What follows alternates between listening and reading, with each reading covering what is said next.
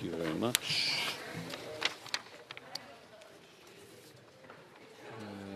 Tabling of documents. The Parliamentary Secretary to the Minister of Foreign Affairs. Monsieur le Président, en vertu... Mr. Speaker, pursuant to Standing Order 32-2, pursuant to the policy on tabling treaties in Parliament, I have the honor to table in both official languages a treaty entitled Agreement on the Establishment of the International Vaccine Institute, done at New York on October 28, 1996, as amended as of November 16, 2022. The second one is an agreement between Canada and the Republic of Poland for cooperation in the peaceful uses of nuclear energy, done at Warsaw on January 28, 2025. A third agreement between the Government of Canada and the Government of Japan on the security of information, done at Tokyo on July 8, 2025. Thank you, Mr. Speaker. De projet de loi émanant. Introduction of government bills. La ministre des Relations. The Minister of Crown Indigenous Relations. Madame Alti. Ms. Alti. Oui, c'est bon. Madame Alti, appuyée par... Ms. Alti, seconded by Mr. McGuinty, seeks leave to table a bill entitled An Act Respecting the Commissioner for Modern Treaty Implementation. The bill is deemed adopted. Ms. Alti, seconded by Mr. McGuinty, moves that the bill be now read a first time and printed. The motion is deemed adopted. This bill, première lecture de ce projet de loi. Quand ce projet... When shall the bill be read a second time? At the next sitting of the House. Statements by ministers. Reports from interparliamentary delegations. The Honourable Parliamentary Secretary to the Minister of Foreign Affairs. Thank you, Mr. Speaker. Mr. Speaker, pursuant to Standing Order 34-1, I have the honour to present to the House in both official languages the following reports of the Canadian Group of the Interparliamentary Union respecting its participation at the following events. The annual parliamentary hearing at the United Nations, Putting an End to Conflicts, Prescriptions for a Peaceful Future at the United Nations, New York, United States of America, from February 8th to 9th, 2024. And the 148th IPU Assembly and related meetings, Geneva, Switzerland, from March 23rd to 27th, 2024. And the Parliamentary Forum at the UN High-Level Political Forum on Sustainable Development, New York, United States of America, on July 16th, 2024. And the 10th IPU Global Conference on Young Parliamentarians, Yerevan, Armenia, from September 12th to 14th, 2024. And the 149th IPU Assembly and related meetings in Geneva, Switzerland, from October 13th to 17th, 2024. And the expert consultation, Parliamentary Engagement in Digital Policy, Geneva, Switzerland, on October 18th, 2024. And the second meeting of the Preparatory Committee of the 6th World Conference of Speakers of Parliament, Geneva, Switzerland, on October 18th, 2024. And the annual parliamentary hearing at the United Nations, Scaling Up Action for the Sustainable Development Goals, Finance, Institutions, and Politics, New York, United States of America, from February 13th to 14th, 2025. And the parliamentary meeting on the occasion of the 69th session of the Commission on the Status of Women, New York, United States of America, on March 11th, 2025. And the first Global Conference on Women Parliamentarians, Mexico City, Mexico, from March 14th to 16th, 2025. And finally, it is a very busy association, the 150th IPU Assembly and related meetings, Geneva, Switzerland, from April 5th to 9th, 2025. Thank you, Mr. Speaker. Présentation de rapport de Reports from committees. Les députés.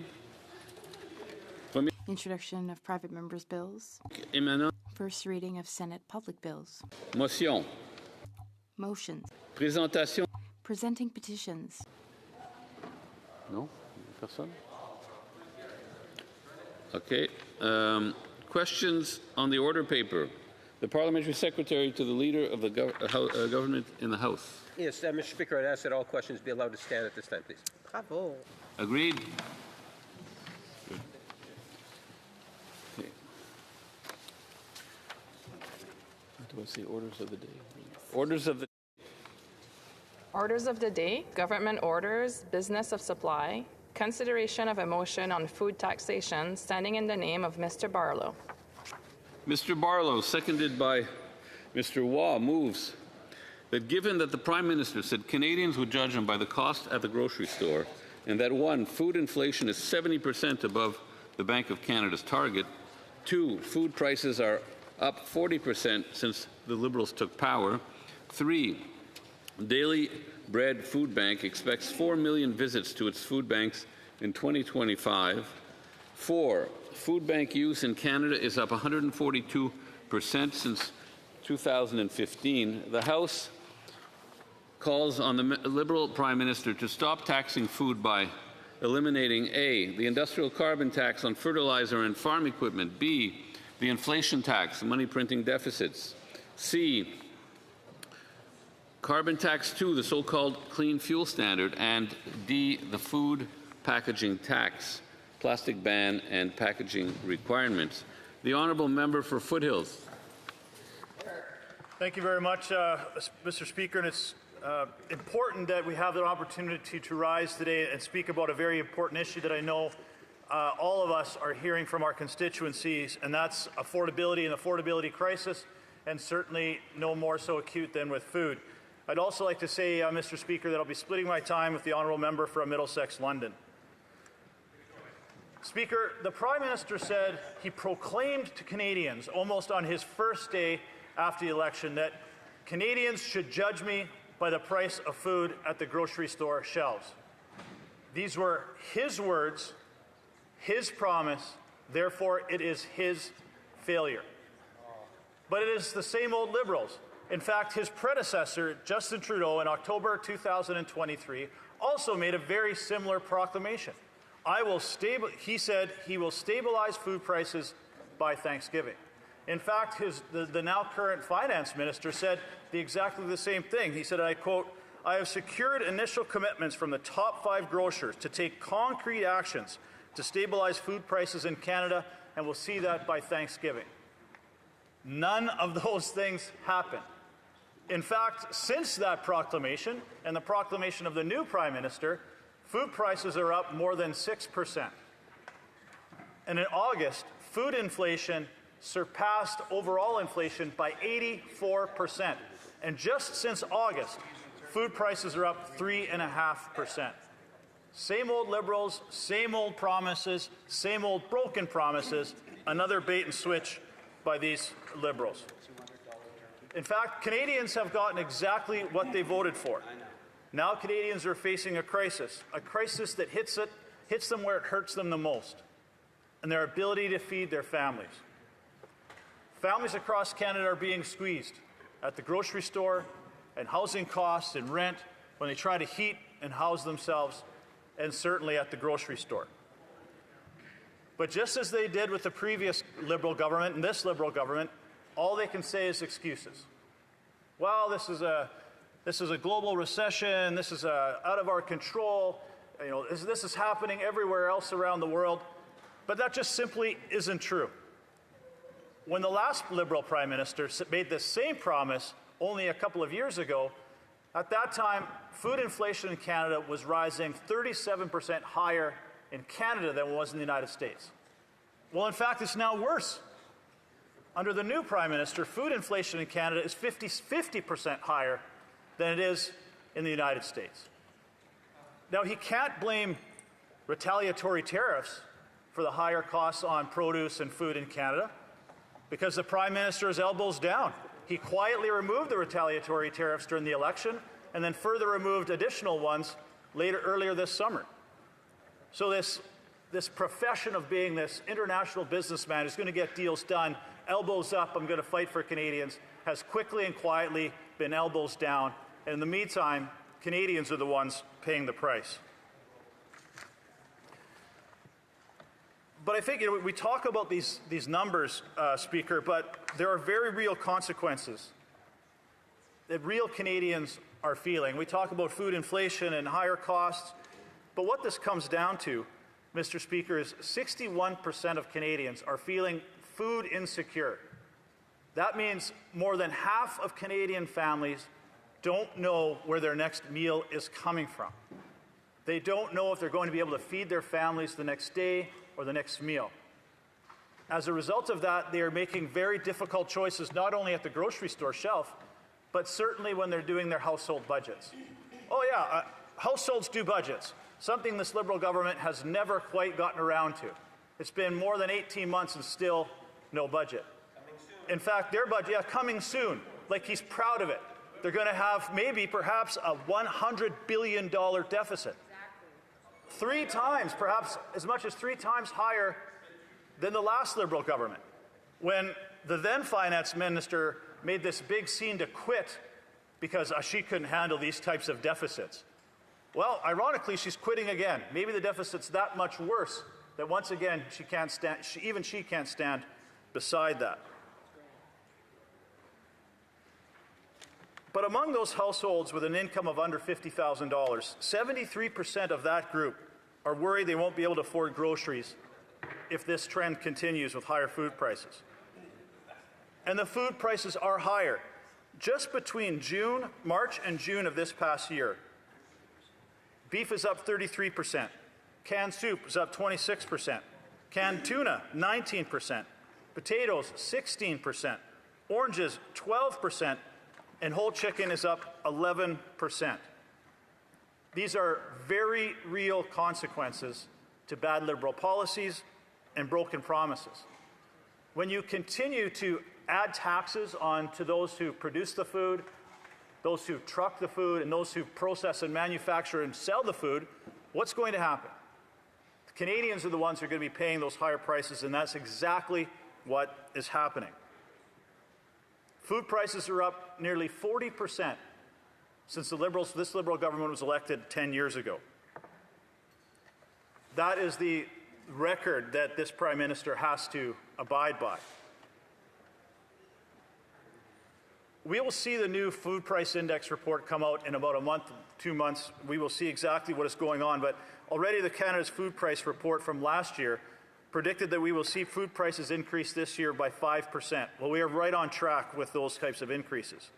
As a result of that, Canadians spent $800 more on groceries this year than they did the previous year. Those numbers could go up again next year. And again, there are very real consequences to that kind of mismanagement and fiscal ineptitude. According to Food Banks Canada, a new report that they came out earlier this summer, more than a quarter of Canadians are now experiencing food insecurity.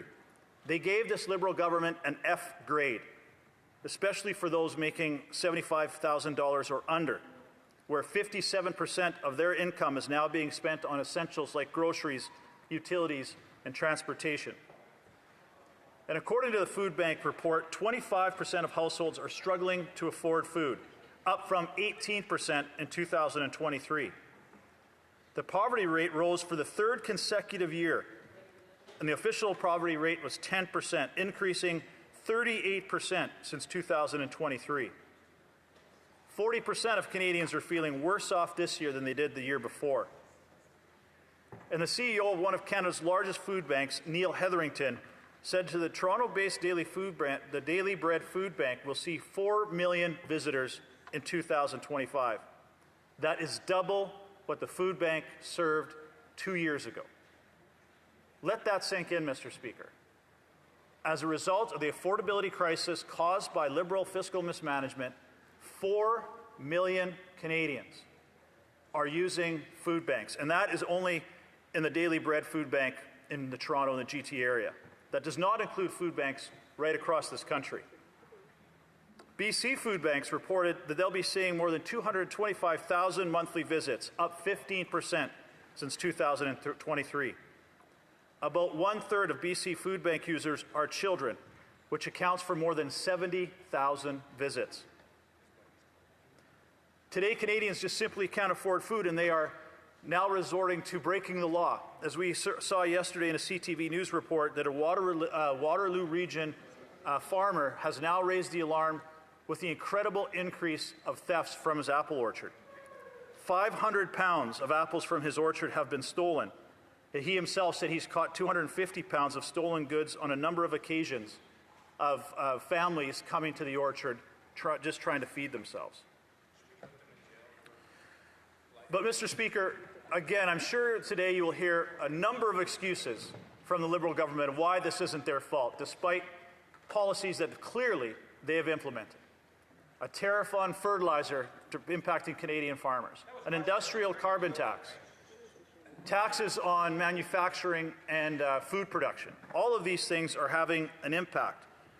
In fact, net income for farmers fell by $3.3 billion in 2024, the largest net decrease income for Canadian farmers since 2018.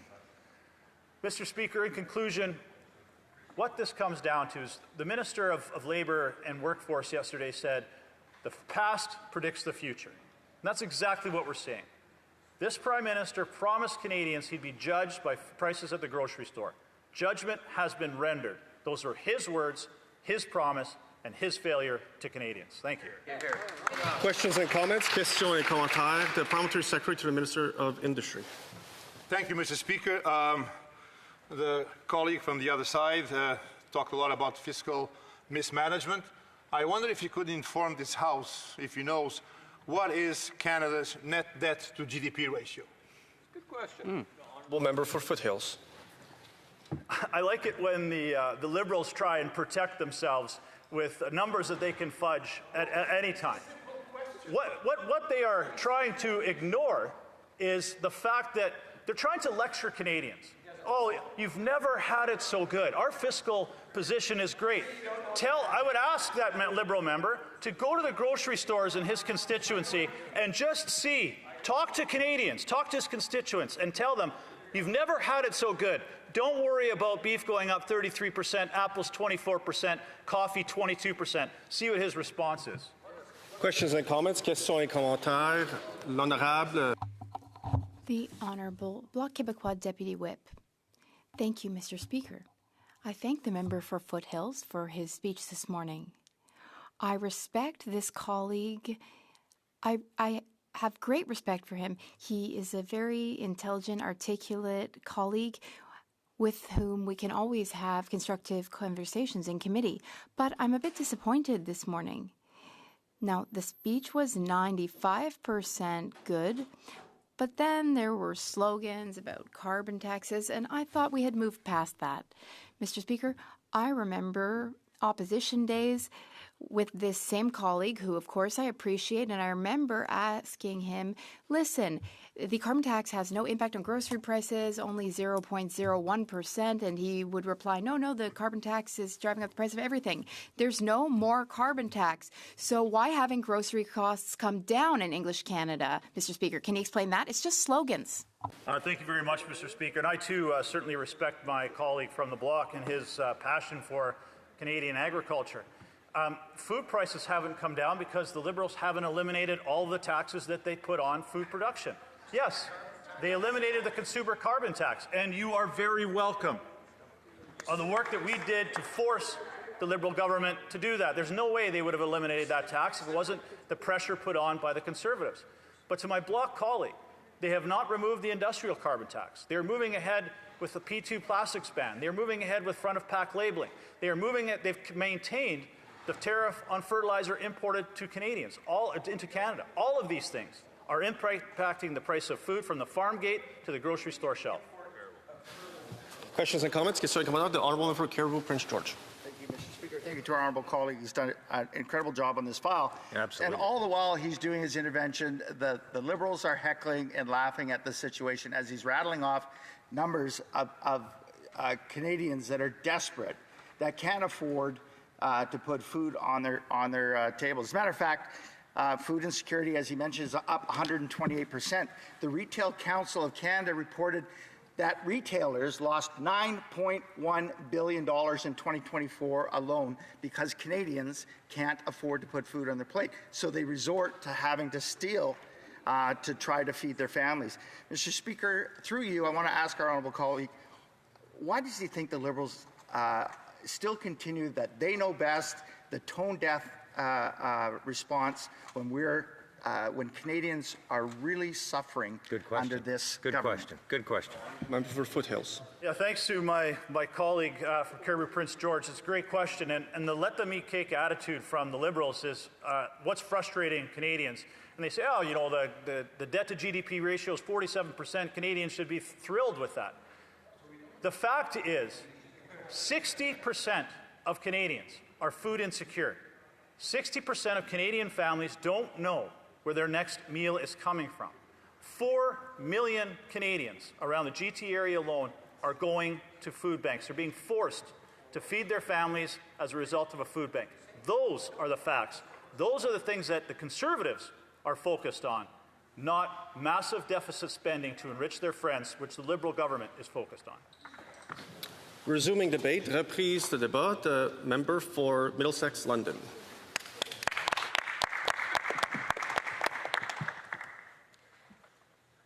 Thank you, Mr. Speaker. Speaker, it's an honor to be here in this place representing the good people of Middlesex, London. As this is my first speech since coming back for my third term as a Member of Parliament, I would like to just take a moment to express my gratitude to those who helped on my most recent campaign. First and foremost, thank you to the people of Middlesex, London, for putting your trust in me to be in this place on your behalf. You have sent a clear message to Ottawa that our diverse rural and urban communities want accountability and change in Ottawa. I will not let you down, and I will be that voice of reason for common sense as I work diligently as your representative. And to my amazing campaign team who worked day in and day out faithfully, keeping everything running smoothly, I just want to say thank you to Jordan Wood, Dalton Holloway, Tony Cercelli, Evan Dunnigan, Taylor Fipke, Anna Rude, Yvonne Hundy, and Kim Heathcote. I'd also like to say a thank you to all of those folks who volunteered in some way on my campaign. There's way too many to name, as there was hundreds of volunteers, and it means so much to me to have your support. I would like to take a second just to thank my parents, Theo and Diane Rude, my brother Jeremy, and my niece Anna Rude. I'm so grateful for your love and support day in and day out, and for your dedication to my campaign. Dad, especially, thank you for taking the time to make sure that signs were put up in all 3,000 square kilometers of the riding. Mom, everyone loved your home-cooked meals and loved having you in the campaign office. Anna, thank you for going out rain, snow, shine to knock on all those doors for all those weeks. And to Jeremy, thank you for always being there for me, for moral support, well, really more like keeping me in line. Even though you couldn't be there because you're out fighting forest fires in Saskatchewan, thank you for your support. Now, since the good people of Middlesex, London brought me here to hold this Liberal government to account, let's talk about their atrocious record on food affordability in Canada. This issue impacts many families across Middlesex, London, a sensation they feel every single moment that they step through those automatic doors at the grocery store, the relentless squeeze of food inflation at the cost of living crisis that this Liberal government still refuses to confront honestly. Back in May, when asked how Canadians would hold him accountable, the Prime Minister said, and I quote, "Canadians will hold us to account by their experience at the grocery store." Well, he may regret those words today because, judged by that very measure, he's absolutely failing. Food inflation is 70% above the Bank of Canada's target. Food prices are up 40% since the Liberals took power. Food bank use in Canada is up by 142% since 2015. The Daily Bread Food Bank expects 4 million visits to its food banks in 2025. Food inflation numbers that were released on Tuesday morning show overall inflation at 1.9% year over year in August, but grocery prices are up 3.5%. Meat is up 7.2%. Beef is 12.7% higher compared to August last year. That's not a rounding error. That's a kitchen table crisis. Families aren't just making ends meet anymore or making substitutions anymore. They're actually skipping meals. And it's getting worse. Years of elevated food inflation mean that we are all paying today's higher prices on top of last year's increases. No wonder Canadians feel like the ground is shifting below them in the cereal aisle. Let's be clear about the scale of hardship. In southwestern Ontario, local food banks are repeatedly warning that shelves are tough to keep stocked year-round as demand grows. And in Middlesex, London, 1 in 4 families is food insecure, which means they don't know where their next meal is going to come from. This is not and should not become normal in a country as blessed as Canada. When a government needs to step in to help and feed you or your family, government policy is failing. Canadians see the disconnect. So now let's walk through how we actually got here. First, policy mistakes. The government slapped counter tariffs on U.S. imports last spring, going far beyond steel and autos that hit a long list of grocery items. Food economists warned that this would raise prices in the very aisles where Canadians were already hurting: coffee, tea, pasta, spices, nuts, citrus. And sure enough, we saw renewed pressure in July and August. Then during last spring's election campaign, the government quietly paused many of those counter tariffs on May 7th. No fanfare, no accountability, but a tactic admission that they made a bad problem worse. Second, volatile tinkering. The so-called GST holiday on groceries created chaos in pricing systems, compliance headaches, and disasters across categories and distortions. Since January, food inflation has surged from minus 0.6% to 3.8%. Liberals claim this was inevitable, but federal meddling did not steady the ship, it rocked it. Third, structural costs the Liberals keep piling on. Ask any grower, trucker, small processor, or independent grocer about their biggest upward pressures: fuel costs, carbon taxes on the supply chain, red tape, slow approvals, and a broken competition landscape that concentrates power in the hands of a few dominant retailers.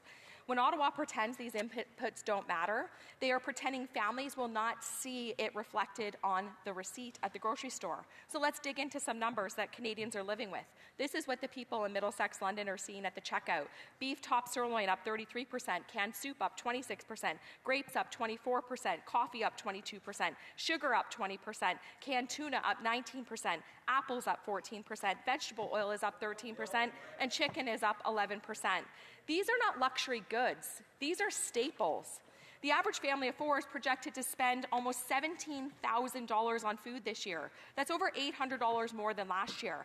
61% of Canadians worry that they won't be able to afford groceries 6 months from now, and that fear is even higher among young adults and modest income families. These are not abstract figures. They describe the family in the minivan beside you in the parking lot. In Middlesex, London, local headlines have reported crowded food bank drives, community cupboards running at capacity, and frontline volunteers stretched thin. I've met with many pantry coordinators who say demand spikes high right before rent is due or when the hydro bill lands because people simply run out. When a mother tells you she's learned to ration fruit for her kids, you don't forget it. And across Canada, the story is the same. Because I'm a Conservative, I'm going to talk about supply, not just the symptom, Speaker. I grew up on a family farm. I still run an operation today, and I've said it many times before. I will say it again. No farms, no food. If we don't support Canadian farmers, we will have less food, higher prices, full stop. The Liberals' poor policies on the carbon tax, fertilizer tariffs, carbon tax 2, the clean fuel standards, plastic packaging bans, and red tape have punished farm families working on the thinnest of margins. They have piled costs onto producers, haulers, and processors, then acted shocked when prices rise at the till.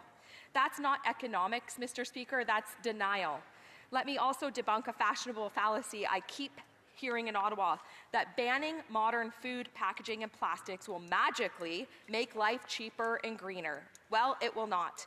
In committee rooms and plant floors across Ontario, I've seen how safe modern packaging prevents waste, extends shelf life, and keeps costs lower for consumers. If we import more than 80% of our fresh fruit and vegetables, long-haul supply chains need reliable packaging, quality, and safety to preserve our quality and safety of the food. When activists force rush bans or label essential materials toxic, they don't make food cheaper. They make it more expensive and more likely to spoil. That's not a theory. It's what the industry has warned, and it's what common sense tells us. For any Liberal that disagrees, I will happily give any of you a book to read by a leading expert in the field, Chris DeArmond. He's reviewed over 4,000 peer-reviewed scientific studies on plastic, and I agree with him that, quote, the problem is clearly not with the plastic itself, but with the behavior of some humans who litter.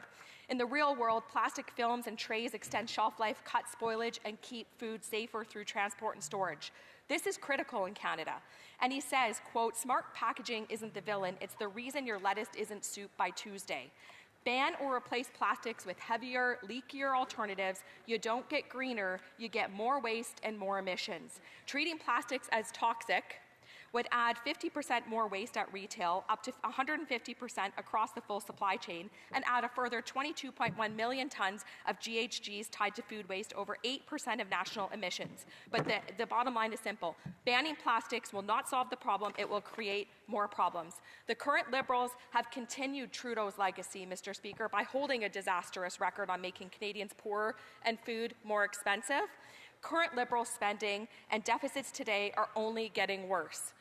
Conservatives deserve better, and we will deliver, Mr. Speaker.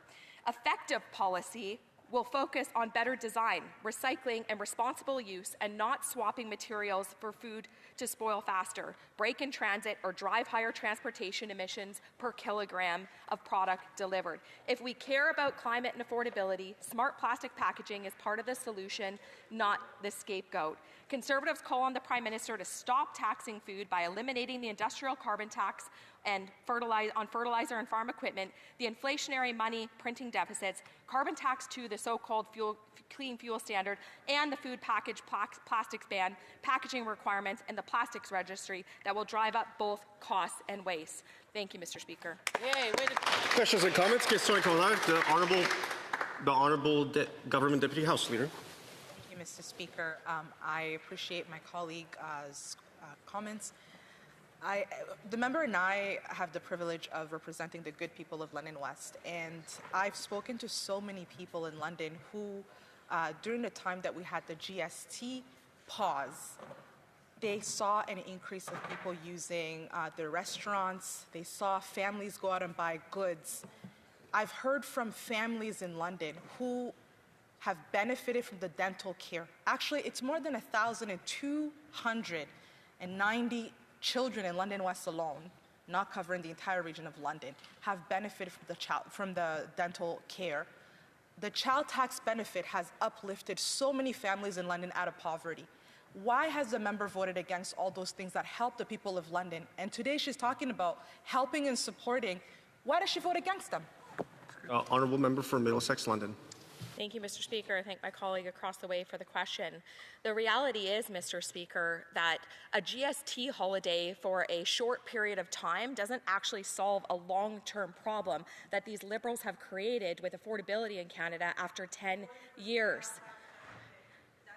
Mr. Speaker, Conservatives believe that the government shouldn't be having to pay for kids to eat. Parents should be able to provide for that, but it's these government policies that are forcing people to go to food banks because they're increasing taxes. They continue to punish farmers with an industrial carbon tax that puts the cost of fuel and everything for food inputs higher. So if the member truly did want to help people in Middlesex London to be able to afford food, perhaps they'd look at some of their policies and actually do things that will bring the cost of living down for Canadians. Well done. Questions et commentaires. Le whip en chef du bloc. The bloc whip. Thank you, Mr. Speaker, and I'd like to thank the member for her speech. I appreciate this member and miss her from the Agriculture Committee. My first question, well, I won't ask the same question as my first question because I didn't get an answer, and that is if the disappearance of, why didn't the disappearance of the carbon tax cause food prices to go down? That was my first question. But my second question is about all the slogans and the things about taxes that aren't really taxes. For example, the plastic ban and so on, which is not really a tax. Anyways, let's talk in concrete terms. For example, how about a process that would examine price fixing in grocery stores? We worked a lot on that together. Thank you very much, Mr. Speaker. Thank you, Speaker. I'd like to thank my colleague for the question. I do miss the Agriculture Committee. It was great working with you on the committee. But he raises really great concerns, Mr. Speaker. When the government continues to have a commercial carbon tax on fuel for trucks that transport our food, whether it's from the farm field to a farm to be washed and sorted, graded, and packaged, and then sent again on another truck to a food distribution center that then sends it on another truck to a grocery store. Mr. Speaker, all that added fuel cost adds cost to the food itself. That's right. So it's no wonder that when food arrives at the grocery store, the retailers have to put up the price because the price has gone up all along the value chain and the supply chain before it ever reaches to the consumer at the grocery store, Mr. Speaker. And if we want to talk about the P2 plastics ban, getting rid of plastic packaging, it would take more GHGs and more trucks on the road to deliver paper packaging to places versus... Questions and comments. Questions et commentaires. The member for Lethbridge. Thank you, Mr. Speaker. Mr. Speaker, the Parliamentary Budget Officer has said that with the coming budget on November 4th, we can see record deficits, or we should expect to see record deficits. This is concerning. This is very concerning for a myriad of reasons, but today we're talking about the increased cost to food and the increased cost to living and the struggle that Canadians are having. With a government that insists on spending more money that we don't have, what impact will this have on Canadian families? The honourable member for Middlesex London. Thank you, Mr. Speaker. Thank you to my colleague for that great question.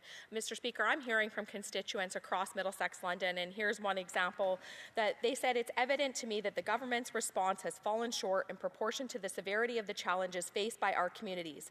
To be clear, there is nothing normal about what is happening in Canada, and these issues must be approached with urgency that they require. Families, seniors, students, and new Canadians are being forced to make impossible choices between putting food on the table and paying for other basic necessities. So, Mr. Speaker, we need to see less money spent by this government in deficits and stop the money printing and give Canadians policies that will make... Resuming debate, reprise de débat, the Honourable Parliamentary Secretary to the Minister of Industry. Oh, this is going to be good. Thank you, Mr. Speaker. Thank you for the opportunity to speak to this motion and for the interventions for the members from Foothills and Middlesex London. And, I appreciate the concern that's underlying the motion that's before us today.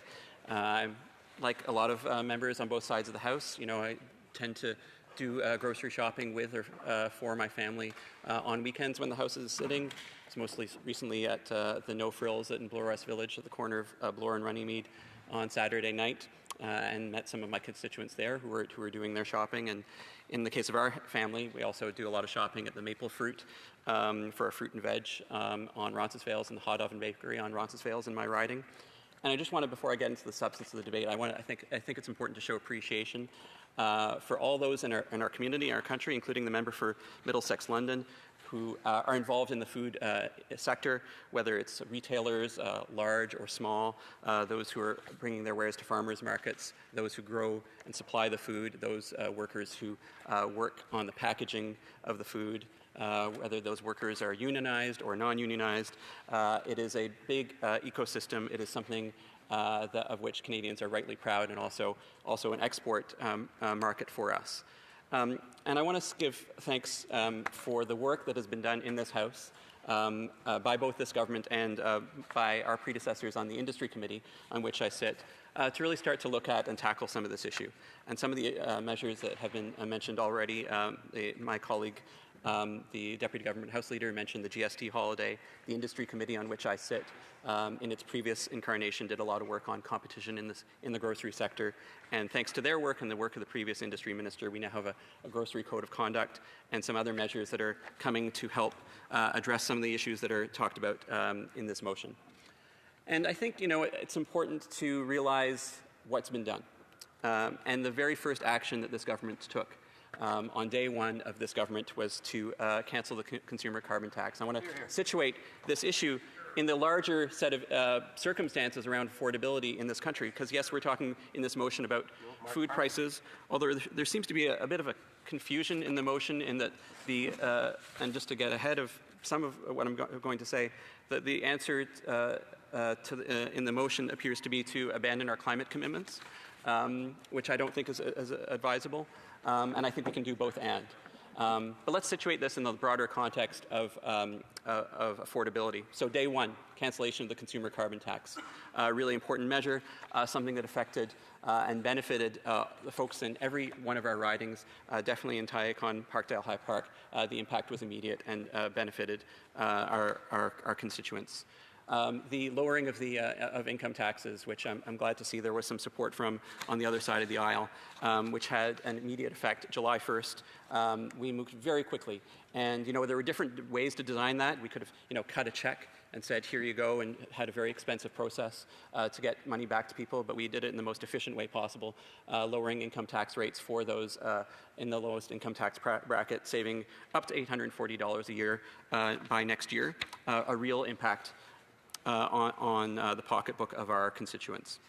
Additionally, because of the lowering inflation in some circumstances, and I have the benefit of sitting beside my colleague, the member for Marc-Alain and the Parliamentary Secretary to the Minister of Industry. He has some facts that I know he'll be wanting to share more later. Because of the overall economic circumstances around Consumer Price Index and a variety of other circumstances, the Bank of Canada was able to make its move to lower interest rates most recently. So this is some of the broader context, and there's probably some areas of agreement on what I've said with respect to those issues. But a lot more has happened since then. A lot more has happened since the carbon tax cancellation, consumer carbon tax cancellation, and the income tax cut. And I just want to go through a few of the measures, because when you add them up, they add up to a lot of support for Canadians. New EI supports. So we know in this commercial war that we're in with the United States that we have to be supporting our workers in a more diligent way, especially in affected sectors. And so we have some new EI employment insurance supports. We have the ongoing and increased supports to the Canada Child Benefit, one of the signature initiatives of the former government, something I wish we could get some more support from on the other side of the aisle. We continue to hear nothing about the benefits of the Canada Child Benefit from that side of the aisle. I know in my riding, and I know in the riding in our constituents, I'm hearing constantly about the benefits of that program. The Canada Child Care Plan and program, and the benefits that accrue to families, and the real meaningful cost of living change that is resulted in it. It has changed the lives of families. I was canvassing in the Bloor West Village area of Tyacon Parkdale High Park over the weekend, spoke to some constituents on Armadale Avenue, and if I run into a family with kids under the age of 12, in my riding, there's not a family I don't run into that says that this initiative has not changed lives. This initiative has changed lives. I want to pay tribute to the late Ken Dryden and our colleague in this House, Chrystia Freeland. Our colleague in this House, the member for University Rosedale. Just a reminder, the member cannot use the names of current sitting members, either their first name or their last name, only by titles. The Parliamentary Secretary. Pardon me, Mr. Speaker. The late Ken Dryden, the member for University Rosedale, for their work, transformative social policy work, that was decades in the making and is having an impact right now. It is helping with families changing their lives for the better. The Canada Dental Care Plan is another example of an affordability initiative that in fact continues to grow under this government, now reaching Canadians who are neither seniors nor youth. And if you look around in my riding on Bloor Street West, on Dundas Street West, there are sandwich boards in front of dentists' offices saying, Canada Dental Care Program, welcome. And it's a sign of an initiative that is attracting healthcare workers into work and is attracting constituents into getting the healthcare needs that they used to have to pay for to get attended to. The PharmaCare program is another example, and I see the Minister of Health has been in the chamber here, and I know there's a commitment to continue to work with provinces to make sure that we have deals to extend those benefits to Canadians who need help with their cost of living expenses around pharmaceuticals. The Canada Disability Benefit has just come in, and I know there's been mention of the Daily Bread Food Bank and Neil Hetherington. I want to thank Neil for his work advocating for the Canada Disability Benefit with a large coalition of social policy actors and activists across the country. That is now in place and starting to assist Canadians who need that extra cost of living support. And finally, the National School Food Program, and this is a very interesting one because this is one that is changing lives on the ground, again, in my community and in communities across the country, including those represented by the members on the other side. And again, I just want to bring back to my Canvas experience this weekend with our volunteers in Bloor West Village. And so on Grassmere Avenue, this was actually the last door we knocked on before we took a break. I knocked on the door of Dawn Walker. And Dawn came out and said, I just want to send you a message about the National School Food Program. Dawn is a volunteer with an organization called the Angel Foundation for Living. And here he was so committed, he's so committed to this program, he wanted to share to the constituents of Tyacon Park, High Park, to the Minister of Jobs and Families, and I'm going to give him the extra benefit of sharing his story to the rest of this House. And this is his comment on the National School Food Program. It has been a game changer. By the time we get to next year, by the end of 2026, all our schools, elementary and secondary, we believe will have the program up and running. Now, Don and the Angel Foundation for Learning is especially involved in the Toronto Catholic District School Board school food program delivery, but there's also a Toronto District School Board program delivery that he mentioned that he's involved in a little bit as well. Here's Don again. Every child will have a nutrition break during the day. Maybe a very simple thing of fruit and cheese, but in some homes that constitutes its breakfast. So it's been an amazing thing. That's right. It's been a game changer. I'm so appreciative of the government for supporting this initiative. National School Food Program, Canada Dental Care Plan, PharmaCare, Child Care. These are real initiatives that are really affecting and changing lives for the better in Canada. I see lots, in this place, I'm new here for almost 5 months. And I'd like to think that there's a way to reach across the aisle and say, these initiatives are helping Canadians for the better. I haven't seen that from this other side. I haven't seen it from the other side. In fact, what we seem to have seen is a set of propositions. We always like to know what are the solutions that are put forward for the challenges of the day. And so in this Opposition Day motion, there are four measures that the party opposite wants us to take. And it seems to me that they want us to abandon our climate change initiatives, our climate change ambitions. Well, I've been here for almost 5 months. I actually haven't heard an effort to tackle climate change that the party opposite does like. Am I mistaken? I don't know. I haven't seen anything. I haven't heard anything yet where there's a measure that will help meaningfully reduce greenhouse gas emissions that the party opposite supports. The party opposite wants to further degrade the measures that we do have in exchange for affordability measures. And I know that the residents of Tyacon Park, High Park, and the constituents of many of those who are not only on this side but the other side of the aisle believe that we can do both and, that we can have affordability and we can have climate change action. We can have affordability and we can, for instance, take on Russian aggression. We recently brought in some prohibitions on the use of Russian fertilizer, the import of Russian fertilizer. I think that's something Canadians support. And so to suggest that we would welcome that Russian fertilizer back in to achieve the purposes of the motion, I think is something that is misguided. My friend here, the member for Marc-Aurèle my co-parliamentary secretary to the Minister of Industry, has some important facts to remind us. Former Quebec Minister of Finance, and he's also a former chief economist, and so he's just reminded me that some of the figures that have been used today need to be updated. And so, for instance, food CPI between July and August is 0.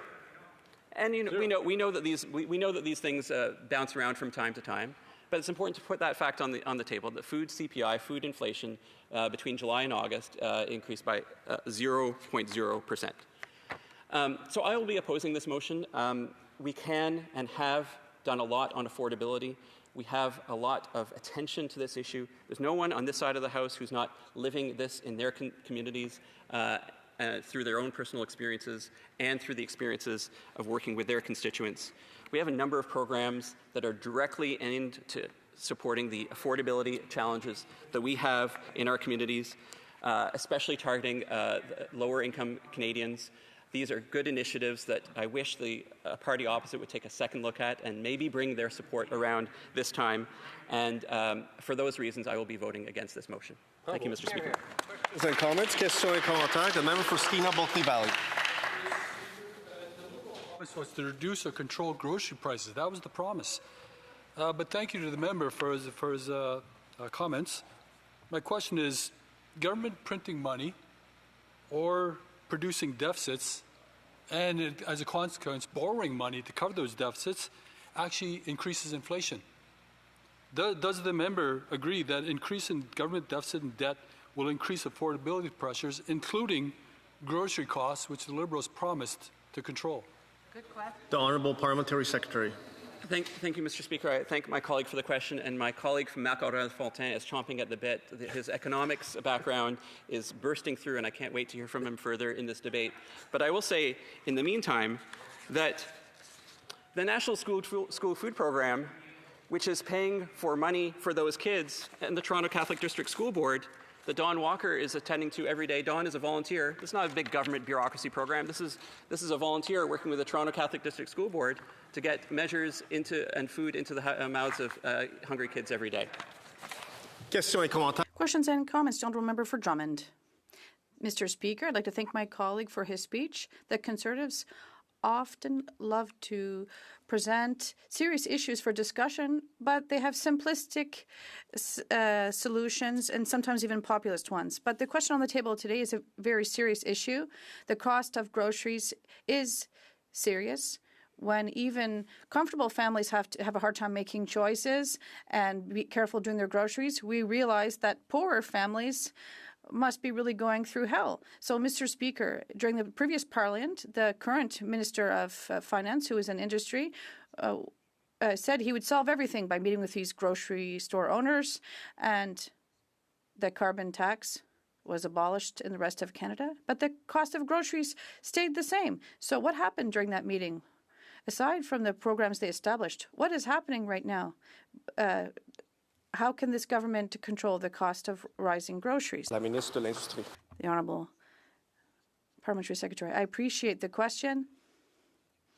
As my colleague noted, work was done, and it was work that was accomplished by including several parties in this House. And now we do have the structures and processes in place. So this type of conversation can take place, and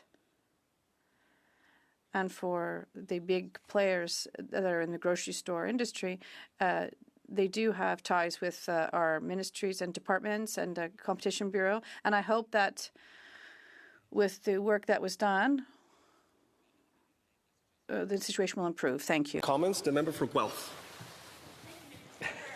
My colleague, who is also the Parliamentary Secretary for Industry.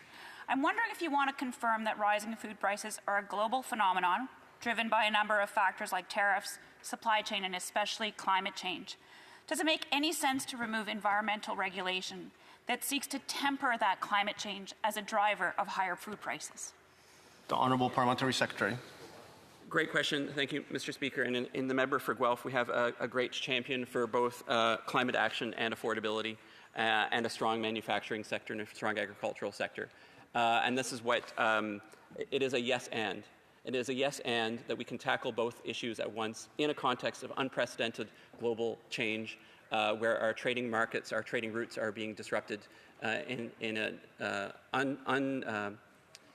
a fashion we haven't seen in decades. And so I agree with her that we need to do that. Good. Questions and comments? The Honourable Member for Peace River Westlock. Mr. Speaker. Mr. Speaker, the member opposite confirmed what we are saying. His solution to the food prices is a school food program.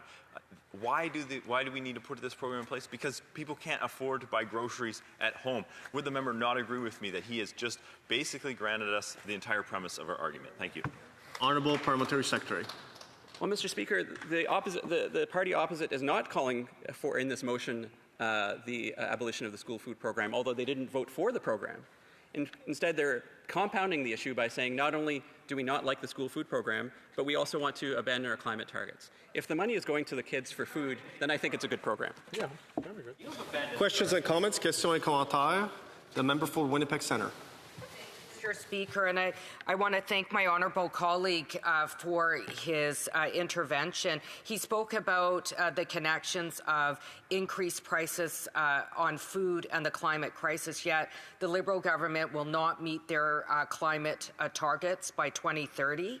And really, we know now, in terms of public criticism, they have no climate plan. So if they're serious about tackling the food crisis, why isn't his government serious about putting in place a climate plan that actually meets targets? The Honourable Parliamentary Secretary. Thank you, Mr. Speaker. I appreciate the question. Like a number of new MPs, climate action was one of the reasons that I decided to stand with this Prime Minister in this election and with this party. I'm confident that we're going to have a plan that's going to be an updates to the plans that will have already been tabled, including action on methane, all while ensuring that we can meet our affordability challenges. Very good. Questions and comments? Questions et commentaires. The Honourable from Winnipeg South Centre. Thanks very much, Mr. Speaker. Mr. Speaker, I listened with interest, and I spent a decade in the school system as a teacher and a principal. I've heard the Conservatives talk a lot about how the National School Food Program is bureaucracy and that not a single meal has been served. I would certainly invite any member to come to my riding and actually see the kids eating the food that are benefiting from that program. But, Mr. Speaker, my question for the Parliamentary Secretary is as follows. Of course, we want people to be able to provide to the best of their ability for their families, but has there ever been in the history of our country, even in, let's say, for example, the 10 years that Stephen Harper was Prime Minister, a 100% ability for all families in the country to provide the amount of food that was necessary? The answer, of course, to that, Mr. Speaker, is no. So the point I think that the Parliamentary Secretary is raising, and the question I have for him is, notwithstanding our best efforts to have families be self-supportive, is there not a role for a school food program to play in this country? Thank you, Mr. Speaker. The Honourable Parliamentary Secretary. Mr. Speaker, and I want to thank the member for Winnipeg South Centre, who's also the chair of the Industry Committee, for that question. And he is absolutely right. We strive to that future where we don't need these kinds of programs. Right now, this is a vital program, and it has a direct benefit to the kids. And I'm so appreciative of knowing that the honourable member worked in that system. And he's got stories in his writing, and I just invite the members opposite to consider the words of Don Walker, and that this is having an impact right now, benefiting kids right now. Questions and comments? Questions et commentaires. The Honourable for Barrie, Springwater, Oro-Medonte. Thank you, Speaker. Thank you. I listened intently to the words that were presented this morning, and we know this is an issue right across Canada, but specifically in Barrie, I'd like to mention a couple of statistics that are coming out. Right now, there's over 500 households each day are using the Barrie Food Bank, and 38% of those clients are now children. That's just heartbreaking statistics. Through you, Mr. Speaker, I want to know if the member opposite will support our common sense Conservative motion today to help lower pricing on groceries. The Honourable Parliamentary Secretary. Thank you, Mr. Speaker, and I appreciate the question. I have been on the record in my last speech as saying that I will be opposing this motion because we have these affordability measures that we've already brought in. Unfortunately, the party opposite has rejected a number of the most recent ones, and I don't believe that any Canadians, including the members of residents of Tyacon Park, Dial High Park, want to sacrifice climate objectives, and I believe they think that we can both achieve affordability and climate progress. Questions and comments? Questions et commentaires. Le whip en chef du bloc. The lead whip for the bloc. Thank you. I'd like to thank my colleague, the Parliamentary Secretary, for, well, I think there's a lot of work to be done in this area. I know he is a new member, but I hope we can count on his cooperation if he wants to move to action. So this was mentioned earlier by my colleague from Drummond. He mentioned the work that was done with the big grocery chains. We know there's a large concentration in that sector, and it really doesn't help to improve costs. People and the small suppliers, they've set up a surveillance of price-fixing mechanism because a lot of it has happened in this sector. And I'm wondering if he's aware of this file and he's ready to work on this with his minister. Thank you. The Honourable Parliamentary Secretary, 30 seconds or less. I appreciate the question, Mr. Speaker. We are working at committee with the Bloc critic as well on this challenge. And we do have a competition bureau that has more resources now to do this work, and I'm looking forward to working with the bureau and the department. Thank you. Prise de débat, resuming debate, la députée de Shefford. Merci, Monsieur le Président. The member for Shefford. Thank you, Mr. Speaker. I will begin by informing you that I will be sharing my time with our whip. He is, most importantly, first and foremost, before being whip, the member for Berthier-Masquinongé, because at the Bloc, we represent our people.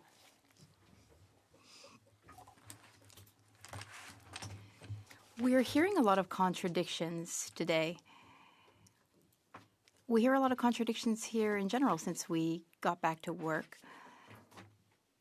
Now, I won't read the entire motion, but I'd like to share some of the Bloc's positions with the Conservatives. We heard a lot from our constituents when we spent time in our ridings this summer. All right, the first part is about food inflation. It says that food prices have increased, that the Daily Bread Food Bank expects a significant amount of visits, and that food bank use is up. We've noticed the same things in our ridings. I won't speak to the second part of the motion because, true to their nature, the Conservatives have a fake solution. So I'll stick to the facts. Now, of course, I've observed these same problems in Shefford, in my riding.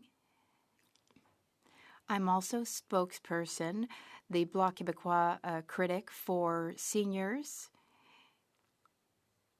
and women. So I will speak to how these issues affect women and seniors and how they are being impoverished. Of course, agriculture costs have increased, which has had an impact. Also, inputs used by producers cost more and more.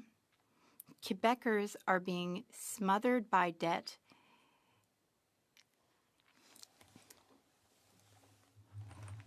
And the price of fertilizer increased significantly between 2021 and 2022. This is why I'm just starting off with a summary of the facts. Now, as for agriculture, of course, inputs have become increasingly expensive, which, of course, down the line has an impact on food prices. There's also been inflation for the cost of transportation and housing, which increases poverty.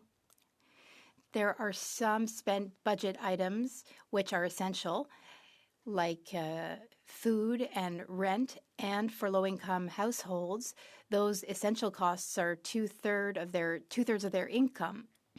Food banks have a lot higher demand.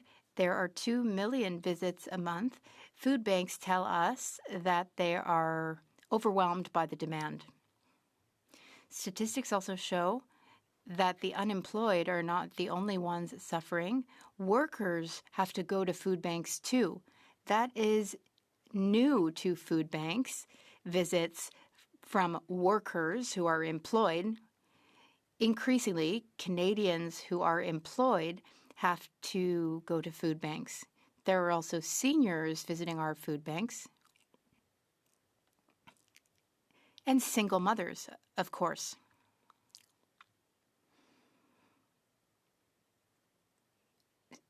Now, seniors are becoming increasingly poor. It's not going well. Seniors often have to choose between eating, heating, and rent.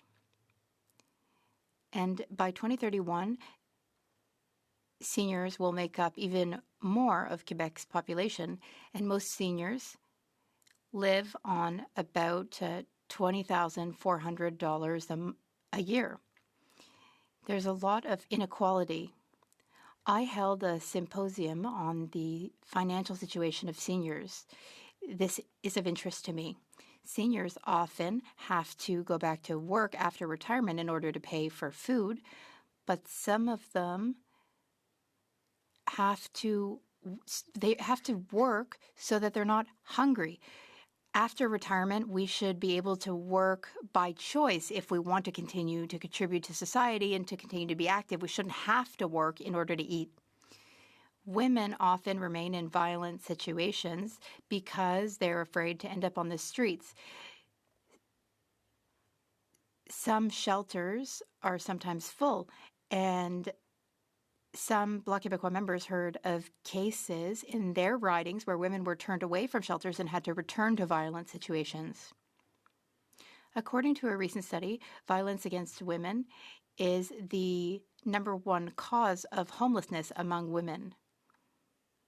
women end up on the streets, and those who go to shelters, well, 84% of women in shelters are fleeing domestic violence. Many of them lived with an aggressive partner before ending up in the shelter. But it's just a cycle of violence which is very hard to break out of, Mr. Speaker. As for housing, affordable housing is paralyzed. Projects which received funding, promised funding, have been blocked by Ottawa. There are families sleeping in their cars in Granby, in my riding. 4% of all households have dire housing needs. They're living in unacceptable situations. This town of Granby is doing an exceptional job, but they will need help from the government. And for seniors, 11% of households, senior households, are in dire housing situations. There are many renters in Granby, and the rental market is already stretched. And a lot of renters are spending over 30% of their income on rent. Young people are also experiencing poverty. Youth poverty from those 18 to 24 is very high. It's one of the highest for all age groups. They have precarious employment situations. They have part-time jobs, temporary jobs. This also has an impact on their mental health. And what about marginalized groups like Indigenous peoples and immigrants? They are overrepresented in statistics of those experiencing poverty and homelessness. Now, I'd like to get to the Bloc Québécois requests. We're calling for a complete reform of employment insurance because entire families are left to fend for themselves because our social safety net is broken. And I will be really insisting on this fall because we promised this in our election campaign. I talked to people in my riding about this, and in my riding, people are calling for, and we are calling for, an increase in the OAS at age 65. There are not two categories of seniors, those who have enough to eat at 75 and those who are hungry at 74. It makes no sense. You know, the Liberals boast about having brought down the retirement age from 67 to 65, but we need to help everyone over 65. The Bloc is also calling for the release of funds for social and affordable housing because empty promises and blocked funding do not protect anyone from the upcoming cold season. People experiencing homelessness will be at risk of freezing, of having frozen extremities. So we need strong housing. The Bloc is also calling for immediate support for women's shelters because no woman should have to choose between violence and homelessness. People are not asking for luxury, Mr. Speaker. People want to be able to eat 3 meals a day, to live well. Seniors want to be able to age with dignity. In conclusion, Mr. Speaker, this government has failed to guarantee these basic needs to Canadians. They said that they were the champions of the economy, that they would solve all these crises, that they would solve the cost of living crisis.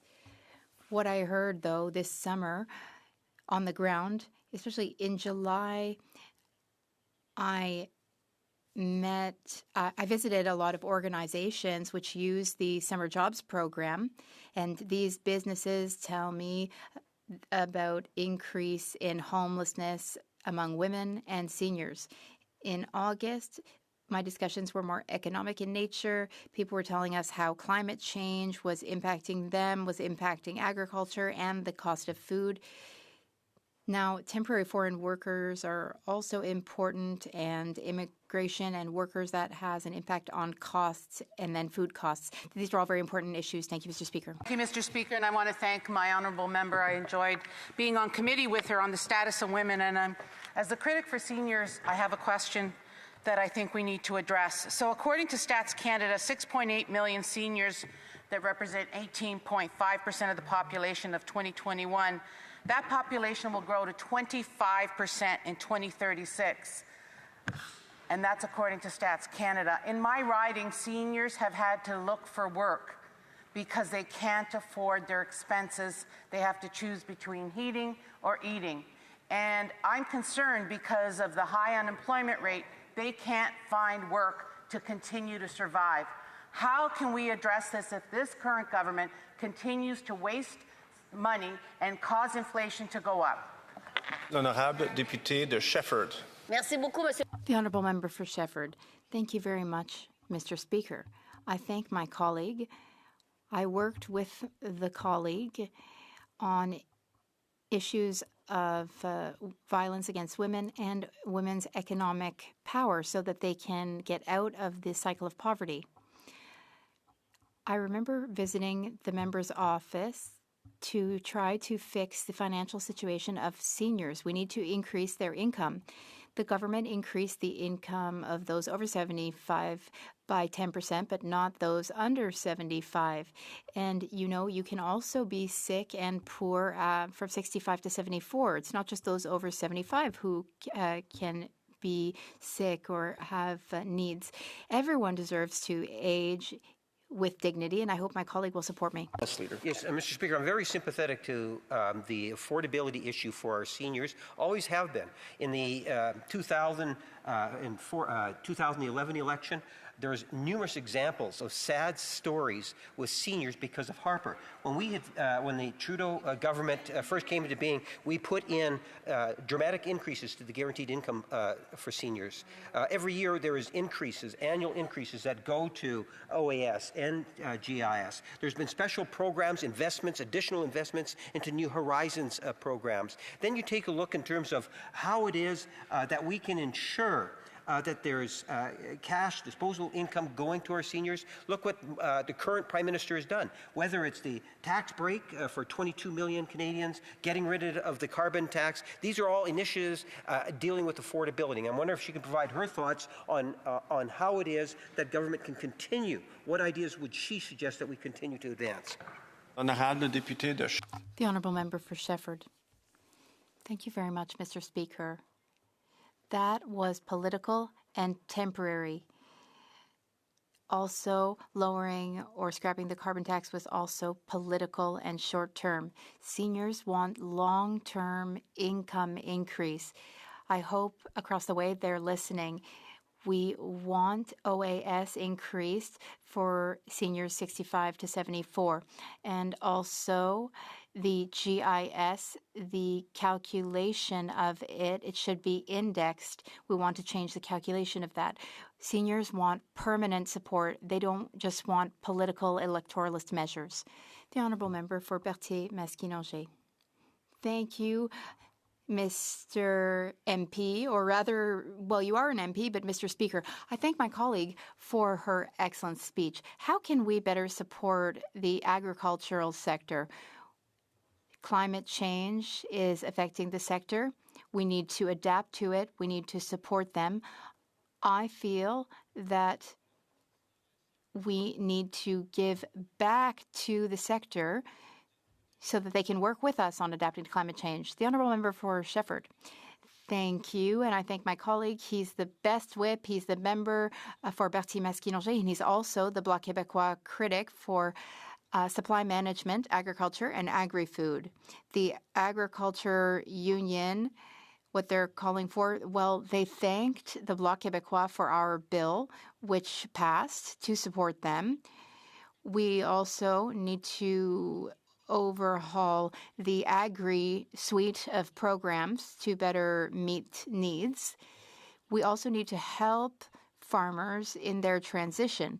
They have to adapt to climate change, and they need our support to do so. We need more money for research and development. People who work in agriculture in my riding told me these things this summer. And I'd also thank the agricultural producers of Shefford who gave me lots of ideas, and I thank them for their work. Resuming debate, the Honourable Member for Berthier-Masquinongé. Thank you very much, Mr. Speaker. I'm very happy to rise today.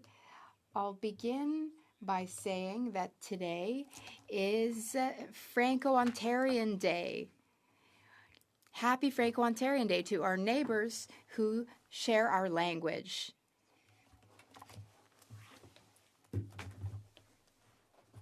I'm very disappointed by this motion. Quite disappointed. There are many intelligent Conservative members who I have the pleasure of working with in committee. We all care about the agriculture sector, and we find great solutions together. Yet we have this motion before us today. Again, they're talking about the carbon tax and the industrial carbon tax. But we can't forget about climate action. Climate is one of the things that has the highest long-term impact on the cost of food. We have been talking to our fruit and vegetable farmers especially. We need to be creative and find new ways to manage businesses because the current system is not working anymore. Currently, farmers, they send in claims 1 year, but then the next year they have to pay back 2 or 3 times more. So we're in a situation where farmers are not even getting insurance because they calculate the likelihood that that'll be good for them if they have an incident. But it's not profitable at all because when they pay for insurance, they make a claim, and then the next year they have to pay 3-4 times more.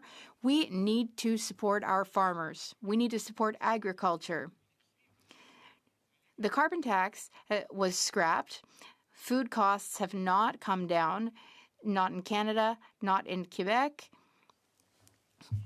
And in Quebec, our grocery costs are the same as they are in English Canada, and we still have our carbon cap and trade system. So it's false to say that. Now, there's mention of an inflation tax. It's not an inflation tax. Now, we agree that the deficit is way too high. It's awful, and of course that will have a negative impact in the long term.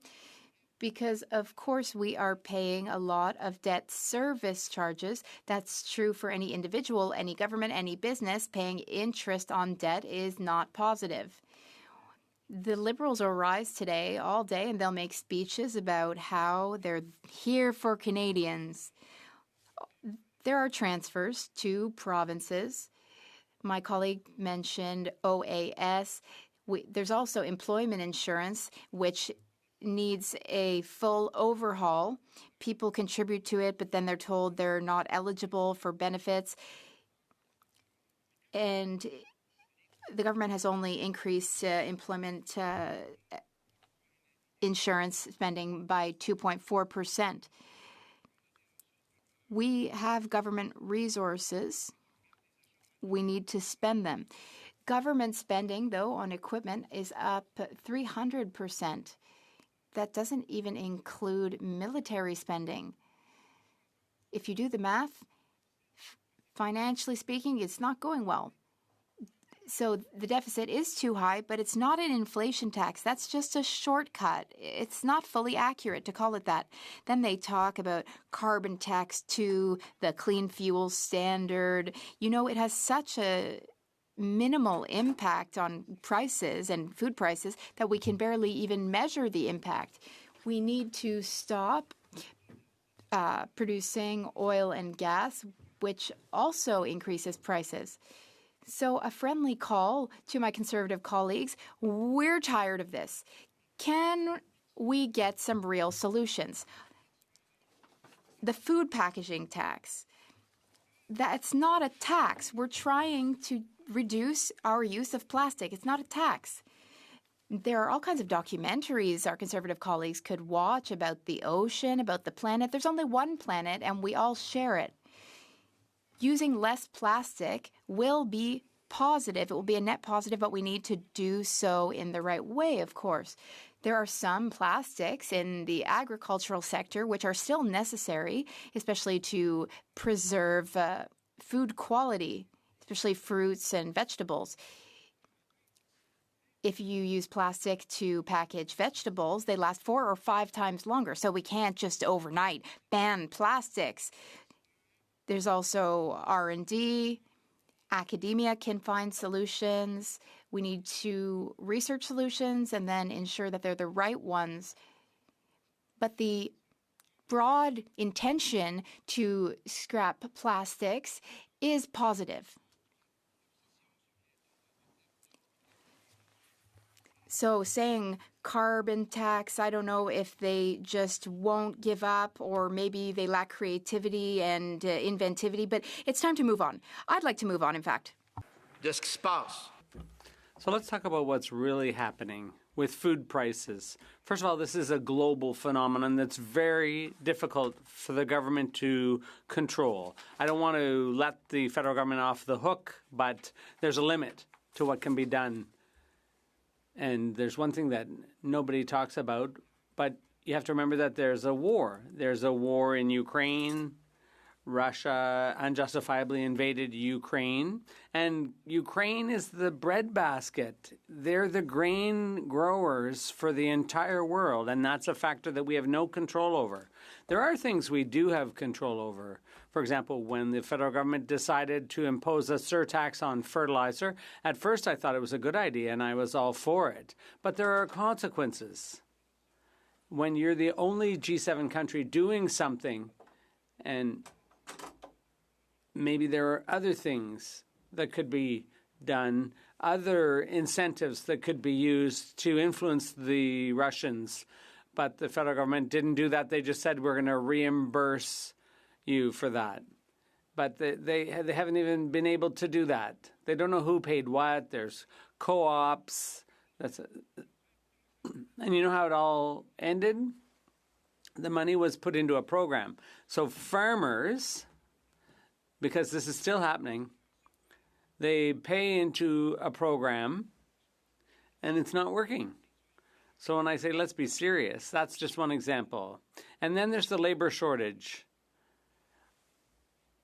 With these temporary foreign workers, we have to be intelligent about it. The levels are being brought down, but it should be done gradually. Because and all industries in an economy are interconnected. So we think this needs to be done gradually to give companies a chance to adjust. Now, even though farms may be exempted, there's also agri-food. Foodstuffs need to be processed. And in agri-food, there was a pilot project with 30% temporary foreign workers. That's been brought down to 20. There's talk of bringing it down to 10. But 20 is a minimum. Maybe it should be brought back up to 30. And I think you'd have to, if you visited these food processing plants, you'd see what the problem is. All these things have an impact on grocery prices. And we can't keep holding our farmers to very high standards while importing crap from abroad. So standards should be reciprocal, but there's 3 different agencies responsible. It's a bit like trying to get a minister to admit they're responsible for something. They just pass the buck, these 3 different agencies. So we need to solve these issues. And increasing the OAS, for example, that's something that government could do quickly. That would have an immediate impact. So would they stop just goofing around on this issue? Let's just raise the OAS for those 65 to 67. Could we not just work on that for the common good, Mr. Speaker? For the common good? For example, there's another example, the CFIA. A lot of the regulatory agencies, they're so ineffective and inefficient. We had them appear before a committee. But there's so many cases that just don't make sense, where the scientists from the government of Quebec and independent scientists take a position, but the members opposite don't want to listen to them because it's coming from the provinces, and they just want to assert federal supremacy across the board. So let's be serious. Let's get down to work for people. Let's cut it out with the slogans. Let's do something real to bring down grocery prices, Mr. Speaker. Questions and comments? Well, thank you, Mr. Speaker, and I want to thank the honourable member for his comments. The Liberals have been pointing out that they are the solution to their own problems. They're the hero of their own stories. When we point out that grocery prices are unaffordable for the average Canadian family, they said, don't worry about it, we have a school food program. I'm wondering if the honourable member has any comments about that. The honourable member for Berthier-Masquinongé. Thank you, Mr. Speaker. I'd like to thank my colleague for his question. I'd like to start by saying something. There was a Liberal colleague opposite that said he'd been a teacher for 10 years. I was for 25 years. And I think it's fine for government to help food banks, but I don't think any government should boast about funding for school food programs when parents can't afford it. That really bugs me. Let's stop patting ourselves on the back here. Questions and comments? Député de Guelph. The member for Guelph. Pour le 50e du drapeau franco-ontarien. Je suis très fière franco-ontarienne et je peux vous dire on fête à Guelph aujourd'hui et partout en Ontario. Et Guelph, c'est aussi un grand centre agricole. Alors, on y retrouve des solutions très intéressantes pour l'emballage bio à l'Université de Guelph et je vous inviterai. The member for King Vaughan is saying there's no translation, so I'm going to keep speaking in English to see until we do have translation services. Oh, vous voulez que je parle en français? Oh, okay. I should be speaking in French. I'll keep speaking in French until people give me a sign that it's working. Okay, thank you. So I would ask the member for Guelph to start over. Yes, with pleasure. I'd like to thank my colleague for giving a shout out to the Franco-Ontarian flag on its 50th anniversary. We're celebrating that in Guelph and all across Ontario. As you know, Guelph is an agricultural hub, and we find lots of solutions about packaging and so on at the University of Guelph. I'd invite people to come and visit. We're also tackling climate change. And since 3 of the 4 solutions put forward for reducing grocery prices have to do with the environment, and because global warming contributes greatly to food prices, so I thank the member for his suggestions. The member for Berthier-Masquinongé. Good morning to my colleague from Guelph, and happy anniversary to our Franco-Ontarian neighbors. Now, of course, research is important. In Trois-Rivières, we also have a university that's doing research in agriculture. It's fundamental because this is one place where the federal government is absent in terms of finding longer-term solutions. There are issues with livestock and so on. This is going to have an impact. People need to be trained to work in these areas, and there's an inability to adjust. So let's be effective and efficient about it. Questions and comments? Gentleman member for Shefford. Thank you very much, Mr. Speaker, and I'd like to thank my colleague from Berthier-Masquinongé for his speech. I think our speeches were very complimentary because we can see the consequences of inflation, and I'd like to thank him for pointing out that trying to find a magic wand to solve these problems won't work. We need concrete measures. And on the issue of agriculture, farmers are the first to see in the fields year after year the impact of climate change. So instead of accusing them of being responsible for it, they should be part of the solution and they should be rewarded for their good practices. So I'd like to hear what he has to say about that, about what more agriculture can do for the environment. The honourable member for Berthier-Masquinongé. I'd like to thank my colleague from Shefford. That was a great question. So in terms of concrete measures, we're working on environmental protection in my riding to help protect the shoreline of a lake in my riding. And we're working on the waterways and water quality. And you can't just tell farmers that you're going to lose money year after year and good luck with that. No, that doesn't make sense. So farmers need to be rewarded for doing things to help protect the environment. those are potential solutions, and we have concrete proposals in the block to make. And I encourage people to check out our platform. Resuming debate, the honourable member for Lévis-Lotbinière. Thank you, Mr. Speaker. I'll be sharing my time with my colleague from Prince Albert. I'm very pleased to take the floor today, Mr. Speaker. I'd also like to take this opportunity to thank the people of my riding for renewing their confidence in me this time round. It was a very special election for me. Every election is special, of course, but this one is one that I will remember forever because I was undergoing chemo every day of the campaign. That said, I'd like to sincerely thank my entire family, my wife Chantal, my children, my grandchildren, who supported me morally through this ordeal. And I'd like to thank all the health experts for the very excellent care they gave me. I'd like to thank my entire team who picked up the slack while I was absent. Without all their help, I might have gotten discouraged. But in life, as in agriculture, you reap what you sow. So I'm very grateful to all those people who supported me. I will always be thankful.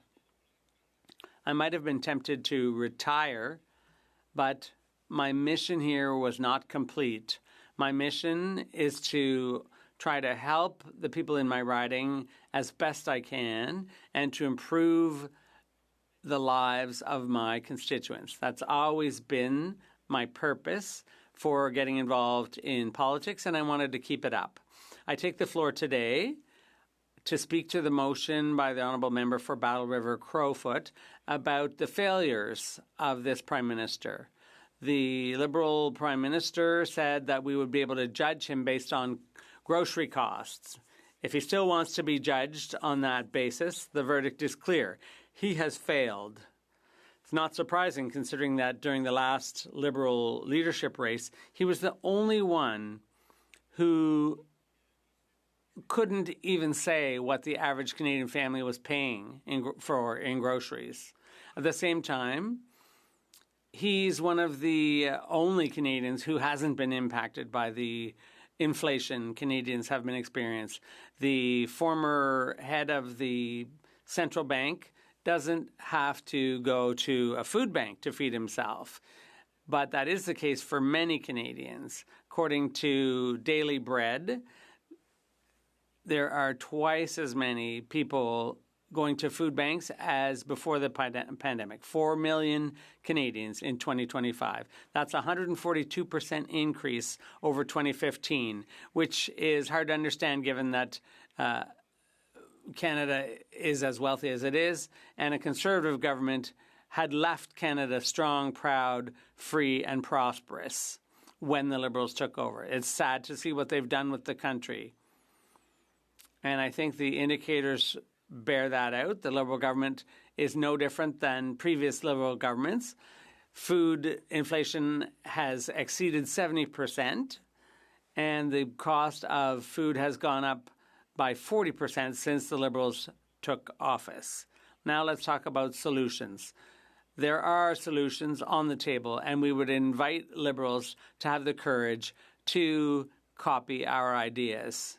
We want the House to call on the Prime Minister to put an end to the taxation of foodstuffs. We want, by eliminating the carbon tax, by no longer printing money so freely, and creating money printing deficits.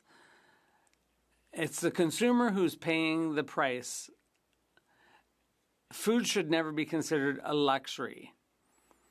And I discussed with farmers who explained that one of their problems is red tape. There's pointless regulations and arbitrary rules or standards, formal standards that are excessive, rigid, or redundant. That's what we've grown accustomed to after 10 years of Liberal rule. sometimes, instead of being the solution, the government itself is the problem. Mr. Speaker, going back 100 years, 7 out of 10 people were farmers. Now only 1% of the population are farmers, and that proportion keeps dropping. But it's farmers who contribute to Canada's food security. If we want to encourage more people to get into farming, it's important to support that 1% of the population so that they can produce our food. The bait-and-switch Prime Minister tried to make us believe that he'd done away with the carbon tax, but in fact there is still a hidden carbon tax in Canada. That's the industrial carbon tax, which applies directly to agricultural machinery and fertilizer used in the fields. Just like the old carbon tax, this directly affects the price, this hidden one directly affects the price of food. Few farmers can do without fertilizer. And then there's the green crusade that the Liberals are conducting against all forms of plastic. Instead of helping the environment, this just makes life more complicated for grocery stores who are just pulling their hair out, trying to figure out what to do for packaging. These government rules are directly reflected in the price of food, and here's some examples. Food inflation has increased by 3.4% over last year. Food inflation is now 70% higher than the set goal. The price of meat has gone up by 7.2% after going up by 4.7% in July alone. Fresh and frozen beef has gone up by 12.7% and processed meat by 5.3% year over year. Coffee has gone up by 28%. So this is a problem. This is all due to the liberal way of thinking. Their attempts to centralize everything, regulate everything, and tax everything. Now I'd like to take a few minutes to talk about a very great concern, a grave concern about agriculture in Canada. I spent my whole life working in agriculture since I was very young, and I'm passionate about agriculture. And there were lots of job opportunities in that field. But over the years, those opportunities have shrunk to the point that today only 1% of the population of Canada are farm owners. That's a minuscule percentage, given how much responsibility is placed on farmers. Farmers are passionate about their work, but the mental and financial burden of owning a farm in Canada is such that only 1% of the population is shouldering it. That means that 99 people out of 100 are fed by only 1% of the population. They do outstanding work. They've innovated. They've invested in technologies and high potential machinery. They work 75 to 95 hours per week. They get very little rest. They have to sacrifice a lot of their time, even family time, in order to make their businesses work and feed the entire population of Canada.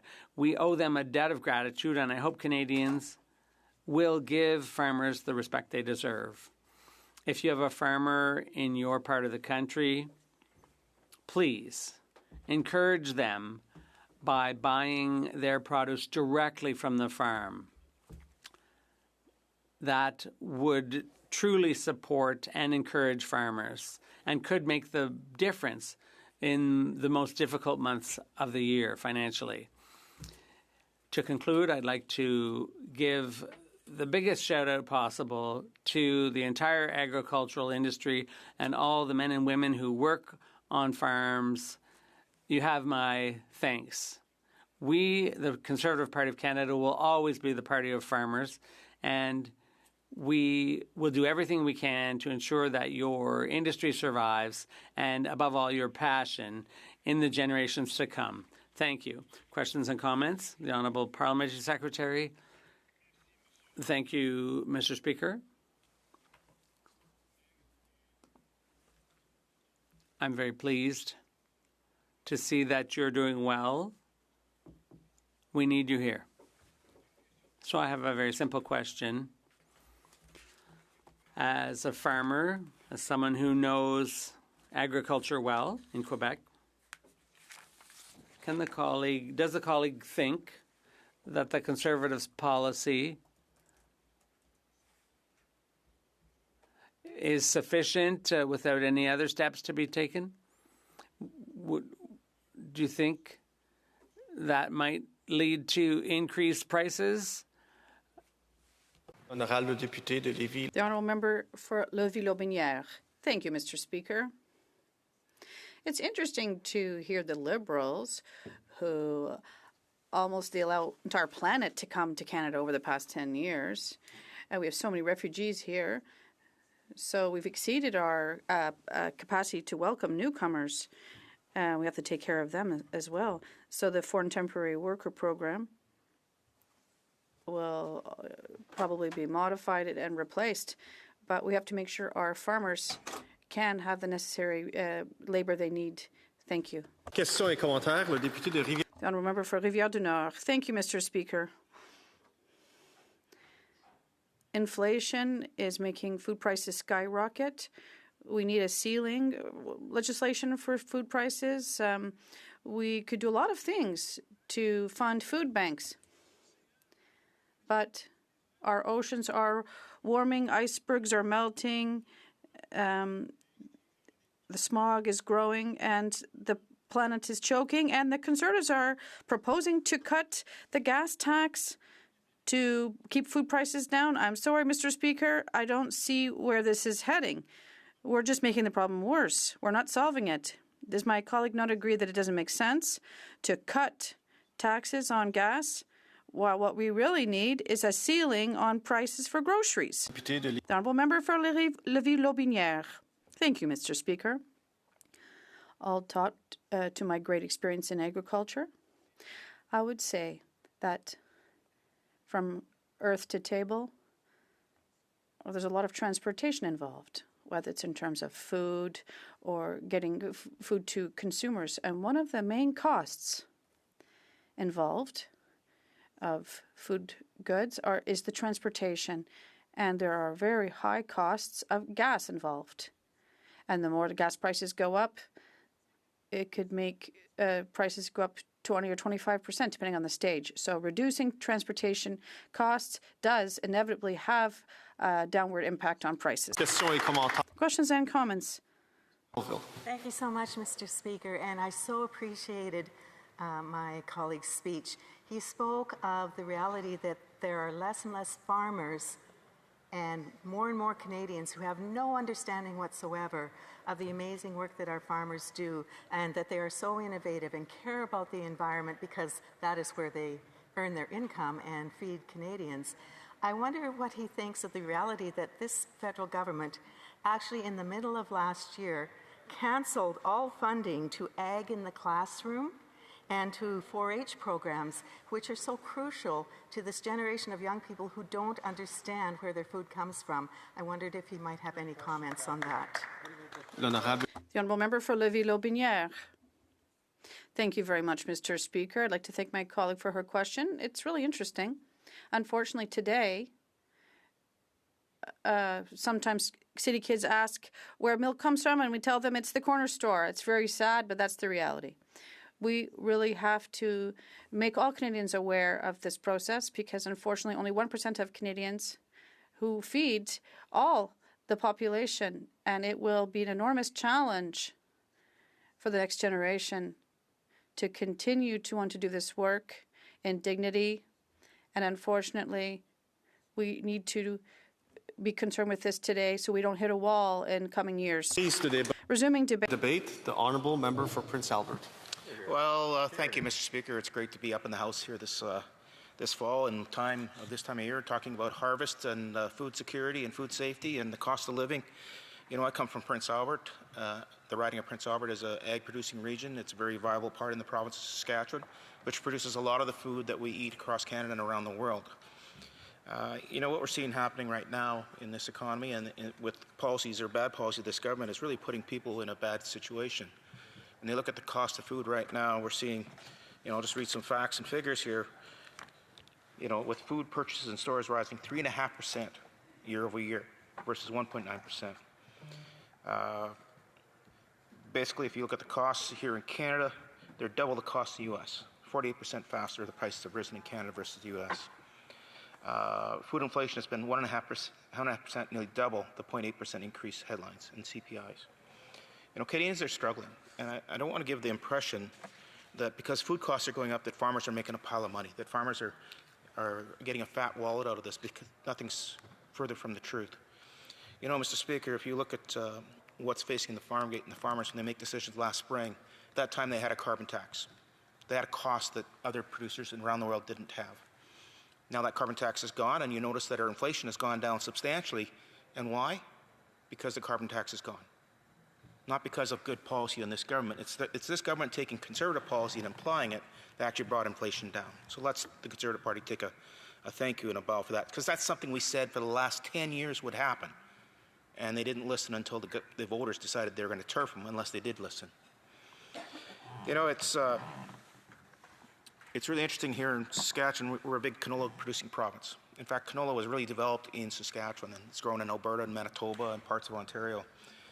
You know, the canola farmers are going through a real tough season this year. You know, when we put tariffs on EVs a year and a half ago, roughly, the 100% tariff, we knew at that time, the industry knew at that time, and the fisheries industry at that time, knew that there was going to be consequences. What this government didn't do was prepare for those consequences. They had 6 months before tariffs started to hit the canola industry and the seafood industry to actually be proactively developing a game plan on how to mitigate the damage. They had 6 months to go to China and say, hey, we're going to figure something out or work forward for our canola producers and seafood industry. They did nothing. They put together a mitigation plan. They could have put together a plan with the canola producers, the crush plants, and the facilities, and say, okay, here's our game plan to help you adapt to this new environment that you're going to be faced with possibly coming forward. Nothing. What did they offer them? More loans and more debt. That's what they offered them. That doesn't solve the problem. As they look at a combine that's going up to $150 or $1.5 million, as they look at their machinery going over $1 million for an air drill, you know, they're starting to really feel the pressures of the costs. You know, when my dad first started farming, if he had a bad year, he could work in the wintertime and he'd actually catch up. These guys now, if they have a bad year, they're done. The amount of capital they have to put out in the spring and the lack of ability to get that capital back in the fall, if they have a bad crop, if they have tariffs, if they have bad market conditions, there's so many things going on. Let's add weather into that forecast. It really is, you know, people who farm have nerves of steel. There's no question about that. But I will say this. At least the Premier was willing to go to China and talk about canola. And I will give credit to the Parliamentary Secretary for at least going with him. But I will tell you also, when we had these problems under the Harper government, it was not even a day and a half when Minister Ritz would be on a plane in China sorting out the problem. There would have been a proactive game plan put together, sitting with canola producers, canola growers, talking to different associates. How do we mitigate this? How do we move things forward? Can we get more crush? Can we do more things? Can we stiff up to the UAE or Dubai? Or, you know, what are the options that we can to try to make sure we don't feel the harm that Chinese tariffs will place? Nothing was done by this government. And the cost of the Canadian economy is going to be substantial because of that. And the hurt felt on the prairies and how that'll domino back into Ontario and the rest of Canada is going to be substantial. You know, I was talking to some of the prairie machinery manufacturers, and they're looking at things very closely too, because their sales are down substantially. Their sales are down because their costs are up. The industrial carbon tax on steel, for example, is something that they have to pay that their competitors around the world don't pay. So when they export into Kazakhstan, and they export into China, and they export around the world, they're already at a disadvantage because of costs they bear here in Canada because of bad policy of this Liberal government.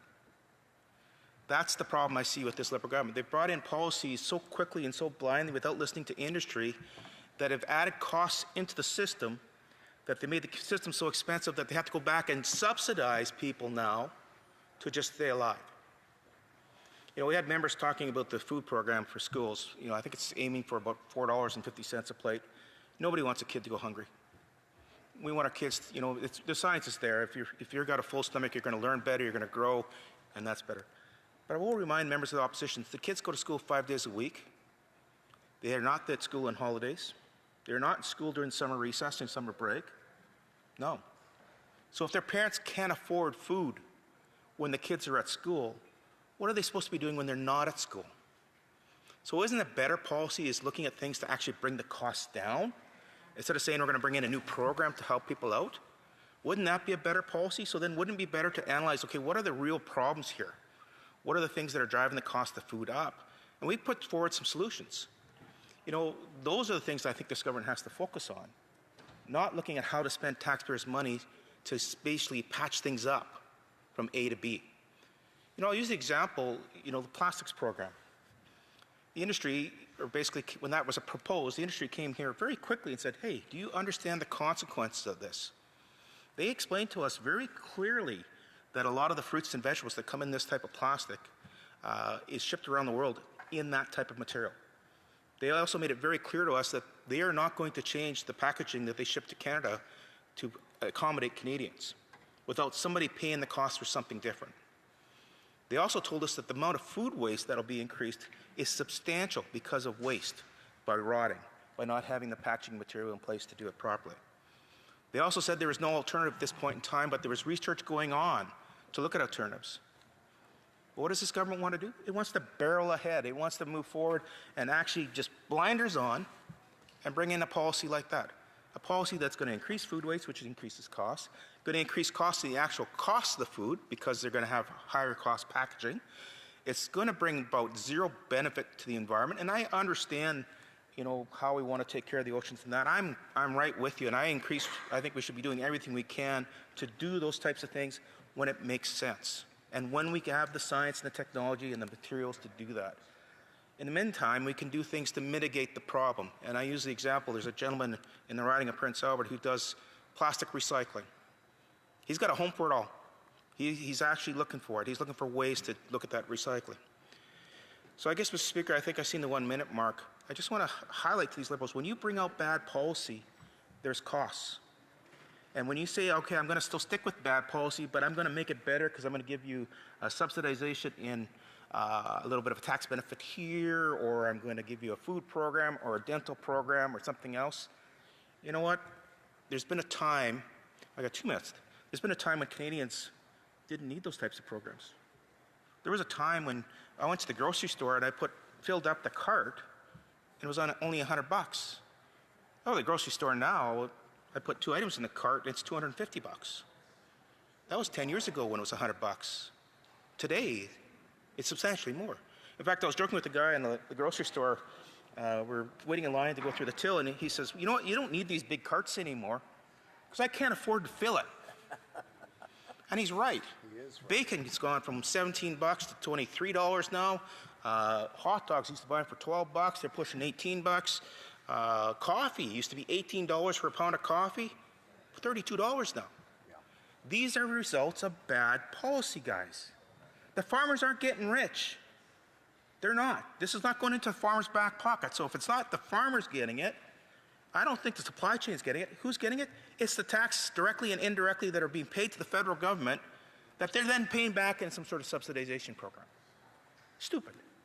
Absolutely stupid. So when this Prime Minister came in and he made all these promises, and I'll remind you, these are his promises. These are things he said during the campaign. These are not made up. We're just repeating word for word on what he told Canadians. I just want him to keep his word.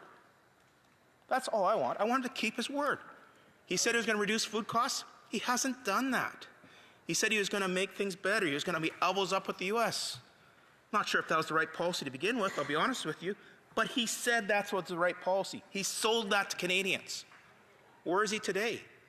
He's scared to come in the House. You can't see him for a QP any time of the day. Mr. Speaker, reality is costs have gone up. Bad policies have made costs go up. And this government's so blind and so much like a cult in the environment and so many other areas, they refuse to make the decisions that would make things. Questions and comments. Questions et commentaires. The Chief Government Whip. Thank you very much, Mr. Speaker. If I heard the member correctly during his speech, he said that inflation came down because on food because the carbon tax was eliminated. But unfortunately, the reality doesn't match up with what he's saying. The carbon tax was eliminated in April, yet inflation had been coming down for a year before that and met the Bank of Canada's target rate in August of 2024. So how can the member actually get up and say that just last April, suddenly inflation came down when the data supports that in no way whatsoever? The honourable member for Prince Albert. Well, first of all, I didn't hear me right. I didn't say it food. It said inflation in general. Secondly, when you reduced the carbon tax, what did the price of fuel at the pump do? Went from $2 a litre down to, I think it's $1.29 in Prince Albert. Where do you think the inflationary pressures were relieved for Canadian consumers? That was the savings they had on the price of gas that they were able to afford other things. That is what's showing up in your inflation numbers. Nothing else you've done has brought the costs down. Nothing. Reality is reality. Go to the gas station, look at the price of fuel today and compare it to when you're in charge with your carbon tax. Just before I recognize the next member, when we're using the you, it's not the speaker. The speaker's not responsible. Does it respond to questions? Questions and comments? Questions et commentaires. The honourable member for Drummond. Thank you, Mr. Speaker. I was listening to my colleague from Prince Edward, and we have also a lot of farmers in the region of Drummond. I understand that this is a complex issue for producers. My colleague from Lévis said it earlier. He has a great deal of experience, but I feel like the Conservatives are really reducing this to one solution that is very simplistic and even populist, if I could say. They refuse to see the issue as a complex problem. This morning we learned that the ocean levels has received, there's a deal of acidity in the ocean, and this will have a great impact on the ecosystem. The entire environmental ecosystem is at risk, and there will be catastrophic consequences for future generations. I don't understand why my colleagues who defend the agricultural sector refuse to see that the massive consumption of oil products, how it's not a major issue for future generations, and see this tax as a panacea for the solution to all our problems. I'd like to hear what he has to say about that. Thank you. Well, I'll just quote back to what the member that spoke in front of him that he's referring to said, you have to make changes when it makes sense to make changes. And he used the example of fertilizer and tariffs on fertilizer. If we're putting a tariff on fertilizer and nobody else's, what impact are we actually having? If we're putting a regulations in place that nobody else in the world is putting in place, all we've done is add costs to our consumers that nobody else is bearing. So let's actually look at that. Let's look at, he's right, like it is a complicated thing. But let's use common sense, which his member said before. Let's use common sense as we go through that process. Let's not disadvantage our farmers, our manufacturers in the process just because we think we're right when nobody else is following that area. Point of order, the member for Drummond. The Conservative member is answering my question, and an answer that I'm interested in hearing, and his own Conservative colleague is intervening. I would like to hear my colleague's answer. I'm not sure if he could reformulate it so I could understand it properly. That's unfortunate. Thank you. I'd like to remind the member, if there is someone who'd like to take a discussion, have a discussion, please do it outside of the chamber because members are speaking. After someone has been recognized, please do not speak in the House. Commentaire, the honourable member for Yorkton Melville. Thank you very much, Mr. Speaker, and I appreciate what the member is saying. This discussion, this debate today is on the cost of food in relation to the Prime Minister saying he would bring that down. What we hear constantly is a pivot to affordability, which of course is an issue, and we have a lot to say on that as well. But the reality of this circumstance is that the cost of groceries is not dropping, and Canadian families are not able to afford that food. Putting forward a food program is not the answer. Meeting the needs of Canadians is by dropping the cost of food. The honourable gentleman from Prince Albert. You know, another person from Saskatchewan full of common sense. It's nice to see that show up here in the House, and I thank her for her question. Again, she's absolutely right. You've got to look at the things that are actually underlining the increasing the cost of food. And if it's increased taxes, if it's increased in indirect costs, if it's regulations that are coming into the sector that nobody else faces around the world that are not improving food safety or food quality, then those types of costs should not be bared by Canadian producers, and they won't be passed on to the consumer. So let's use some common sense in this House, take a step back, and actually keep in mind people have to eat. They have to be able to afford groceries. That is a #1 requirement. And if you keep bringing in bad policies like you have over the last 10 years, it's just going to get worse and worse. Resuming debate, reprise de débat. The Honourable Parliamentary Secretary to the Government House Leader. Yes, thank you, Mr. Speaker. And I'll be sharing my time with the member from Toronto St. Paul's.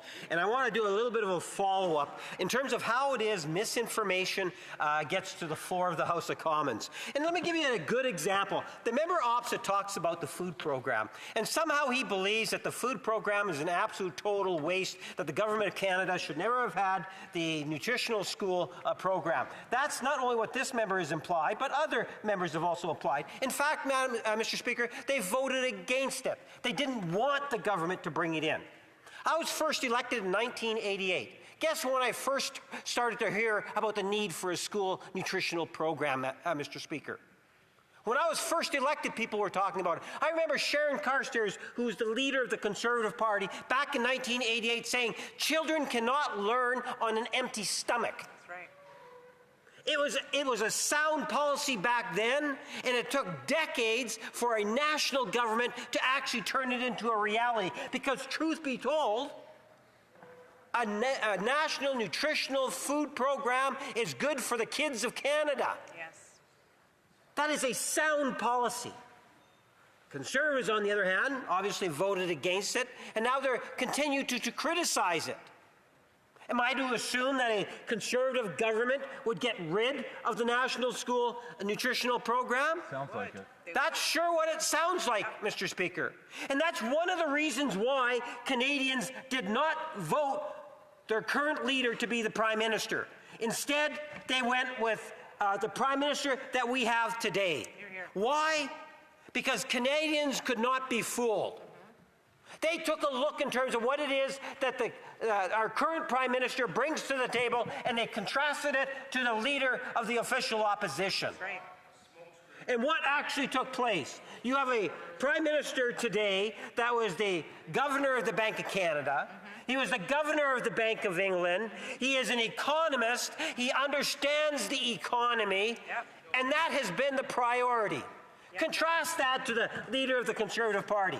Let me think. What was his involvement in the private sector? I think the answer is not very much, but I'll let one of the Conservatives bring it up. And the members say it's personal. Well, look at the attacks that they give every day. Take a look at the Late Show last night in terms of character assassination that was being used on the floor of the House of Commons. But that's the reality. I'm sharing with them the facts. They want to get rid of, and they're proposing, listen, by votes, by the things that they say in the chamber, for good, solid national policy that is good for children, Mr. Speaker.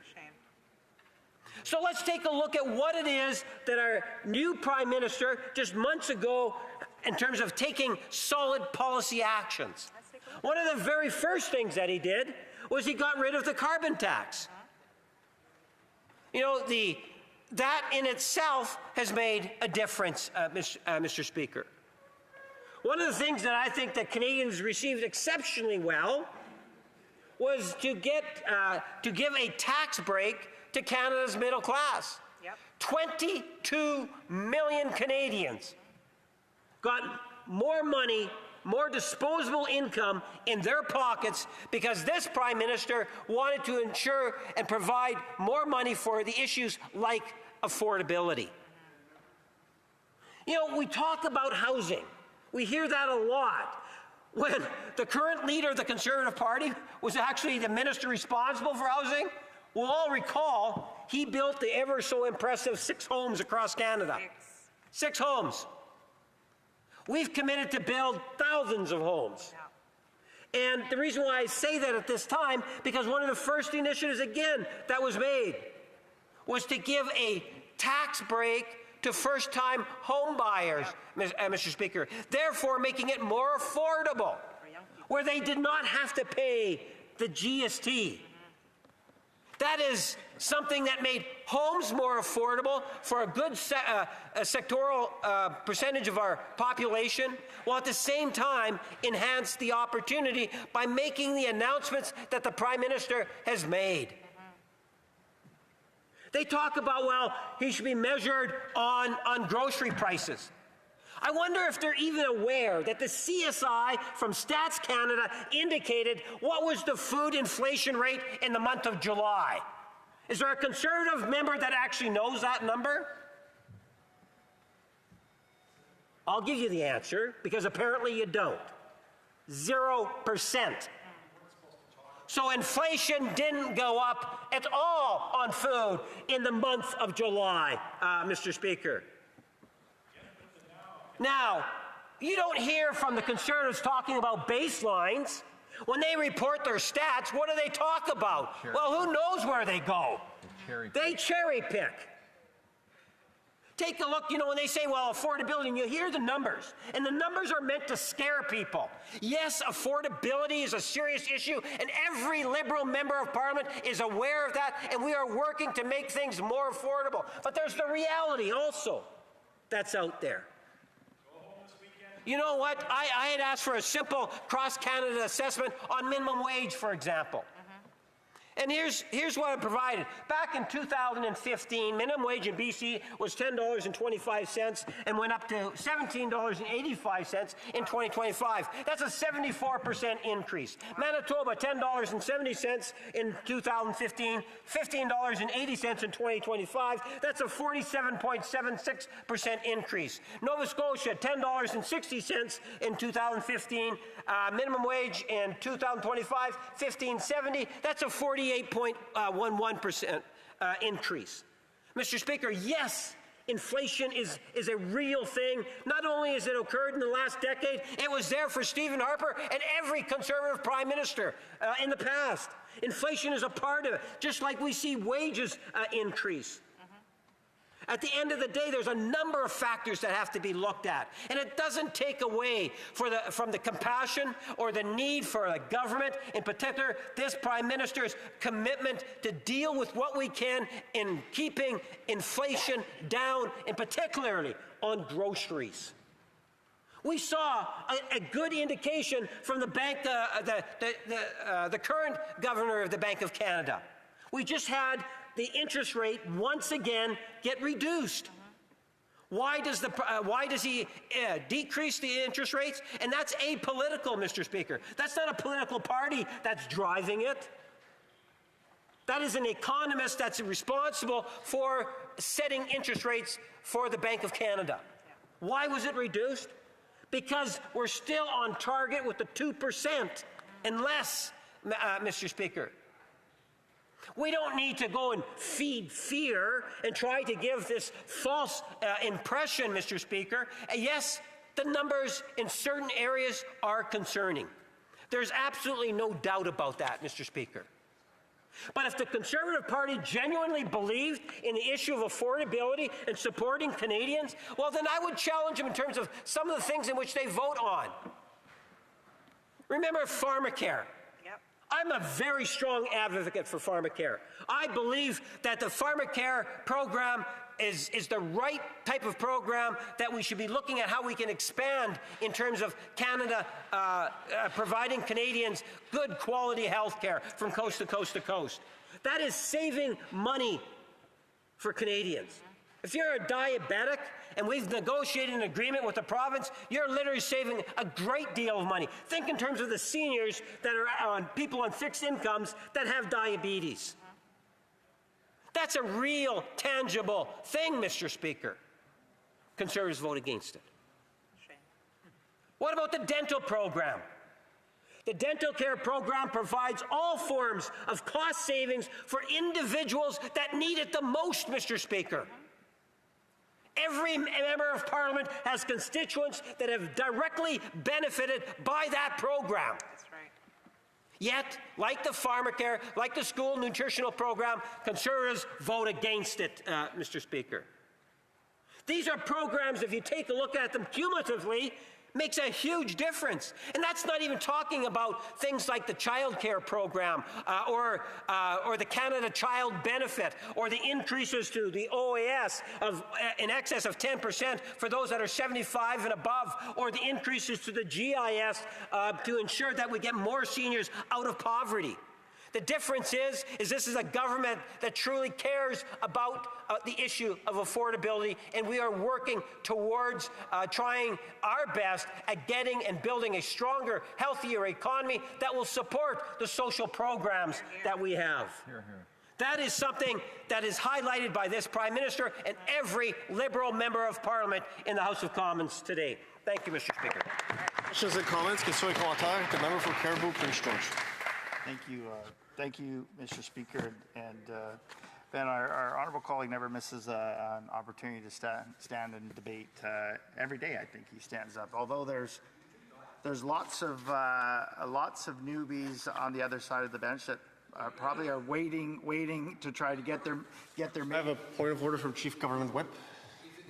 Is it appropriate, Mr. Speaker, for a member to be talking about how much somebody speaks? Every member has the right to speak in this place, as much or as little as the Speaker recognizes. And I don't think that it's appropriate to be critical of that, Mr. Speaker, given the fact that it's a right of every member in this House. So that is a point of debate, and members are free to debate that. The member for Caribou, Prince George. I guess I've heard his feelings, Mr. Speaker. All I was going to say is the member espouses every day the Liberal talking points and does a great job for his team. And just saying that there are lots of other MPs on the other side that probably are waiting to do their maiden speech. Mr. Speaker, food insecurity is up 128% since these Liberals took power. 1 in 4 Canadians can't afford basic necessities. There are record numbers that are accessing food banks, and it's being said that the numbers are to the levels of the Great Depression. Mr. Speaker, all we are saying is that the Prime Minister said he would be judged by the food prices and how he was going to lower the food prices, and they haven't. They've risen since he's taken power. Through you to our honourable colleague. I have to interrupt the member to give a chance to the Parliamentary Secretary to respond. Yes, thank you, Mr. Speaker.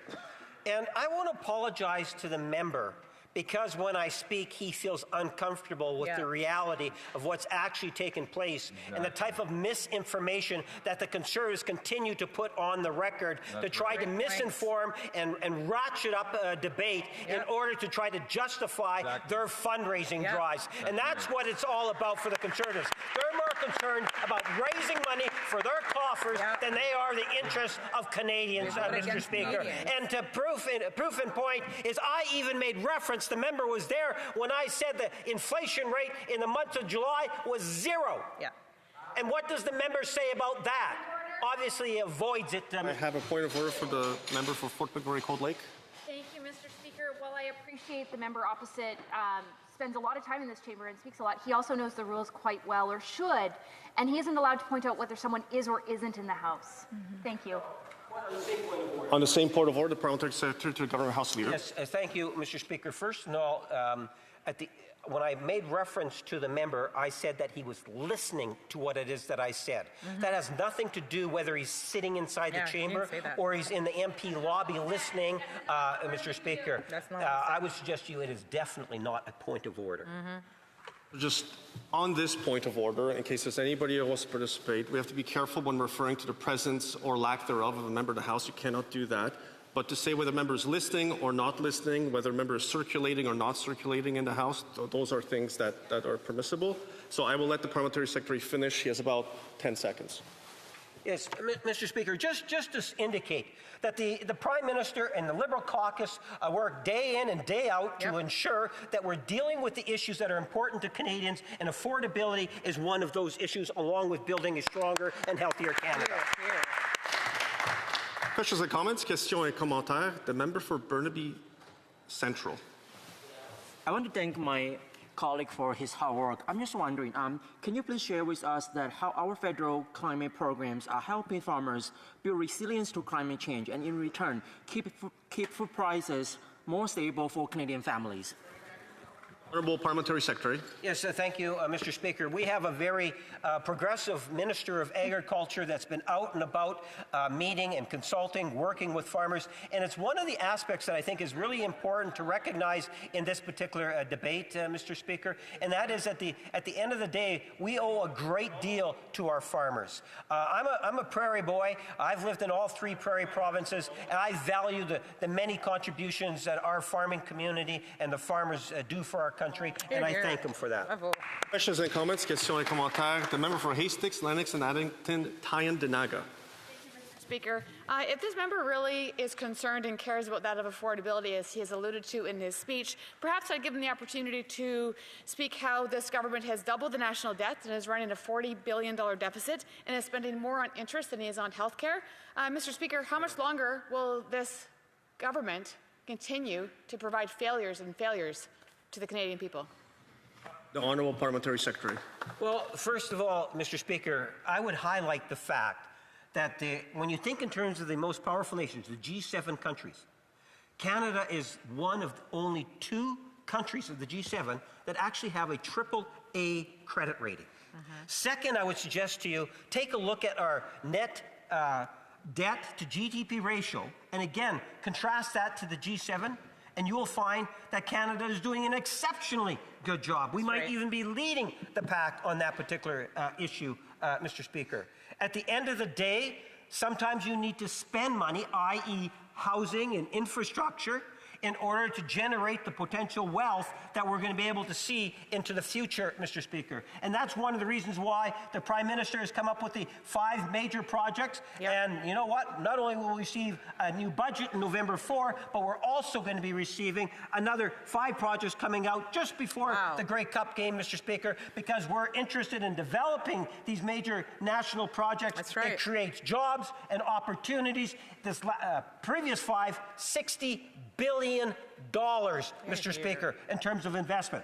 That's investing in Canadians, something in which we are committed to doing, because at the end of the day, we know that that's what it's going to take in order to build a stronger, healthier nation, which will provide more support for social programs. I appreciate the question. Resuming debate, reprise de débat, the Honourable Secretary of State for Labour and Seniors, and to the Minister of Jobs and Labour. Thank you, Mr. Speaker. Mr. Speaker, I'm happy to rise today on the Conservative motion to discuss the actions that the government is taking to address food affordability. Affordability continues to be a critical issue, and many Canadians are struggling to get ahead. Food inflation for groceries has fallen from a peak of 11.4% in January 2023 to 3.5% in August 2025. Progress is being made. Our government has taken and will continue to take concrete actions to help ensure that Canadians pay fair prices for groceries. We are deeply committed to improving affordability for Canadians, and that begins with prices at the grocery store. Mr. Speaker, that's why we introduced in Parliament Bill C-4, the Making Life More Affordable for Canadians Act. This act cuts taxes, saving more than $800 per year for the average family. That's 22 million Canadians who are set to benefit from that tax cut. It's also why, Mr. Speaker, our government has invested in our national school food program, providing nutritious meals for over 400,000 kids every single year. Even without support from the opposition, this program is saving Canadian families up to $800 a year on groceries, taking pressure off of parents across the country. Combined with the Canada Child Benefit, that's almost 600,000 kids protected from falling into poverty. And that's why child poverty has dropped from 16.3% to 10.7% since the Leader of the Opposition was Minister of Employment and Social Development. Our government is taking concrete steps to bring down the price of groceries, but for many Canadians, especially in major cities like Toronto, the cost of housing remains a central driver of affordability issues.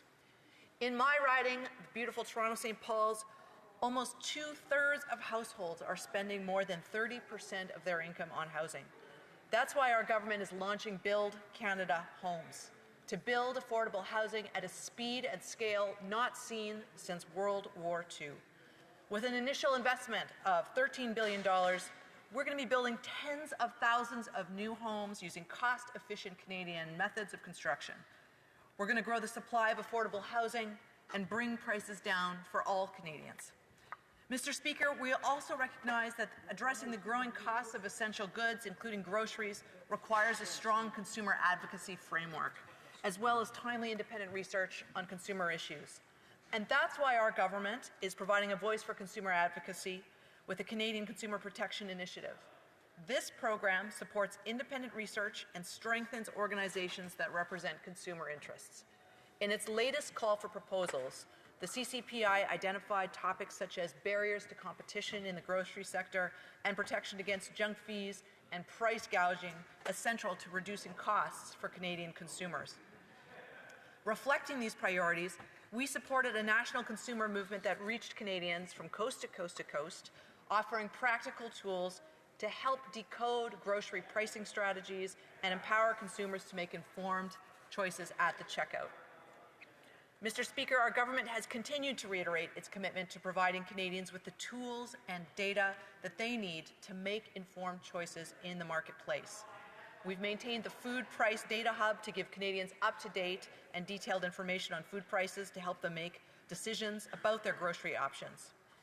Additionally, the government's grocery affordability webpage creates greater transparency around pricing to foster competition and help consumers increase their confidence in participating in the marketplace. Mr. Speaker, increased consumer choice, investments in supply chains, and increased competition in the grocery sector are key to improving food affordability in serious, concrete ways. In recent years, the Government of Canada modernized the Competition Act, making amendments that affect how the Bureau can investigate anti-competitive conduct and deceptive marketing. For example, changes to the Act have required vendors to be more transparent in their advertising, recognizing that showing prices without all the mandatory fees included is misleading. This practice, known as drip pricing, makes it harder for consumers to make price comparisons to find the best value.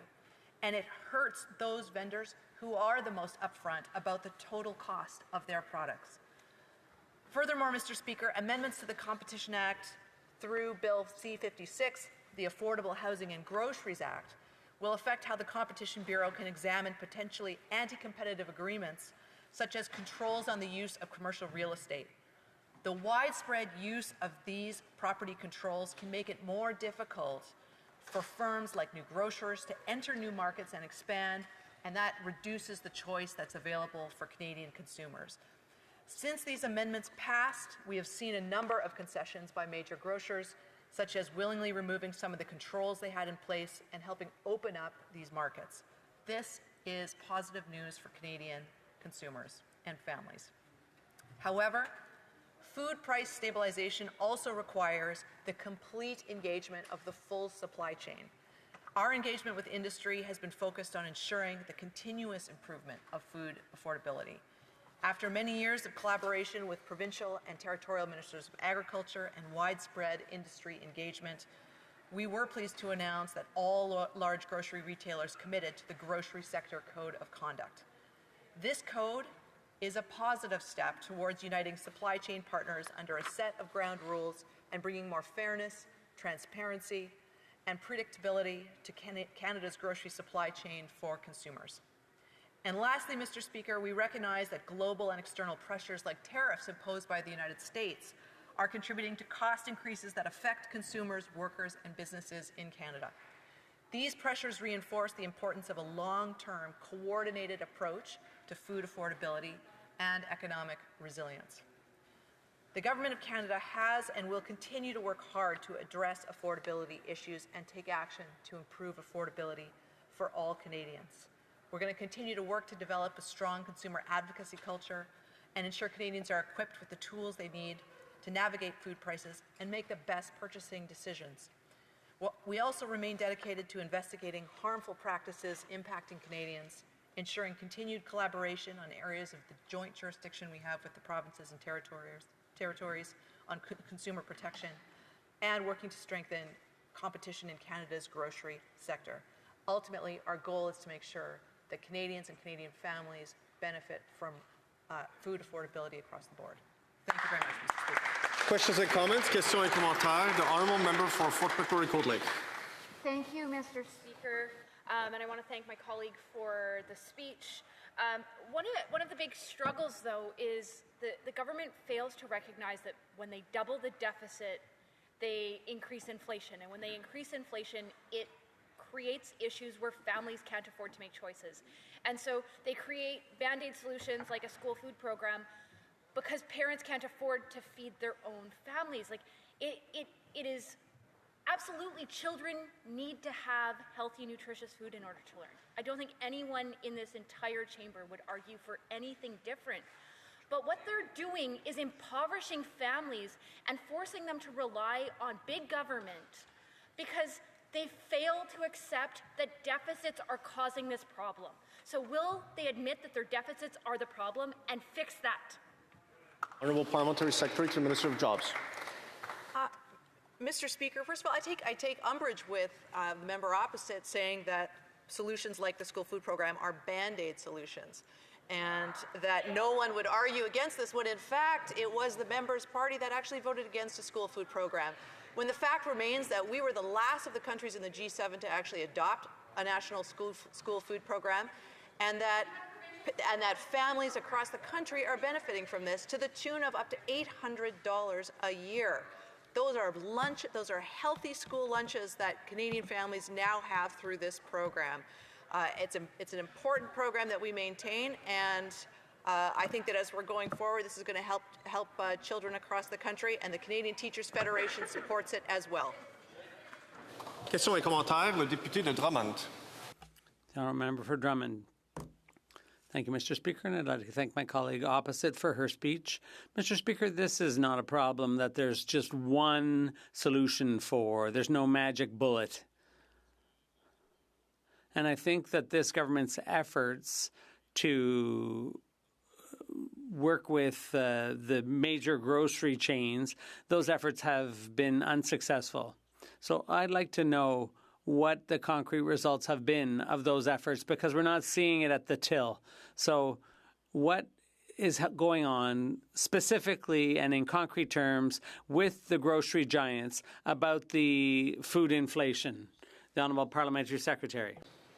Well, Mr. Speaker, I think that we have made concrete changes to things like the Competition Act, where, for example, reducing the property controls that have previously existed in the sector are a way for us to actually have more grocers enter to provide a more fulsome marketplace for Canadian consumers. More choice equals better prices, more pressure to bring those prices down.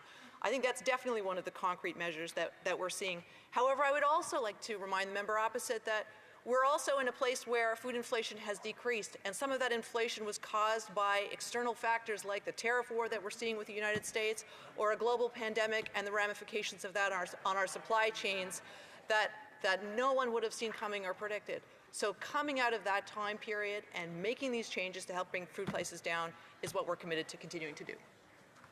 Questions and comments? The Chief Government Whip. Thank you, Mr. Speaker. You know, I thought that exchange with the Conservative question was quite telling of the Conservative Party's position when it comes to things like giving kids a shot at proper education by being properly having proper nutrition at schools. You know, they talk about it like it's a Band-Aid solution, and they're heckling, yes, it is, and they're talking about how provinces were doing it. Well, I can tell you the province of Ontario pretty much didn't have anything. It was heavily done through volunteers and through donations. Now there's an actual school food program in place that, by the way, we're the last country in the G7 to adopt one. People like Andy Mills, who have been running the Food Sharing Project in Kingston, have been doing so since the 80s. Yet Conservatives want you to believe this is a new problem. I'm wondering if the Secretary of State could comment on how valuable a program like this is, especially in the context of being one of the richest countries in the world. Parliamentary Secretary to Minister of Jobs and Families. Thank you, Mr. Speaker. Well, the data shows that actually providing kids a healthy lunch or breakfast at school is key to learning. So we absolutely need one, and the fact that it has taken Canada as long as we have to actually have a national school food program is something that we are proud of and proud to support. If every other G7 country has had one, this is a program that is a long time coming, that's going to benefit almost 500,000 children across this country. There is no better investment that we can make than in supporting kids for healthy learning and a better outcome in the classroom. Resuming debate, reprise de débat, the Honourable Leader of the Official Opposition.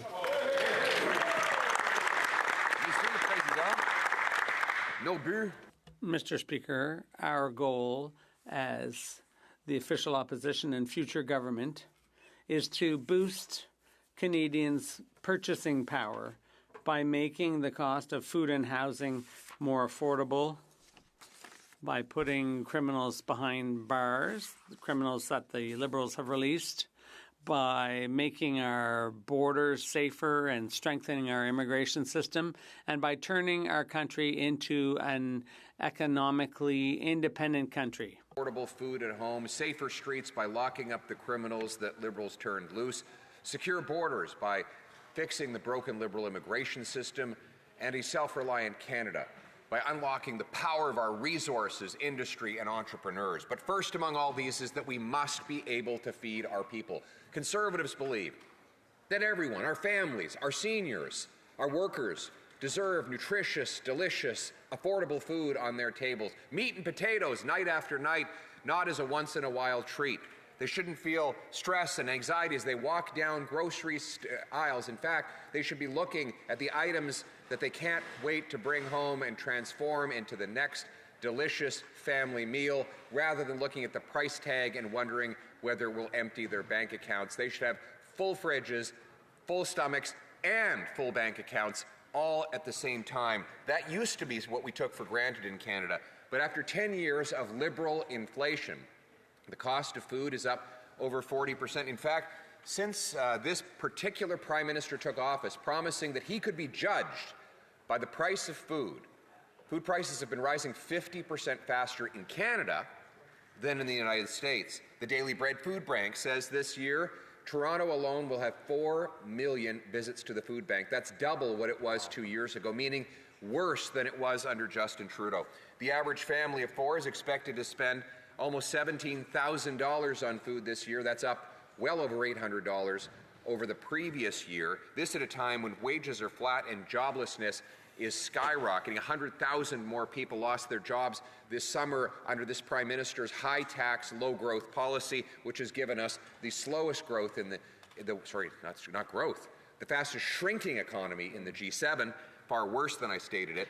And meanwhile, those jobless people are walking down grocery aisles seeing that beef is up 33%, canned soup 26%, grapes 24%, roasted and ground coffee 22%, beef stewing cuts up 22%. Food costs should be dropping in this country, Mr. Speaker, because the amount of fertilizer, fuel, water, and labor that goes into producing food has dropped dramatically. The average dairy cow can produce 4 times as much milk as 50 years ago, and the average acre can produce 4 times as much corn. So all of the costs of producing food are dropping, but the price of buying food is going up. What explains the difference? Well, part of that you'll have to wait for the member from Chatham-Kent Leamington, with whom I will be splitting my time, a very esteemed colleague. But part of it, I guarantee he will tell you, part of it is the cost of government, which again is the biggest cost contributor, and it has been rising under this Liberal government. This Prime Minister has 3 main grocery taxes, all of which he has been raising. First, the industrial carbon tax on fertilizer and on farm equipment. That tax increases the cost right up through the food chain, a tax that this Prime Minister intends to more than triple if, God forbid, he stays in power until 2023. Then there's the fuel standard tax. This is a 17-cent a litre tax that the government is imposing that will apply on diesel and on gasoline, replacing the carbon tax fuel charge that was in place up until I forced the government to remove it just a few months ago. But I warned that this government would simply bring in a new carbon tax if given the chance, and that is exactly what they are doing. That will, of course, raise the cost. This one is worse, though, because unlike the previous fuel charge, which exempted tractors, combines, and other on-farm use, this will apply. This will apply on the fuel that goes right into the combine, the seeder, the planter, the tractor, on the farm gate. So it will be even worse for food prices than the previous tax. And then there's the inflation tax itself, the most immoral, destructive tax there is, the sneakiest tax. And if the inflation tax happens when the government prints money to pay its bills, ultimately bidding up the cost of everything Canadians buy. If you have an economy with 10 loaves of bread and $10, it's $1 a loaf. If you double the number of dollars to 20, but you still only have 10 loaves of bread, well, each bread purchase goes up by 100%. It doubles in price. And that is what we call the inflation tax. This Prime Minister is familiar with it because, of course, he caused the inflation and housing crisis in Great Britain, where he was a disastrous and now totally despised Bank of England governor. He will hopefully be apologizing to the British people for the economic hell he left behind in that role, but instead he's bringing that hell here to Canada. Today we learned that this Prime Minister is even more expensive than Justin Trudeau. Who would have thought it possible? The deficit for this year will be, according to the Parliamentary Budget Officer, 2/3 higher than the one that Trudeau left behind. Over the next 5 years, the deficit will add up to $314 billion, more than double the deficits that Trudeau was expected to add over that period of time. In other words, he is borrowing at twice the rate of Justin Trudeau, more expensive, and of course much of that money will be printed. Already, the Bank of Canada is signaling that it is again doing away with its main mandate, which is to fight inflation. They've taken that mandate off of the main webpage, where they used to describe their mission as low and stable inflation, and they've replaced it with a grand pronouncement that they're not just any bank, they are the central bank, Mr. Speaker. What they really mean is that they're going back to printing money to pay for a Prime Minister who cannot control himself. Every dollar this Liberal Prime Minister spends comes out of the pockets of Canadians in direct taxes or inflation taxes. Mr. Speaker, that member across the way, I think he's the whip. Is he the whip?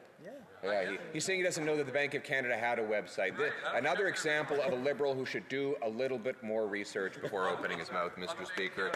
And he doesn't. There's a lot of things that they don't know over there, or that they don't want Canadians to know. We know that inflation is very good for Brookfield because the CEO of that company said so. He said that his company profits from inflation, so the Prime Minister will get richer as he makes Canadians poorer and hungrier through his inflation tax. Our goal on this side of the House is exactly the opposite. C'est la raison pour laquelle nous That's why we're proposing to eliminate grocery taxes. We think we can reduce the cost of groceries by scrapping the industrial carbon tax, which is causing prices for fertilizer to go up, by eliminating the taxes on diesel and gas in order to allow farmers to produce and transport food more efficiently, and finally, by eliminating the money printing deficits, the inflation tax. By cutting all these taxes and by stopping bogus refugee claims from going forward, we can ensure that there's no financial deficit nor any nutritional deficit for Canadians who work hard. They should be able to afford food, delicious, affordable food, to bring their families together around an extraordinary quality of living. This is possible in our country. We are blessed with geographic advantages, demographic advantages, and economic advantages. We have a beautiful future ahead of us if we make the right decisions. And this should start by scrapping the grocery taxes. Stop taxing food. Allow Canadians to have nutritious, delicious food. Make this a country where anyone who's worked hard can enjoy meat and potatoes on their table in a beautiful house that they own, on a safe street with a wonderful Canadian flag hanging off the front porch. Thank you. Comments, questions et commentaires. The Honourable Chief Government Whip.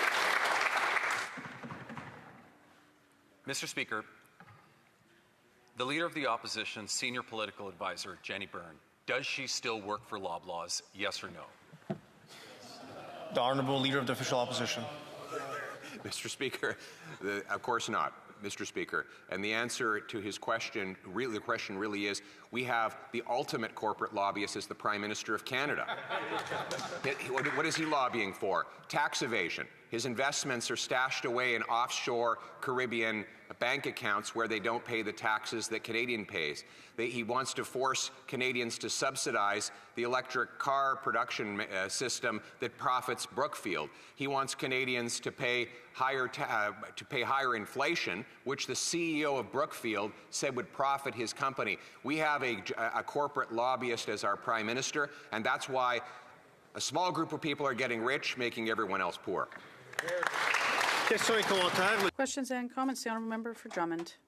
Mr. Speaker, I would like to hear what the Leader of the Opposition continue to talk about the Prime Minister's interests in all of the things that are increasing inflation, but I think the Leader will be able to answer questions later about that. But let's go back to the issue of the day, is the cost of groceries. The Conservatives are proposing to abolish a lot of taxes, the carbon tax, with a plastic ban. But I'd like to hear what the Leader has to say about the Conservatives' plan to fight the climate crisis, because whether they agree, whether it exists or not, it is there. It has an effect on agriculture, and we'll have to deal with all these tax cuts, and as well as on the price of carbon. We're proposing to export our clean natural gas and other types of energy to replace much dirtier energy abroad. And that's the Conservative approach. But I forgot to mention another tax. That's the plastics tax that the Liberals want to impose. A tax on food by banning plastic. And this will make food go bad quicker. It will also make grocery prices skyrocket. So we want to eliminate that tax as well, to preserve food longer, and also to increase the number of jobs in the chemicals sector here in Canada. It's a big industry Canada-wide. So let's eliminate all taxes on groceries so we can have more jobs and so that Canadians can eat better and more affordably. The Honourable Member for Edmonton West. I'd like to thank my colleague for his excellent speech. The Parliamentary Budget Officer's fiscal update today truly is a horror story. It is showing in the next 5 years we'll be paying over $80 billion a year for interest on the Liberal debt. That's far more than we're actually paying for our health care transfers in the country. And what if my colleague could opine on his beliefs about the government spending more money on interest than helping out with health care? Leader of the Official Opposition. It's more money for bankers and less for nurses, Mr. Speaker. And I know that the Prime Minister likes that. He likes to allow bankers to benefit, people who work for banks rather than taxpayers. And that's why he has no issue doubling the deficit for the next 5 years, doubling it with respect to the deficit that was left behind by Justin Trudeau. It's hard to believe that we now have a Prime Minister who costs even more than Justin Trudeau. It was unimaginable, Mr. Speaker. And I would also add that the deficits set out by the PBO don't even include increases for the army that the Prime Minister has committed to, but it was in the platform. So these deficits are out of control. Every dollar that this Prime Minister spends comes from the pockets of Canadians who don't have this money. So we have to eliminate the deficit and the inflationary taxes of this Prime Minister. Debate, reprise du débat. The Honourable Member for Chatham-Kent-Leamington. Thank you, Mr. Speaker. And it is again an honor and privilege to bring the voices of Chatham-Kent-Leamington to this chamber. Food security. Governments around the world have the desire and indeed the responsibility to ensure that their citizens can afford food. So what impacts the price of food? Well, obviously many, many things. Weather, cost of inputs, trade wars, government policy, and many other things. Mr. Speaker, I'm a Conservative, and so I believe that the market mechanism is the most efficient way to transfer the value of goods and services between buyers and sellers, between parties, and to account for all the impacting factors that I just previously mentioned. This applies obviously to all sectors of our economy and indeed also to agriculture and the agri-food industry. But markets only work sustainably when there's a balance of power between buyers and sellers. So over time, structures have developed, regulations, if you want to call them that bring about that balance of power. The less the better, obviously, but over time, 4 things, in my mind, particularly apply to agriculture and to a varying extent on different food products. First of all, perishability, the perishability of the food. And let me illustrate. Mr. Speaker, if we were to negotiate the price of a glass of milk, or a tomato, or a bushel of wheat, and if we don't agree today, and we want to come back 2 weeks later and pick up the discussion, well, the value of those 3 different items have certainly depreciated differently. And so there are different mechanisms that bring about a timely response to the perishability and to determining price. Secondly, the ratio of buyers and sellers. We know about oligopolies, about monopolies. We've discussed in this chamber and at an Ag Committee the food retail sector and the development of a grocer code of conduct to address concerns about how value is transferred between our food processors and manufacturers to the retail sector. Obviously, this also applies to areas of telecom, airlines, and banking. Third factor, the complexity of the biology, or the size of the investment. It's a little bit different when you build a dairy herd or a vineyard or an orchard. There's an expression that you plant pears for your heirs because it takes 7 years to bring them into a full harvest, versus the cropping that I was used to, annual crops. I have another shot at it next year. And lastly, and most importantly at times, especially in today's environment, the international trading arena. Everything from border measures, tariffs and non-tariff trade barriers, etc., impact on how food is marketed. Why do I say this? What's my point here, Mr. Speaker? Government policies can positively impact on the cost of food to their citizens by creating the climate where balances of power between buyers and sellers through healthy competition, which drives innovation, drives lower costs to final consumers. Every functioning government around the world is involved in agriculture and ag markets to different degrees to bring about food security. I should quickly mention one other area, and that's the whole area of production insurance or crop insurance. No private sector insurance company takes on the massive risks that our farmers do without some form of government intervention to aid off those costs. The private sector simply won't do it on their own. The farmers need to survive to another season in the face of disastrous losses. But, Mr. Speaker, government policies also impact the cost of food negatively, and that's why we're here today. The Prime Minister said at his swearing in on May 13th, Canadians will hold account by their experience at the grocery store. Well, Mr. Speaker, the grade is in. Food Banks Canada gave Canada a D on poverty and food insecurity in Canada after it rose almost 40% over the past 2 years. The poverty rate in Canada has risen for 3 straight years in a row, and one of the main factors for food insecurity and poverty, the reason they're up 40% is the fact that the food prices are up 40% since the Liberals took power. In August alone, we've heard the numbers today, food inflation came in at 3.4%, well above the Bank of Canada's targets. According to the Food Bank report, 25.5% of households are struggling to afford food, up from 18.4% in 2023. The Daily Food Bank expects 4 million visits to its food banks in 2025, double from 2 years ago. Food bank use up 142% since 2015. From the field to the fork, costs and hence prices are rising. It's often said that farmers are the first link in the food chain. It's actually not quite accurate. We have many, many input suppliers that go into the farmers. But whether it's skyrocketing input costs or higher interest rates, burdensome regulations, Canadian farmers are being squeezed harder every year. Another expression, farmers buy retail, they sell wholesale, and they pay the freight both ways. And I'll come back to that in a moment. That's why Conservatives call on the Prime Minister to stop taxing food by eliminating the following 4 things. The industrial carbon tax on fertilizer and farm equipment. Stats Can has reported that realized net farm income fell 26% in 2024, the largest single decline in a decade. Meanwhile, rising costs for fuel, fertilizer, and feed continue to make farming less economically viable. While the consumer-facing carbon tax has been removed, the buried industrial carbon tax remains, and its costs are embedded in several inputs in food production, including farm equipment and the production of fertilizers. Canada also remains the only G7 country to maintain tariffs on Russian fertilizers, effectively raising the cost of fertilizers sourced from anywhere in Canada. The U.S. never did apply the tariffs. In this past year, their imports of Russian fertilizers have rebounded higher than they were the last 2 years. Secondly, the inflation tax, the money printing deficits. Previous Liberal government increased the money supply by 40% to address massive deficits, while the GDP only grew 4%. And the result of obviously could be expected: inflation. Revenues now from the GST flow almost exclusively to cover the interest on the debt, and that's before we have this upcoming budget. And now with the budget delayed till what is it now, October 35th, we will only know about the budget 2/3 of the way into this fiscal year.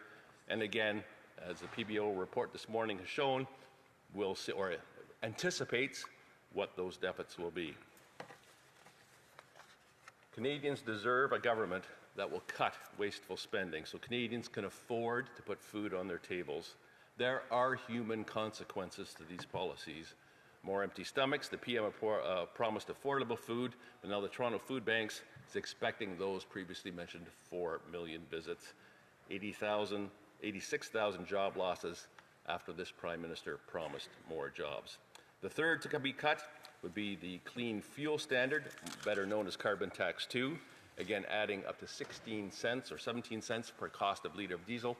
Fuel is not an option for farmers. It drives the tractors, it drives the fuel. The consumer-facing carbon tax is gone.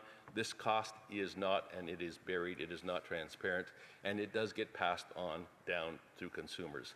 I mentioned before that consumers or farmers pay the freight both ways. The costs. Transportation is involved in almost every step in the food value chain process, not only on the farms. And that fuel cost is buried in every step of the way.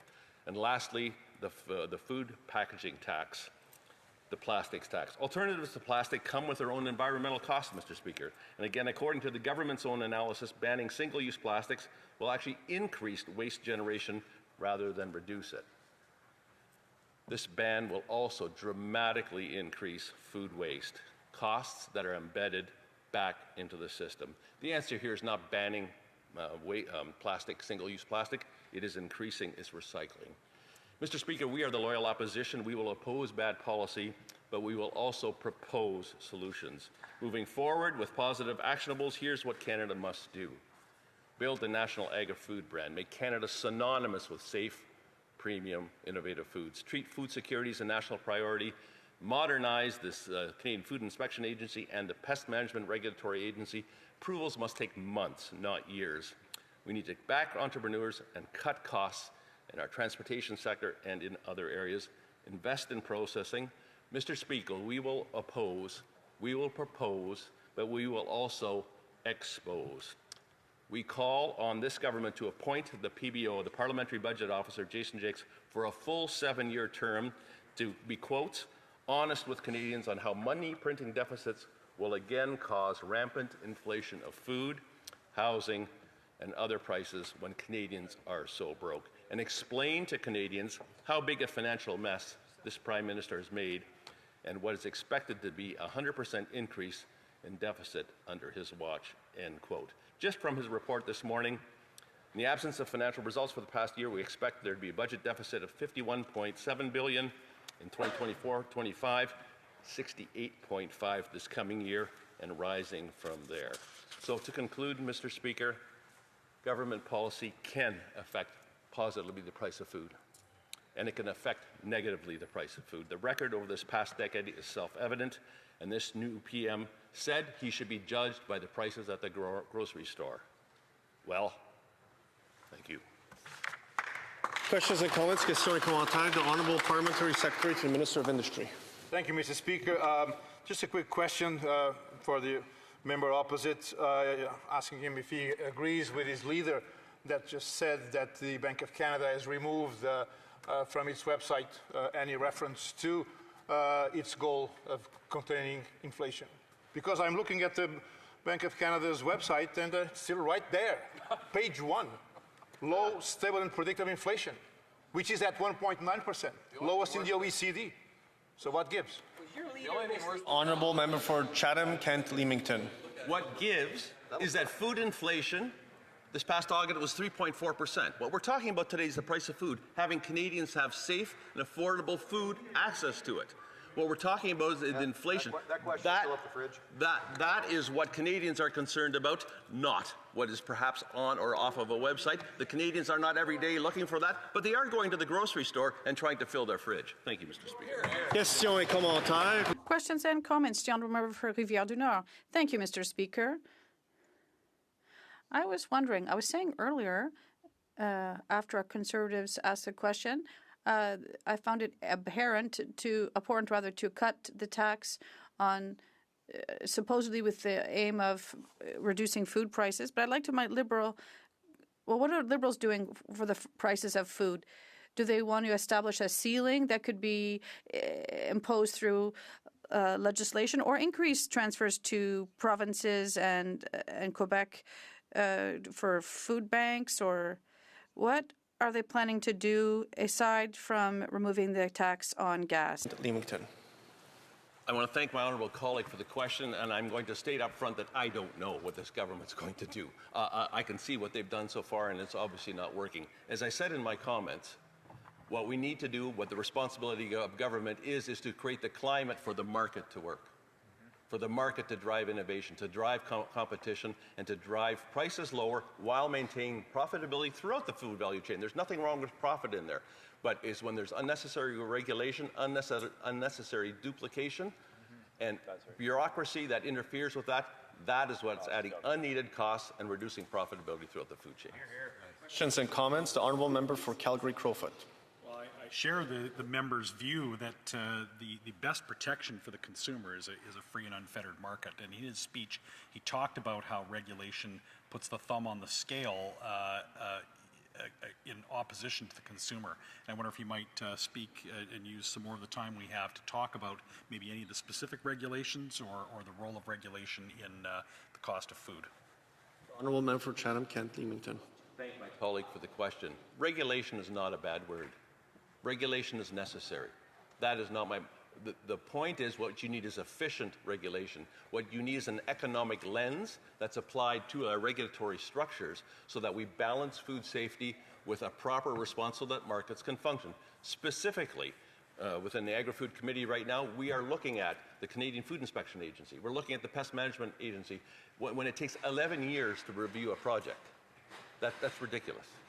And so it's situations like that that impose cost and delay to the industry. The burden of regulation is something that has come up over and over again. Regulation, properly done, is necessary. What the industry is experiencing now is unfathomable.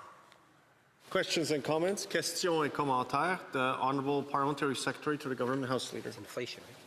Yes, Mr. Speaker, I think the member should reflect in terms of the leader of the Conservative Party spoke just prior to him.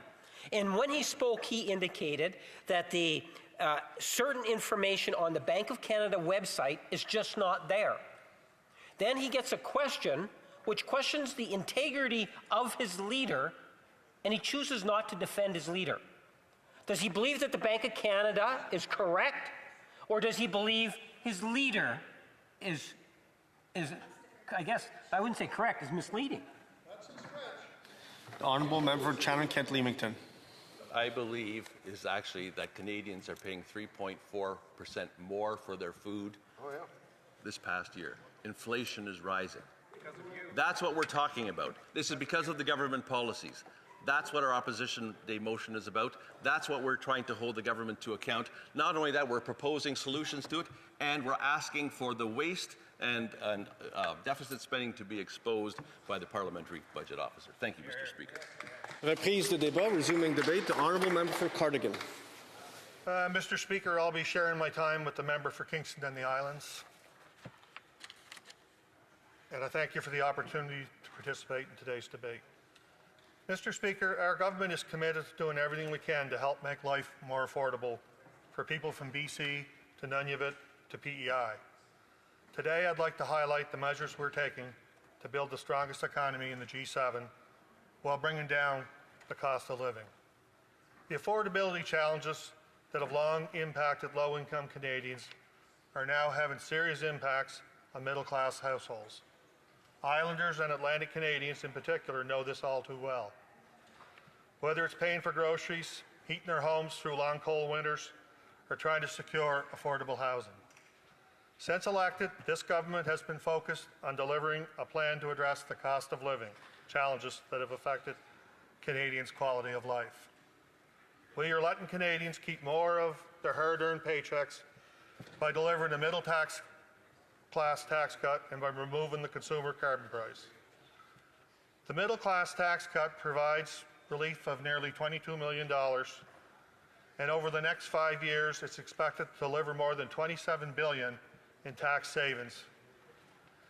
Importantly, this relief is targeted to those who need it most, with nearly half of the benefit going to Canadians in the lowest tax bracket.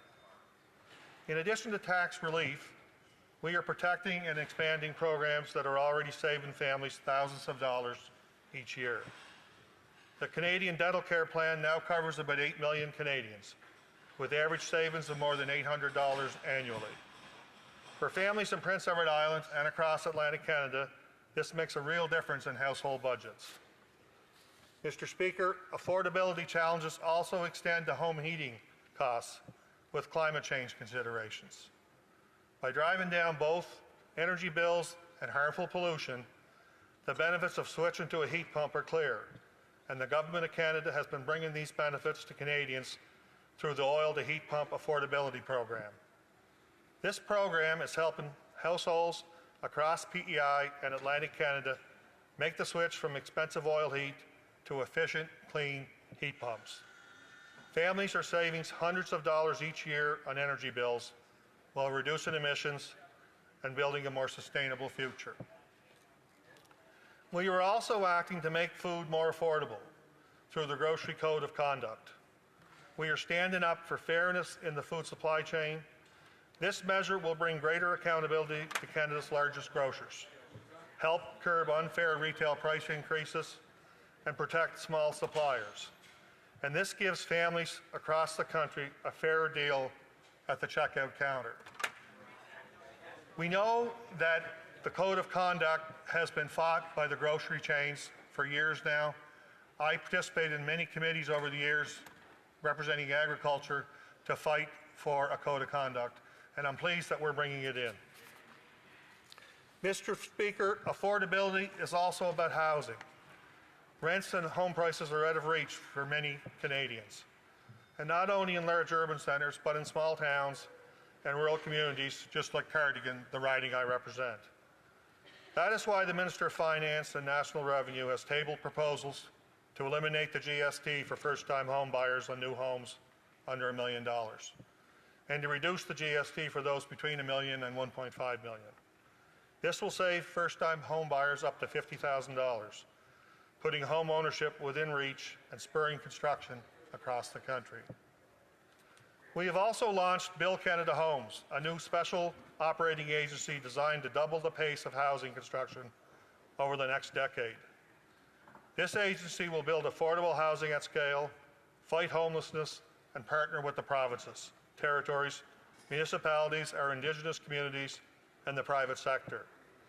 By focusing on non-market housing and innovative building technologies, Build Canada Homes will create supply faster, support Canadian workers and materials, and help restore affordability. Mr. Speaker, Islanders and Atlantic Canadians want to see real solutions. They want fairness at the grocery store, lower heating bills, and a realistic path to home ownership. That's exactly what we are delivering.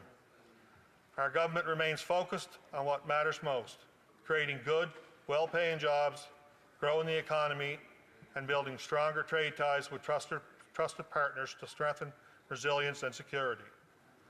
We are acting with urgency and determination to make life more affordable and to confront the housing crisis head-on.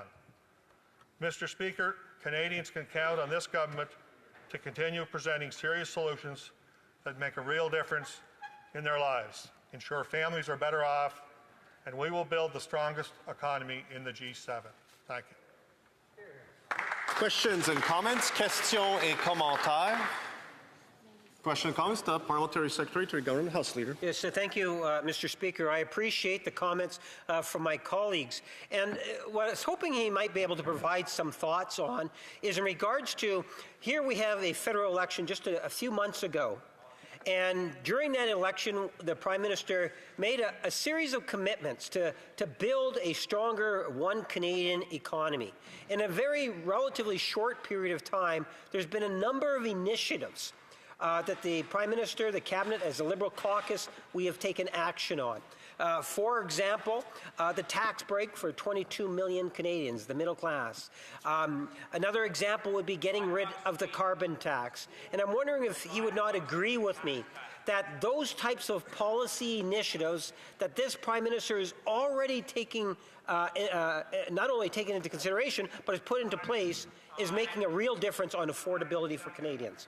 The Honourable Member for Cardigan. Mr. Speaker, I'd like to thank the Honourable Member from Winnipeg North for his question. And through you, there's many programs that we've announced so far that's had a big impact, particularly in PEI and my riding of Cardigan. We reduced the cost of the ferry by 50%. We put the bridge toll at $20. This is adding to economic activity in PEI. Trucking has come down. Food affordability will come down as a result of that. And many islanders are realizing the benefits of this government's interventions to make life more affordable. Questions and comments? Questions et commentaires. The Honourable Member for Dufferin-Caledon. Thank you, Mr. Speaker. I want to thank my colleague for his wonderful reading of PMO speech number 3. The issue we have in Canada right now is actually the cost of food. And his leader said he was going to fix that cost. Now, they talk about all these programs they're bringing in, but a decade ago, you didn't need all these programs because you could actually go to the grocery store and afford food. In fact, many people on social media have reordered the same basket items they did at Walmart or somewhere else and had the price from 10 years ago and the price now. And the change is astounding. I want to know if the member thinks the Prime Minister should be held accountable for his words, that he was going to bring down the price of groceries, and he's miserably failed. Here. The Honourable Member for Cardigan. Thank you for the question. I'll let the Honourable Member know that I produced food for over 40 years before I took time to come up here and give back to my community.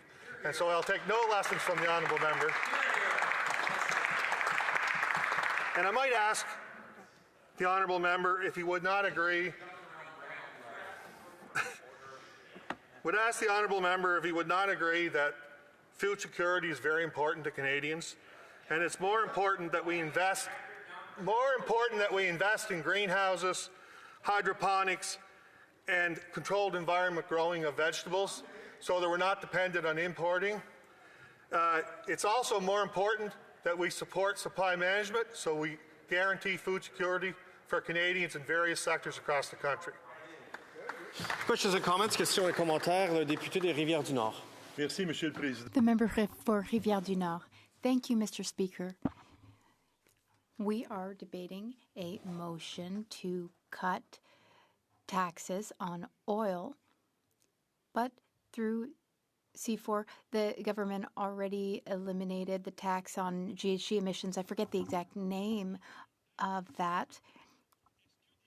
But measures to produce more oil, well, the colleague who just spoke, can you tell us about any tangible measures to cap grocery prices or do anything to help the consumer price index, or maybe higher transfers to provinces so that they can fund food banks more?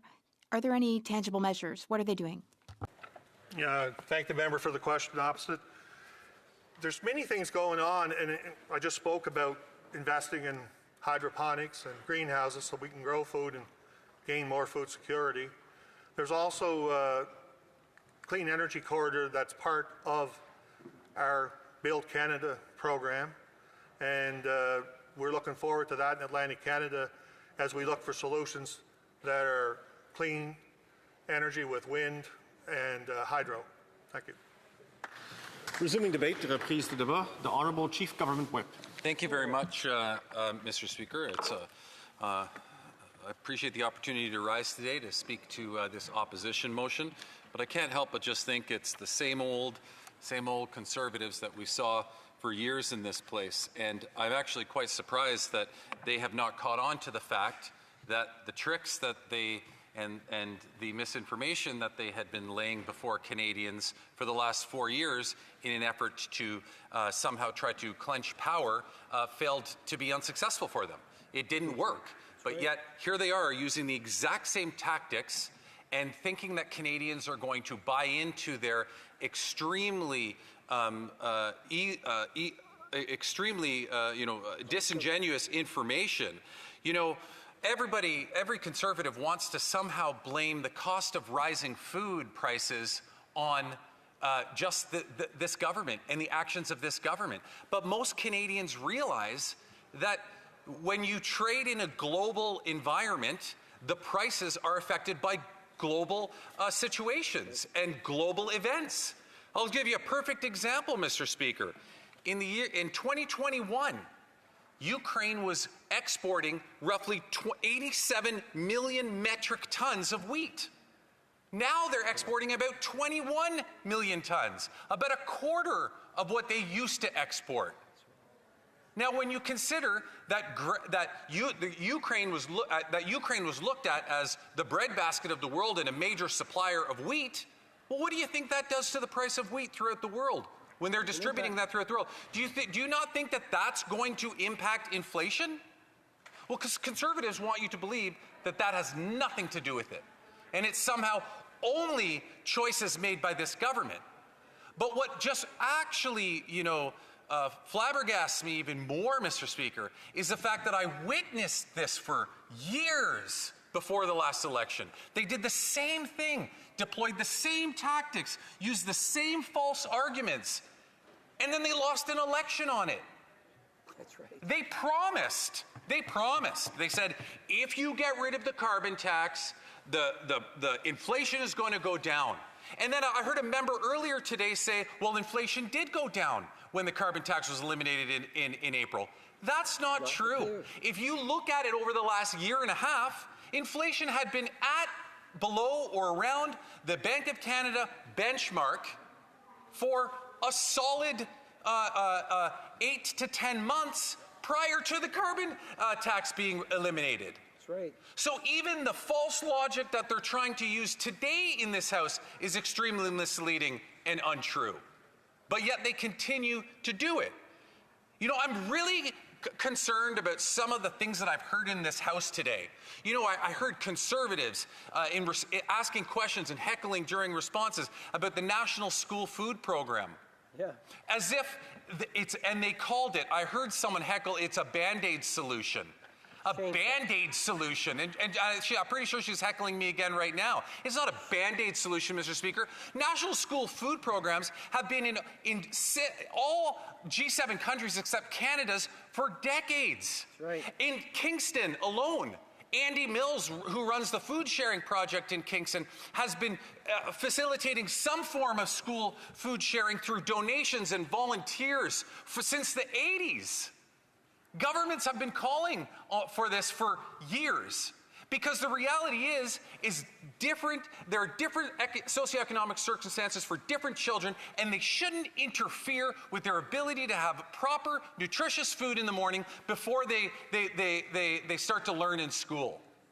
So to try to conflate such a meaningful program for so many young children in Canada with somehow being a Band-Aid solution for tackling an inflation problem is disingenuous at best, right, and completely misleading at worst. I'm also concerned about some of the things that I heard from the leader of the opposition. I heard him say earlier he was talking about the Bank of Canada, and I find this one is really interesting because, Mr. Speaker, when we're in this House, we're expected to. We're expected not to mislead.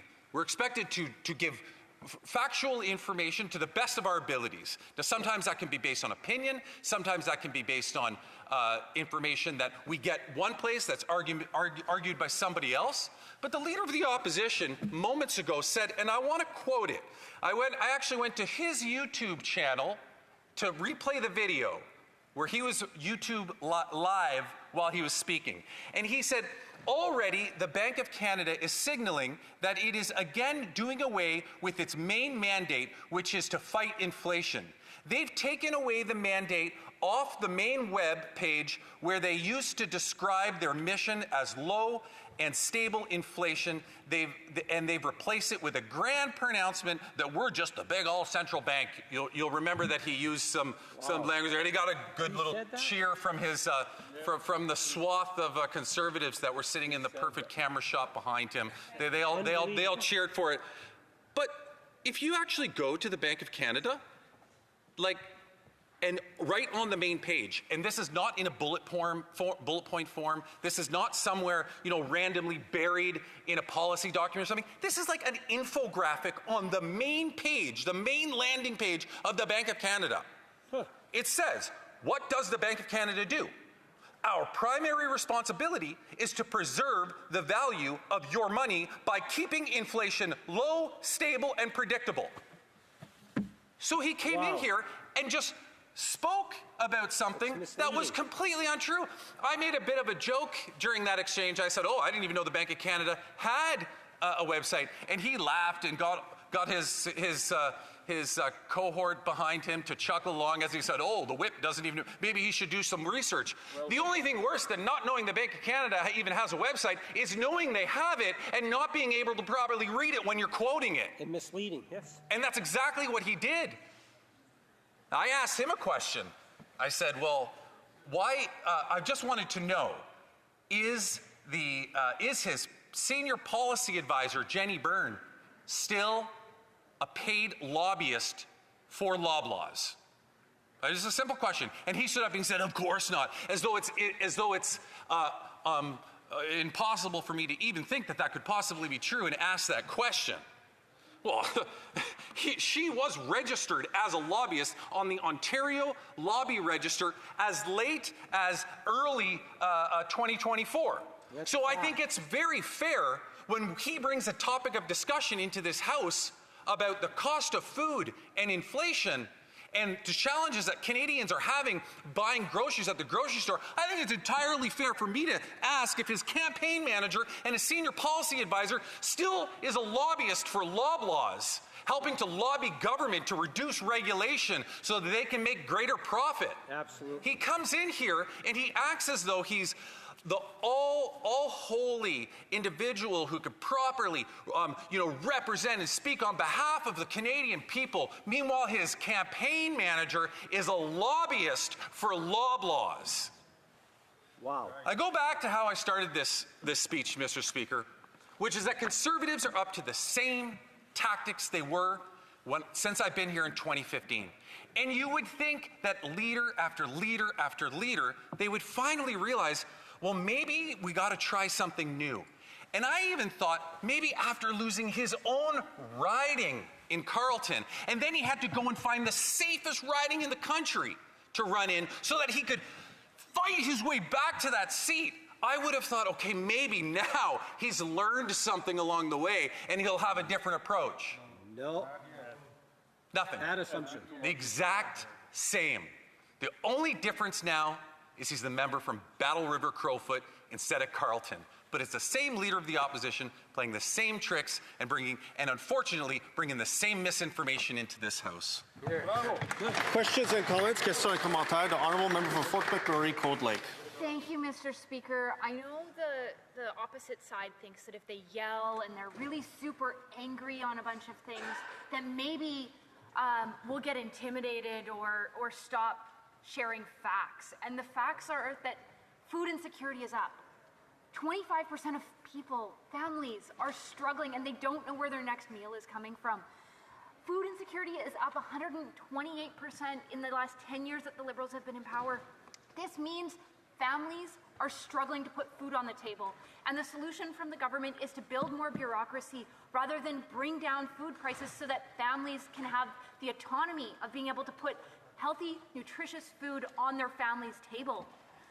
I fail to understand how members from the Liberal benches somehow think that Ottawa feeding the families is better than a family being able to put food on their own table. Hear, hear. Chief Government Whip. I'm passionate, Mr. Speaker. I'm definitely passionate, and that's why we speak to the Speaker. I'm certainly not trying to bully anybody. I'm speaking to the Speaker through the passion that I have for this place and this particular issue.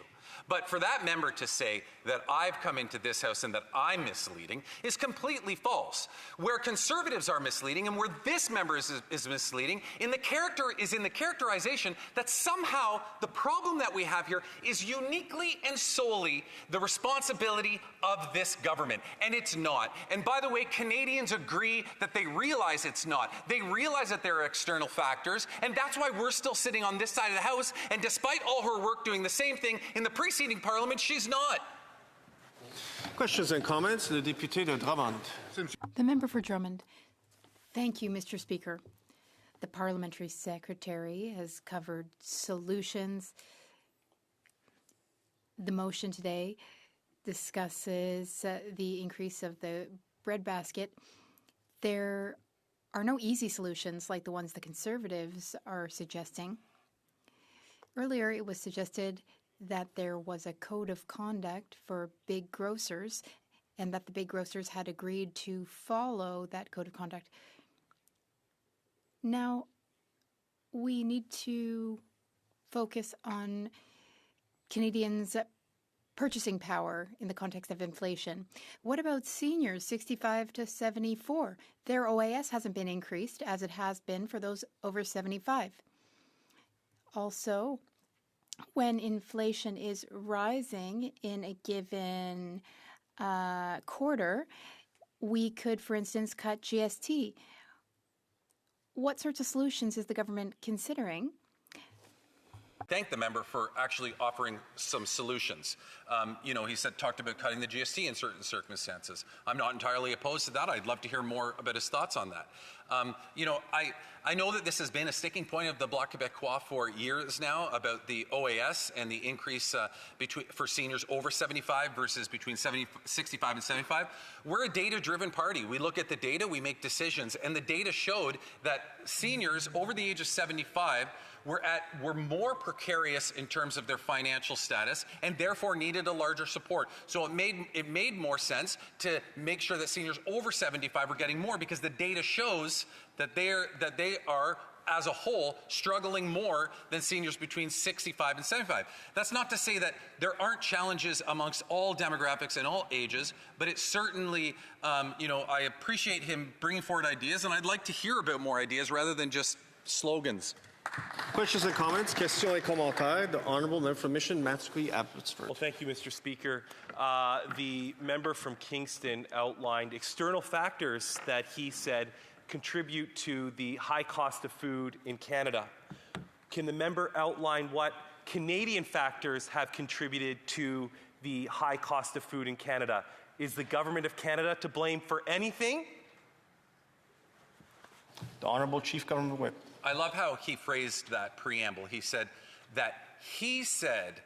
are external factors. It's not me saying that they're external factors, Mr. Speaker.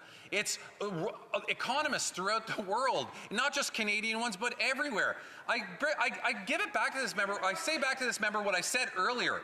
When Ukraine starts producing a quarter of the wheat that it used to produce before a war, how does he not think that that is somehow going to impact inflation as it relates to wheat and any product that comes from wheat? Resuming debate. Reprise de débat. Order. The Honourable Member for Tobique-Mactaquac. Thank you, Mr. Speaker.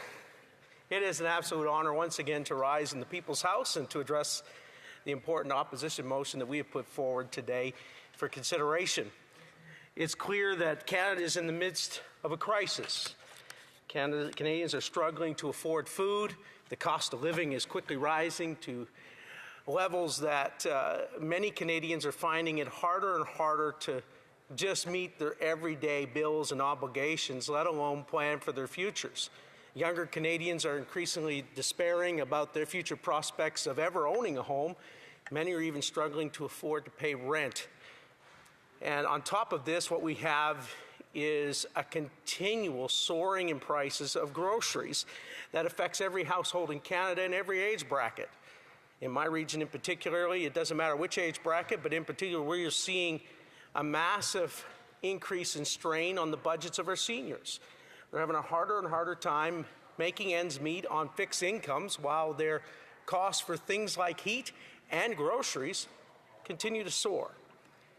We're seeing, when it comes to individual grocery items, things such as grapes are up 24%.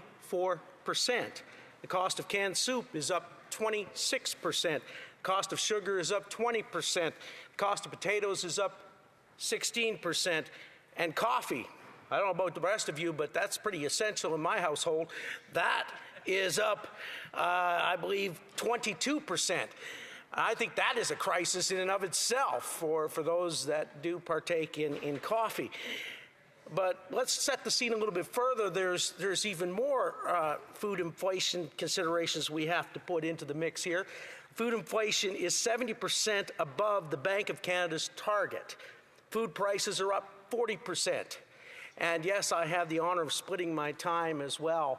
And just wanted to make sure that, Mr. Speaker, you're aware of that. Thank you.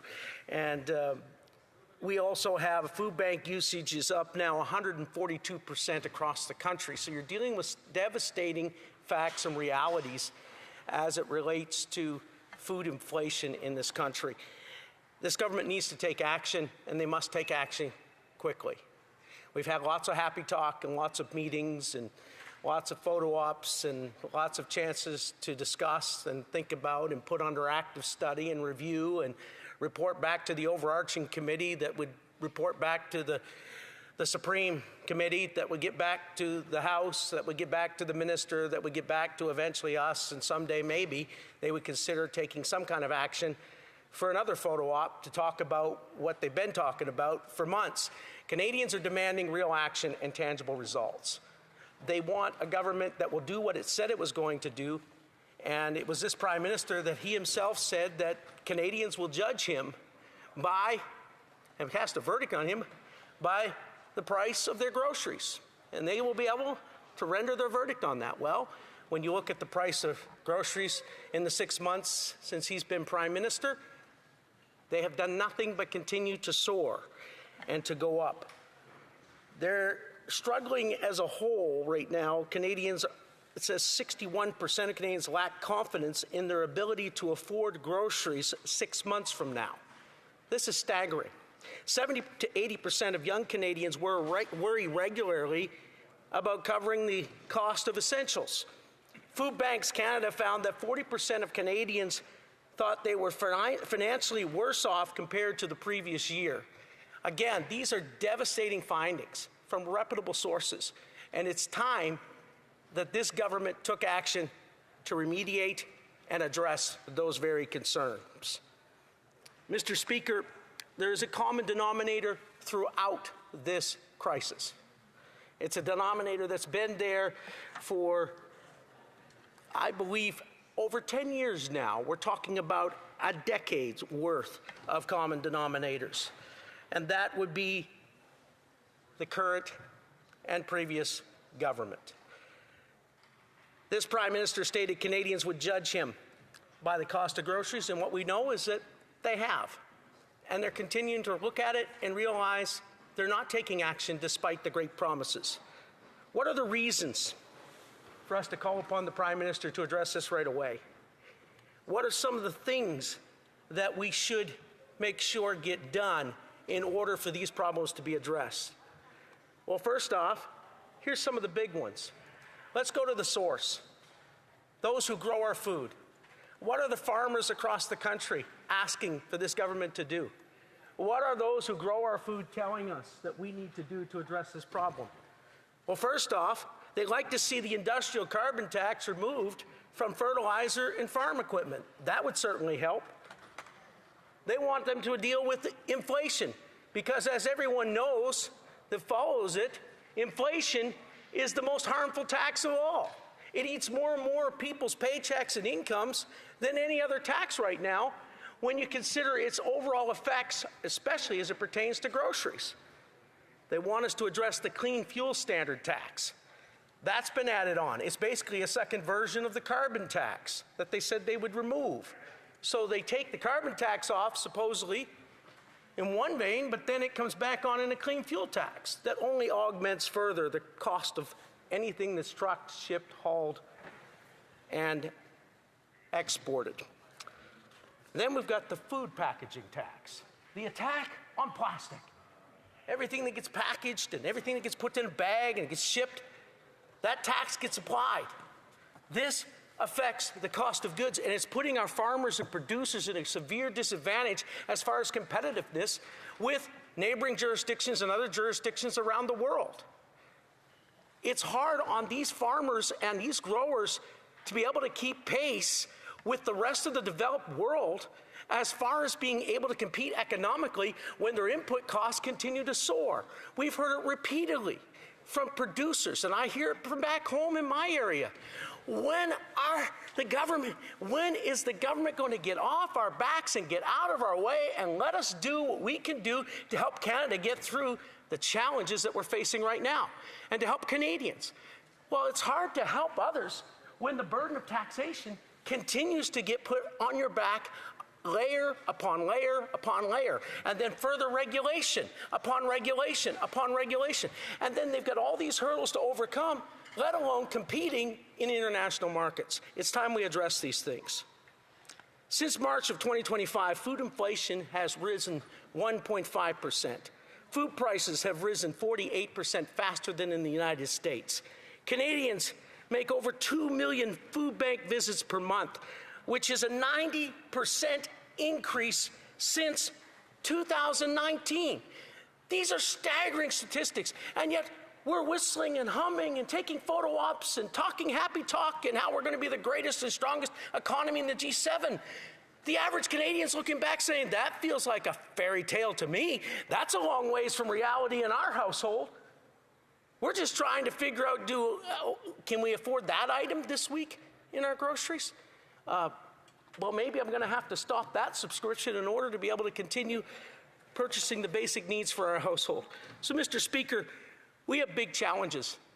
And I want to talk just a brief moment here as I come to a close about the impacts of this on rural Canada. I'm a rural Canadian. I live in rural New Brunswick.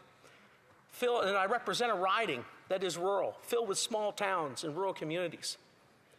And the impacts of this government's approach to various regulations and taxations and policies has had a discriminatory impact on rural Canadians. Whether it's the EV mandates that eliminates their ability to choose for them and their household the vehicle they want to drive that best meets their needs and their budgets, or whether it's the anti-firearms legislation they continue to bring in year after year that goes after their way of life, their traditions, or even now when it comes to the attack on farmers and those who are in the natural resource sector who see their input costs continue to go up and up year after year because of taxation. Why doesn't the government get on side with us, support our opposition motion, bring some relief to this sector that so desperately needs it, and help bring down the price of food across this country? Thank you, Mr. Speaker. And comments? Question commentaire. The Honourable Parliamentary Secretary to the Government House Leader. Yes, thank you, Mr. Speaker. And I guess I would ask the member to comment on 2 points. The government does understand and appreciate what's taking place in terms of the affordability issue. I've provided ample comment in regards to that. And we are taking actions in order to support and provide more disposable income in the pockets of Canadians. Having said that, I'm wondering if he would acknowledge in the month of July the food inflation was actually at 0%. And you had the Bank of Canada just last week actually reduce the interest rate, and that is a fairly positive signal to Canadians, meaning that we are hitting our inflation targets. If you could provide his thoughts on those 2 issues. Honourable Member for Tobique-Mactaquac. I respect my honourable colleague highly. Thank you for his question. And I just want to say, though, again, extremely misleading to the House, because there's no way possible a government can double its deficits and continue to spend at the rate they're spending and expect inflation to go down. Inflation is continuing to go up, especially as you look at competitive nations and comparative nations across various jurisdictions. And the cost of living, talk to the folks back home in New Brunswick, talk to the folks across Canada, especially in rural Canada, if they feel like, wow, our cost of living are suddenly dropping all of a sudden since the election. Not at all. They're feeling it more than ever, and it's time we addressed it. Before I go to the next member, just so I get careful when a member refers to misleading in the House, the adjectives and adverbs we use before that could get a member in deep trouble. So just cautioning the member. Questions et commentaires, questions and comments. Le député de Drummond. Honourable member for Drummond. Thank you, Mr. Speaker. I don't know if we have to wait for the member to wake up because his alarm's going off. It's a bit embarrassing. Mr. Speaker, I'd like to congratulate my Conservative colleague on his speech and his commitment. He's very engaged. This is something he cares about, clearly. But I don't think the solution to the problem, the major problem of food inflation, is as simple as what the Conservatives are proposing. It goes well beyond that. Does my colleague agree that more needs to be done to encourage agriculture to lighten their load far beyond scrapping some taxes, which ultimately have a very minor effect on grocery prices? The Honourable Member for Tobique-Mactaquac. Merci à ma collègue de Québec. I'd like to thank my colleague from Quebec for his question.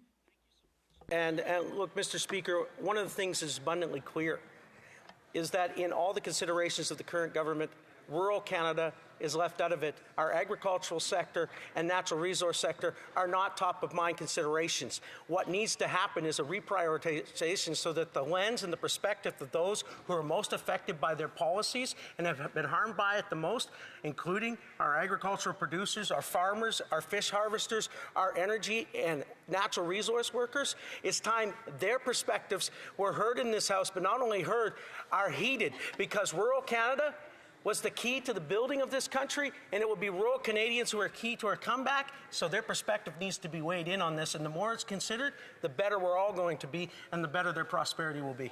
It's time for rural Canada to be heard. Questions and comments? The Honourable Member for Saskatoon South. Thank you, Mr. Speaker. I second the motion here today, and all we're saying is the Prime Minister, when he came in, said, judge me by food costs. Well, that's why the motion is. You know, I've had the opportunity all summer to go to various food outlets in my city of Saskatoon. All you have to do is sit around the meat freezer. People come, it's sticker cost shock. Families cannot afford to eat, and they are making choices, not good choices at the grocery store. I can tell you that because I've hung around them in my city. And I just want the Honourable Member from New Brunswick talk about that, as families now are making some drastic decisions at the food store that may not be healthy for their entire family because of cost. Honourable Member for Tobique-Mactaquac. Thanks to my honourable colleague for his great question and input, and it is so true. Canadians are facing really tough choices. They're facing some unbelievably difficult scenarios in their own households as they make decisions pertaining to their budgets, and that includes seniors and young people. And when I see in my own home area, like Woodstock, New Brunswick, at the local food bank, when their food bank usage has doubled since the same time last year, and she said it's from all age brackets, from youth to older. She's saying, Richard, this is at a crisis point. We have got to have additional help, and it's time we prioritized the plight of ordinary Canadians who are being hurt. Reprise du débat, le député de... Resuming debate. From the Parliamentary Secretary to the Government House Leader. Yes, thank you, Mr. Speaker. It is a point of order, debatable, possibly even a privilege issue.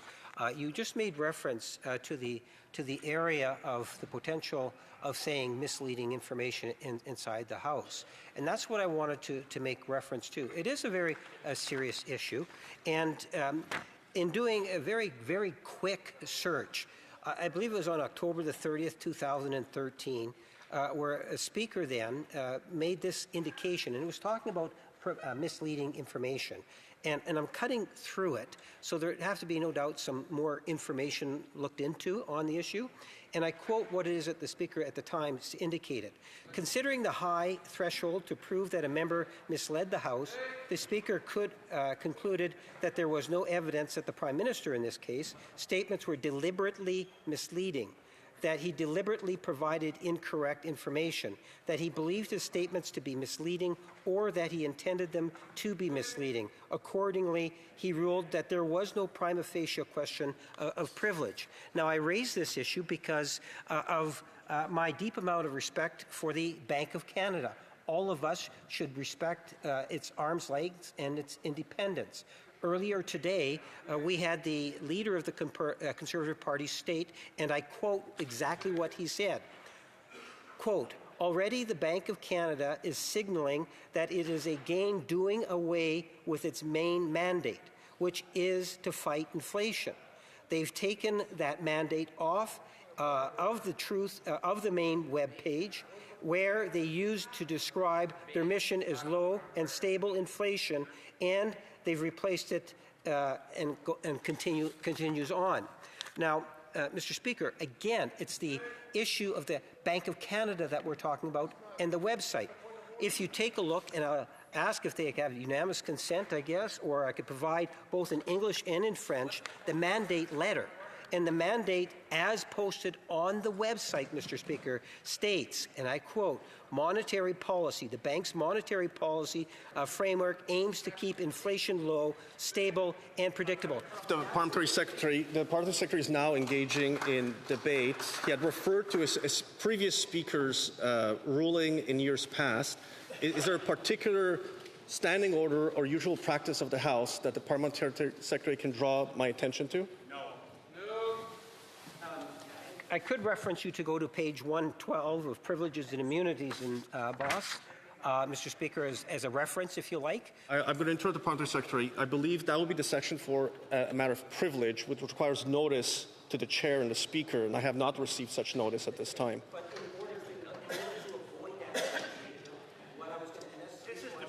So, I know, but sorry, I'm going to interrupt the Parliamentary Secretary. You cannot choose to do a point of order and a point of privilege, like both at the same time, and combine them together. You have to pick which one you are doing at the time you are rising. The Parliamentary Secretary was recognized on a point of order, and then clearly said was maybe a point of privilege, and was trying to explain referring to previous Speaker's ruling. That's why I let the Parliamentary Secretary continue. I have not heard what is the point of order at this time. So with that being said, Standing Order 10 then says, if I make a ruling in the Chair, there is no further debate on the matter. I would invite the Parliamentary Secretary to look at it, but also invite the member, if he wishes, to rise at a later point on either a point of order or a point of privilege. I leave that to the member to decide, but I would resume debate at this time. Order. À l'ordre. Reprise de débat. Resuming debate. The Honourable Member for Côte-du-Sud, Rivière-du-Loup, Kataskamit-Témiscouata. Thank you very much, Mr. Speaker. If I may, it's the first time I rise to speak in the House since we came back this fall, and I wasn't able to do so earlier, so I'd like to thank, if I could, the constituents of my riding who elected me with a very strong majority, and I'm very proud. I'm proud to represent you, proud to be here at the House of Commons for you. So thank you for your trust in me once again. Mr. Speaker, food inflation has become one of the toughest realities for Canadian families and Quebecers. Canadians even say that's not when they read the economic stats that they see the Liberal leaders. It's when they go to the grocery store. The Prime Minister has even said that Canadians should judge his government based on the cost of food. Well, Mr. Speaker, Canadians have judged them, and they still have given them a failing mark. Last year, food inflation reached 3.4% on the previous year. And this may seem simple, but we're looking at 70% higher prices than the target from the Bank of Canada, and roughly 80% more than overall inflation. And when you look at the details, it's even more shocking, Mr. Speaker. The cost of beef is up 12.7%. The overall price of meat is 7.2% higher. Coffee, and luckily I don't drink it, is 27.8%. Infant formula, 6.6% higher. Even canned soup, a basic good, is up 5.3%. These are not luxury goods, Mr. Speaker. These are foodstuffs that families eat every day and every week. The result, roughly 5.4% of households, or 1/4 of them, face food insecurity. This is the highest figure we've ever seen. In Toronto, for example, the Daily Bread Food Bank sees more than 4 million visits every year, roughly twice the number they had even 2 years ago. Imagine that. It's doubled in 2 years. So countrywide, Food Banks Canada has given the Liberal government a failing rate on poverty and food insecurity. But if I may, Mr. Speaker, I would like to bring this debate back to my riding in Quebec. Masson-Kamouraska is at the heart in the fight against food insecurity.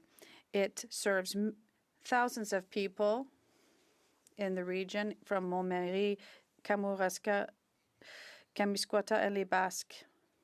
The only one that's not in my riding is Les Basques, but the other areas, there are roughly 75 municipalities. So there's a lot of people there, a lot of municipalities, and the figures are alarming.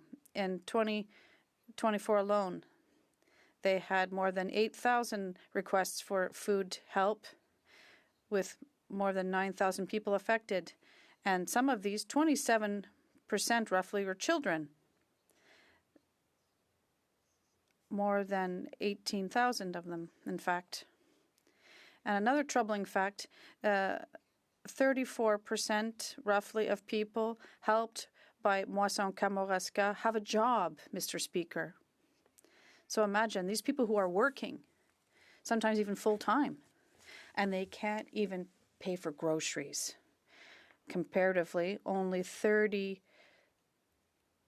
people who go to that food bank receive social assistance. This means there are people who are in the middle class that the government has been boasting about recently, saying that they help the middle class. And these people, well, there's more of them that go seek food help than people who are on welfare. So this is what the director said to me. She said, most of my clients right now are not people on welfare, but are their middle class customers, workers who cannot make ends meet or can no longer make ends meet. And this organization has also said that food banks in Kamouraska provide food every 4 weeks, and we had to provide alternatives such as baskets of produce so people can meet their essential needs between the two distributions of food we provide. And it means community organizations, we have to thank them for the wonderful work they do. But let's be clear. Families who are working shouldn't have to wait 4 weeks to receive a food basket or food fridge. And this fall, once again, when the schools came back, the food bank saw a rise in visits, both from families and working people. Mr. Speaker, parents are unable to cover the costs of going back to school and also provide groceries and have their children eat suitably. And that's the reality in my region. I could even go even further. This is a direct consequence of Liberal inflation. The Liberals have been in power for roughly 11 years now, and for 11 years, the consecutive deficits are piling up in Canada. What does this mean? It means we have inflation that keeps rising, and the PBO this morning, as I would like to remind you, said that the deficit would be at least $65 billion, which is more than what was predicted by the government or the former Minister of Finance, who left because the deficit was too high. But it's going from bad to worse. And Mr. Speaker, I would also like to underscore the work of Maison de la Frontière in Montmagny as well. These are all organizations that help provide food in my region. There's also some in Témiscouata. We shouldn't even have to have these organizations, and they've been in place for a long time, but we shouldn't have to have them because we shouldn't have to need to go get food. And Statistics Canada said that 55.7 people of Canadians who earn under $70,000 a year have to spend their money only on lodging and food and transportation, and 43% of Canadians spend more than 30% of their income only on lodging. So in addition to rising taxes, mortgage prices that are going up, rents are going up, we understand why so many families are knocking on the doors of food banks. And Liberals promised in 2023 they would work with the 5 big grocers to bring prices down. I remember this. The Minister of Finance today, the member for Champlain, the Minister of Finance, was boasting in the House of Commons. He was saying, you'll see, we're going to bring grocery prices down. We're going to work with the big grocery chains. And what was the result, Mr. Speaker? Prices went up around 6.4% since then. So now the Liberals are breaking their promises, and things are just getting worse. And this is why and also their useless spending is getting work. They're spending billions on private consultants, and once again they're promising that they're going to bring their spending down. But Ottawa's expenses are up 15%. And yesterday I was at the Heritage Committee. I asked the public servants. They said they're going to have to cut this money, but where? So we're looking forward to seeing how that will pan out. And deficits keep on getting worse and making the national debt worse. Another $65 billion or maybe even more, and everything spills over. The PBO said this morning that in 2030, in 5 years or less, roughly $80 billion will be going to pay down our national debt. And this is more than what we pay to health transfers across Canada. It's incredible. So all of this drives up inflation, and it weighs on Canadian families. The Conservatives are proposing another way forward. We want to get spending under control and cut costly contracts with consultants, take away tax pressure, and allow Canadians to once again be able to pay for lodging, transportation, and affordable groceries. In my riding, more than 1/3 of food banks are used by middle-class workers, and this is absolutely unacceptable. Thank you. Questions and comments? The member for Saint-Jean. The honourable member for Lac-Saint-Jean. Thank you. I find this unfortunate because the idea was good, but the motion as it was written, unfortunately, is wrong. You can't vote for this. A tax is imposed by a state to pay for services, but they're calling everything a tax. Deficit is not a tax, particularly if it's caused by lowering taxes.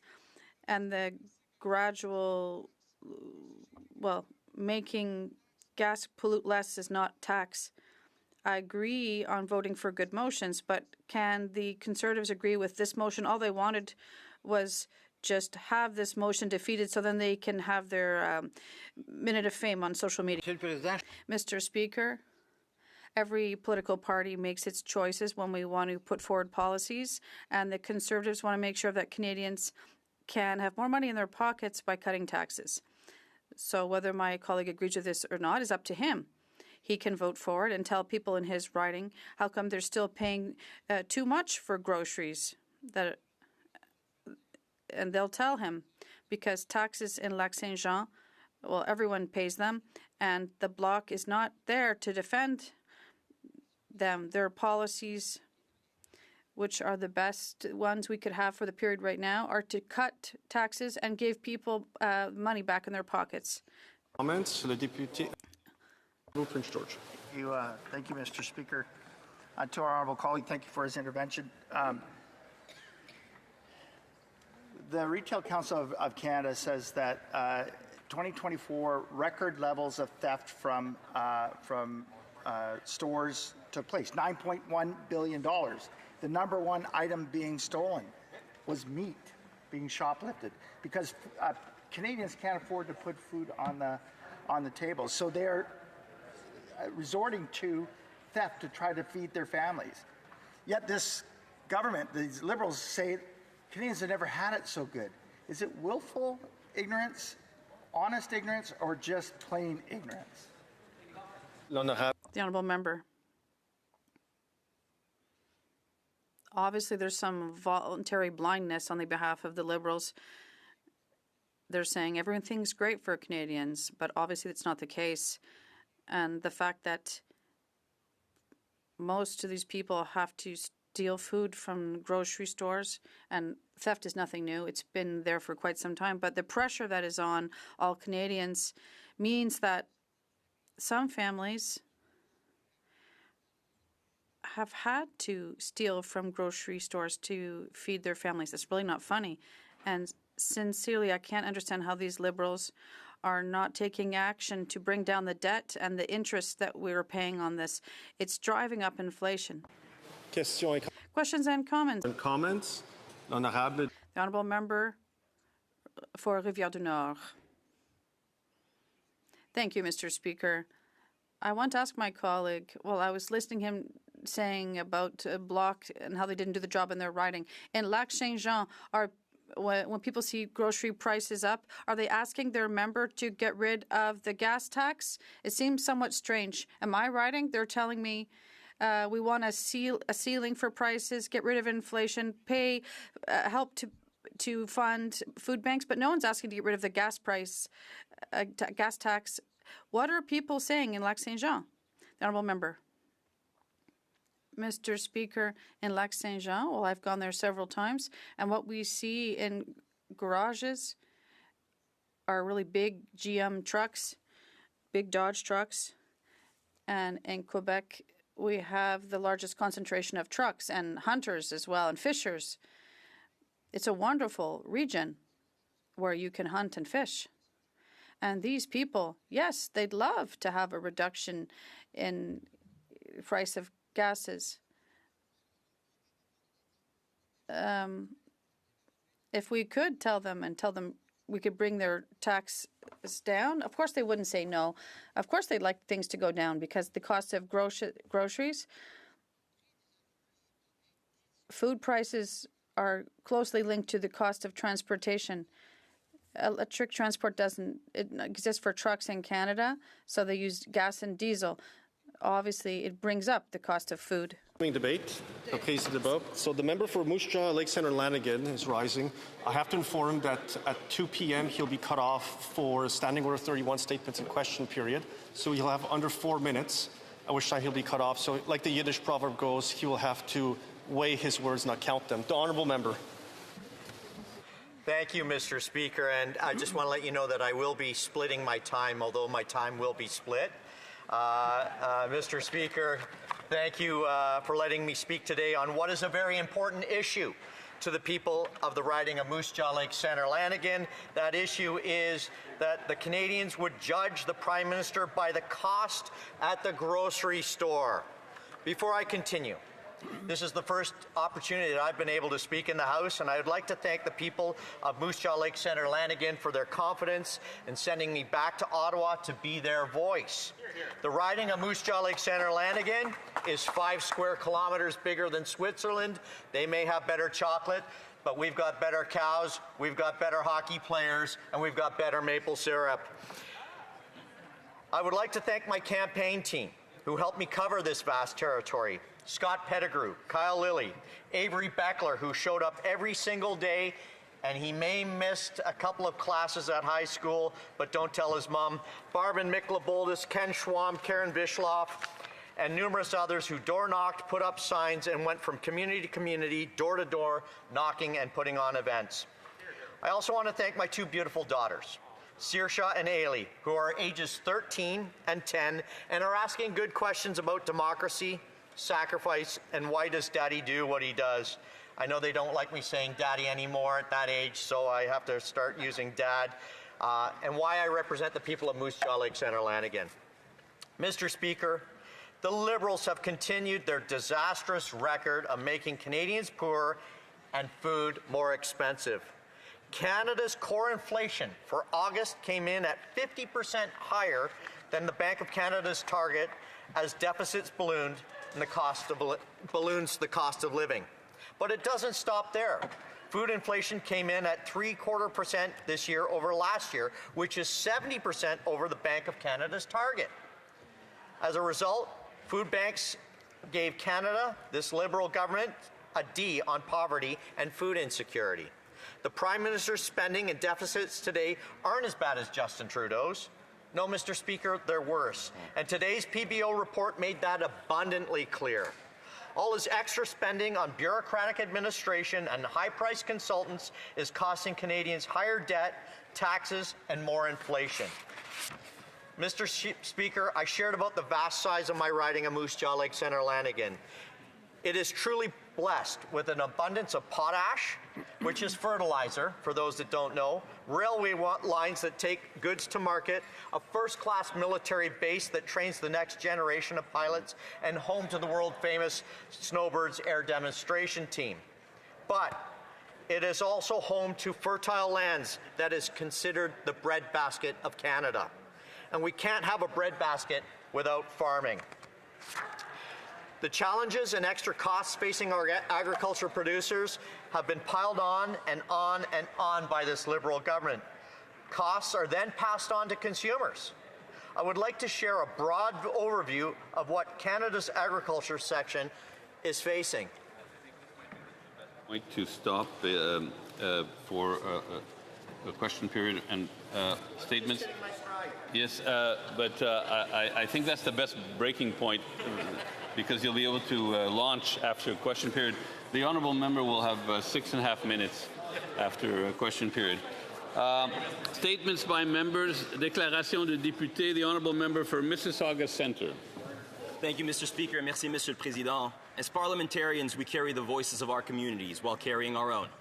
Mine is that of a Palestinian Canadian. I am the son of parents who never had a country they could truly call their own until they became Canadian.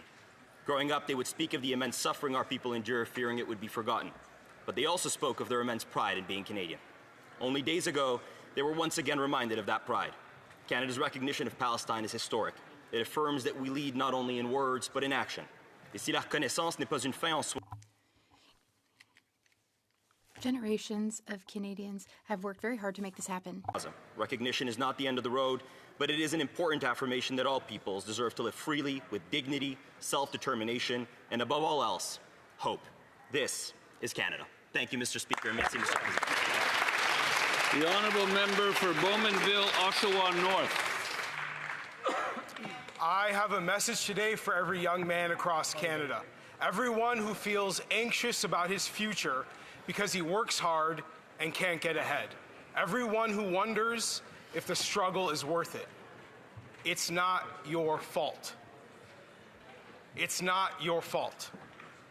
You are not the problem in this country. In fact, you are a big part of the solution. You deserve better leadership in Canada. You deserve a government that empowers you to live up to your potential. And the reality is that that's not the case right now. You deserve better, and a brighter future is possible. A future where you are valued and encouraged, a future where you are treated like a priority. We need you, and we need you to speak clearly, tell the truth, organize, and be undeniable. We need you to help us restore the North. The honourable member for South Surrey White Rock.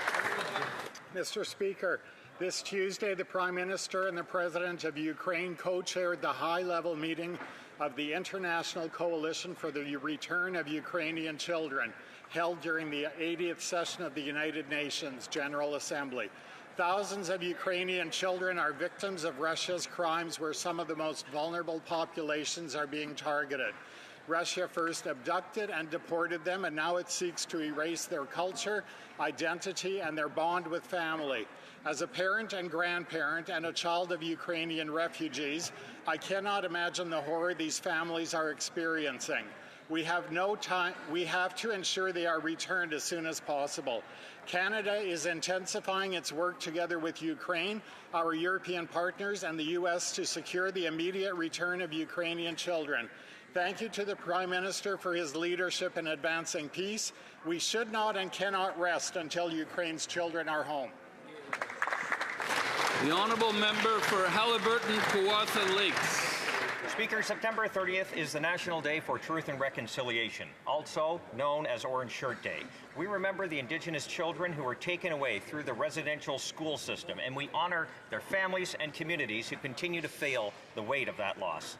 Orange Shirt Day began with Phyllis Westad in Williams Lake, British Columbia, also the hometown of my seatmate, who at just 6 years old had her new orange shirt taken away on her first day of residential school. That shirt has become a symbol of what was stolen and a reminder that every child matters. But reconciliation cannot be marked by a single day. It's about wearing orange, yes, but also about listening, learning, and committing action every day and ensuring that no Indigenous child should ever again feel invisible, neglected, or unworthy. Let us remember the children. Excuse me, l'honorable député de Berthier-Masquinongé. Moi, je vous entends même pas là pour les. We don't have any interpretation into French. We're not hearing interpretation. Is interpretation working now? Now, it's good?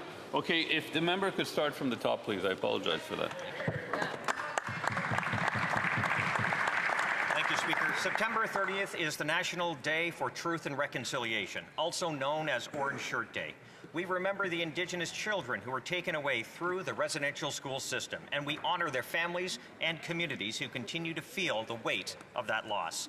Orange Shirt Day began with Phyllis Webstad in Williams Lake, British Columbia, also the hometown of my seatmate, who just at 6 years old had her new orange shirt taken away on the first day of residential school. That shirt has become a symbol of what was stolen and a reminder that every child matters. But reconciliation cannot be marked by a single day. It is, yes, about wearing orange, but also about listening, learning, and committing to action every day and ensuring that no Indigenous child should never again feel invisible, neglected, or unworthy. Let us remember the children who never came home, honor the survivors who carry those stories, and work toward a future where justice, respect, and dignity are the foundation of true reconciliation. And let us say today and every day, never again. There you go.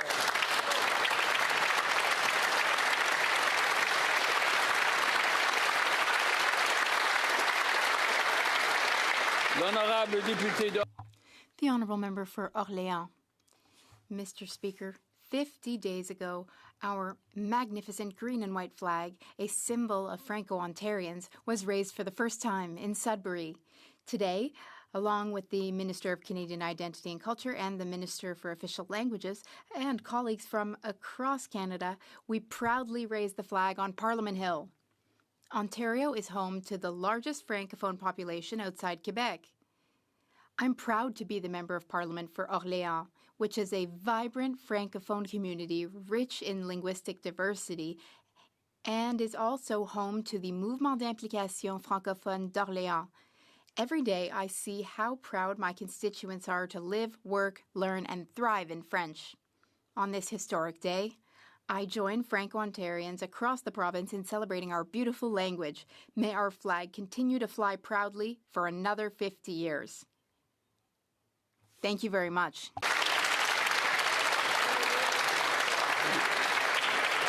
The Honourable Member for Kapuskasing, Timmins, Mushkegowuk. Monsieur le Président. Mr. Speaker, September 25th is a special day for Franco-Ontarians. 50 years ago, we unveiled the first ever Franco-Ontarian flag. I'd like to quote Maurice Duplessis. He said, "To celebrate our flag, a flag is a symbol. A flag is a sign of unity and togetherness. A flag is a way to show our pride. A flag shows our desire to live and survive. A flag says that we are someone, that we come from people before us, that we want to live our lives respecting the rights of each and every other person. And we want all of our rights, freedoms, and prerogatives respected too. That's what our Franco-Ontarian flag means to us.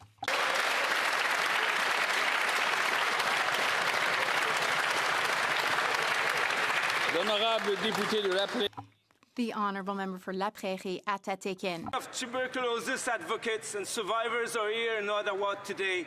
They've come from across Canada and across the world to raise awareness among parliamentarians about the ancient infectious disease that remains the deadliest in the world. Their tireless effort have pushed government worldwide to act on TB. Despite the successes, TB still claims the lives of over 1.2 million people each year. Here in Canada, TB disproportionately affects Indigenous communities, as we've seen with recent outbreaks in Nunavut. Canada has been a global leader in our fight to end TB. Our investment in the global funds have helped to save countless lives, and Canadian researchers have helped to transform the way we can detect and treat TB. As the United States pulls back from our world, Canada's continued leadership is critically needed to end this deadly disease. Join me in thanking the advocates here today who are working tirelessly to achieve this work.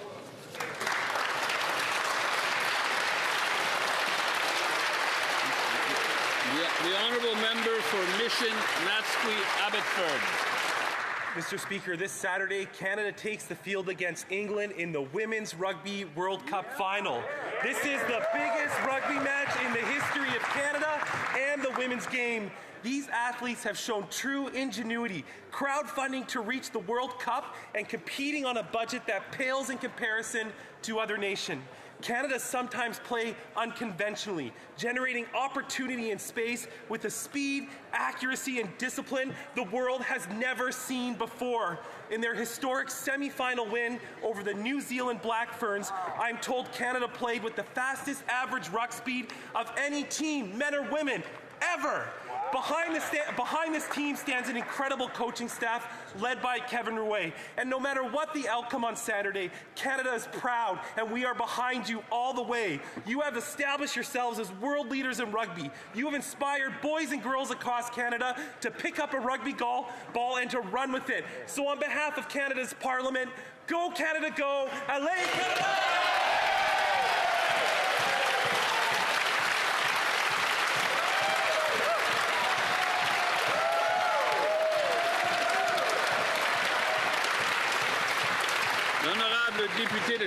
The Honourable Member for Shefford.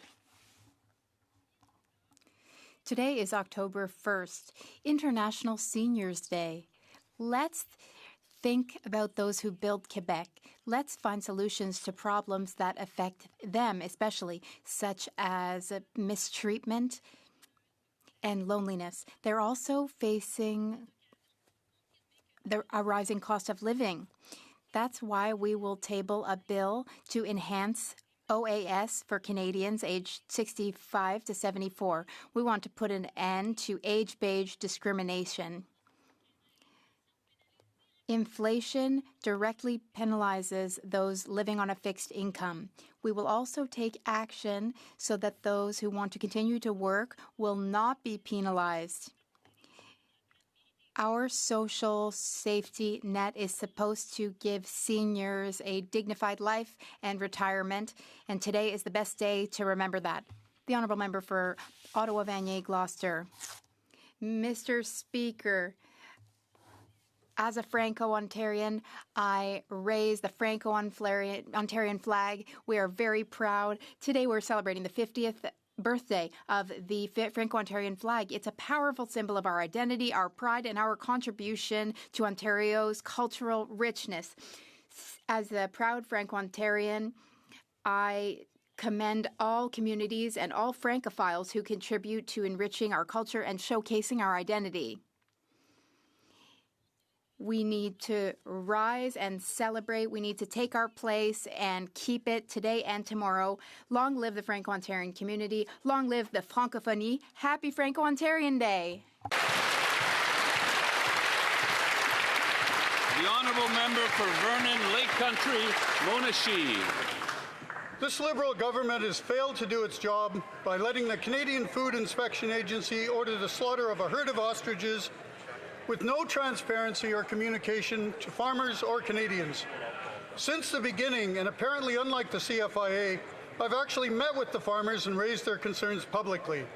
These farmers love their animals. Senior academics are begging for access to potential research on diseases. Canadians are traveling from all over across the country in outrage. This communication fiasco has been allowed to escalate into a crisis, and now tens of thousands of Canadians have raised their voices on the issue, wanting to know why. Why isn't the Liberal Agriculture Minister forcing the CFIA to properly retest these 400 ostriches? Why would the Liberal Health Minister want to throw away valuable potential medical research? The nation is watching and Canadians demand answers. Why won't you explain yourselves?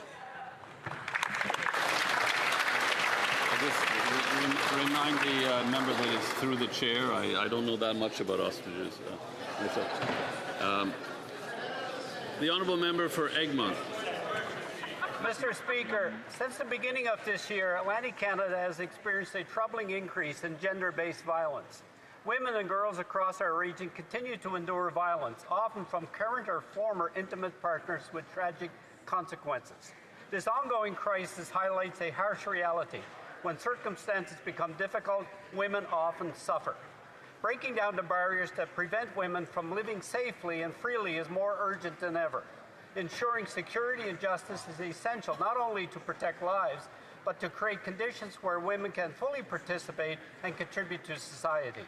Building on what my colleagues have shared earlier this week, we must recognize and support the strength of survivors and the dedication of those working tirelessly to address this issue on the ground.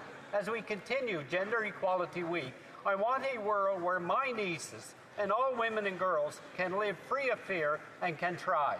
Hear, hear. The honourable member for Edmonton West. Mr. Speaker, every dollar this Liberal Prime Minister spends comes right out of the pockets of Canadians. The Parliamentary Budget Officer says the deficit this year is going to be at least $26 billion higher than the projection just 6 months ago. These money-printing deficits drive up the cost of everything we buy, and that is why we have an inflation tax. And nowhere is this more evident than at the grocery store. In August, food inflation outpaced all other inflation by 84%. Food prices have climbed 48% faster in Canada than in the U.S. Under the Liberals, Canadians are paying 33% more for beef sirloin, 26% more for soup, and 20% more for sugar. The Daily Bread Food Bank warns visits will increase millions above last year, and Canadians are going without meals. The Prime Minister said he would be judged by the price of groceries. Well, the verdict is in. He's a high-promising, low-delivering failure. The honourable member for Prescott Russell Cumberland. Mr. Speaker, today we are celebrating Franco-Ontarian Day. This year is particularly special as we're also marking the 50th anniversary of the Franco-Ontarian flag. This flag remains a living symbol of pride and unity for Ontario's Francophone community. This week in Prescott Russell Cumberland, people are celebrating this historic day with flag-raising ceremonies and celebrations in Castleman, in Rockland, Hawkesbury, Saint-Albert, Embrun, and Alfred. And so many other celebrations have occurred in all communities in the riding. Each of these events showcases French language and culture. To this wonderful community, thank you for enriching the National Capital Region, Ontario, and all of Canada. Happy Flag Day and Happy Franco-Ontarian Day.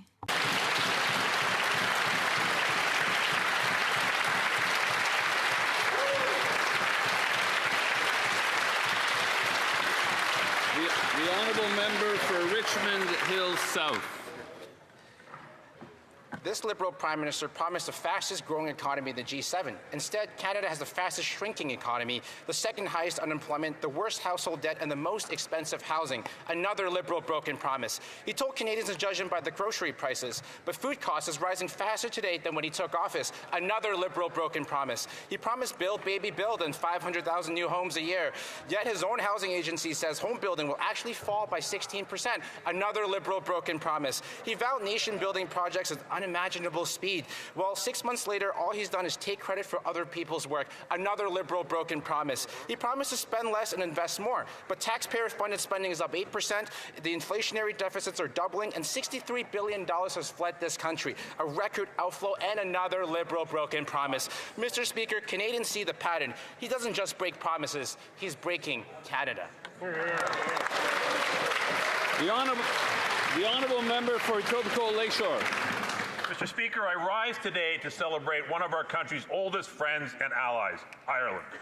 The ties that bind our two countries are many: economic, historical, cultural, and emotional. In 1866, the first transatlantic cable between Europe and North America connected Canada and Ireland. Irish Canadians helped build our country, and during challenging economic times, Canada and Ireland have stood together to ensure our nations thrive. The resolution of the Troubles in Northern Ireland was a result of a common desire for peace and hard work, and Canada was there, leading to the historic Good Friday Agreement signed almost 30 years ago. Canadian General John de Chastelain helped steer that process and was responsible for getting the guns out of Northern Ireland. Today, we welcome the Irish Taoiseach, Micheál Martin, to Ottawa to join with Canada in our ongoing efforts to make the world a better place. Today's meeting is not just a meeting between two great countries, but it's a meeting between two great friends. Thank you for coming to Canada. You are always very welcome here.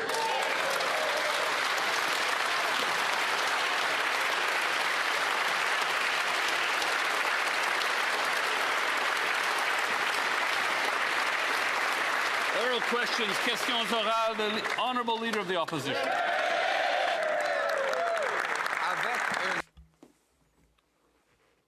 With another pointless and costly trip, the Prime Minister is fleeing scandal, inflation, and crime, and problems related to the Public Safety Minister here at home.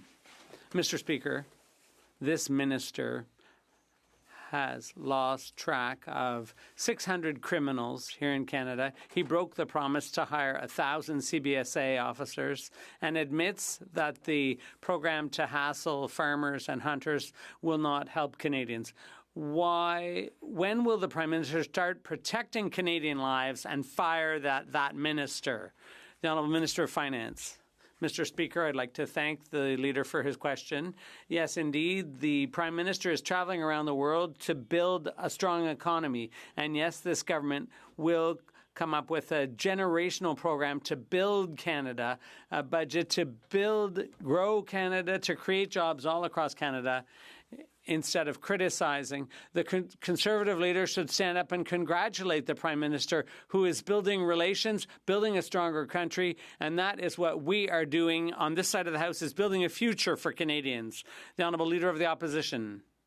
Other costly and useless photo op tour to escape the inflation, criminality, housing price crisis, and of course the scandal around his public safety minister. That minister who lost track of 600 foreign criminals on our streets, broke the Liberal promise to hire 1,000 new border guards, and was caught on tape admitting that the Liberal plan to harass farmers and duck hunters has nothing to do with saving lives and everything to do with preserving the Prime Minister's political fortunes. Will the Prime Minister put Canadian lives first and fire this minister? Honourable Minister of Finance. Speaker, it's another day, but it's the same old Conservative, Mr. Speaker. On this side of the House, we're about building a future. We're going to present a budget that's going to build this nation, Mr. Speaker. It's going to be a generational investment in our future. We're going to build a country. We're going to build jobs. We're going to create the opportunities for young people in this country. We're going to build the strongest economy in the G7, and we hope the Conservative will vote for this budget because it's about building our nation, Mr. Speaker. The Honourable Leader of the Opposition. My mother and people like her actually built this nation, and today is my mom's birthday.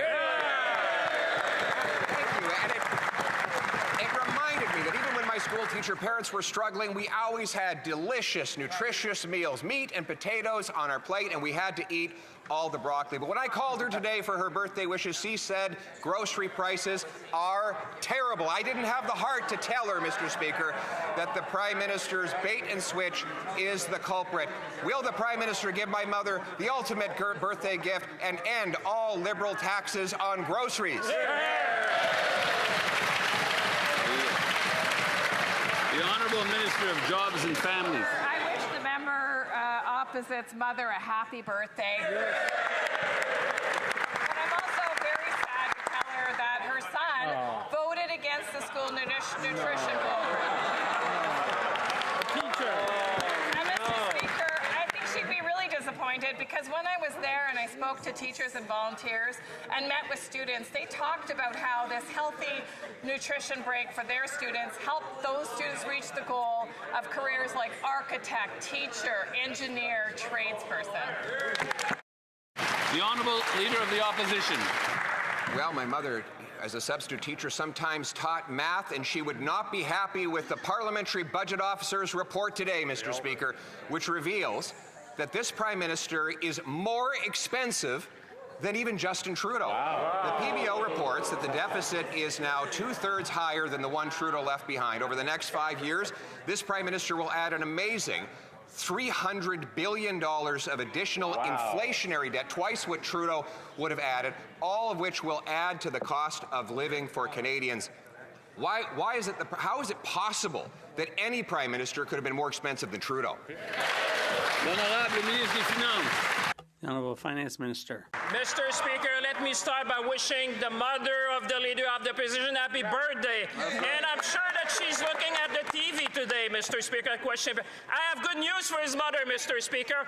We cut our taxes, Mr. Speaker, along with 22 million Canadians. I don't know his mother, Mr. Speaker, but I know in her heart she must be proud of this Liberal government. That we cut taxes, that we're fighting for families, that we're going to build the country of the 21st century. Let's celebrate, Mr. Speaker.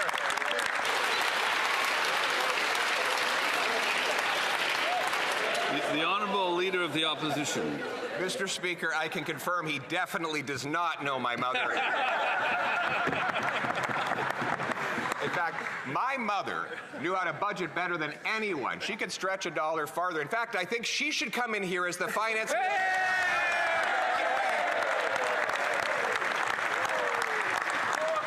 We sure wouldn't have a PBO report showing the government adding 1/3 of $1 trillion of extra deficits. We know that every single dollar this Prime Minister spends comes out of the pockets of hard-working Canadians. Why don't they know that? The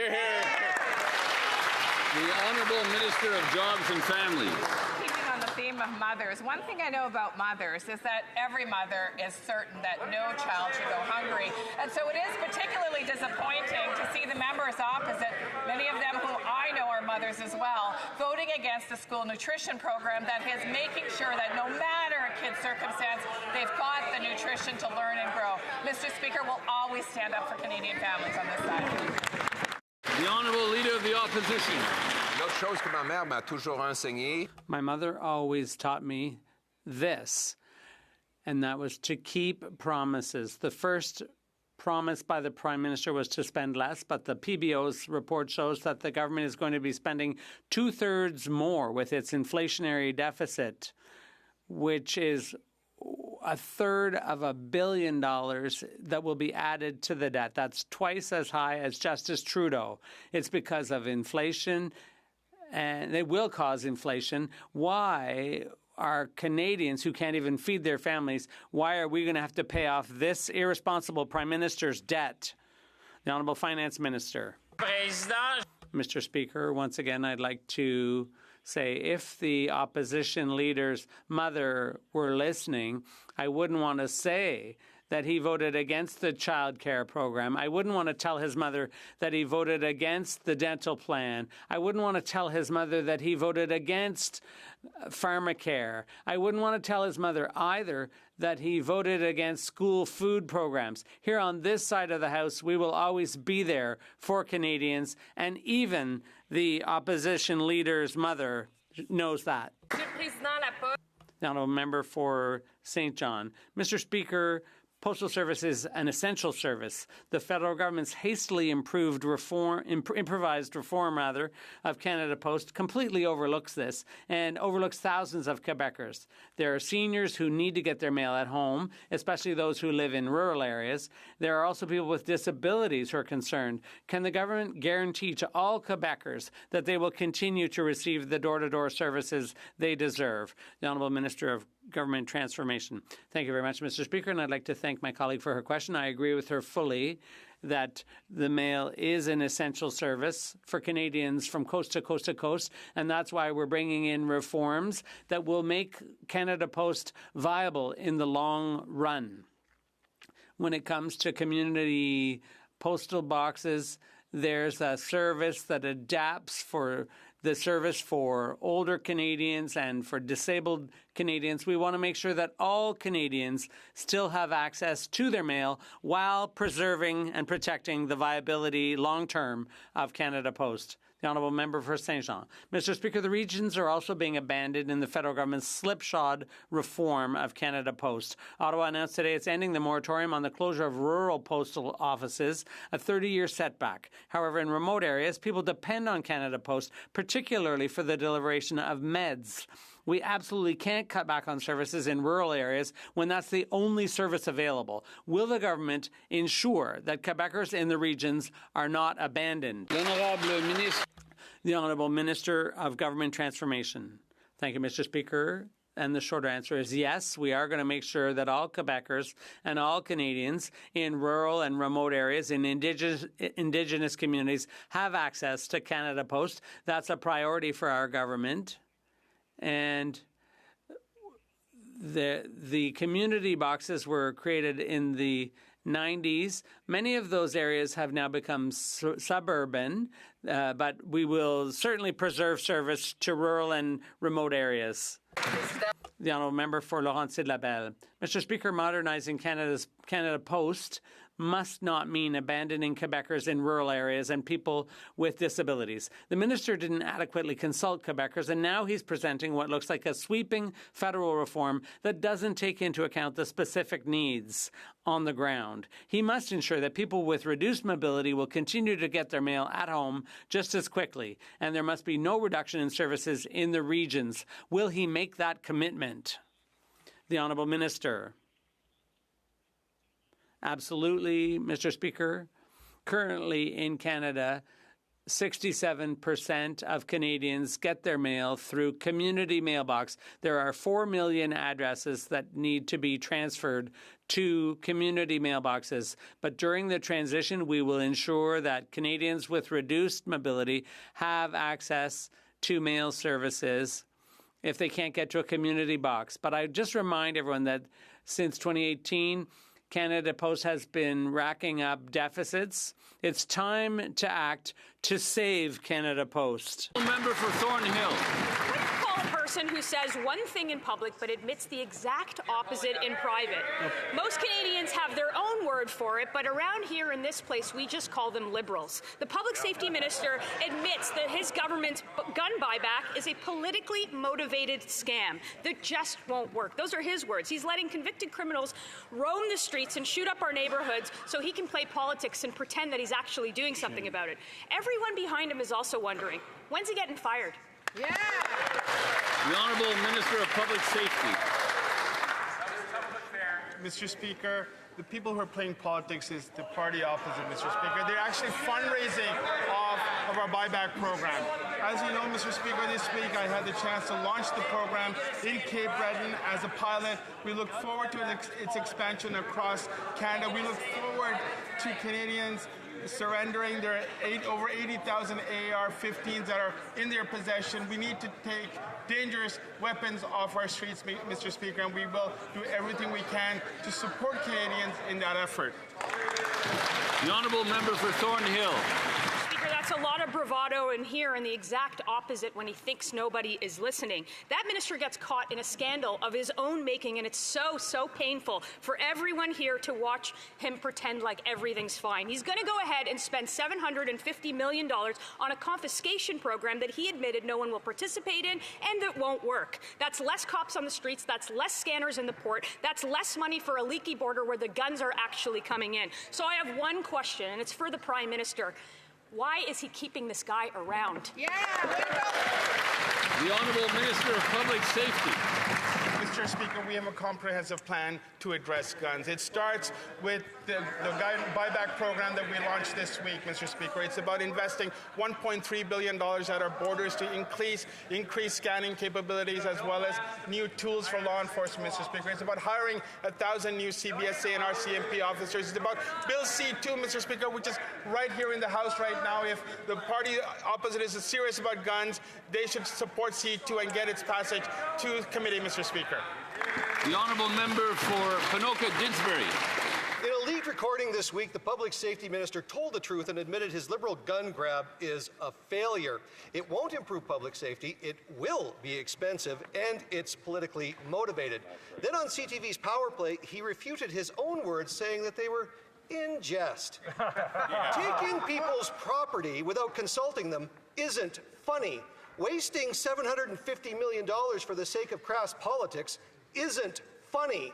And demonizing vetted, tested, law-abiding Canadians isn't funny. The only funny thing here is that this minister still has his job. When will the Prime Minister fire him? The Honourable Minister of Public Safety. Mr. Speaker, law-abiding citizens abide by the law.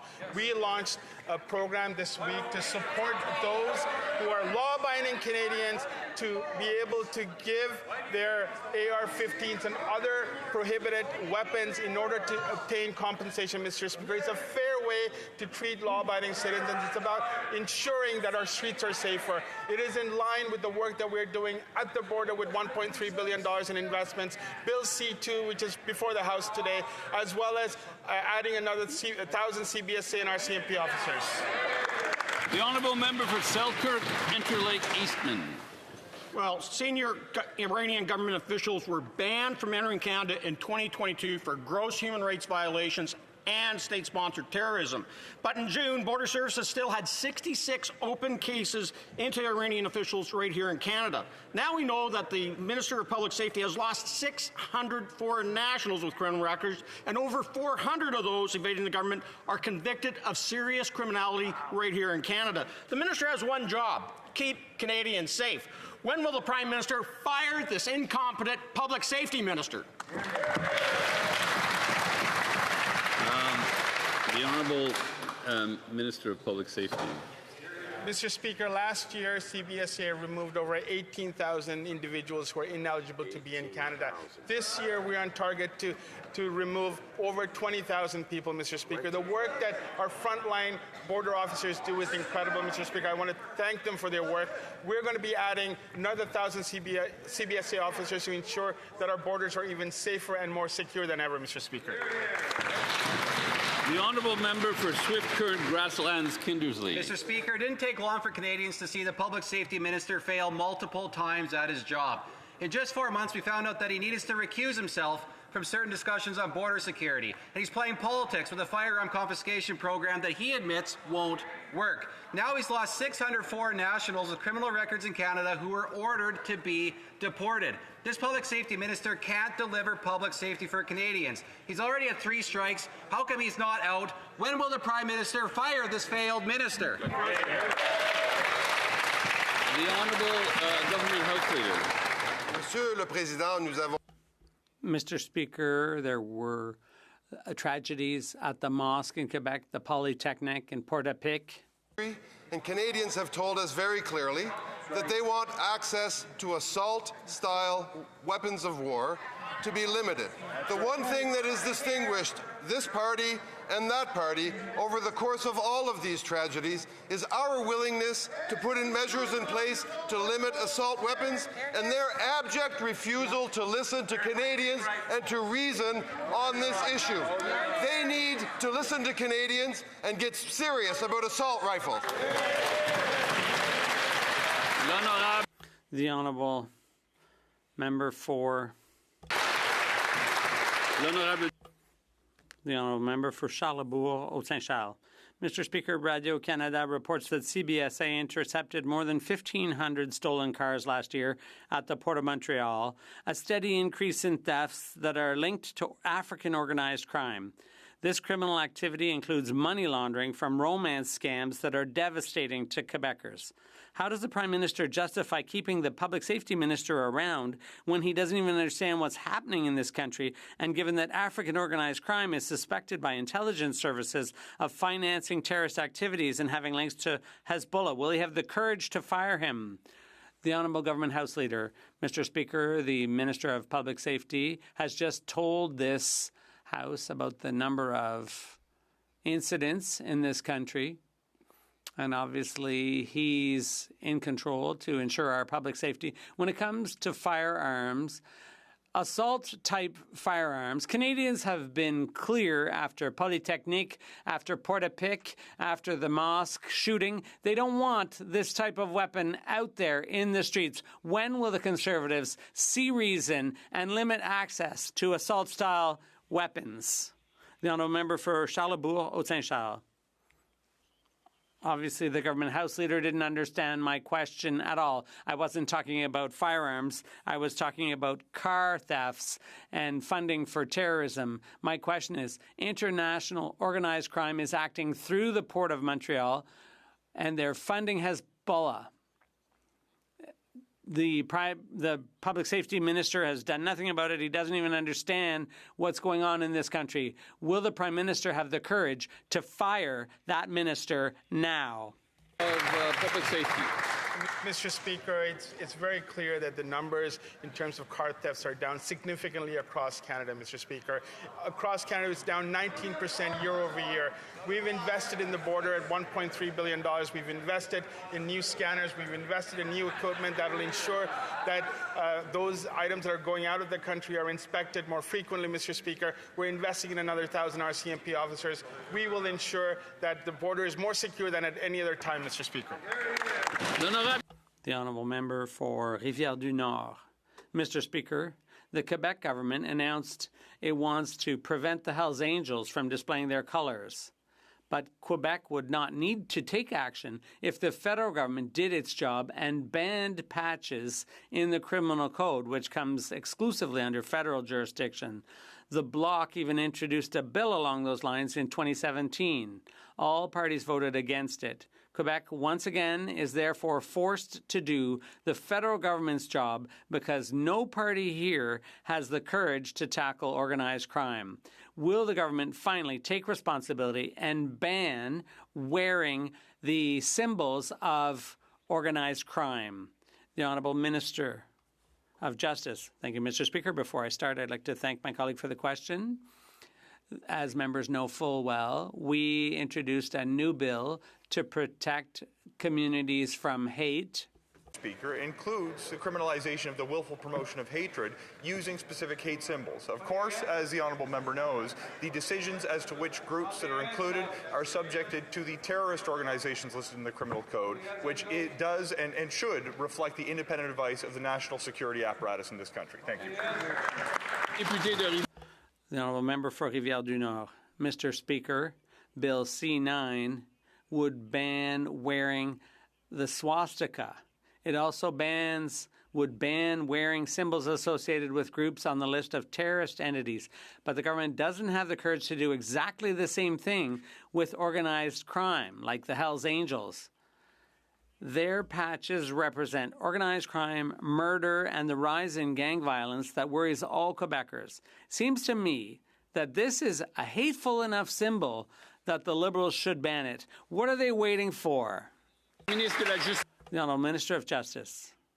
Mr. Speaker, the bill specifically includes symbols that intentionally promote hate, including Nazi symbols, and at the same time, the symbols of terrorist organizations. The decisions as to which organizations are treated as terrorist organizations in this country are made independently by the national security apparatus. However, should the honourable member wish to put this to the parliamentarians through the committee process, he has something he can do: vote in support of this legislation, send to committee, and say his piece in front of all members. The honourable member for Calgary East. Justin Trudeau tried to make groceries the most expensive in Canadian history. This Prime Minister said, "Hold my champagne." In August, food inflation outpaced overall inflation by 84%. And now the Parliamentary Budget Officer said the deficit could soar to $70 billion. It's these Liberal deficits that fuel the inflation tax that made grocery prices go up. Why is this Prime Minister so obsessed with making grocery prices more expensive than Justin Trudeau did? The Honourable Minister of Jobs and Families. Mr. Speaker, the school nutrition program is saving Canadian families on average $800 a year in food costs, Mr. Speaker, and that's just one example of the work that we've been doing to ensure that Canadians have an affordable quality of life. Mr. Speaker, the dental care plan in my riding is changing the lives of small business owners and artists who have gone for many years without dental care and who just for the very first time have been able to access affordable dental care. That's the kind of support the families expect, and that's what they get with the Liberal government. The honourable member for Calgary East. That food program is feeding bureaucracy and not kids. This finance minister made a grand show, said he was going to haul in all the grocery store CEOs and tell them what was on his mind and say, "Hey, buddy, you better lower the grocery prices or else."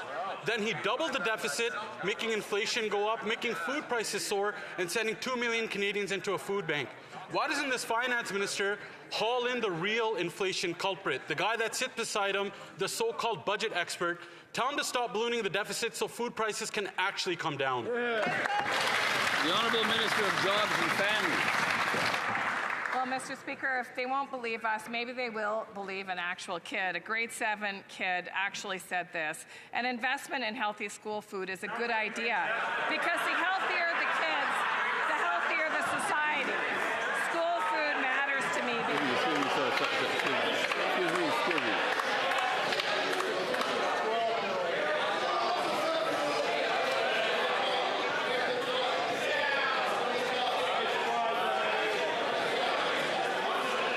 Please, colleagues. I would like to hear what that 12-year-old had to say as well. So from the top, please. Speaker, when a grade 7... Please. Colleagues. A moment, Minister. I can't hear you.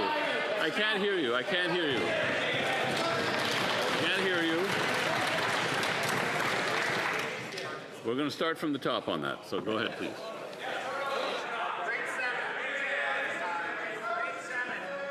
Well, Mr. Speaker, let's start with the voice of a child, advocating for other children in this country. This is what this grade 7 Canadian young person said: "An investment in healthy school food is a good idea because the healthier the kids, the healthier the society. School food matters to me because kids should be healthy."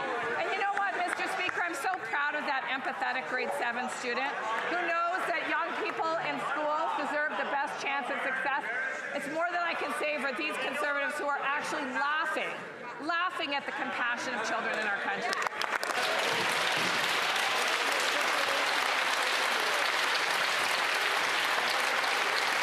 The honourable member for Brandon Souris. That minister is so out of touch because she doesn't understand that those kids still are hungry every evening and every weekend and every summer holiday because their parents can't afford to put food on the table because of this Liberal government's inflationary deficits that are driving up food costs 48% faster in Canada than in the United States since this Prime Minister took office. The Prime Minister asked to be judged by the cost at the grocery store, and we're well past Judgment Day. Money printing deficits plus record high food bank use plus Does Canadian skipping meals equal an F for this Liberal government? Will the Liberals vote for our Conservative motion to cut their inflationary taxes on food prices for Canadians today? The Honourable Government House Leader. Mr. Speaker, we just witnessed something pretty shocking in this House.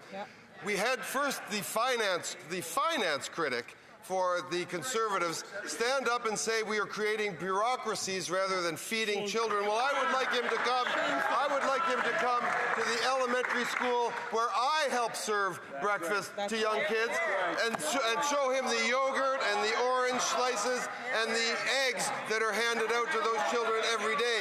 And to this member, no, we won't vote for their motion. We are going to be busy over here putting in place supports for Canadians that he will vote against.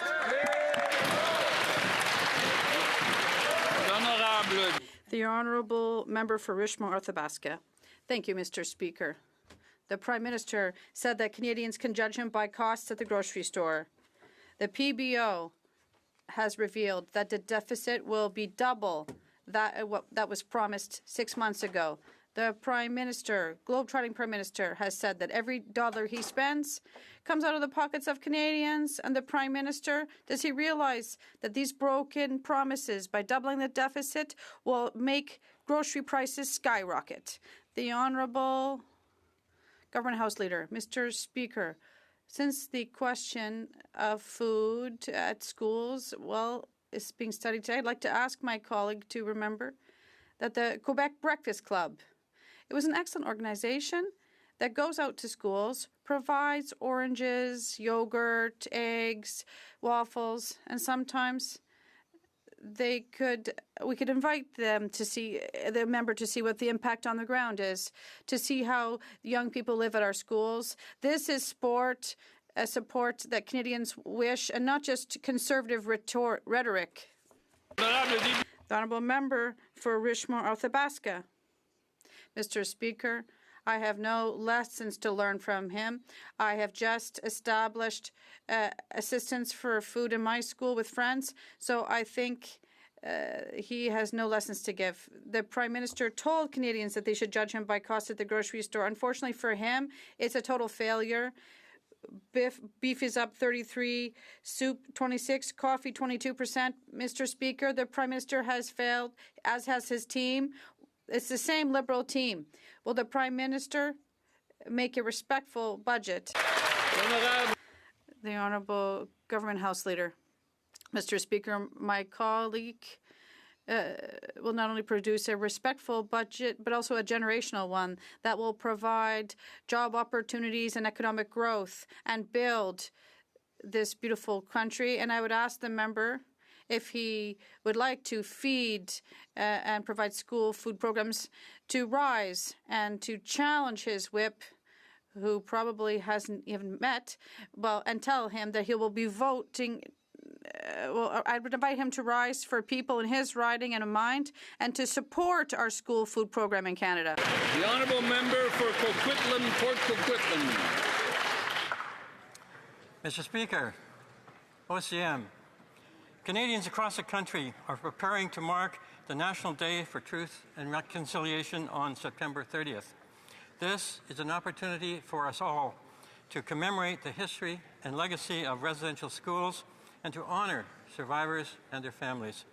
Can the Minister of Crown Indigenous Relations share with us the importance of this day and how Canadians can do their part to address the legacy of the residential school system and advance reconciliation?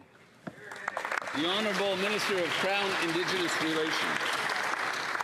Thank you, Mr. Speaker, and thanks to my colleague for the great question and the great work in his riding. On the National Day for Truth and Reconciliation, we honor the children who never returned home and stand with survivors, their families, and communities living with the legacy of residential schools. In response to Call to Action number 80, this day was established as a federal statutory holiday in 2021. Since then, our government has supported hundreds of community events every September 30th, including 339 this Tuesday across the country. I encourage my colleagues and all Canadians to participate in ceremonies or events in their communities to reflect, remember, and recommit to the ongoing work of reconciliation. The Honourable The honourable member for Long Range Mountain. Mr. Speaker, every dollar this Prime Minister spends adds to the deficit and pushes the price of food higher for Canadian families. In fact, the Parliamentary Budget Officer revealed the deficit will be higher than he promised just 6 months ago. Runaway deficits drive up the price of everything we buy. It's a tax on working families. The Prime Minister said we could judge him by the prices at the grocery store. When will the Prime Minister finally admit that this is another broken promise? Well done. Honourable Secretary of State for Financial Institutions.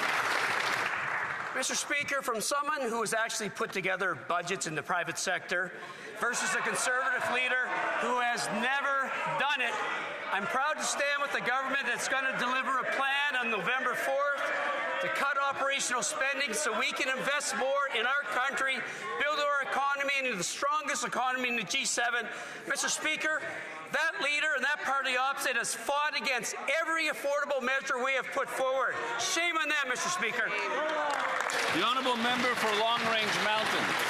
Well, regardless of the career of that member, the harsh reality is Newfoundland and Labrador families are struggling just to eat. Nearly 40% of children live in food-insecure households, and single-parent families experience a 56% food insecurity rate. That's the highest in the country. That's thousands of kids and parents depending on food banks just to get by. Meanwhile, food prices continue to climb. Does the Prime Minister understand his broken promises and skyrocketing deficits are making food unaffordable for all families? The Honourable Minister of Fisheries and Oceans. Mr. Speaker, I want to thank my colleague in the opposition from Newfoundland and Labrador for the opportunity to celebrate a very successful fishery in Newfoundland and Labrador. Northern cod, increased quotas. I visited communities, spoke with harvesters, visited processors, spoke with plant workers. This is economic boost for rural Newfoundland and Labrador. And I'd like to invite the colleague from Long Range Mountains to work with this government to encourage young people to see the fisheries as a viable future. There is so much to celebrate. The honourable member for Newmarket Aurora. Mr. Speaker, I hear it every day. The calls, the emails, the letters. We cannot afford food. The Daily Bread Food Bank expects 4 million people to visit. 4 million people. That's a lot of Canadians in despair. And today, the Parliamentary Budget Officer confirmed that the deficit will be double of Justin Trudeau. That is the reckless spending that drives up inflation and increases the food of everything we buy. And the Prime Minister himself said that he would be judged by the price at the grocery store. Well, he has failed, completely and undeniably. When will this Liberal government stop emptying the wallets of Canadians to cover for their failures? The Honourable Secretary of State for Sport. Thank you very much, Mr. Speaker. Studies show that school food programs improve student health and mental health. They also improve learning outcomes, better grades in science, math, and reading. Mr. Speaker, those healthy meals in schools can also save a family up to $200 a month. That's a real solution for affordability and for health for Canadians, Mr. Speaker. So why did the Conservatives, when they had the chance to vote for healthy school food, vote against it? And then why did the member from Calgary East just now talk down all those programs that are supporting tens of thousands of kids in Alberta and hundreds of thousands of kids right across Canada? The honourable member for Lethbridge. Mr. Speaker, after 10 years of this Liberal government, Canadians can't afford to feed themselves. Printing money has resulted in inflation tax, which has driven up the cost of food. The Liberals' industrial carbon tax has increased the cost of farming, which has driven up the cost of food. And food packaging tax installed by this Liberal government has also driven up the cost of food. Families are struggling, and the hardest hit among them are children. In Lethbridge, food bank use among kids is up 150% just in the last 4 years. 150%. Enough is enough. Will the Liberals support the Conservative motion to scrap the tax on food? The Honourable Secretary of State for Children and Youth. Thank you, Mr. Speaker, and I'd like to thank the honourable member opposite for her question. It is clear that this government has consistently stood by and supported families. We know they need support, they have asked for it, and the results of the previous election show that the plan and the commitment to support families, in particular children as well, is a strong record here and a strong plan that we are delivering on. We have a national school food program. We have a national dental care program. We have a Canada Child Benefit. And I would encourage members to support us in making that national school food program permanent. Thank you. Good. The honourable member for Lethbridge. The member says that this Liberal government has stood by and supported families. Direct quote. I'd like her to tell that to Scott. Scott is in my riding. He has children and a wife. He works hard, but he finds it very difficult to make ends meet. We recently got off the phone, and he was telling me on that call that he's struggling to feed his family. And in fact, he and his wife are down to 1 meal a day in order to make sure that his kids get enough food and their bills can get paid. This is a hard-working family that isn't able to make it happen for them. They're struggling. What would this member have me tell Scott and his family? The Honourable Secretary of State for Youth, Children and Youth. Thank you, Mr. Speaker. We have a number of supports for children, for families, including a national school food program, including a dental program, including the Canada Child Care Benefit. I would encourage the member to vote in favor and support these programs that do deliver meaningful supports to families across the country, not only in her riding, but in mine and in all of ours across the country. Thank you, Mr. Speaker. The honourable member for Regina Louvain. How do they not understand if they stopped taxing Canadians to death, you wouldn't need the program? After 10 years of the Liberal government's reckless spending, prices of groceries continue to rise. The PM said he'd be judged by the cost at the grocery store. Well, among Saskatchewan children, 35% live in food-insecure households. When will these Liberals scrap their industrial carbon tax, scrap their second carbon tax, scrap their food packaging taxes so Canadians can afford to feed their own kids? The Honourable Secretary of State for Rural Development. Thank you very much, Mr. Speaker. Merci, Mr. Le Président. Thank you very much, Mr. Speaker. I want to point out from the Saskatchewan perspective, Mr. Speaker, people are celebrating the hundreds of thousands of homes we're building for families across the country. That celebrates Saskatchewan as well. And then we have the lunch program, as indicated, and all the supports for different types of family across this great country, Mr. Speaker. So again, Mr. Speaker, from the federal government perspective, we're going to be there for families, and that includes Saskatchewan. Honourable member for Regina Louvain. This Northern Saskatchewan MP has abandoned his constituents faster than any MP I've ever seen.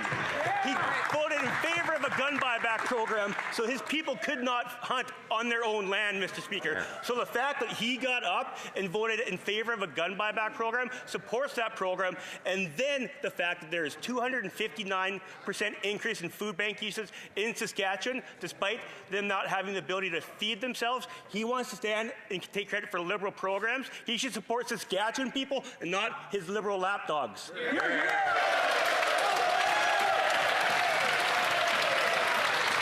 Honourable Secretary of State for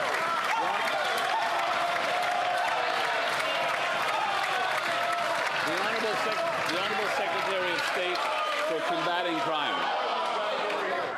Mr. Speaker, the member references the compensation program for firearms. Mr. Speaker, these firearms have been prohibited for the last several years. I want to thank the responsible gun owners that have stored these guns safely and now are waiting for a plan. And in this plan, they will be compensated for those firearms that are now prohibited, Mr. Speaker. I believe that this plan will get assault-style firearms out of our communities, which is essential and important. There is no place for these types of weapons in Canada. The Honourable Member for Hamilton East Stony Creek. Breaking news in a bombshell report from Canada's independent fiscal watchdog. The Liberal government deficits are exploding. This means even bigger pile of debt for Canadians and also means higher prices on everything. Grocery prices are already up 70% over target, but the Liberals' plan is just to add more fuel to the fire. Our debt is exploding, our economy is shrinking, and the government's cupboards are bare.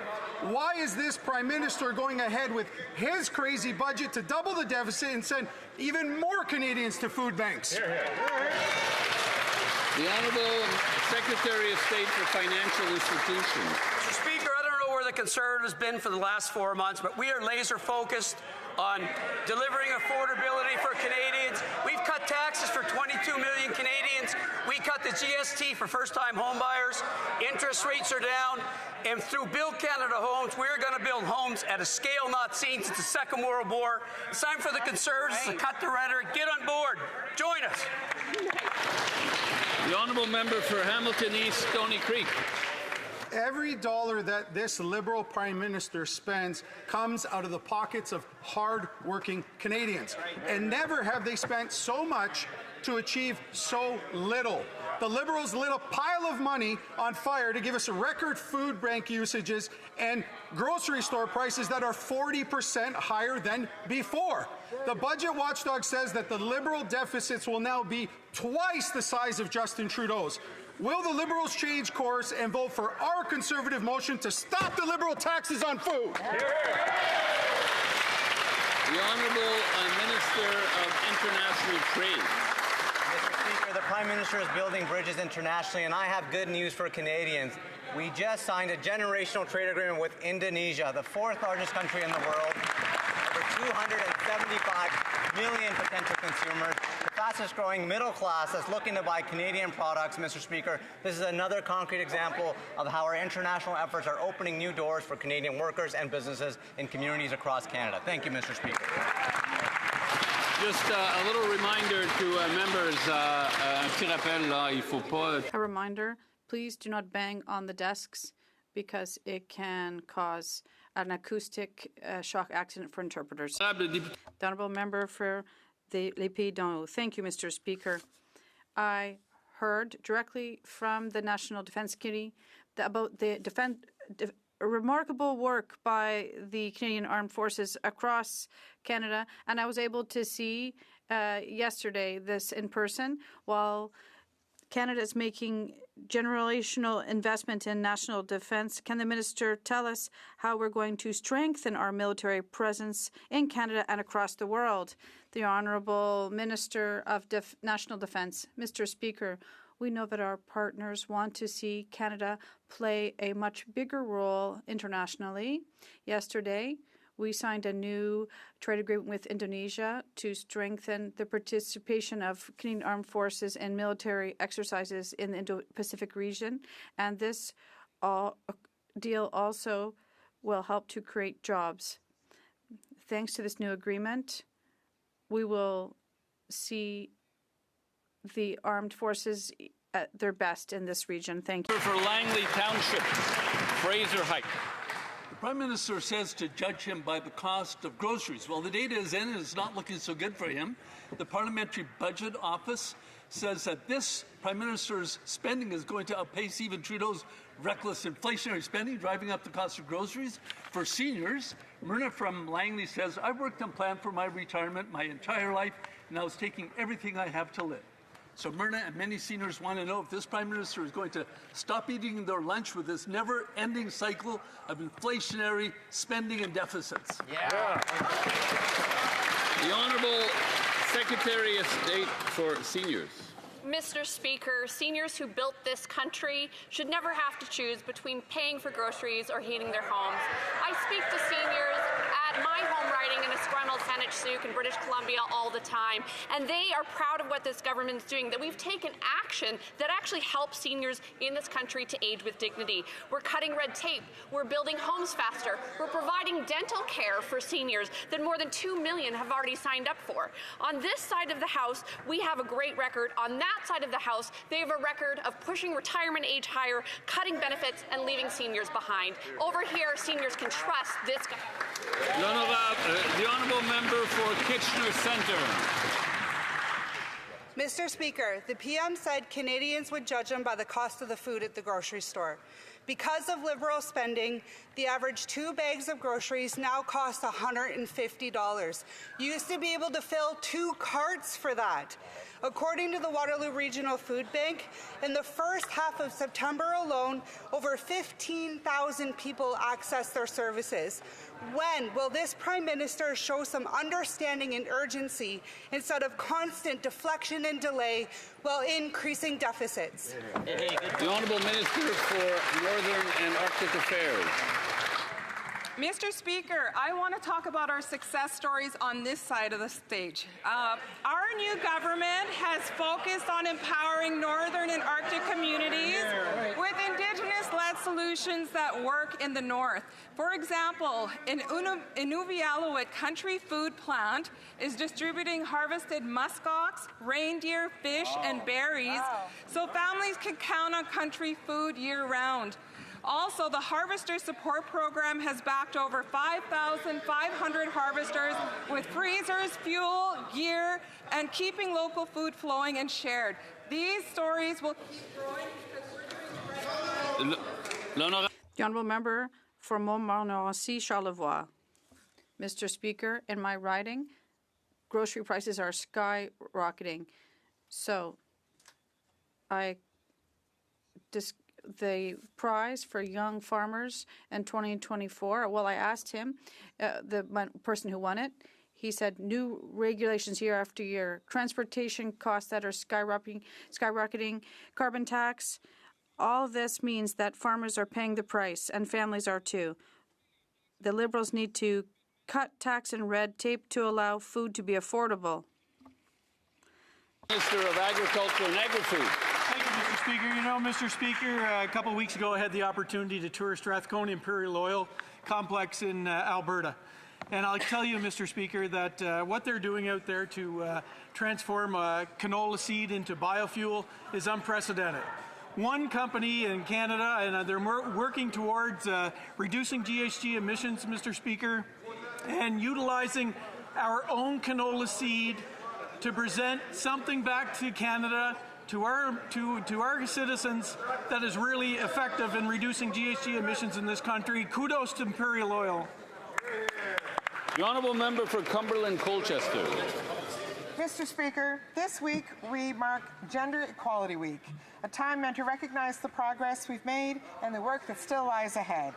Will the Minister of Women and Gender Equality and the Secretary of State for Small Business and Tourism please speak to what our new government is doing to advance equality and create a more equitable and safe Canada for everyone? The Honourable Minister. Mr. Speaker, I thank my honourable colleague for that question. This week is a time to reflect on our accomplishments and also the progress we have yet to make. Our government has implemented initiatives to help support women entrepreneurs. We implemented the National Action Plan to end gender-based violence, and we implemented pay equity legislation to level the playing field for women. Now, we recognize there's more work to do, and that is why our government will introduce this fall legislation that will ensure the safety of women so they can equally participate in society. Mr. Speaker, we understand on this side of the House that we cannot build the strongest economy in the G7 without the full and equal participation of women. The Honourable Member for Edmonton South East. Mr. Speaker, Prime Minister said Canadians would judge him by the cost at the grocery store. But after 10 years of the same Liberal government, Canadians cannot afford to eat because of taxes on food. Edmonton Food Bank use has been double in the last 5 years. Prices of sugar is up by 20%. Coffee is up by 22%. Grapes are up by 24%. This is because of Liberal taxes on food packaging and carbon taxes on fertilizers. Will the Liberals adopt Conservative motion and stop taxing on food? The Honourable Secretary of State for Financial Institutions. Mr. Speaker, on November 4th, we're going to table a plan that's going to spend less in government operations so we can invest in our country. We're going to build and invest in nation-building projects. We're going to create and build the strongest economy in the G7. We believe in affordability. The party opposite doesn't. I ask them to cut the rhetoric, get on board, join with us. Thank you. The Honourable Member for Rosemount La Petite Patrie. Mr. Speaker, well, things weren't already going well, but now they're worse. In July, we lost 41,000 jobs. In August, we lost 66,000 jobs. The youth unemployment rate is around 15%. This summer, student unemployment was 18%. And with the housing and climate crises, it's no surprise that young people have lost hope in the future. When will the Liberals finally invest in renewable energy? And when will this government wake up and create good, green, unionized jobs? The Honourable Government House Leader. Mr. Speaker, the member has provided a long list. Yes, unemployment for youth. We will be tabling a generational budget, but he'll have the opportunity to support this budget that will create opportunities and employment and affordability, capabilities and housing for our young people. But in terms of support for renewable energy and technologies, obviously, this is something that characterizes our government, and we'll continue to invest, and Canada will lead the world in green tech, renewable energy. The Honourable Member for Rosemont-Petit-Patrie. Not young person will be reassured by that. But, Mr. Speaker, the home renovation program is very popular, and with reason, because it lowers heating bills for families and it's good for the environment. People are changing their insulation doors and windows and solar panels, etc. But on October 1st, next week, there won't be a penny left in this program. And what are the Liberals doing? Nothing. They won't be putting money in it. Too bad for the environment and for families who wanted to renovate. They'll just have to figure it out themselves. Will the Liberals invest in this program that helps families? The Honourable Minister of the Environment. Mr. Speaker, it gives me the opportunity to talk about how we work well with the provinces to provide resources to Canadians who want to renovate their homes and to make them more eco-efficient. So 2 weeks ago already, I was in Manitoba, and we're working for poor Canadians to make these renovations without paying a cent. And now in Ontario, we're helping people to do their renovations as well with the province. We'll be working to help Canadians every day. I would like to draw the attention of members to the presence in the gallery of His Excellency Micheál Martin, Taoiseach of Ireland.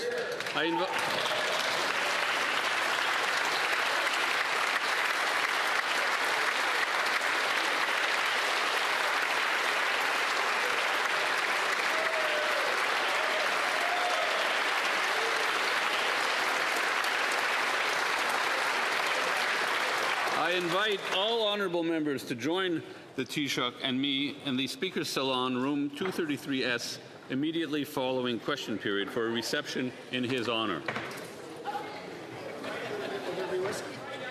I don't know. I believe we'll give it a moment, and we'll give it a moment. Hey, where's the other speaker? I don't know who the next.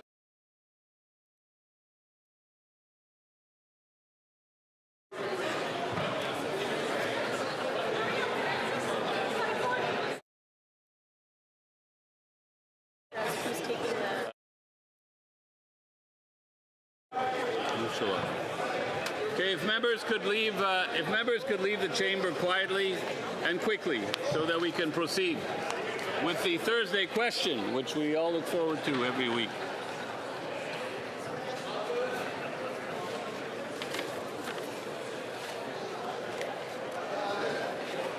Okay. Again, if members could leave quietly. I believe the Honourable Opposition House Leader has a question for the Government House Leader. Did he get benched? Yes, I think he did get benched. Did he? Yes. Oh. Yeah. Buckley got benched. Yes, Mr. Speaker, I know the Government House Leader wouldn't want to evade the Thursday question. I know that this is probably the highlight of his week as we work towards the end of every week. Thursday is the day where the opposition gets to ask the Government House Leader what the business for the rest of this week and next week will be. And I'm hoping the Minister will tell us when his government will end the obstruction and finally bring in legislation to undo the Liberal bail system problems that caused the crime and chaos that is terrorizing Canadians in their communities. We've been here now for 2 weeks.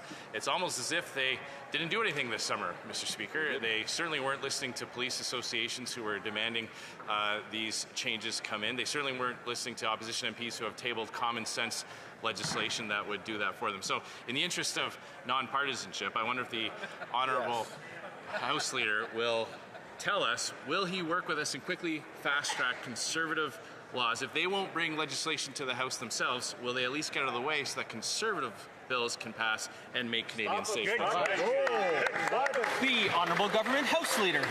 Well, I want to assure my honourable colleague of my great affection for the Thursday question and our weekly rendezvous, and I appreciate that. As the member well knows, we've made a strong and firm commitment to bringing in legislation to reform bail in this session, and the member opposite might be careful what he asks for, because he will have the opportunity to vote for strong, crime-fighting, liberal legislation in this House, and will be absolutely earnestly seeking his support and that of his colleagues. Mais cet après-midi, Monsieur le But this afternoon, Mr. Speaker, we will be continuing debate on the Conservative Party's opposition motion, and tomorrow we will begin second reading of Bill C-8, the act respecting the protection of essential cyber systems. Adjourned on Monday and Tuesday of next week to mark the National Day for Truth and Reconciliation.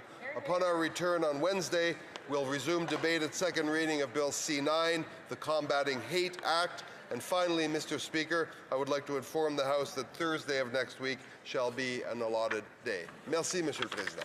Thank you, Mr. Speaker. Order. I wish to inform the House that the volume of the earpieces will now be reset. Orders of the day. Ordre du jour. Government orders, business of supply, resuming consideration of an opposition motion concerning food taxation in the name of Mr. Barlow. Resuming debate, when we left off, the member for Moose Jaw Lake Centre Lanigan had 6 minutes and 50 seconds remaining. The honourable member for Moose Jaw Lake Centre Lanigan. Thank you, Mr.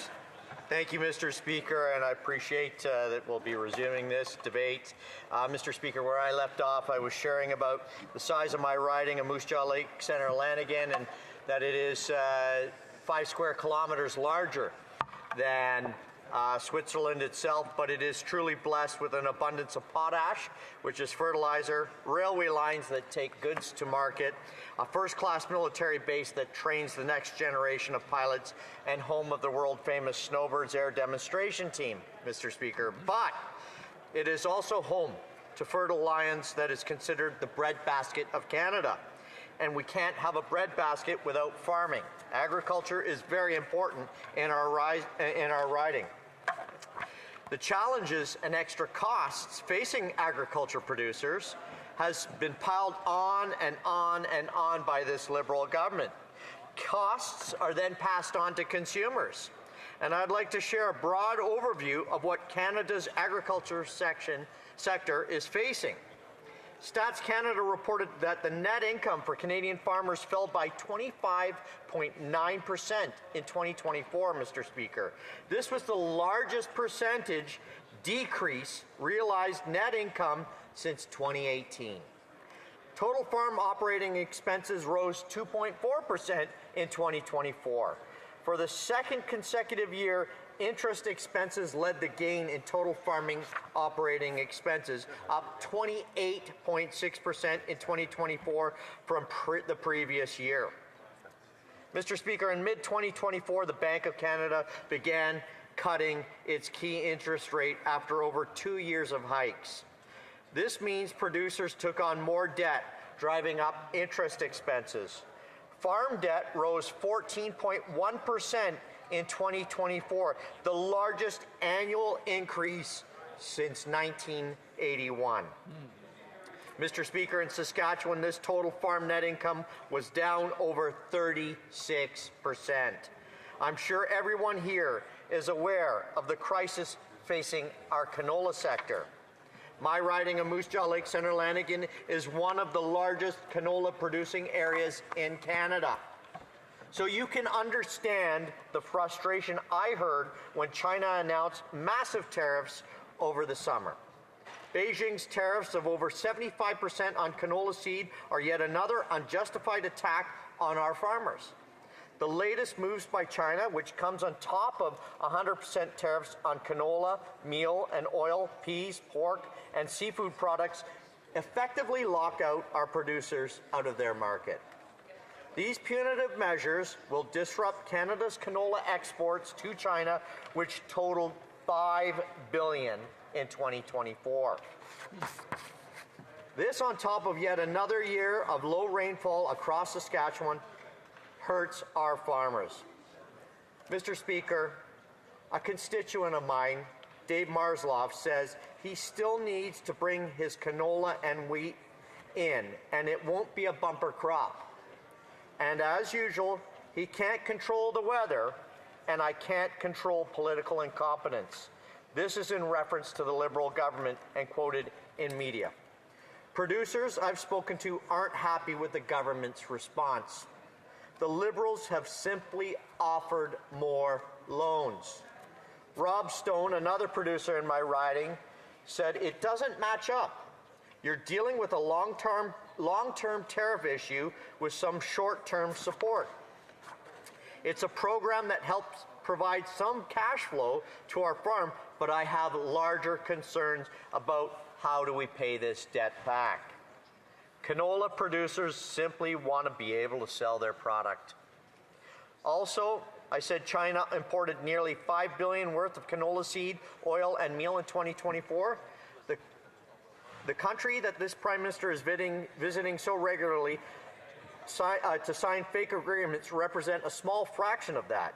Now, I'll never say that Canada shouldn't sign trade agreements, mostly because the Harper government did all the heavy lifting on the agreement that Justin Trudeau took credit for. However, no new agreement is going to replace the Chinese canola market overnight. I mentioned that Saskatchewan has endured another summer of low rainfall. I spoke to a rancher yesterday from the Lloydminster area. He grows corn to feed his cattle as silage. He is facing the prospect of producing a fraction of what he usually produces after receiving only a few inches of rain this year. Mr. Speaker, our farmers are facing tariffs. They're facing an unfair Liberal government that taxes them, increases their costs, makes it harder for them to produce. And, Mr. Speaker, they're facing challenges from all sides. Now, I am happy Canada has decided to invest in the Port of Churchill. That is a big win for the region of Canada's north. However, the amount of agriculture food Canada exports to Asia to the Port of Vancouver is irreplaceable. I spoke with some potash producers recently, another industry which is great in my riding, and a Canadian leader who explained the significant work needed to be done on the rail corridor to the Port of Vancouver.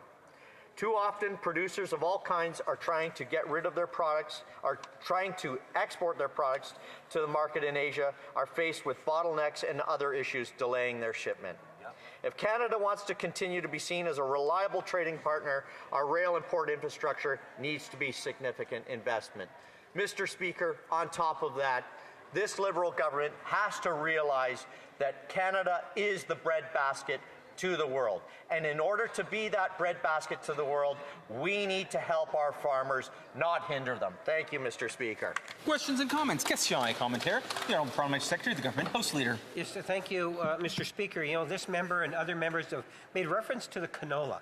Canola is something that was actually developed through the University of Manitoba, University of Saskatchewan. It was farmers in both Manitoba and Saskatchewan that ultimately got it off the ground, working with a lot of federal dollars to support that.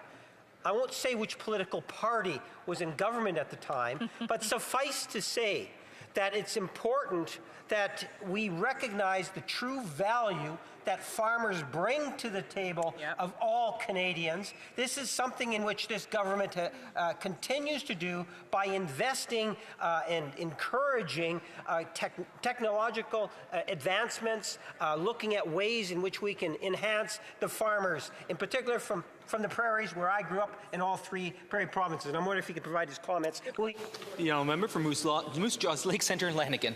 Well, Mr. Speaker, I didn't really hear a question in there, so all I heard was a bit of white noise. And so, you know, the challenge that we're having here, Mr. Speaker, with farmers in my area is that the Liberals just seem to throw another log on this inflation fire that they've started. And, Mr. Speaker, farmers are getting tired of not being supported by this Liberal government and recognized. Thank you. Questions, comments, questions et commentaires. L'honorable député de Shefford. The Honourable Member for Shefford. Thank you, Mr. Speaker. I would like to thank my colleague for his speech. He spoke about something that is important to me. I'm from the riding of Shefford that has beautiful rural communities and help Quebec culture thrive. We've heard from farmers. They talk about the increase of cost, the cost of fertilizer that has quadrupled. The price of lettuce has increased by 30 to 50%. And so there's the impact of climate change that's being felt as well. And what's being requested is to regulate the profit margins for grocery chains, or rather supply chains, and help with better practices. Andrew Lanigan. Well, Mr. Speaker, I thank my colleague from Sheffield and our Shefford.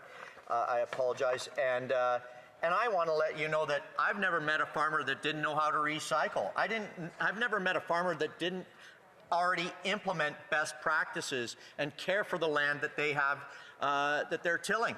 Mr. Speaker, farmers rely on the weather. They rely on good crops that they produce. Mr. Speaker, they put in seed at the beginning of the year, hedging their bets on something that they're going to be selling at the end of the year, and this Liberal government completely has cut the legs out underneath them. Questions and comments. The Honourable Member for Mission Matsqui Abbotsford. Well, thank you, Mr. Speaker. I was intrigued by the comments the member from Moose Jaw made regarding supply chains and infrastructure.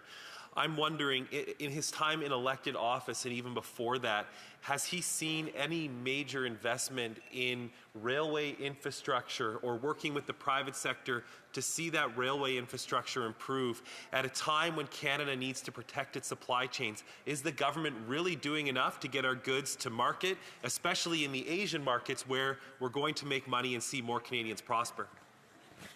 The Honourable Member for Moose Jaw Lake Centre, Lanigan. I appreciate that question from my colleague. He is aware that I was a city councillor in the city of Moose Jaw and also the mayor, and that Moose Jaw prides itself as being a rail city and a transportation hub.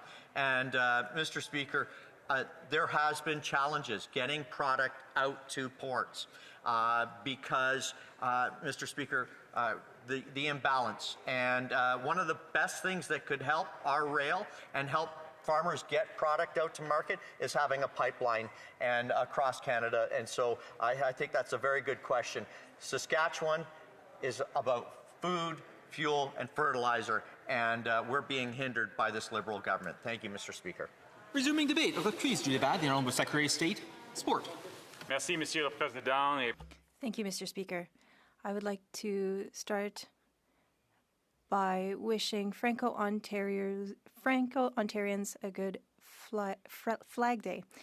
And I would like to thank us for 50 years for the flag. Friend and neighbor from Mission Matsqui Abbotsford for congratulating and encouraging our amazing women's rugby team. They're doing an amazing job. They defeated one of the world's best teams, New Zealand, the Black Ferns. A really, really shocking defeat, actually. I was proud of them, and I was certainly cheering for them and knew they could do it, but they're shocking the world, Mr. Speaker. Our rugby 15 side is amazing. Our rugby 7 side, which many of those women play on both, is a couple times Olympic medalists already, but they're competing against the world's best team in England this weekend, and I wish them all the very best. So I'd ask everybody in the House to say, "Go Canada, go on 3. 1, 2, 3. Go, Canada, go! Awesome. Good show, everybody. So we're here talking about the Conservative opposition motion. And, you know, it's tough because I disagree with the premise of the motion, Mr. Speaker. The Conservatives are once again fabricating affordability.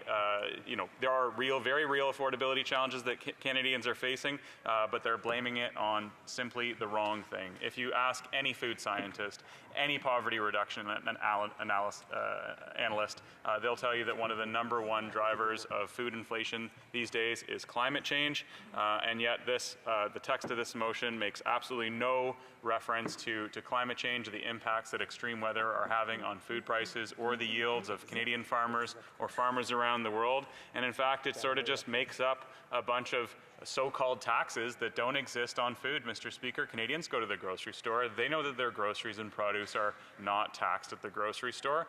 So this is really a false notion, a false flag, and it's something that I'm happy to talk about because our government is working very, very hard to address the affordability challenges that Canadians are facing these days with real solutions, Mr. Speaker, not this bluster, these fairly you know, made up and fake notions that the Conservatives have put forth. Not only are they just making things up, though, Mr. Speaker, they're also once again shamelessly working for the oil and gas and plastics lobby, Mr. Speaker. There's nothing wrong with reducing plastic pollution. I've spent a lot of time on the water, and there's always waterborne plastic. There's always plastic floating in our waterways, and we can do a lot to reduce that, and we ought to. So I don't agree with the Conservatives' make plastic polluting free again motions that they bring forward in this House on behalf of the plastics and oil and gas lobby time in and time out. And I also don't agree with their efforts to roll back the farmer and ag sector-led changes that are ensuring that our agriculture sector in Canada is competitive, clean and green and sustainable, Mr. Speaker. Farmers in Canada are on the front lines of climate change. They know full well that the changing weather and extreme weather are having a negative impact on their yields, having a negative impact on the price of food for Canadians, and that's what we've been talking about today, is real measures to address the affordability challenges at the grocery store that Canadians are speaking. I find it very, very hypocritical that probably 75% of the questions that we received in question period today, you know, were on the rising use of food banks in Canada, which is a real concern. But Food Banks Canada not only serves Canadians, they also make recommendations to the Government of Canada and governments across the country. And the Conservatives are very happy to say that food bank use is on the rise, but then they ignore the first page of the report, which is their opportunity to lean in on some of the recommendations that these poverty reduction experts are making. Namely, they want us to continue to bolster our social safety net. They want to make sure that services like childcare, reduced cost childcare, reduced cost dental care, that the $10 a day childcare are available, more available for Canadian families, Mr. Speaker. You know, they know that the tax cut that we did earlier this year supports families and supports affordability, and they also know that when we build more affordable housing, we have a direct impact on the affordability of families, Mr. Speaker. But my colleagues on this side of the House have been focusing on the government supports and commitments to the men and women who work very hard to put food on the tables for their families and for our farm families right across this great nation, Mr. Speaker, particularly those in Burlington North, Milton West. I want to say thank you for all of the hard work and determination they put forth in order to produce the food that we consume as Canadians. Our hardworking, skilled farmers right across the country form the foundation of Canada's food system. I love shopping local, Mr. Speaker. I'll be home on Saturday, so I hope I'll see some Miltonians out at the world-renowned Milton Farmers Market, Mr. Speaker. And our farmers are going to keep feeding Canadians and the world. We need to continue to partner with them in the face of extreme weather that we've been seeing in recent years. And that's why many of the changes that we've been making to the ag sector are farmer-led and informed, Mr. Speaker. We only have to look to the fires in Western Canada and indeed right across this country this summer to see how vulnerable our lands are to extreme weather, Mr. Speaker. It's been said before, Canadian farmers are on the front lines of climate change. They know full well the impacts of climate change and what they're having on our food security, Mr. Speaker. But it's also true that in recent years, their farms and farm operations have been devastated by a series of climate disasters, from floods to droughts to forest fires, Mr. Speaker. And this past year was no exception, with severe droughts devastating farmers' crops in key production regions across the country. these are just a few examples of the challenges that our producers are having with respect to their productions. When my family settled in southwestern Ontario in the 1950s, they were Dutch, so they went straight to the farms, started working on farms until they could afford some land of their own, and they farmed apples, Mr. Speaker. And the cost of apples is going up. And when the cost of apples are going up this time of year, we know that they're mostly not domestic apples, they're mostly not Canadian apples. So a lot of the measures that they've put forth, you know, they talk about bringing back plastic pollution for packaging on Canadian foods. Well, whether or not that would help, I would posit that it won't. It will only make plastic pollution more prevalent in our waterways, but that won't have an impact on Canadian apples, will it, Mr. Speaker? It will have an impact on the pollution levels. You know, when provincial governments and other jurisdictions made changes to the rules and regulations on grocery bags, Mr. Speaker, everybody remembers back in the day we all used to have hundreds of those plastic bags underneath our sink, and now we don't. And we have less plastic pollution as a result because they put a small price on a plastic bag. And they offered alternatives like reusable bags and paper bags, which are far more sustainable. And we can do the same thing with our food packaging, Mr. Speaker. But unfortunately, and I'd say shamelessly, Conservatives are here on behalf of the plastics industry to suggest that it's cheaper. It's far less sustainable to have plastic packaging, Mr. Speaker. And their motion today is actually quite ignorant in that regard. But speaking of ignorance, Mr. Speaker, we're talking about hunger and we're talking about food security, the #1 way that poverty reduction analysts right across this country, right across the world, want to address food insecurity, particularly in schools, is to have a well-funded national school food program. And in my jurisdiction, we've got lots of great providers. I know that they're doing a great job. I occasionally go to schools and hand out snacks. And these school food programs are having a really positive impact on the health and the well-being of students. They're certainly having a positive impact on learning outcomes. Teachers and educators across the country have indicated that it has a positive impact on their grades with respect to their reading, their writing, their math, their science grades go up when they're not hungry. It's not a surprise, Mr. Speaker. I'm also a huge advocate for physical activity in schools as the Secretary of State for Sport. I know that when I was a kid, if I didn't get a little bit of physical activity at recess, or if it was raining or there was inclement weather outside, I was stir crazy in class. And you know, it helps me a lot in my work to get out, even just for a 3 or 4 kilometer run, with some of my friends that are right back here behind me. Thanks to my running pals for backing me up today.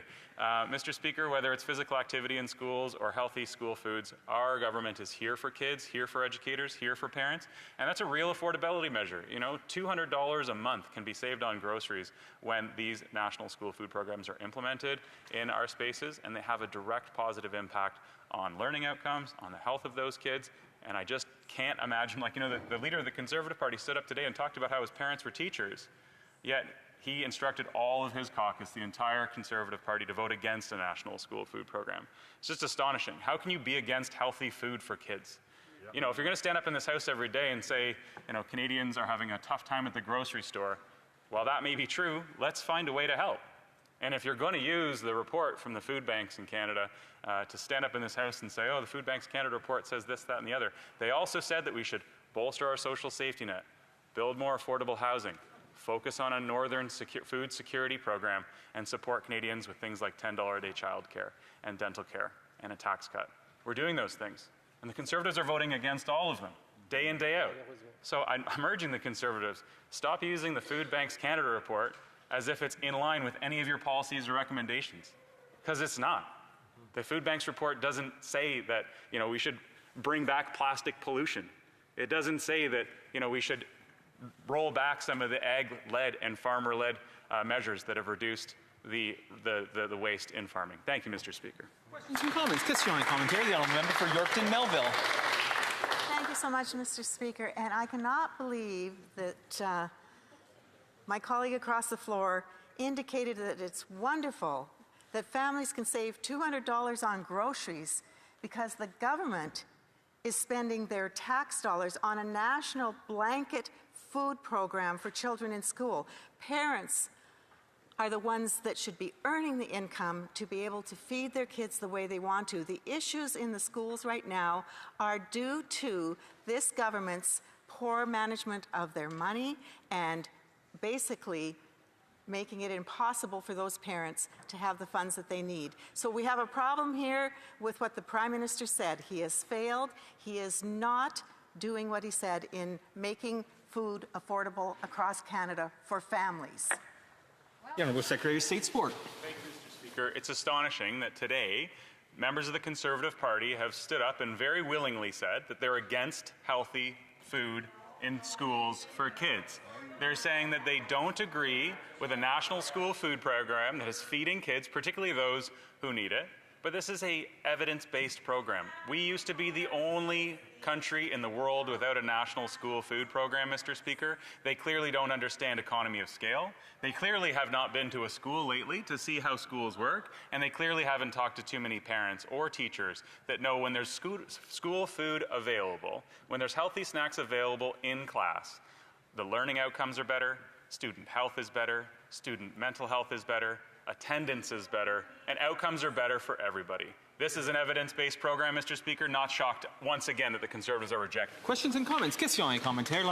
The Honourable Member for Shefford. Thank you very much, Mr. Speaker. I've been listening to the Liberals, and it's good to have a school food program, but when we're talking about wanting to help people in our regions deal with this inflation, I think it's, well, too bad that they're saying, yes, we're helping kids in schools. It's like when they were telling me, yes, we're helping seniors because we're giving more money to food banks. So there's really a lack of vision here, Mr. Speaker, from this Liberal government. That having been said, we know that there's been an increase since the end of COVID in the price of food. It's gone up by 26%.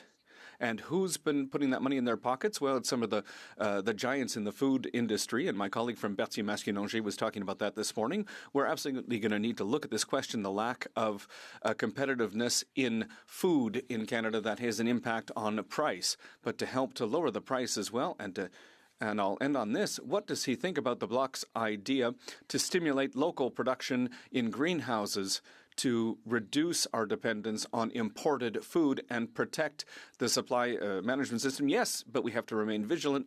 I have to give enough time for an answer. The Honourable Parliamentary Secretary of State.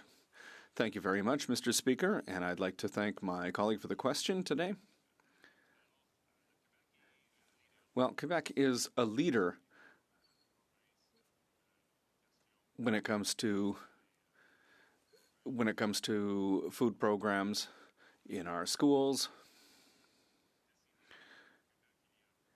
In Quebec now, for the last decade, there have been lots of examples of school food programs, school breakfast programs, and snack programs. There's a lot of evidence that that program is having a great effect for students, but I agree with my colleague, Mr. Speaker. When it comes to corporate greed, as we say, is a problem. And it's had an impact on the increased cost of living? Absolutely. Thank you. Question et commentaire. Député de Madawaska. The Honourable Member for Madawaska-Restigouche, 30 seconds, please. Thank you, Mr. Speaker. I was elected to take real actions to make life more affordable for Canadians. This includes concrete steps to address issues like food insecurity, such as the National School Food Program. We are committed to supporting our children and families with access to healthy food. I would like to ask my colleague what positive impact has this program on his community. Thank you, Mr. President. Well, Secretary of State, 30 seconds. Thank you very much, and I'd like to thank my colleague for the question in English, and I'm very happy to answer in English as well, Mr. Speaker. Schools across my riding, I've been visiting them and assisting when I can with the school food programs. They have a very significant positive impact on learning, on nutrition, on health, Mr. Speaker, but they also save families money. Some researchers indicate up to $200 a month, in fact, when really, really well implemented school food programs are implemented across schools in our country, and I'm very proud that our government has done that. Resuming debate. Please the débat. The Honourable Member for Bow River. Mr. Speaker, as we've all heard today and repeatedly over the last while, that we all know that Canadians are struggling desperately to put food on the table. This past August, food inflation managed to outpace overall inflation by 84%. And let's repeat that. Food inflation outpaced overall inflation by 84%. The average family of four is now spending nearly $17,000 a year just on groceries. That's over $800 more than last year. And Abacus data found that 61% of Canadians aren't confident that they'll be able to afford groceries in 6 months from now. For households earning under $50,000, that number rises to 73%.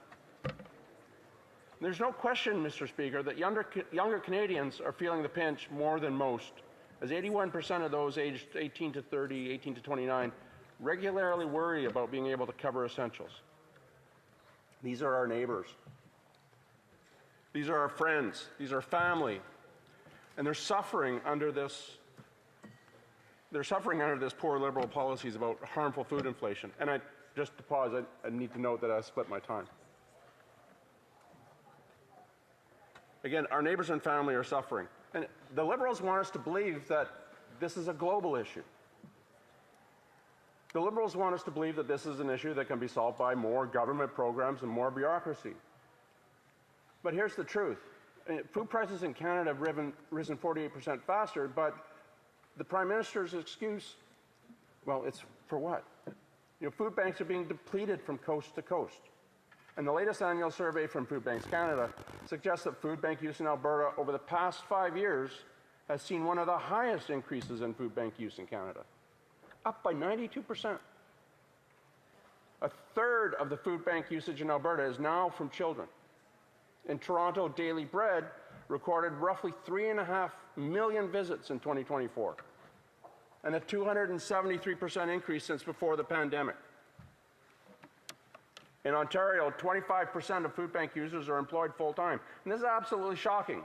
The Canadians are working full-time jobs, and they still can't afford groceries.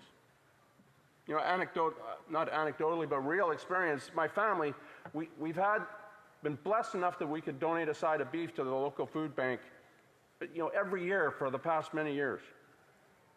And this beef used to last over a week. Now it just flies off the shelf, and they say it's gone in less than a day. The demand is hard to fathom. So meanwhile, grocery store shelves tell the same story. And since March, sirloin beef is up 33%, canned soup 26%, coffee 22%. Staples like potatoes and onions are up 16 and 11%. Lots of this is food that's produced locally, and it's still rising. It doesn't matter. Families earning $75,000 or less now spend 57% of their income on essentials. And poverty and food insecurity have surged 40% in 2 years. And why is this happening? Inflation is a huge part of it. The Liberal programs that have spent money like drunken sailors and increased our printing of money have reduced our foreign exchange capacity dramatically and made everything more expensive. All the inputs for farming, all the inputs for agriculture, and all the imported food that we have is far more expensive than it used to be. There's another failed Liberal policy that contributes. The industrial carbon tax is crushing Canadian farmers. It's crushing Canadian truckers and food processors. Every step of the food chain, from growing crops to transporting goods to running grocery stores, gets hit with higher costs. Those costs don't disappear. They're passed directly to Canadian families with higher prices at the till. Fertilizer taxes and restrictions make it more expensive to grow or forcing the farmer to change crops to something less productive. This is forcing greater reliance on imports. Again, the foreign exchange problem makes that more expensive. Imports from countries that don't suffer from a massive burden on industrial carbon tax make the competition and the math untenable. The Liberals' plastic ban and new packaging requirements make matters worse. Deloitte estimates the P2 ban could increase fresh food produce costs by 34% due to waste and spoilage and all this, reducing availability by over 50% and waste 500,000 tons of food. Greenhouse gas emissions could rise by 50%, and healthcare costs related to foodborne illnesses over $1 billion a year. And rural Canadians will be hit the hardest. Industry is struggling with $8 billion in front-of-label packaging changes and compliance costs, and yet again, that will get passed to families. As I alluded to a minute ago, farmers are reeling, and net income for an average-sized farm in my own province has decreased by nearly 41%. is much higher than the national average. Farmers from my riding in Bow River have sounded the alarms that the industrial carbon tax balloons their cost to do business, such as power and fuel to run pivots, machinery, heat their barns and shops, and dry their grain. Stats Canada reports that the realized net income for Canadian farmers fell by $3.3 billion, almost 26% drop. And total farm net income decreased by just over 40% from 2023. At the same time, farm debt increased 14%, and that's the largest increase since 1981. Canadian farmers are being taxed, regulated, and forced to operate under impossible conditions while families pay more for groceries. The Prime Minister once said he would be held to account by the prices that Canadians pay at the grocery store. Well, Mr. Speaker, the bill has come due and Canadians can't afford it. Conservatives will act, and we will scrap the punitive industrial carbon tax on farmers and truckers and the rest of industry, and we will eliminate the fertilizer restrictions that strangle Canadian agriculture. We'll cancel the food packaging and plastics taxes that make fresh produce more expensive. I want to note that the number one way for families to be able to afford food is to afford it in their home, to not suffer from high inflation, to not suffer from declining paychecks. But yet, the Liberal government on the other side believes that the nanny-state mentality leads to the fallacy that the bureaucracy at scale is a better solution. We believe that families are better equipped to take care of themselves as long as the government gets out of their way and stops making their life less affordable. Food affordability is not an abstract statistic. It's about whether parents skip meals so their children can eat. And it's about whether seniors choose between groceries and medication. It's about families working full-time that still have to go to the food bank. The Liberals have failed, and Conservatives will make life more affordable again by standing up for farmers, standing up for families, and standing up for Canada's right to put food back on the table. Thank you, Mr. Speaker. Well done. Questions and comments. Question et commentaire. The honourable member for Hamilton West, Ancaster Dundas. Thank you, Mr. Speaker. You know, it's a little rich to hear Conservatives speak about affordability. The Leader of the Opposition's never held a real job in his entire life, never contributed to the Canadian economy, lives in taxpayer-funded housing, and collected a taxpayer-funded salary his entire working career. He was fired by the residents of his own riding, and now he's cosplaying as an Albertan. Isn't the members opposite embarrassed to be speaking about affordability and food prices and why do they still support the Leader of the Opposition, who is an embarrassment to hardworking Canadian families? Thank you, Mr. Speaker. The honourable member for Bow River. Oh, it's rich. Yeah, that's awful rich coming from across the aisle with a past Prime Minister that had a drama school experience and a current Prime Minister. A teacher is a job, but you know, the drama school job is that a real job? Snowboarder instructor. Or a snowboard instructor. Snowboard instructor. And a current Prime Minister with an elitist attitude that he doesn't buy his own strawberries.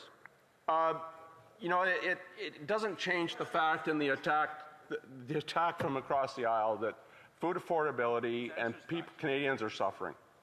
And it is related to inflation. And inflation, by and large, is from all the policies of the previous decade of the Liberal government. And that's just not acceptable.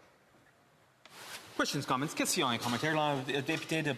The honourable member for Beauharnois, Salaberry, Soulanges, Huntington. Thank you, Mr. Speaker. I'd like to congratulate my colleague for his speech. And I'm wondering if he would agree with me that in order to fight against rising prices, there are all kinds of solutions that have been suggested here in the House, particularly that from my colleague from Shefford. But there's one in particular that we can't forget, and that's the issue of increasing purchasing power for seniors who today, those who only get old age security are very vulnerable. They don't have the means to pay for rent, to pay for groceries. They have to make compromises even when it comes to medication. Would my colleague agree that it's time that the Liberals end this discrimination with two categories of seniors and increase OAS for seniors aged 65 and up? Member for Bow River. Well, thank you, Mr. Speaker, and thank you to my colleague for the question. The seniors are probably some of the most vulnerable population that we have, especially low-income seniors. It does not change the fact that it's the value of the Canadian dollar and the decline of the Canadian dollar due to inflation and the overspending of this government over the last decade, and the continued projection to continue to double the deficit and thus increase the printing of money to further reduce the value of the Canadian dollar and reduce its purchasing power is just going to continue to make everything about life more affordable. We need to fix those policies and spend within our means so the Canadian dollar means something again, and it can buy the food that all the people of the country, children, middle class, seniors, everyone need to survive. Thank you. Questions and comments? The Honourable Member for Skeena Bulkley Valley. Thank you to the member for his intervention. And the Liberals now want to change the story. They want to deflect. They want to talk about grocery prices by looking at what analysts say, what farmer yields are, and what the weather is doing. That was not what the Prime Minister promised. The Prime Minister didn't say follow the analysts' yields and weather patterns. He said, judge me by the prices at the grocery store. Would the member agree that the Prime Minister is failing not only on that measure, but a number of different measures, including trade, economy, jobs? The Honourable Member for Bow River. Well, thank you, Mr. Speaker, and I thank my colleague for the question. I would absolutely agree that the Prime Minister has failed. The Prime Minister is quotable and quoted, and it's indelible that he made it absolutely clear how he would be measured, by prices at the till. And he failed. Prices are increasing on every measure in every category across the country. For every demographic, for every person in remote communities and in urban centers, life is continuing to get worse, and there's no projection that it's going to get better. So, by any measure, any reasonable measure, this Prime Minister has failed in that commitment, miserably. Thank you. Resuming debate. Reprise de débat. The Honourable Parliamentary Secretary to the Prime Minister. Merci beaucoup. Well, thank you very much, Mr. Speaker. It's a pleasure for me to rise today in debate this afternoon.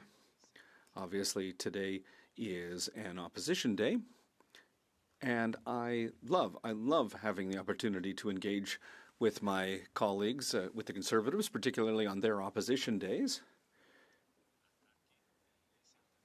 It's good for me to be able to attack certain points in the text of their motion, and today the text of the opposition motion is about food and the question of cost of living and the cost of food, and that obviously also affects agriculture. And Mr. Speaker, it's the case in your riding, it's the case in my riding as well, in King's Hants. We have a very rich farming heritage. I think in your riding in Ontario, you have the highest number of farms under supply management in Perth Wellington. In King's Hants, it's the same for me. I have the highest concentration of supply managed farms east of Quebec in Canada. We also have in my riding a very important vegetable sector. We have apples, grapes as well, and I'm very proud of our farmers, our agriculture producers, who are working towards growth and who continue to improve our crops across the country. I know that other members who come from rural areas share the same feelings.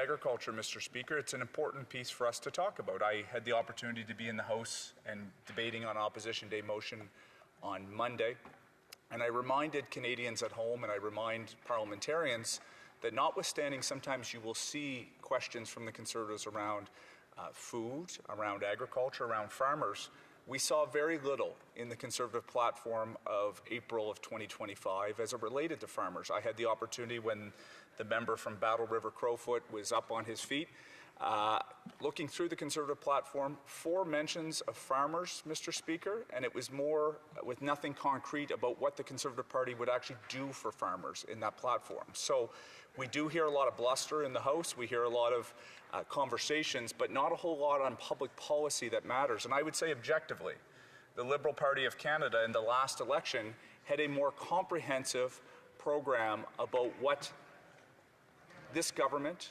a elected government on the Liberal side, was going to do for agriculture. And we see some of that work bearing fruit. We see some of the work that we are doing to help support farmers. I think there's an opportunity to talk about that here today. There's been a lot of conversations around support for social programs, food banks, but let's talk about farmers, Mr. Speaker, and what we're doing, and frankly, where I'd like to see a little bit more from the Conservatives. And again, when my Conservatives have the opportunity to engage in that questions after this debate, I would like for them to point to me more than one vague reference to a capital gains piece, which this government removed, the capital gains further inclusion that had been in the last government. This government removed it. What else was there for agriculture? Nothing about CFIA or PMRA, nothing about regulatory reform that's needed to be able to drive the industry forward. No mention of additional funding to support international trade missions. I'd like to give credit. Our Minister of International Trade has been deeply focused on this question. He and I had the opportunity to engage with the Canadian Federation of Agriculture actually this week about the work that the Minister of International Trade is doing and the agricultural lens that's on it. Again, we want to talk about bringing down food prices in this country. It's a dynamic question, and it requires there to be a thoughtful response about what we're doing at the farm gate level. And we're not seeing that from the Conservative opposition. We don't see it in the text of today's motion. A few passing glances, but nothing concretely about what they would do for farmers in this country, Mr. Speaker. I think that's extremely important. And Mr. Speaker, I know with your leadership and maybe some of the leadership from others on the opposition benches, that can be raised with the honourable member from Battle River Crowfoot now that he represents a riding that is, inherently more agricultural based than Carleton.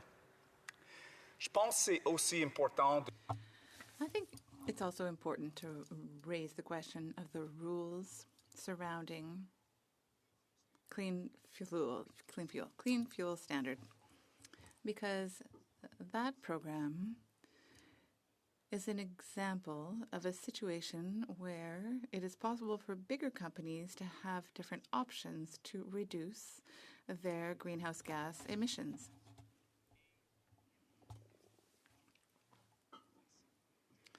There are many different ways of delivering on that obligation.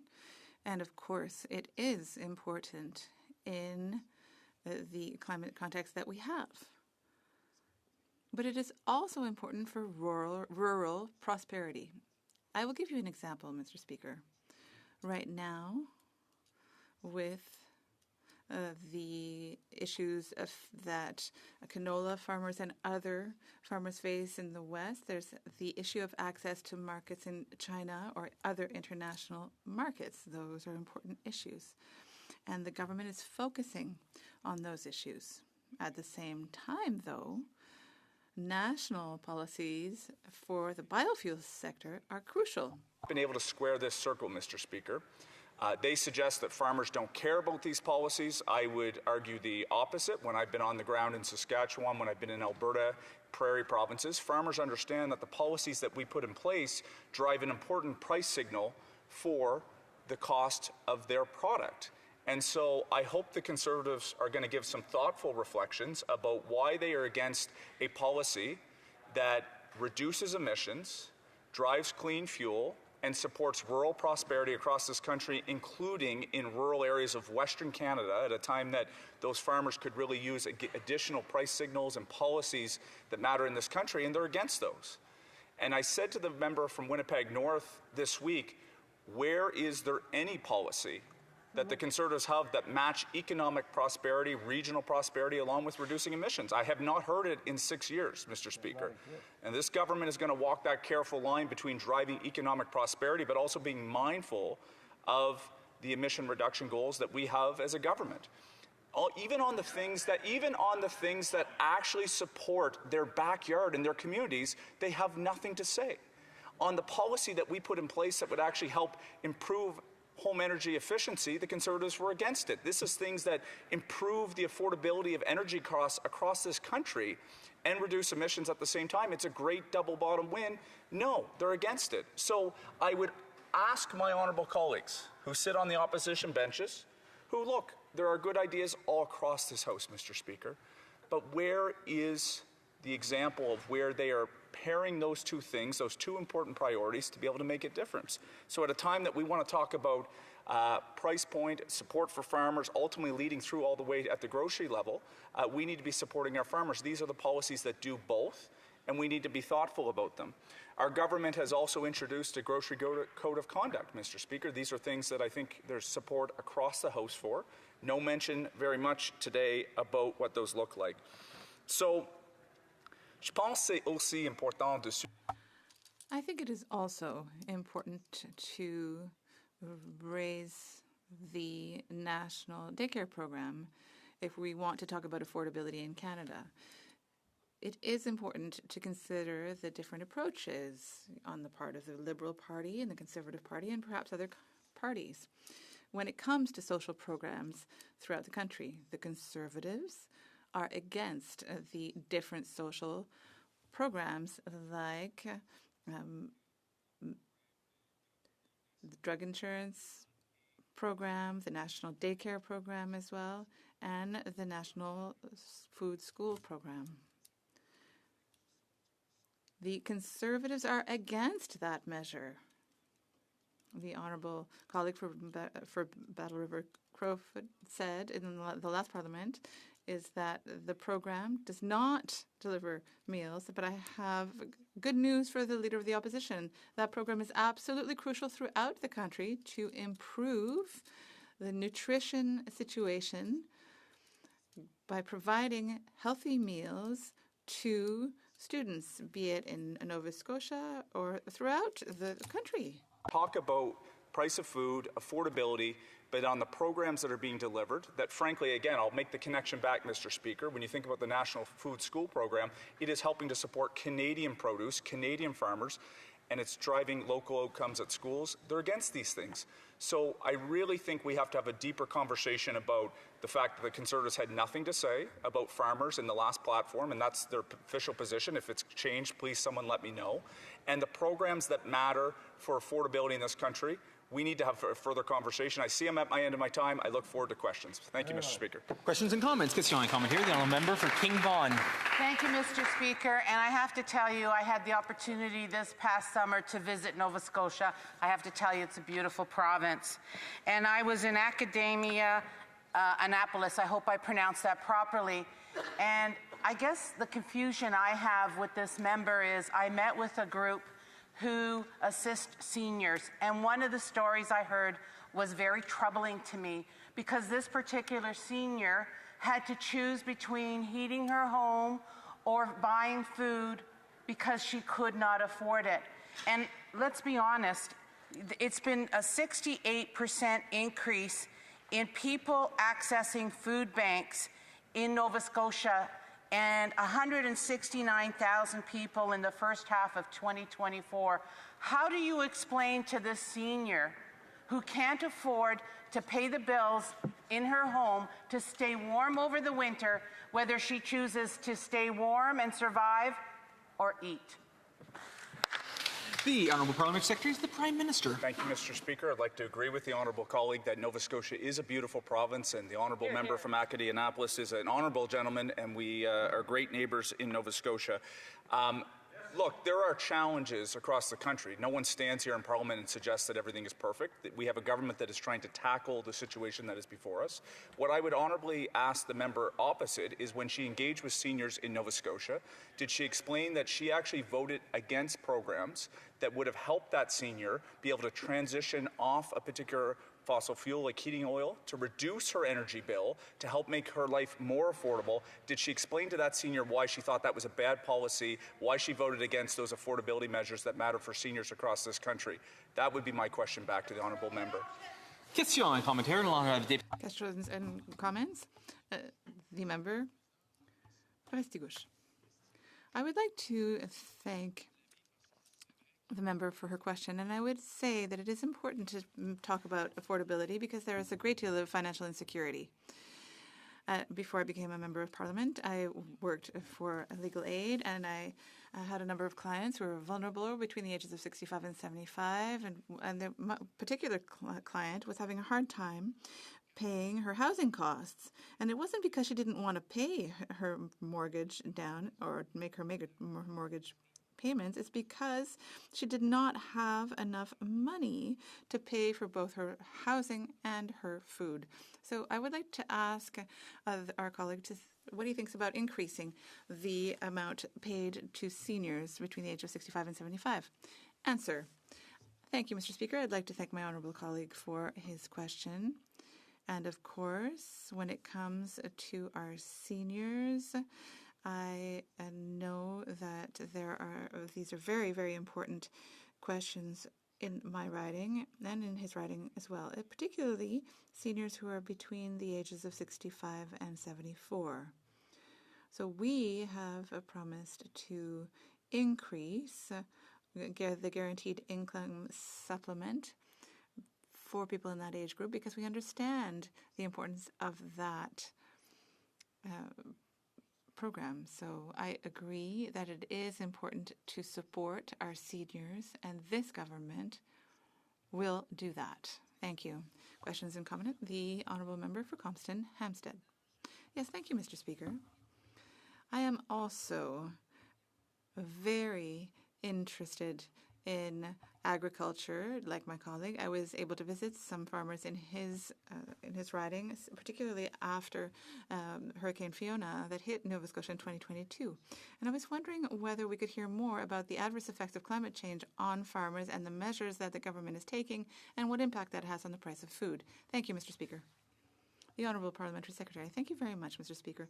I would like to thank my colleague for her question, and absolutely, she is a champion here in the House of Commons and in her riding, of course, for farmers and agricultural producers. So, there are concrete measures that have been implemented by this government. Is an increase between 80 to 90% in compensation for risk compensation for agri-stability, for example. And also, there were also reference margin limits that were eliminated.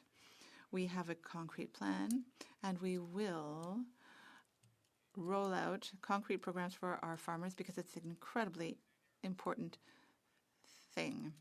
And we also have a far more concrete plan than the Conservatives when it comes to agriculture. Resuming debate. The Honourable Member for Compton Stansted. Merci, Monsieur le Président. Thank you, Mr. Speaker, and I will be sharing my time with the member for Pickering, Brooklyn. Thank you very much for allowing me to take the floor during this debate today. My colleagues across the way and I share a concern about the cost of living. I hear a lot about that concern from the people in my riding in Compton Stansted, be it during the election campaign or when I visited the 36 municipalities in my riding over the summer. It was 5,000 square kilometers that I traveled over the summer, and I met people who talked to me about the difficulties they were facing. I also went to visit a number of community organizations that help those people as well. And those stories that I heard and their hope is one of the things that really pushed me to take up politics and to continue what my predecessor worked to achieve. I am here to support the people in my riding when they need it the most, and I will do it in the way that they need it. As I went around my riding, I heard that people have a great deal of trust in the promises that the Liberal Party has made and in the leadership of the person who's become our Prime Minister. Last spring, the people in my riding had two opposite choices, and it was a clear choice. There was a serious leader with a clear plan and a solid plan to get through a difficult period, or, on the other hand, a party that was leaning into division and partisan slogans. So I would like to sincerely thank the people in my riding who gave me the biggest majority ever seen in Compton Stansted. It really is a sign of their trust in me, and I take it very seriously, and I promise to meet their expectations. Mr. Speaker, I think that our government truly is providing the ambitious plan that they deserve to make their life more affordable. That is the plan that we promised during the election campaign, and we are following through. 151 days ago, that is when the new government came together, and there have already been a number of concrete measures that will have a concrete impact on the people in my riding and on all Canadians. We will continue to propose new measures. For example, one of the main challenges that we face is the cost of housing. This is a housing crisis that we are in, and that is why we are rolling out a new ambitious approach to increase the housing available in Canada. And that includes outside of the major urban centres, in communities like communities in my ridings. We recently announced a new federal agency that will be in charge of building affordable housing on a large scale, and it is called Build Canada Homes. With Build Canada Homes, we will be fighting against homelessness by building supervised and transition housing in partnership with the provinces, the territories, the municipalities, and Indigenous communities. Just last week, there was somebody in Sherbrooke who was telling me that there was an interest in modular housing for people who are homeless to help them transition towards other kinds of housing.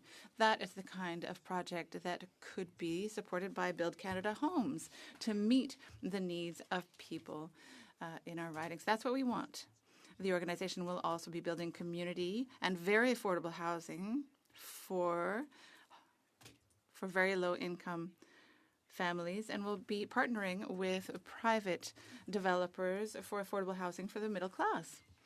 So I was saying that my riding is outside of the major urban centers, and what we often hear is that programs don't necessarily meet the needs of the regions because the number of units is too high or there's too much bureaucracy. The red tape is just too much.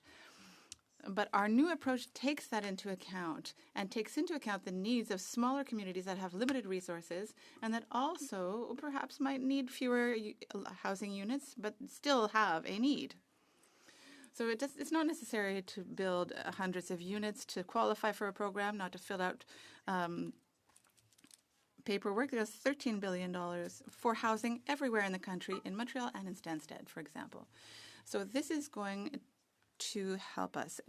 One thing that is needed is infrastructure to support the housing that is built. And municipalities are really having trouble with regard to the sewer systems, for example. And so we have an extra $1 billion to help them solve problems in that area so that they continue to build housing for people. So I think that we will also come to an agreement with the government of Quebec to be able to follow through on those commitments quickly and really give people back home a break so that they can have quicker access to affordable housing. I would also say that there are young people back home who are dreaming of buying a house and are having a hard time doing so. So we have proposed to eliminate the GST for people who buy a new house that was worth less than $1 million, and that's the case for many houses in my region. And also for people who buy a new home for a house that's between $1 million and $1.5 million. So we also have put money back into the pockets of Canadians by cutting taxes. So since July 1st, people in my riding and everywhere in Canada, so everyone who pays taxes have been getting a tax break of 1% on the first part of the tax bracket. So that represents savings of up to $840 a year. This is a tax break that benefits 22 million Canadians who can now keep more money in their pockets, and they can use it according to their own priorities. Mr. Speaker, one of the main concerns in my riding, which is on the border with Vermont and New Hampshire, is the trade troubles with the United States and the impact that it can have. So the companies in my region are particularly concerned. They are worried about losing contracts, having to lay people off, and have those kinds of consequences. It is therefore essential to continue to support those enterprises to maintain jobs.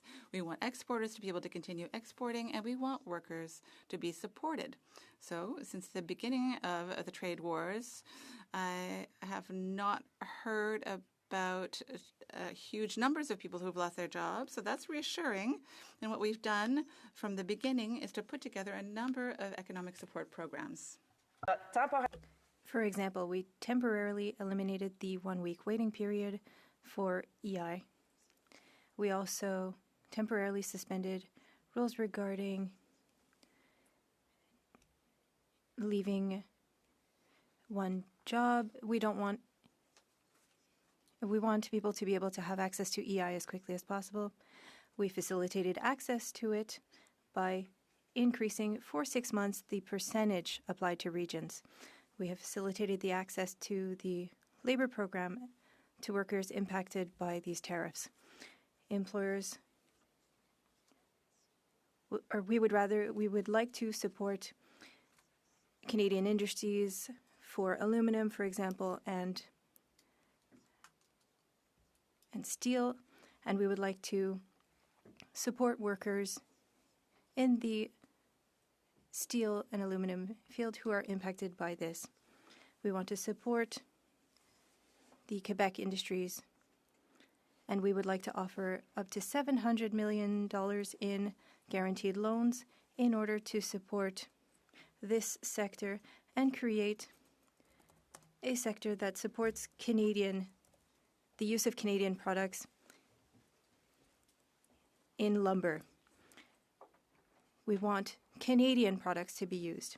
That's how our government ensures that workers in Canada will be benefiting from our investments in a difficult time. I'm hearing my colleagues from the other side of the room talk about the price of food. But yes, but we can't forget that farmers are the first to be impacted by climate change.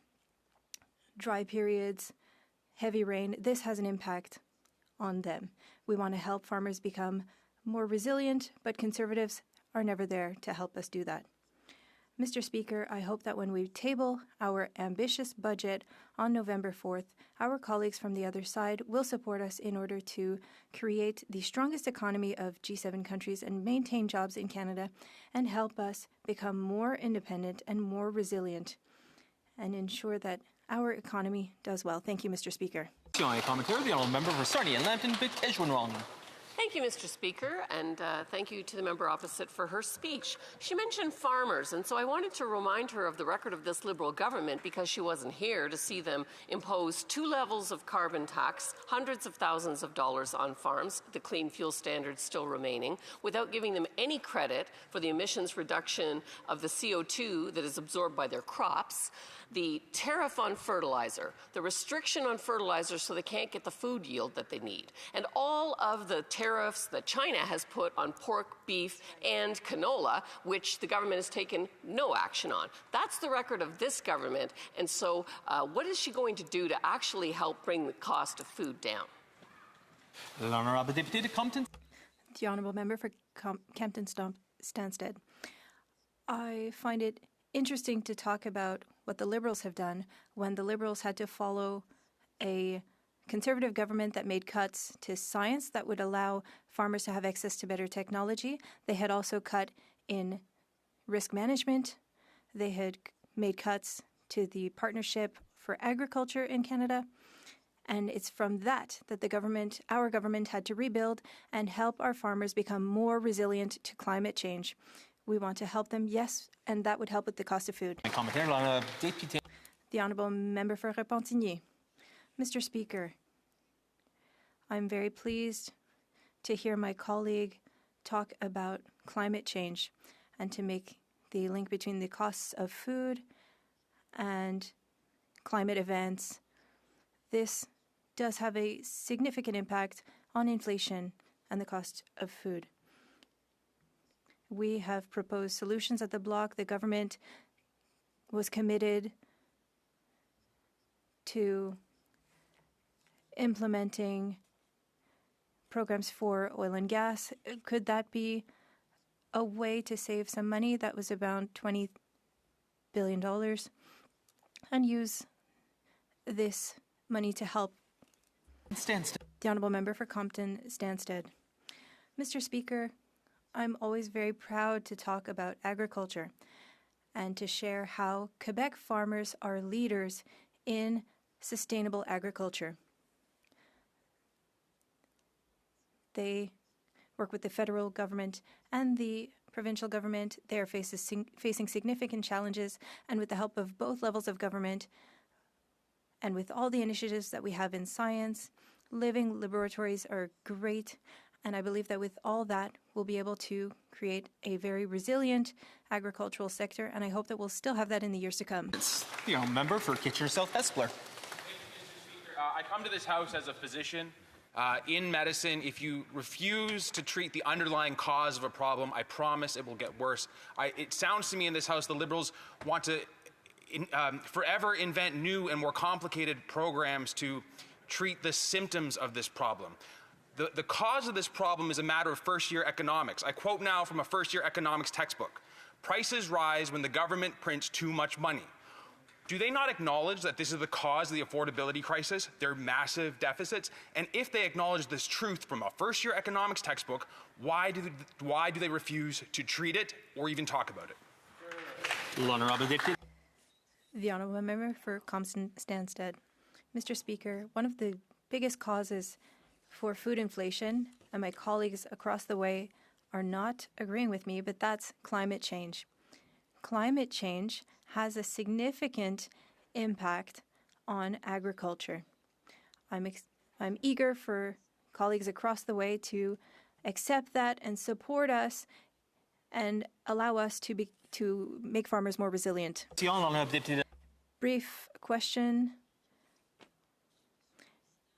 Quickly, Mr. Speaker. Thank you, colleague, for your speech. We have the same passion for agriculture.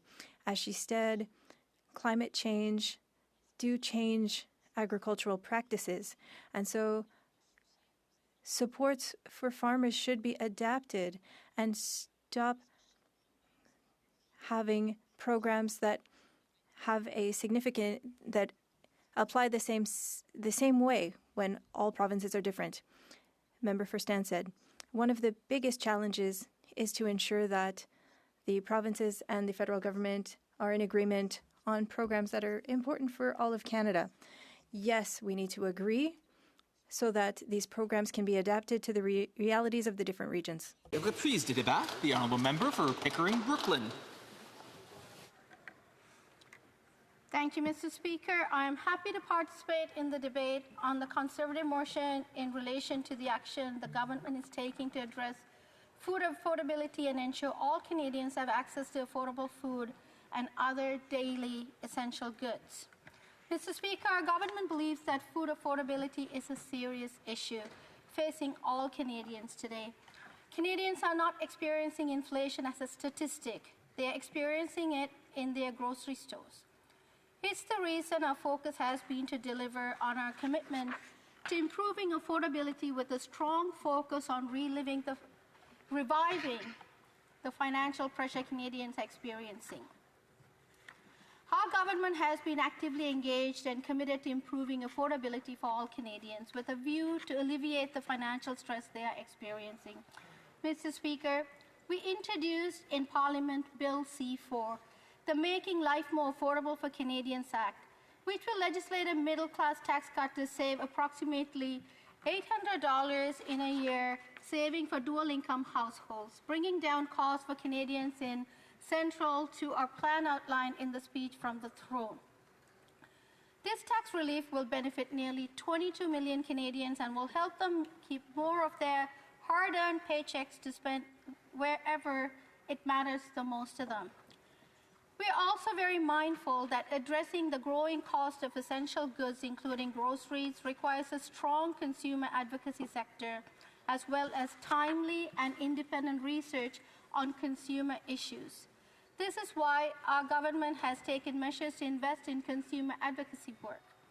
Mr. Speaker, the Canadian Consumer Protection Initiatives enables independent research in order to gain insights on retail pricing practices such as shrinkification and skimpification in the grocery sector. In a recent call focused on food, priority topics included affordability, sustainable consumption, barriers to competition in the grocery sector, and consumer protection against junk fees and price gouging. In addition to independent research, this program supports the creation of resources to raise awareness about food, especially when it comes to sustainability issues. In providing further funding for consumer advocacy, we're ensuring that consumer interest organizations are supported to meaningfully advocate for Canadians.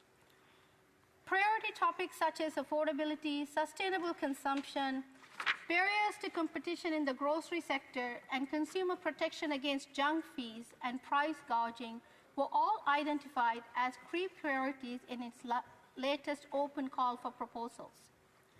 With these priorities top of mind, a funded project from a previous call supported a national consumer movement that reached Canadians from coast to coast to coast, offering practical tools to decode grocery pricing strategies and empowering consumers to make informed choices at the checkout.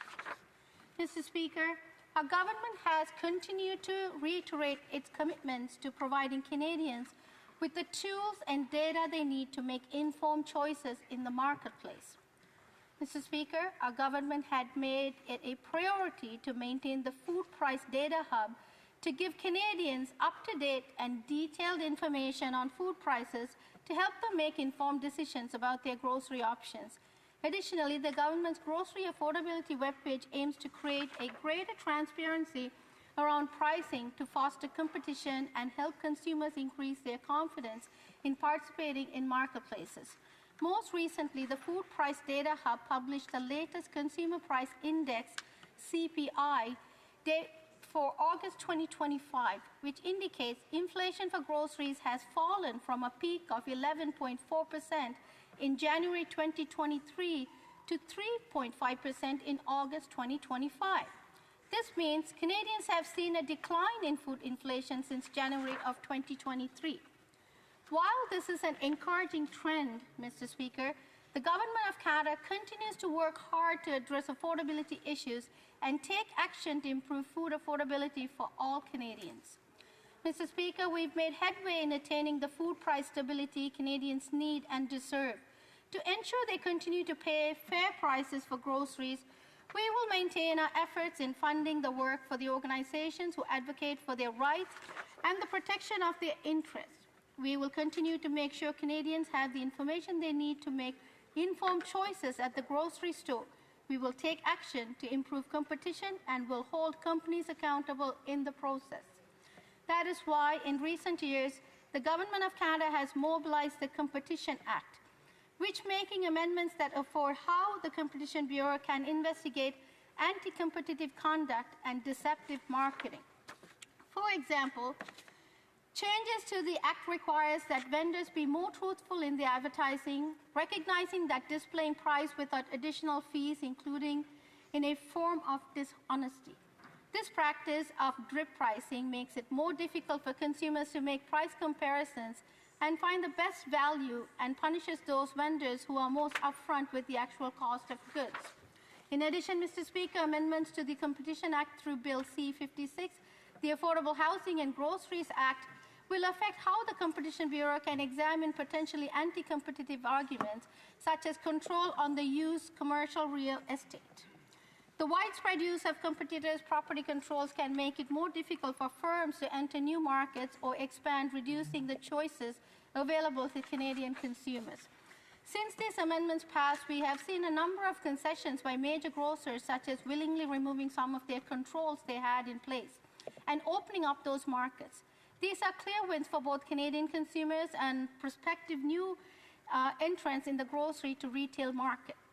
We are aware, however, the food price stabilization can only occur when there is cooperation. It requires the complete engagement of the entire supply chain. Our engagement with industry has been focused on ensuring the continuous improvements of food affordability. Through continued collaborations with provincial and territorial ministries of agriculture and widespread industry engagement, we were pleased to announce that July 2024, all of the large grocery retail commitment to the Grocery Sector Code of Conduct. The code is a positive step towards uniting supply chain partners under a set of ground rules and bringing more fairness, transparency, and predictability to Canada's grocery supply chain and for consumers. Mr. Speaker, we recognize that global and external pressures like tariffs imposed by the United States are also contributing to cost and price increases that affect consumers, workers, and businesses in Canada. These pressures reinforce the importance of a coordinated long-term approach to food affordability and economic resilience.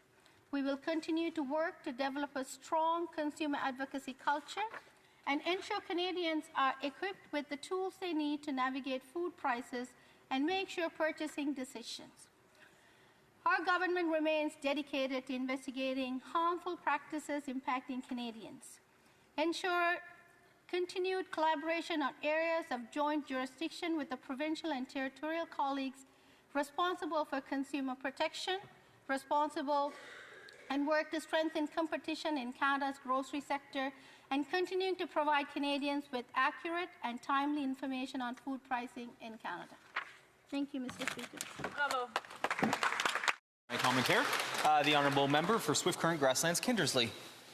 Thank you very much, Mr. Speaker. And I heard the member in her speech talk about how they're working alongside industry. Now, what we have seen from this government, the result of the policy direction that they have taken us over the last 10 years, is that $63 billion in investment left Canada so far this year. I'm just wondering what the member's plan is to try to bring that $63 billion back. Wondering which bad Liberal policies from the last 10 years she's willing to scrap to try to get that money back. Way to go. The Honourable Member for Pickering, Brooklyn. Thank you. Through you, Mr. Speaker, to the Honourable Member across.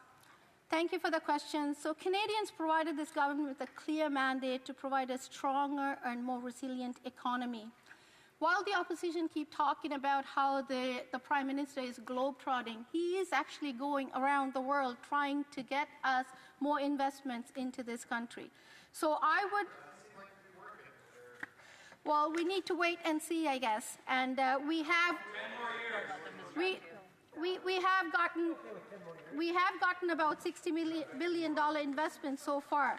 And the budget 2025 will build upon these actions by seizing a generational opportunity to transform the Canadian economy through ambitious investment. I have to go on the next question. Question et commentaire, l'honorable député. The Honourable Member for Shefford. Thank you, Mr. Speaker. I would like to thank my colleague. I started working with her at the FIWO committee, and I would like to welcome her. And I am a little bit concerned with what's happening at FIWO. For example, there are women who are staying in violent situations because they're afraid of being out on the street. There was funding for housing that was blocked this summer. My colleague from Abitibi-Témiscamingue is the one who told me that Ottawa is holding on to money. There are needs in Quebec, and the government is slowing the funding, and so there are women in Quebec who had to go back to their abusers. You need to transfer it because we need this funding. The Honourable Member for Pickering, Brooklyn. Thank you, Mr. Speaker, and thank you for that question to my colleague across.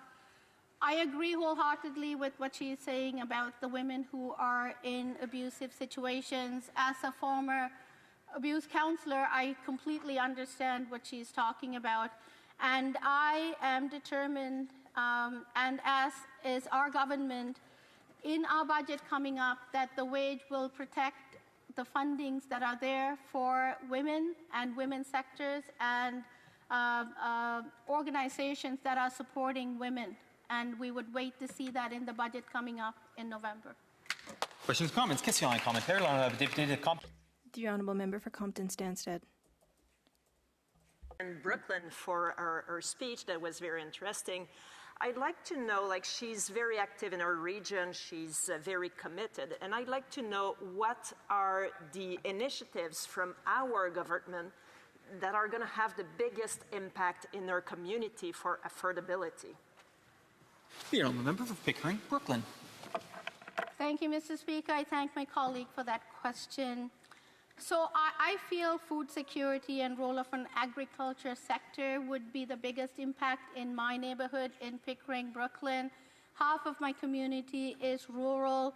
So in the coming days or months, I am waiting to see what the government would do to strengthen Canada's food security by investing in greenhouses, hydroponics, and controlled environment agriculture that allows us to grow more types of food here at home, which would definitely alleviate a lot of the lineups in the food banks.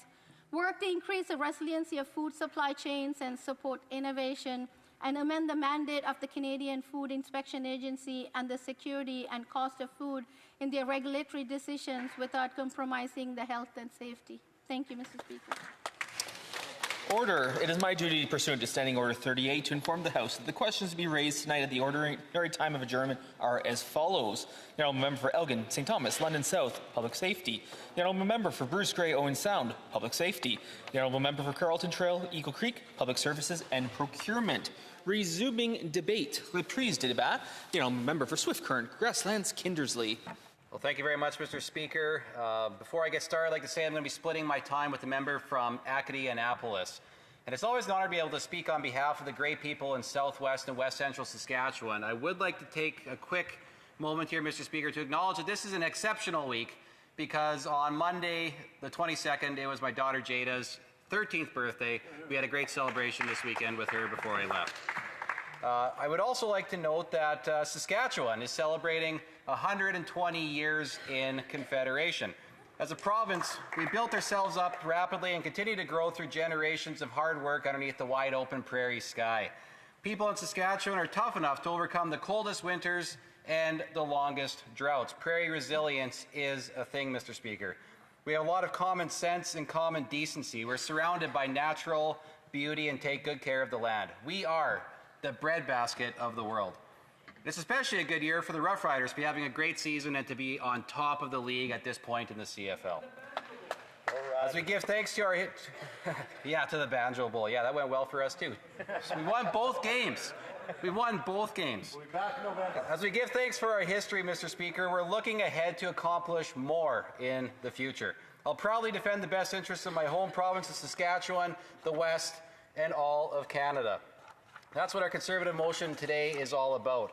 In Saskatchewan, we're known for many things, whether it's producing the vast majority of Canada's pulse exports, leading in canola growth, or weathering out living in the Palliser Triangle. And on that last one, I can't express enough how much of a feat that is. You see, in my neck of the woods, the original pioneers and settlers thought that the area was uninhabitable because of the unforgiving landscape, the volatile weather, and the lack of surface water.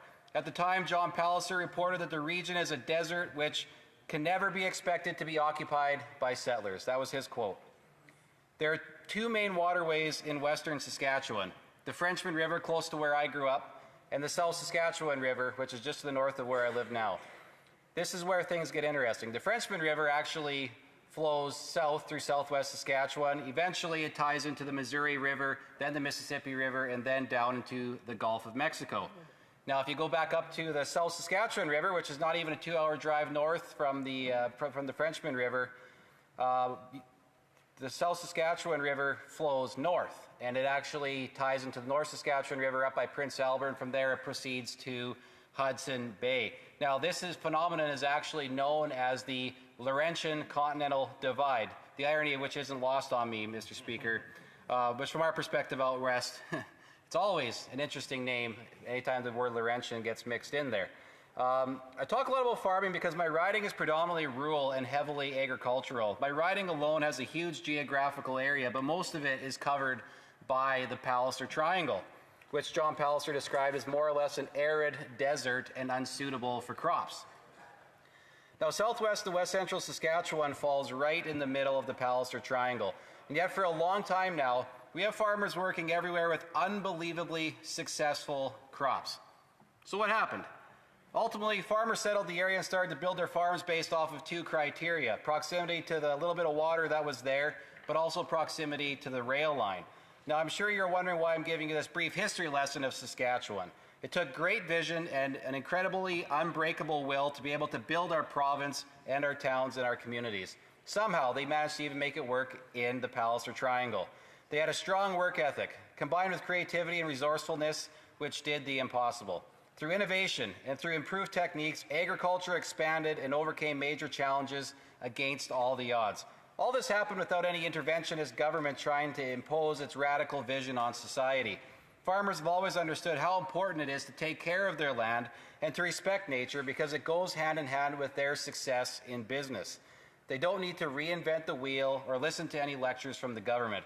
The success story of the Palliser Triangle has been happening for over a century. And over time, each new generation has built on that foundation. There, of course, were some setbacks in time, one in particular, which was the Great Depression. We saw great droughts. We saw tremendous topsoil loss because of the drought and the blowing wind and some of the agricultural practices of the time. It was also on the recovery side of World War I, but also on the onset of World War II. In most recent years, though, Mr. Speaker, there's actually been less rainfall in Saskatchewan than even in the dirty 30s. And we're seeing a modern miracle of higher yields. These farms are producing more with less. Soil conservation, technology, and best practices have improved over time in response to the dry climate. In the past, this happened without government intervention. Now it's happening in spite of a Liberal government, which has made it more difficult for the ag industry as a whole. Let farmers do what they do best, while the Liberals should focus on resolving China's tariffs against Canadian canola products and yellow peas. It's a tragic loss for these farmers to do. It's been tragic, for the farmers to do more with less and have a better harvest this year as they watch their profits get wasted away and wiped out by tariffs. Instead of being preachy with farmers, the Liberals can learn a lot from the way farmers are able to balance the economy and the environment, and they should follow their lead. There are some other things that they could learn as well. The amount of work that went into building major projects like the National Railway or Gardner Dam were built without the need of, for example, the Major Projects Office. It was a different time back then. These days, those projects which support my region of the country probably would have been built with obstacles for industry like the Liberals' carbon tax and other devastating policies for the West. For today, at least, while debating this motion, I'm going to focus on the industrial carbon tax on steel, manufacturing, and heavy industry. It's causing destruction among many of our once great companies, and even previous Liberal policies and current ones are having a devastating impact on companies like Everest Steel, for example, in Regina. They've had to cut their labor force in half, largely thanks to bad Liberal policy that has made sure that no projects can proceed in Canada. While these industries already have to deal with tariffs, the Canadian government's still taxing them more at the same time. Any of the Liberals here across the way should ask themselves if it makes sense to put another tariff, basically, on top of the tariff already hitting Canadian companies.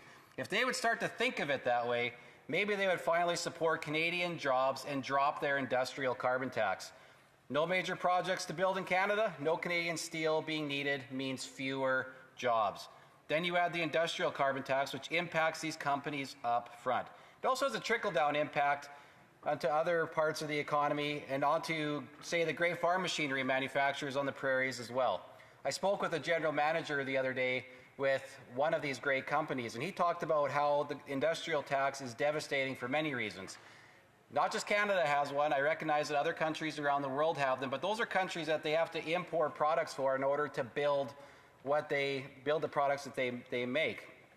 And the industrial carbon tax is largely a hidden cost for them. It's one that they have to bear. It's also one that they then have to turn around and pass along to the consumer. And the consumer then has to pay higher prices. So the cost of producing food, the cost of taking care of your cattle, those costs are borne by the producer. And then eventually the people in the grocery store will have to pay higher prices because what it takes to build key infrastructure in this country, Mr. Speaker, is impacted by bad policies like the industrial carbon tax. The problem begins with a Liberal government who has an attitude which says, for everything else in life, there is a taxpayer, or tax first, ask questions later. That sets the tone from the beginning. But there's always a cost in doing that, and it eventually gets passed down to the consumer. The difference is that, unlike a greedy government, Canadian businesses are forced to charge more while trying to survive. But at the end of the day, it's the consumer who gets hit from all directions. We're talking about ordinary Canadians who have to pay higher prices through inflation and then turn around to pay higher taxes on everything else. At every stage, the government benefits, but everyone else is worse off. Now, I know the Liberals are going to stand up and say that, oh, we scrapped the carbon tax. So they kind of sort of did. They scrapped the consumer tax, which people paid on their home heating and the fuel to fill up their vehicles. But as I explained, the industrial carbon tax truly is a consumer carbon tax just by another name.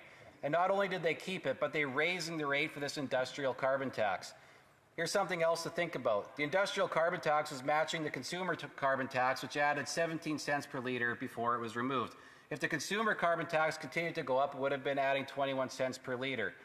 Even though that's not happening right now, the industrial carbon tax went up, and it is spreading those increased costs throughout the economy in place of the consumer tax. But it's a hidden cost as we are dealing with food inflation, a cost of living crisis that's being borne by our manufacturers, by the consumer, by our farmers, by people that are the ones who create jobs in this economy. Mr. Speaker, it's devastating. It's time for the Liberals to vote for our motion, which is going to get rid of the industrial carbon tax. Thank you. Questions and comments. Question and commentaire. The Honourable Parliamentary Secretary to the Government House Leader. Yes, thank you, Mr. Speaker. And having grown up on the prairies, the very first farm I ever visited was the Stoyne farm out in and around that Moose Jaw area.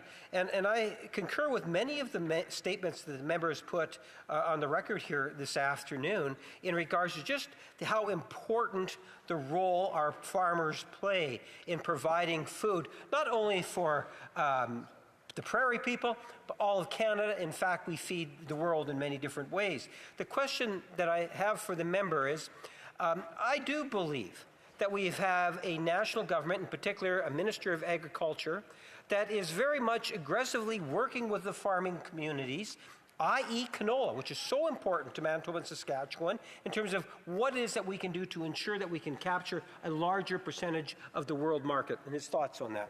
I'm a member for Swift Current, Grasslands, Kindersley.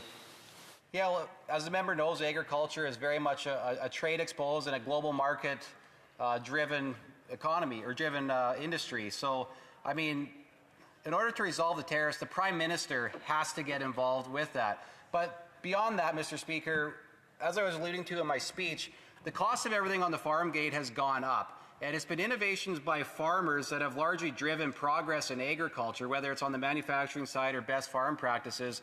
And the issue with the industrial carbon tax, it's a hidden cost for those producers when they have to go buy their next piece of machinery, or the cost of transportation, because things like road equipment and just the production of pavement and concrete and things like that are exposed to the industrial carbon tax, and it creates a problematic scenario for them.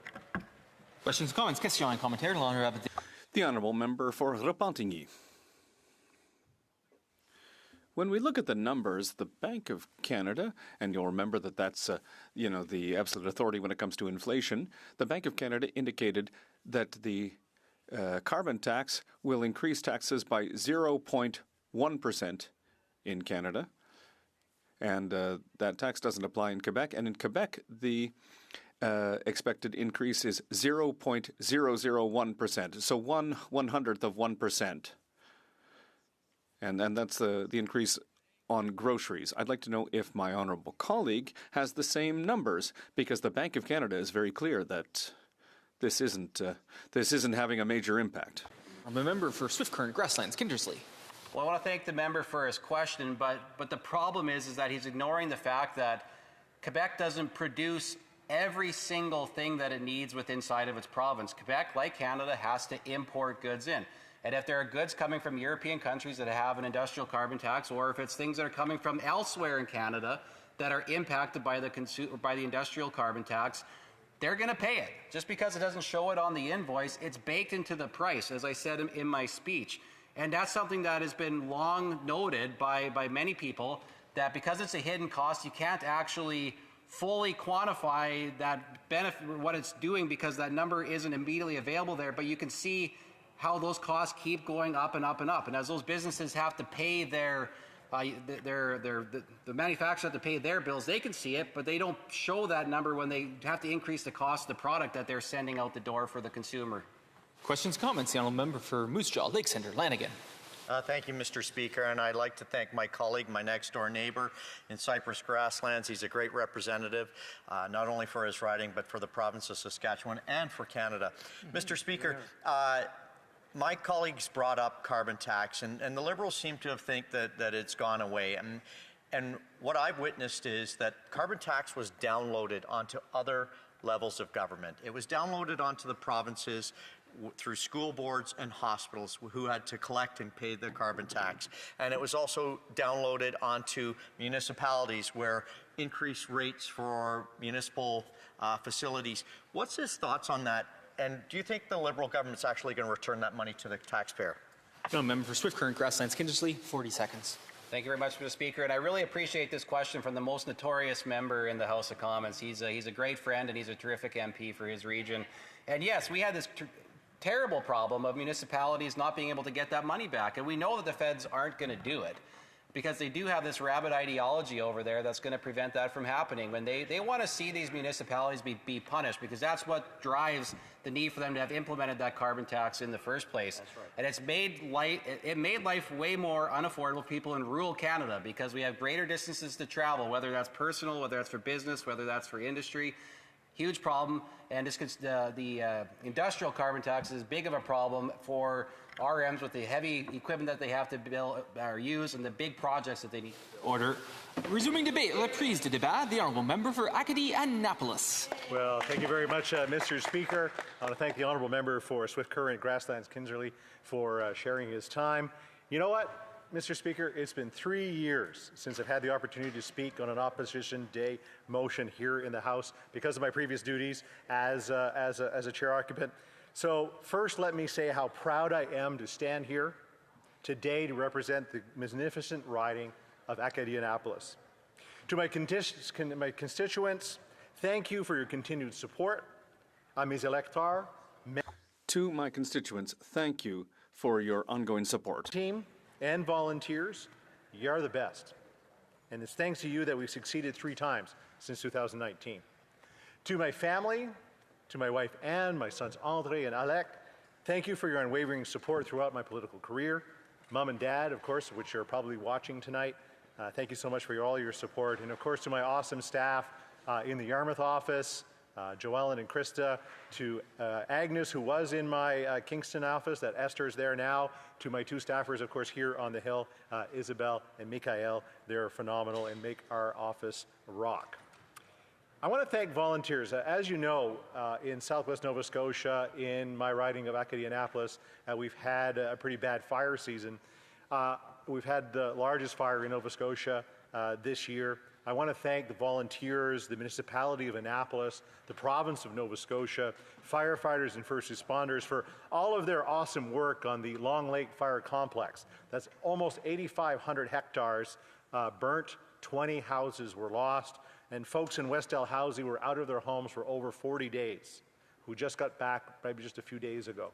I mean, can you imagine being out of your house or losing your house or being out of your house for over 40 days? So on behalf of everyone here, I'm sure, in the House of Commons, I want to wish you well and know that we're thinking about you and hopefully helping you as time goes on, as the province finally figures out exactly what they're going to be asking of the federal government when the time comes.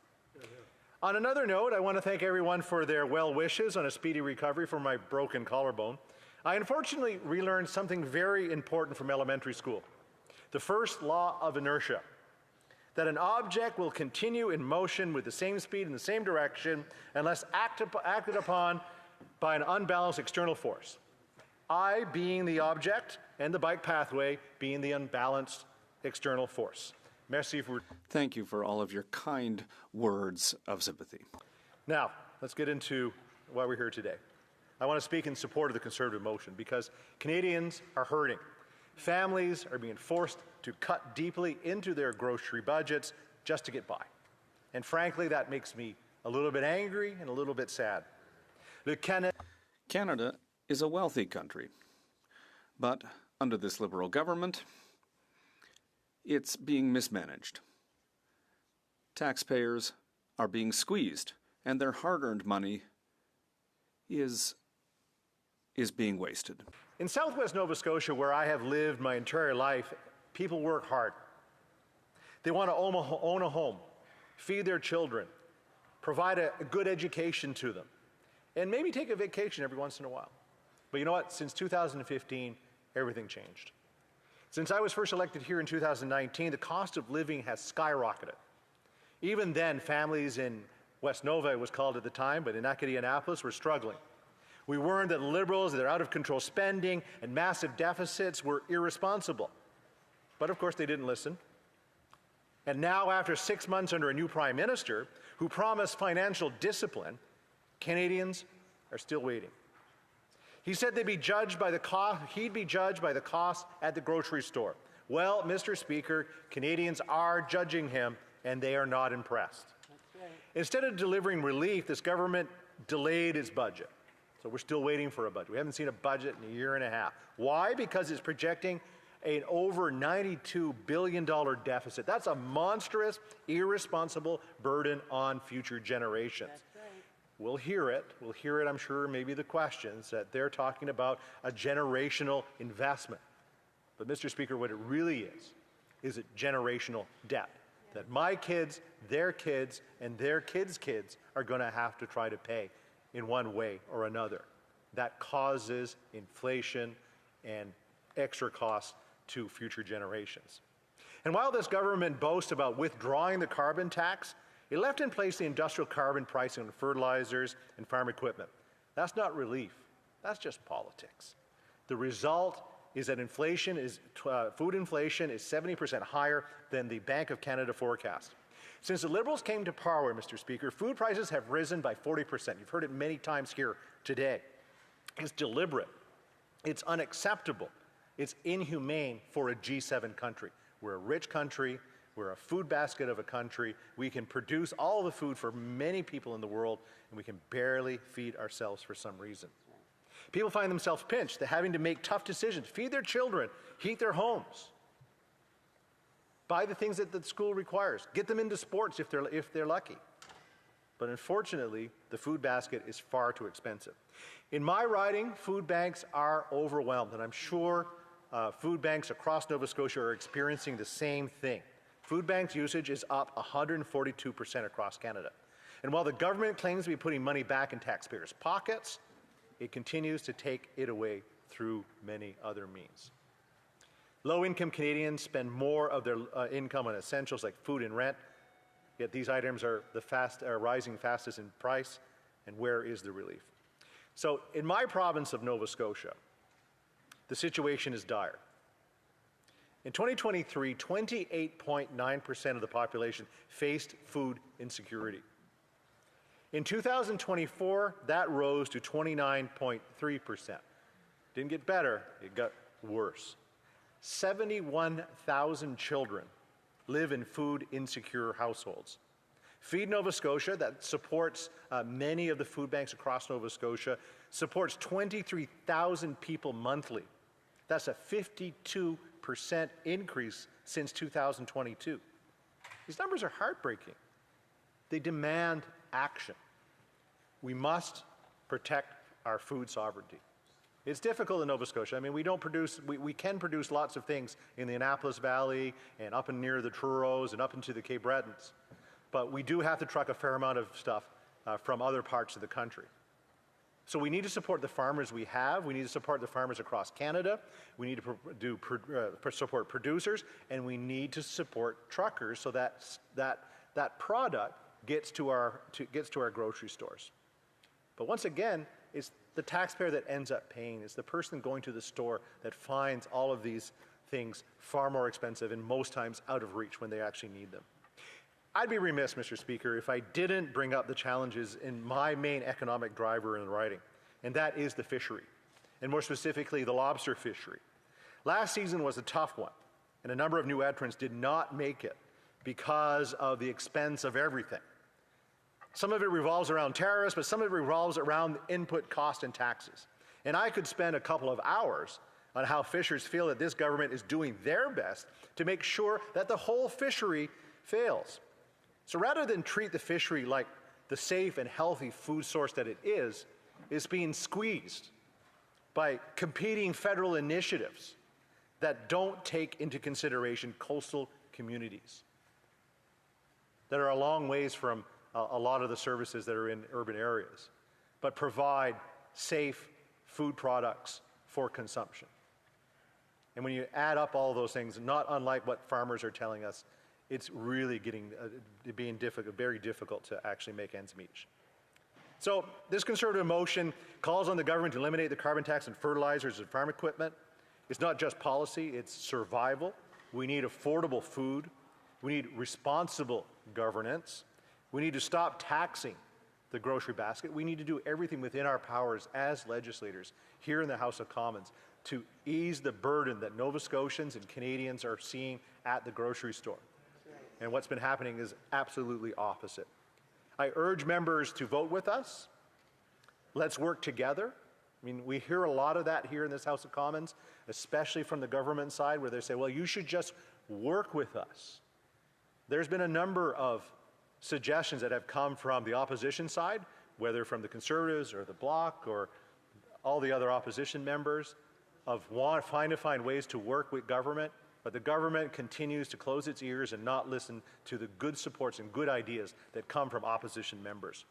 Let's work together, Mr. Speaker, for Canadians, for our economy, and for our future. Thank you, Mr. Speaker. Mr. Speaker.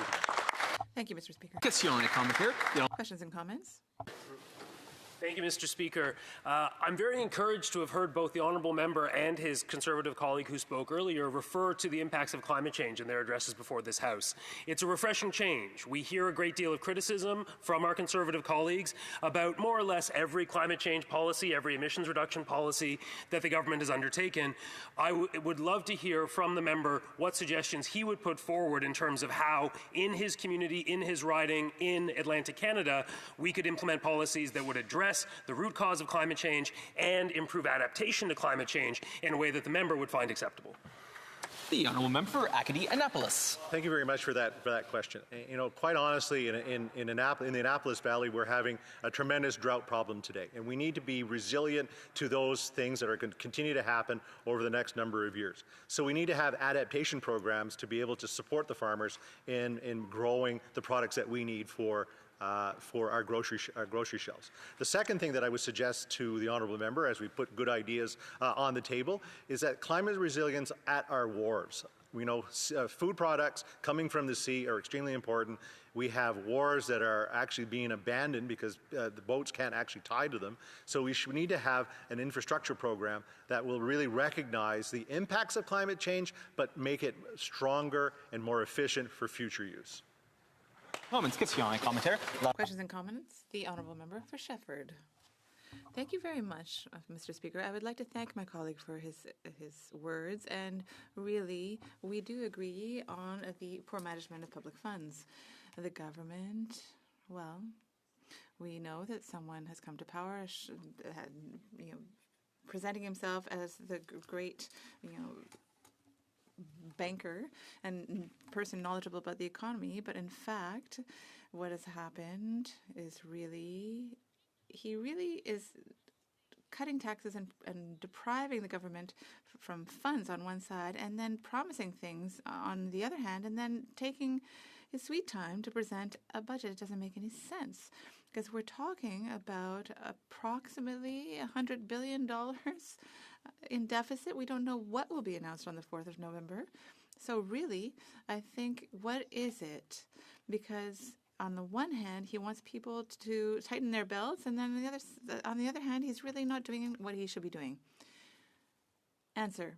The problem that the government has is to actually give some certainty for the economy to go well, to present budgets on time, budgets that make sense and that meet needs, while not spending on all kinds of projects that are not quite as important here and there. So the government cannot please everyone all of the time. So I'm hoping that the budget will be balanced. That's not going to happen. But what I would really like to see have a budget that will make the economy rise again in the spring. Speaker, and what we're debating today is the fact that this Prime Minister made a promise that Canadians would judge him by the cost of the food at the grocery store.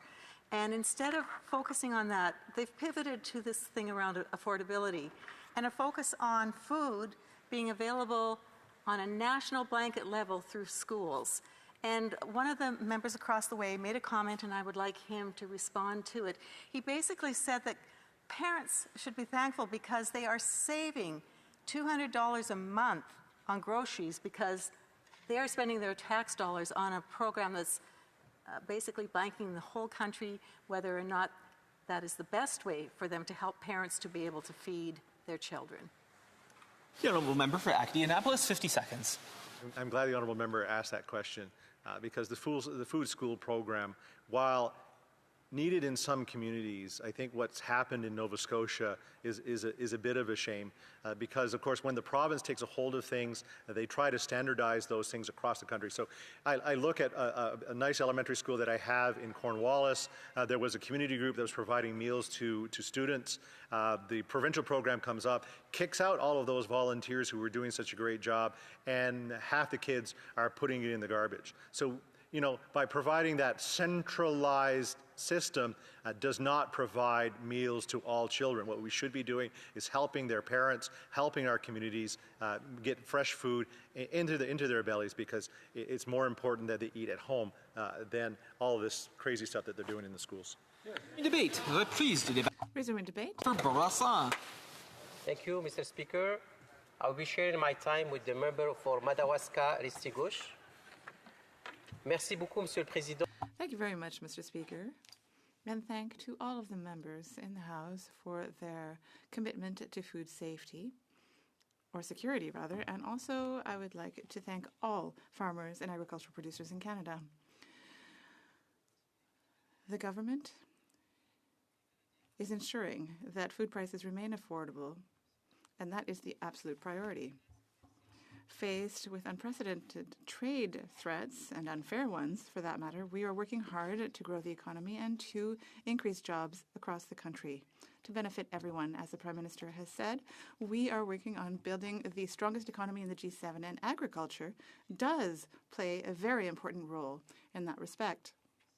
It is time for the agricultural and agri-food sector that gets the credit it deserves as an important driver of our economy. In fact, when we look at the agriculture and agri-food system as a whole, we can see that it is an economic motor. It employs 2.3 million people and creates 1 out of every 9 jobs and generates more than $100 billion in exports and contributes billions of dollars to the GDP. We have an agricultural sector that is a vigorous one and that helps ensure the food security of Canadians and to ensure the affordability of food. We are going through a time in which farmers are very busy. Everywhere throughout Canada on farms, it is harvest time. Every day throughout this country, almost 200,000 farmers are out there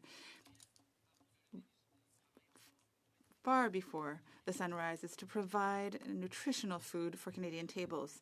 Together, they have helped get Canada recognized as one of the leaders of food production in the world. In 2024, it was the 5th largest exporter of agriculture products and seafood products. That sector plays an essential role, the agri-food sector, I should say, because they buy 40% of the agricultural production here in Canada in order to process it here in Canada. Thus, it creates more jobs than any other manufacturing sector in the country. And there is a huge opportunity for our food products that could help ensure food security worldwide. The Honourable Minister of Agriculture and of Agri-Food has an economic competitive perspective when dealing with agriculture and food. We want a solid food system, an affordable and resilient system for all Canadians, and we want to support our farmers and our food processors as well, or those who process food. We also want to strengthen our trade relationships with main markets and also reduce red tape so that Canada can be more agile. And we also want to really leverage technology and artificial intelligence. We want to open up new markets in sectors that show a lot of potential. Our farmers and food producers can provide the best products worldwide and support the Canadian economy in that way. An agri-food and agriculture sector that is strong and prosperous represents a more resilient food system for Canadians. A few weeks ago, the federal, provincial, and territorial ministers of agriculture met and discussed the next strategic framework for agriculture so that they could cooperate to ensure that they support a resilient and sustainable agriculture sector. And it was said that it is important to ensure that management and risk management is sustainable and supports agricultural producers. And we are working to ensure that access to key markets is ensured. It is very important to highlight that we are building a unified Canadian economy through internal commerce. And there have been regulatory changes that have put an end to the fuel tax in 2023. And so for the agricultural sector, there is a complete exemption from a payment of that tax. And we also have to say that consumers who truly want food packaging that is ecological and environment friendly and affordable at the same time. In partnership with the food industry, Climate Change Canada has to figure out how that can be achieved, how there can be more environment-friendly packaging that will help fight climate change. The food program for Canada is one of our signature programs. It's a fund that has sent out $71 million and has funded 1,200 programs that are linked to food security throughout Canada and 250 projects in Indigenous communities, about 40% of the entire amount of funding.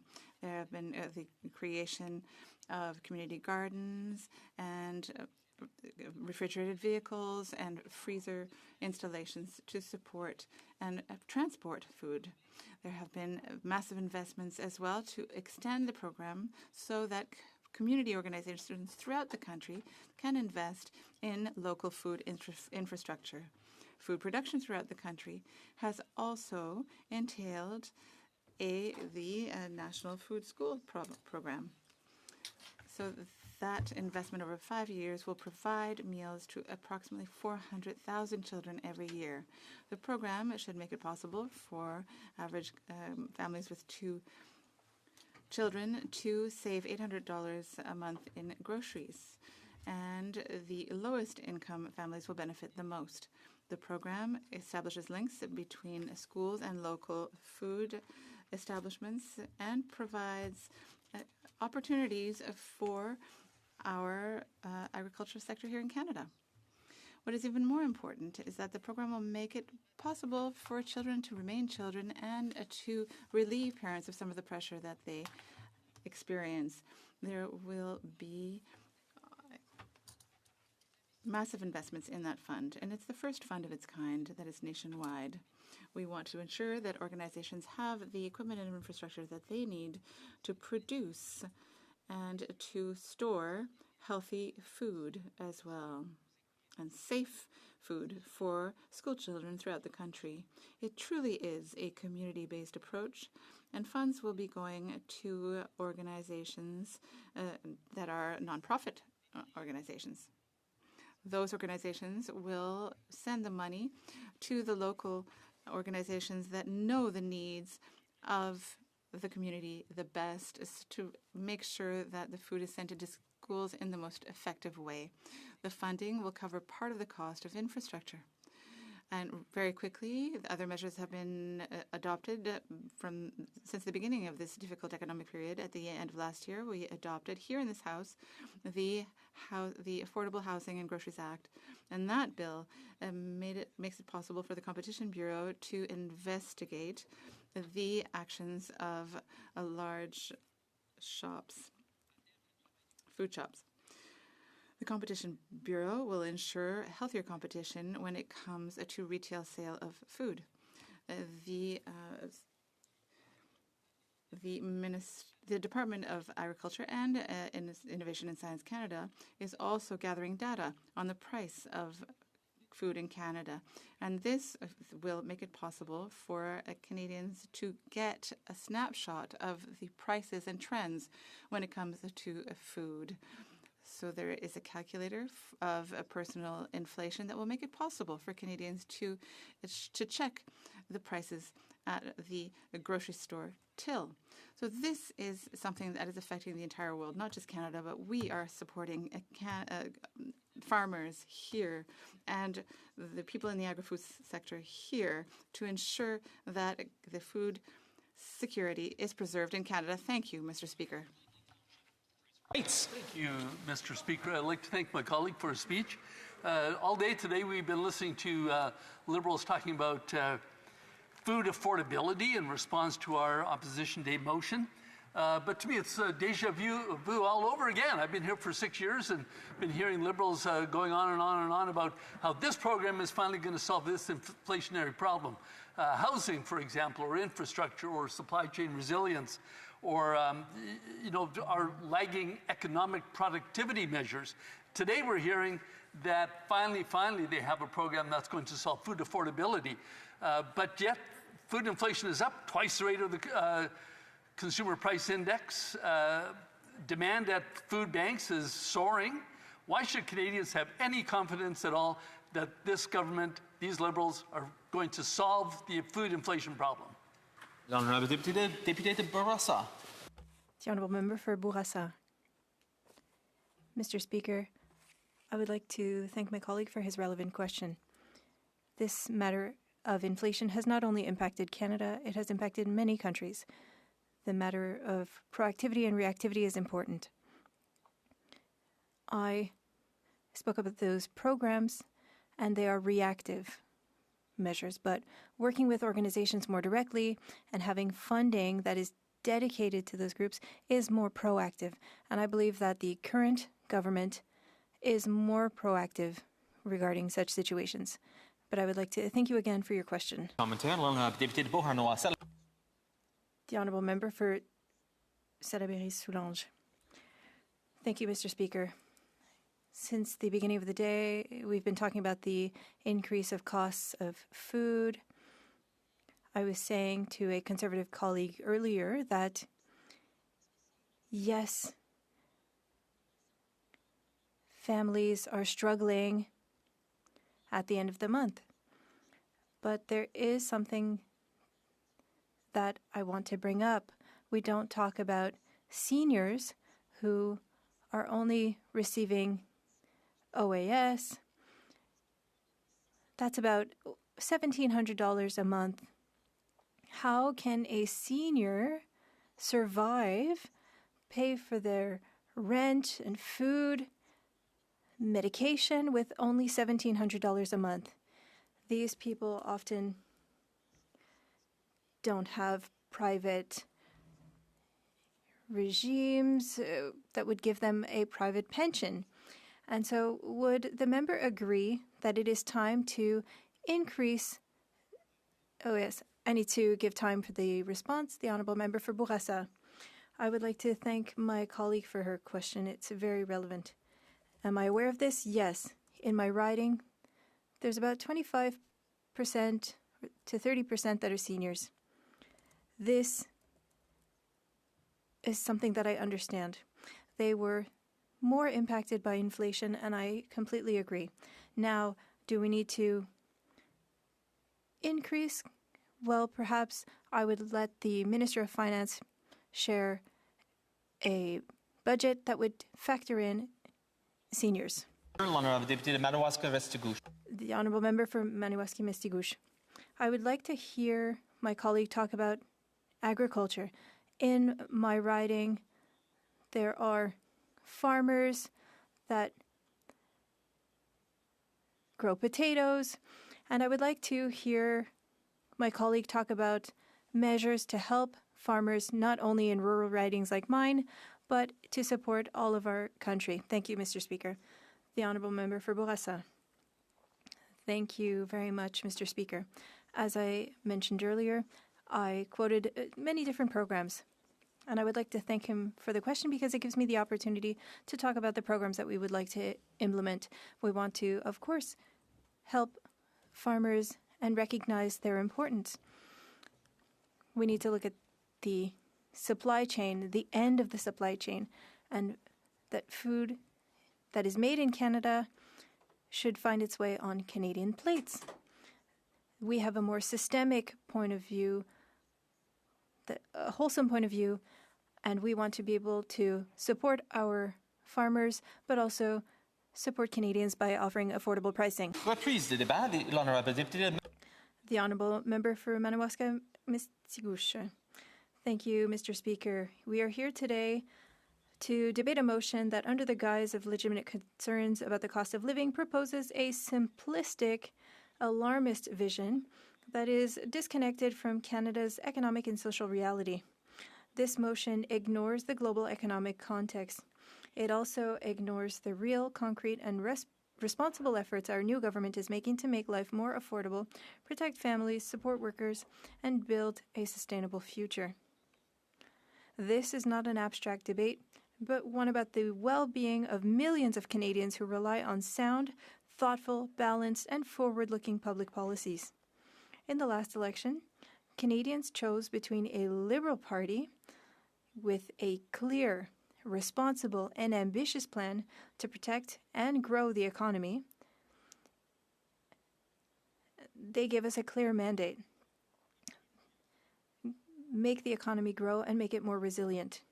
In response to concerns about the cost of living, our government has acted decisively by taking concrete steps to ease the tax burden on Canadians. We have lowered taxes for nearly 22 million people. This means that millions of families now have more money in their pockets, a measure that has a direct impact on their daily lives. We eliminated the GST on first-time new homes. Buying a home is one of the most important investments in a family's life.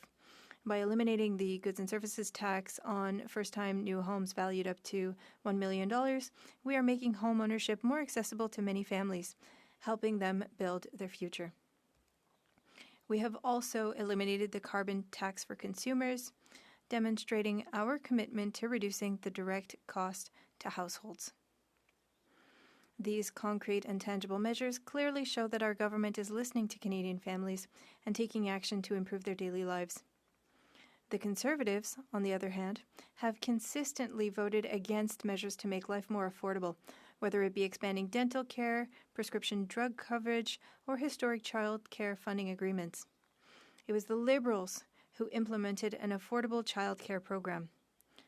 Since 2021, more than 900,000 children now benefit from quality child care services. This saves families an average of thousands of dollars per year.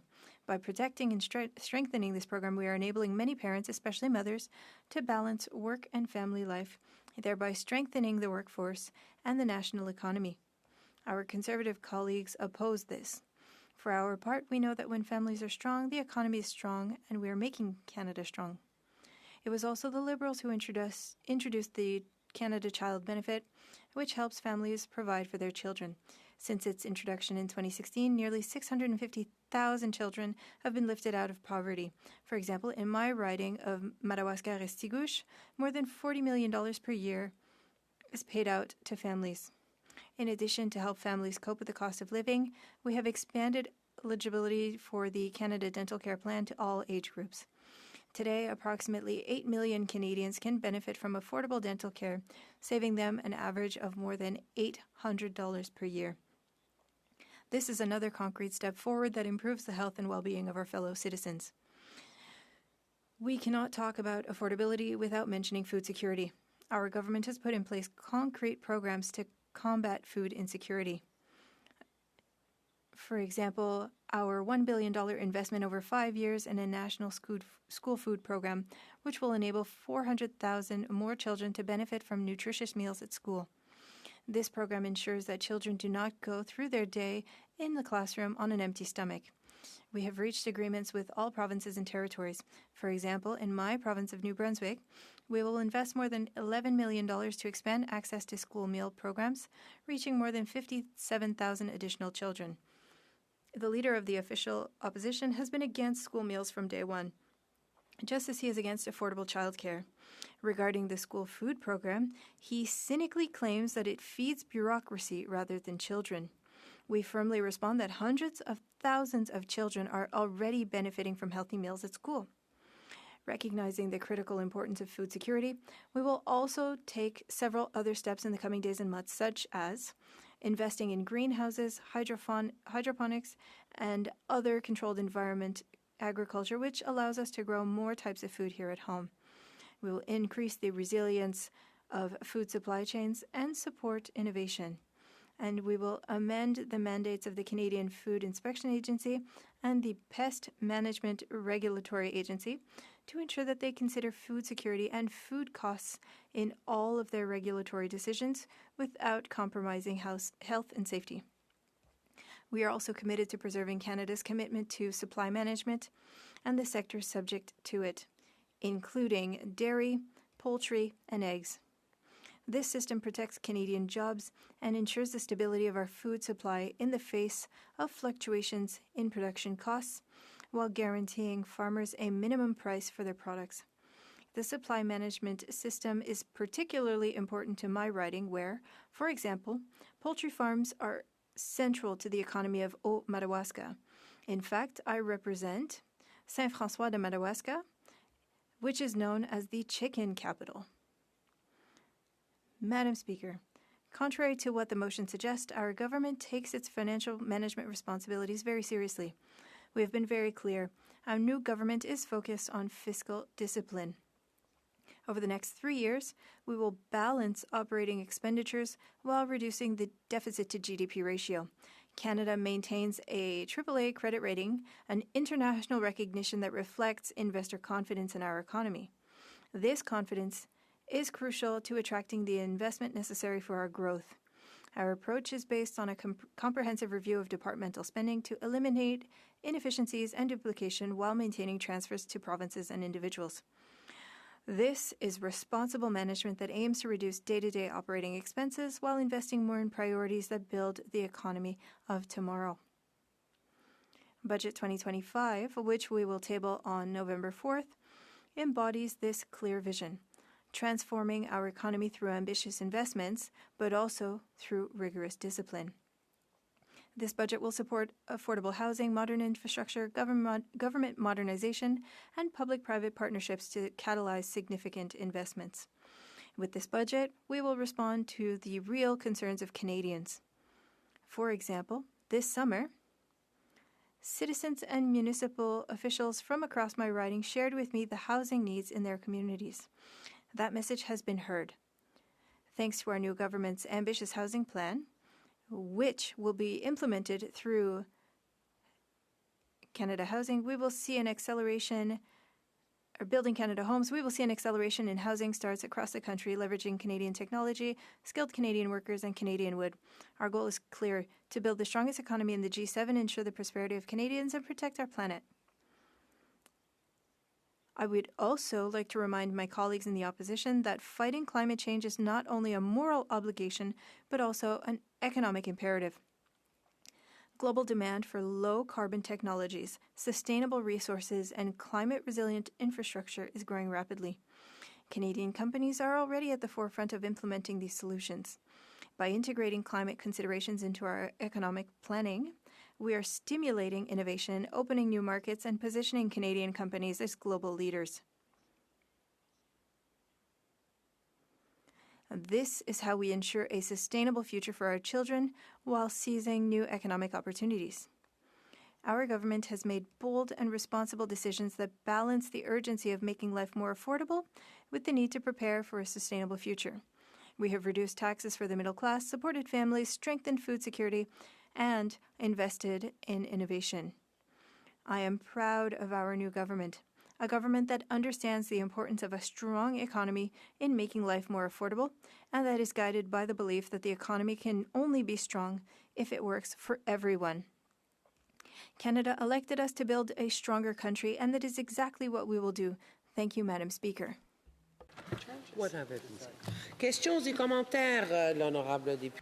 Questions and comments. The Honourable Member for Louis Saint Laurent. And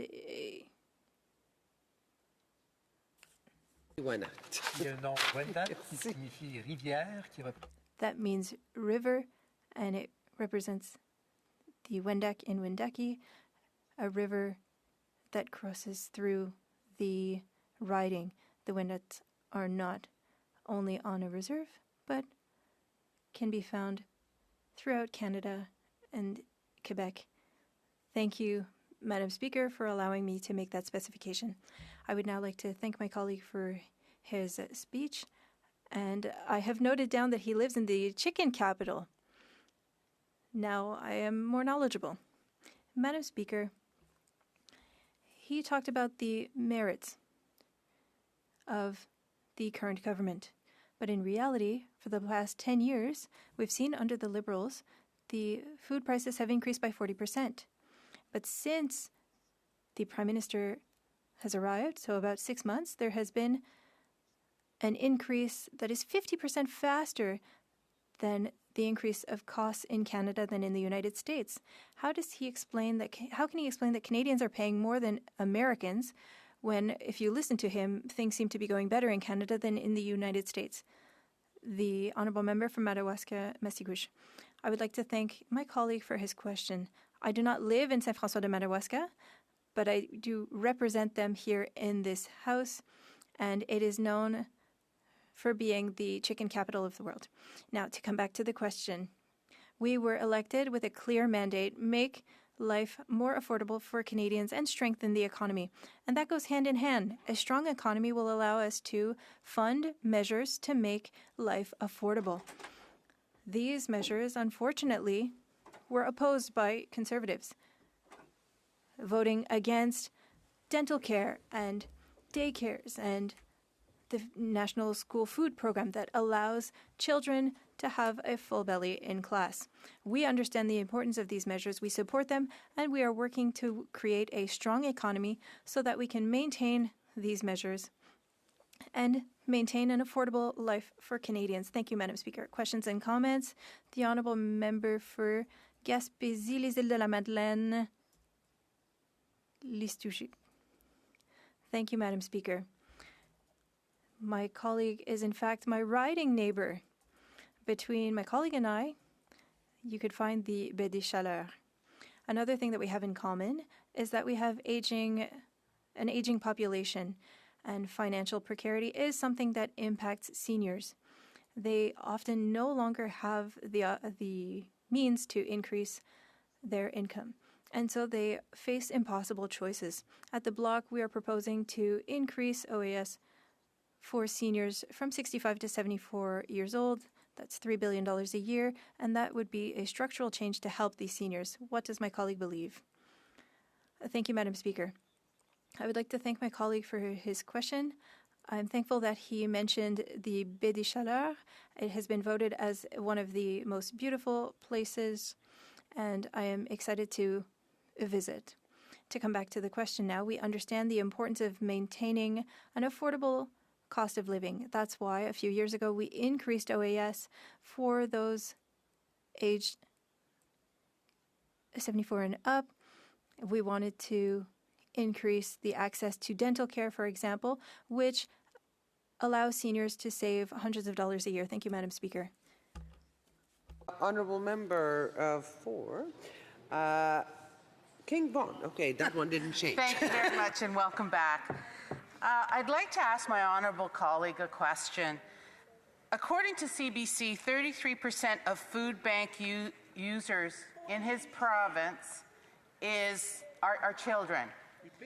Over 2 million visits to food banks in March of 2024. This is due to the high cost of living. So they can talk about their wonderful plans. They can talk about how they're supporting children at schools and their dental plans. Why is this number so ridiculously high with all the plans that they have in place, which hasn't helped the population of New Brunswick? The Honourable Member for Madawaska-Restigouche. Thank you, Madam Speaker, and I'd like to note with interest the fact that my colleague quoted the CBC, our national public broadcaster, which allows us to have quality information. I'd like to come back to her question. Food security is a priority for us, and that's why we have put in place concrete measures, such as the National Food School Program. And if it's an important issue for my colleague, why did her party vote against that program? And I hope that the opposition will work with us to put in place other measures that we've planned when it comes to food security, like our investments in hydroponics, in greenhouses, and other new projects in Canada. Thank you. Wait, the Honourable Member for Saskatoon South. Thank you very much, Madam Speaker. I'm going to share my time here today with the Honourable Member from Mission, Matsqui, Abbotsford. Opposition Day motion. I was pleased to second this Conservative motion today because the Prime Minister 6 months ago told Canadians, judge him by the cost at the grocery store. Well, Canadians have, in the last 6 months, looked at the price of the grocery store items, and we'll go through those in just a moment. I rise to speak out today on behalf of all Canadians that we represent. They're really experiencing, Madam Speaker, extreme hardship as a result of these failed Liberal policies for the last 10 years. They say they're a new government, but they're not. They're the same government that came in 2015. The Liberal government isn't hearing the general public. They tell Canadians, and we've heard it here all day, you haven't had it so good. Well, poverty and food insecurity in this country has risen almost 40% in the last 2 years.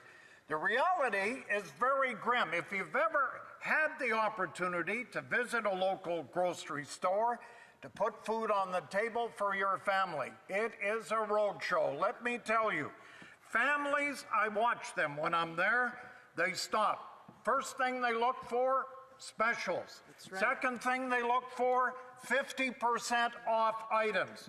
Third thing they look for, even expired items, because reduced. You know, I sit and watch in our grocery stores in Saskatoon, where I'm from, and it's amazing watching people. I am really worried, and I fear for parents who really, do they have enough money at the end of the month to put a decent meal on the table? Food inflation, as we all know, we've been talking all day, is 70% above the Bank of Canada's target. Food prices are up 40% since they took office 10 years ago. Shame. You know what the Prime Minister told Canadians, and this is why we're having the Opposition Day motion, you could measure his performance on the prices at the grocery store. Some of the facts. And you know, Madam Speaker, the horror show in the grocery store is the meat department. When you go through the meat department, people stop. Can I afford that roast? Can I afford this? They open the freezer and then they shut the freezer. You know why? They can't afford the price of beef. It's up 33%. I've seen it in grocery stores coast to coast. You've heard these numbers. Just let them sink in. When you put a stew in your crock pot today, you will have to pay between 11 and 33% more just for the ingredients in that crock pot. And normally, it will be a lesser grade of beef that would go into that crock pot just to make it the 11 to 33%. I have watched shoppers all over in our grocery stores. I just mentioned the meat. They obviously simply can't afford that. The items we put in our cart at the grocery store are up across the board from 9 to 33%. Saskatchewan, the province that I am honored to call home, has long been called the world's food basket. But Saskatchewan not only feeds this country, but the world. And I'm going to give a shout out here, Madam Speaker. The harvest in my province right now is 68% complete. So many families are still in the field. We wish them today a very safe and prosperous harvest season. So we still have over 30% to be put into the bin. We wish them all the best. You know, farmers are struggling more than ever just to produce food that we not only need in this country, but the world. The total farm net income has decreased $5.2 billion in 2024. That's over 40% from the year before. And in Saskatchewan, it's down 36.1. How can we expect farmers to survive and then thrive with a third of their income gone in the last 2 years? Stats Canada reports that the realized net income for Canadian farmers fell $3.3 billion. That's 25% to $9.4 billion just in 2024. And there's many reasons for it, and we'll get into those. But let me say, Madam Speaker, my wife Ann and I were honored this August. We were asked to come to a Hutterite colony in Saskatchewan. I won't name it, but we were asked to come to the Hutterite colony in southern Saskatchewan. Now, I have many friends in the Hutterite community, and I see them in Saskatoon, lots, but this is the first time that I've ever stepped foot in a Hutterite colony for a long period, the whole day. So it was really interesting. We enjoyed the experience. I certainly learned a lot. Farming is changing. It's undergoing huge change. The colony has to diversify themselves now. They raise chicks. They export these chicks to Lilydale in Wynyard, Saskatchewan. Every 37 days, the chickens are exported over to Wynyard. The barns are cleaned, and then they start this process all over again. Everything in that facility, I should add, is automated, from the water, from the feed. And by the way, the colony in Saskatchewan even produce their own feed because it's a lot cheaper. So it's a great way to farm, produce food for all those in Saskatchewan. And I'll actually say this, Costco takes all their chickens in Western Canada. So there you go. But the colony has had to diversify. Now they're into steel because of the price of grain has come down. The canola has come down. The colony, when I sat and ate with them, they just felt farming is just simply too risky today. You know, you talk about land prices, and then the rent prices, and then the weather, then the insurance.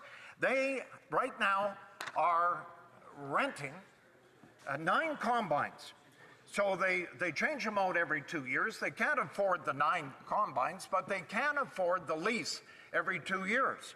So Liberal policies have had a major effect on the colony here in Saskatchewan. I just kind of thought I would mention that because we often see these colonies in Alberta, Saskatchewan, Manitoba. We drive by, oh, they look big, they're nice, they're this and that, but they too are under pressure because of these Liberal policies. Now, let's talk about the food bank in my city. I just told you we are the world leader for food production in my province. We saw a staggering 25% usage in 2024. We feed the world, Madam Speaker. And yet the food bank in my city, because of these policies, saw a staggering 24% increase. 43% of those people relying on the food bank in my city are children. Shame. So that reflects on Saskatoon's high child poverty rate. The executive director, Laurie O'Connor, says 23,000 visits to the food bank monthly in Saskatoon for about 8,000 hampers. More middle-class income families are making their way to the food bank in Saskatoon, causing more demand. Seniors and students are back at the university in Sask Poly. They too are making their way now to the food bank. They just simply can't afford the everyday living costs. Almost all grocery stores, you note, in our province have a bin at the door when you leave. The bin is for food donations given to each community's food bank. 23,000 visitors per month is an all-time high. I have volunteered for the food bank in my city. I would have never expected 23,000 people to come through the door in the Saskatoon Food Bank in my life. You know, I'm going to leave you with this, Madam Speaker, and I hope today that the Prime Minister is listening to this. Michael Kincaid is the Food Bank Saskatchewan Executive Director, and I think he summed it up beautifully. He said, by the time somebody goes to a food bank in my province, they're already starving. Think about that. Thank you very much. Way to go, Kevin. Questions and comments? The honourable member for Hamilton West and Castor Douglas. Thank you, Madam Speaker. It's fascinating to listen to speech after speech of regurgitated ChatGPT prompts and a list of recycled catchphrases. It's time to cut the crap, Mr. Speaker. The leader of the opposition is now a pretend Westerner. I suppose he's now a pretend farmer.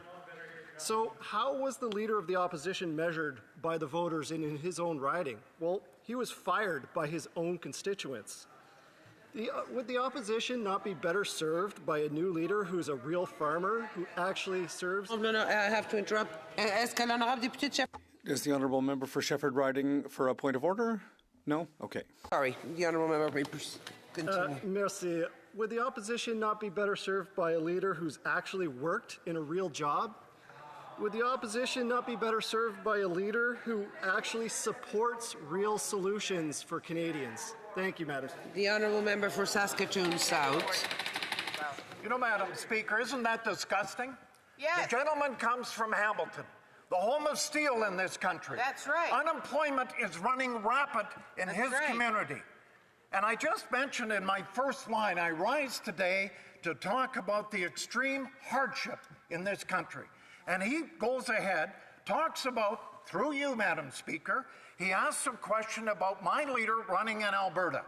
It doesn't matter. He's been elected. He represents, for us, the Conservative Party in Canada. He's the official opposition. He has many speeches in the House of Commons. He should be ashamed to the people of Hamilton tonight because many of them have been laid off in the last month. We ask him and the Liberal Party, what have they done for the steel industry? Well done, Kevin. The honourable member for Shefford.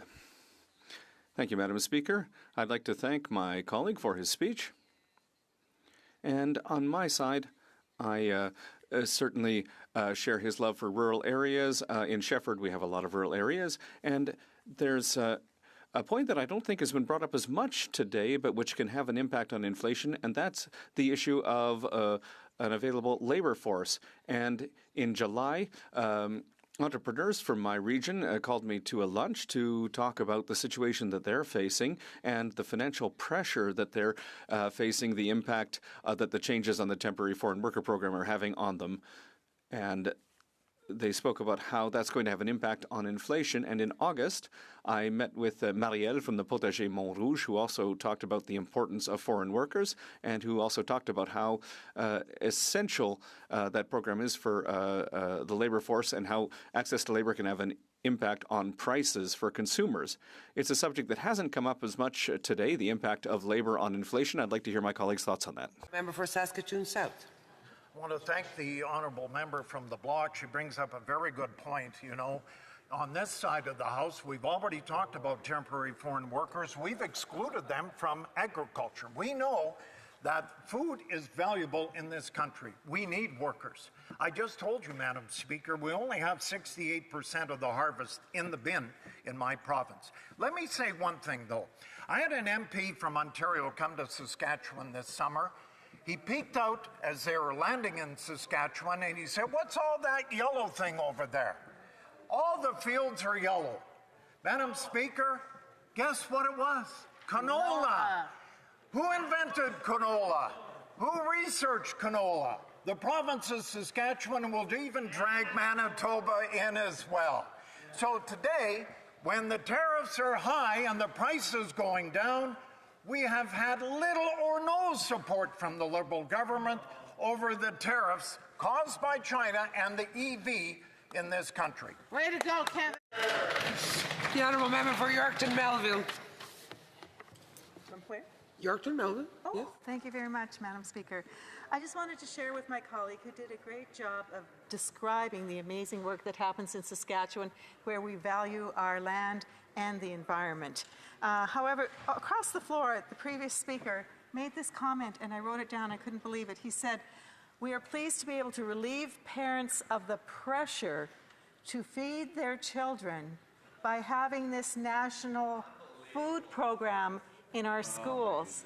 To suggest that in any way that is relieving the pressure on parents who cannot afford to feed their children because of the policies of this government is beyond the pale. I would like to know what he has to say about that. Good question. A very brief answer from the Honourable Member for Saskatoon South. I want to thank the Honourable Member from Yorkton Melville. It's interesting. I was a school board trustee for 10 years in Saskatchewan and also the Saskatchewan School Boards Association. In our city, we have a program called CHEP. They feed inner city kids. It's been going for decades. Then the federal government comes along and said, we want a national food program. Guess what's happened, Madam Speaker? You know, bureaucracy first. So when we started the food program, it was a need in inner city. Right. Because of their programs and their bad policy the last 10 years, now the food program has to come to suburban city of Saskatoon because nobody can afford to eat. Hey, debate, the Honourable Member for Mission, Matsqui, Abbotsford. Madam Speaker, at some point, the government has to give. Canadians simply cannot continue at this pace. The Prime Minister himself said Canadians should judge him by the cost of groceries. By that standard, he's already failing. Food prices are up 40% since the Liberals took power, and food inflation is now 70% above the Bank of Canada's targets. Thinking about the debate today and what I've heard on both sides, at the onset of my speech, I think I want to recognize a lot of the people that work at food banks, in social services, the volunteers at churches and gurdwaras in my riding, who do so much to make up for our poor economy, who do so much selfless service to help those new immigrant families, the struggling single mothers, and the children who need support above and beyond what their parents can give them, in many cases through no faults of their own. Despite our partisanship here, I don't think we should lose sight of that key fact, that something has got to change. The government has to do something different because the statistics that I'm going to share and that many other people have shared are moving in the wrong direction right now. Across Canada, families are being crushed by this cost of living crisis. Families are spending $800 more on groceries in 2025 than they were in 2024. That's like, for many, the entire month of the Canada Child benefit that they had the previous year that's now just being used for groceries. It's a real hit to the pocketbooks of so many people. And that's why Canadians are turning to food banks in record numbers. Over 2 million visits every single month, up 90% across Canada since 2019, and up 81% in British Columbia on average since that time. Daily Bread projects 4 million visits in 2025, and 25% of Canadian households are food insecure. That's up from 18% in 2023. Now, the federal election wasn't too long ago, and we all had those experiences on the doorstep when we met with those struggling parents and those struggling families that are simply doing everything they can to get by, but things don't seem to be working in their favor. And that's in fact why the Honourable Leader of the Official Opposition wanted us to be talking about food today, because it's out of the grip, out of the reach, I should say, of more people than it should be. In my own riding, the situation is overwhelming. In Abbotsford's Archway Food Bank serves 6,000 clients a month, nearly double from 3 years ago. In Mission, a survey found 26% of households rely on assistance monthly or for most months. At St. Joseph's Food Bank in Mission, volunteers are stretched thin as new needs grow every single week. And I will say that I'm part of St. Joseph's Church, where that food bank's a part of, and the lines are horrible. We see the lineups on the days they allot food, and it's sad to see. It is really sad to see in a country as rich and prosperous as Canada that my church, the Gurdwaras, many other churches in Mission, Matsqui, Abbotsford have to do so much when before people were able to take care of themselves, no matter their background, no matter where they came from, no matter how long they'd been in Canada. It was just easier.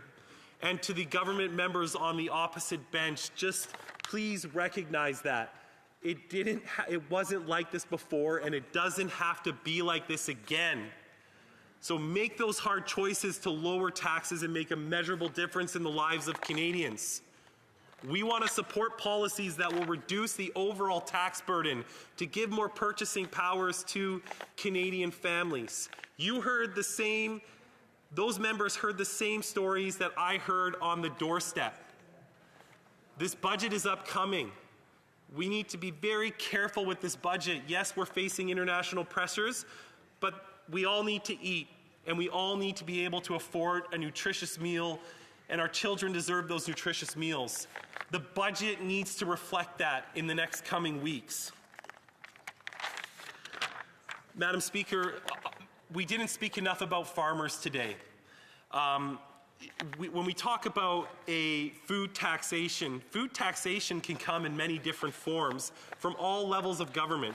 I live in British Columbia, and we have the Agricultural Land Reserve. It's something I support a lot. It was put in place over 50 years ago to ensure that our key agricultural lands are protected for food production. But in many cases, when you take municipal government, the Agricultural Land Commission, different federal regulations on emissions, like on natural gas, which heat our greenhouses, and provincial rules as well, it is very hard to build the facilities we need to increase food production. In fact, I went to Windset Farms in Delta, a company started in Abbotsford. And I spoke to the president of Windset Farms, one of the largest conglomerate marketers of hothouse tomatoes in British Columbia. And they said it took almost a decade to get a new facility expanded. This facility is creating a world-class suite of tomatoes and other vegetable products that fly off the shelves in our grocery stores that Canadians all across Western Canada rely on. Yet the government allowed almost a decade for a facility to be expanded simply through red tape and various administrative and taxation burdens at all levels of government. If we want to build a stronger, more resilient and autonomous Canada, it needs to start with giving the ability of people to buy Canadian goods. And right now, we don't do a good enough job of that. Just last week, Bimbo Canada, Canadian Food Grains, they're a Mexican company that operates one of the largest bread production, bread. They're one of the largest bakers of bread in Canada. and they have a great socially responsible story to tell. It's one of the great stories of Canada's free trade agreement with Mexico is seeing Bimbo present in Canada and making investments. They talked to me about the plastics registry, about the undue burden that the plastic registry has put onto businesses like theirs. And what does that lead to? It leads to more administrative costs. That leads to higher overall cost for Canada. If they didn't have the economies of scale that they did, it would be hard to even make further investments in Canada. Today I met with another company, which is not in the food industry, but talked about how burdensome the plastics registration policies of the government are. So in conclusion today, Madam Speaker, Conservatives believe it doesn't have to be this way. And the motion before us calls upon the government to remove some of the biggest barriers to more affordability and more ability for Canadians to take care of themselves and live their very best life. We need to continue speaking about the cost of food in this chamber, and we need to, in good faith, put forward policies that are going to give Canadians the ability to take care of themselves once again. The school food program won't do that. No government program will do that. It has to be done by broad economic policies that impact everyone equally, and that is reducing the overall tax burden, the regulatory burden, the infrastructure burden to build the facilities and to farm the land that we need to make sure that we can live our very best lives. Thank you, Madam Speaker.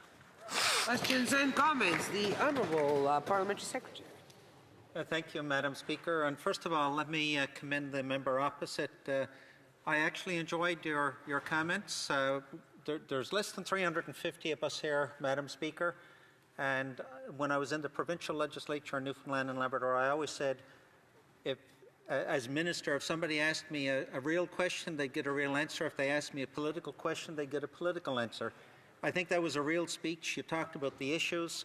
We may agree or we may not agree on the issues, but you spoke to the issues and you spoke with heart. So, so Madam Speaker, I know I'm supposed to go through you. I apologise, but I just wanted to commend the member on his speech.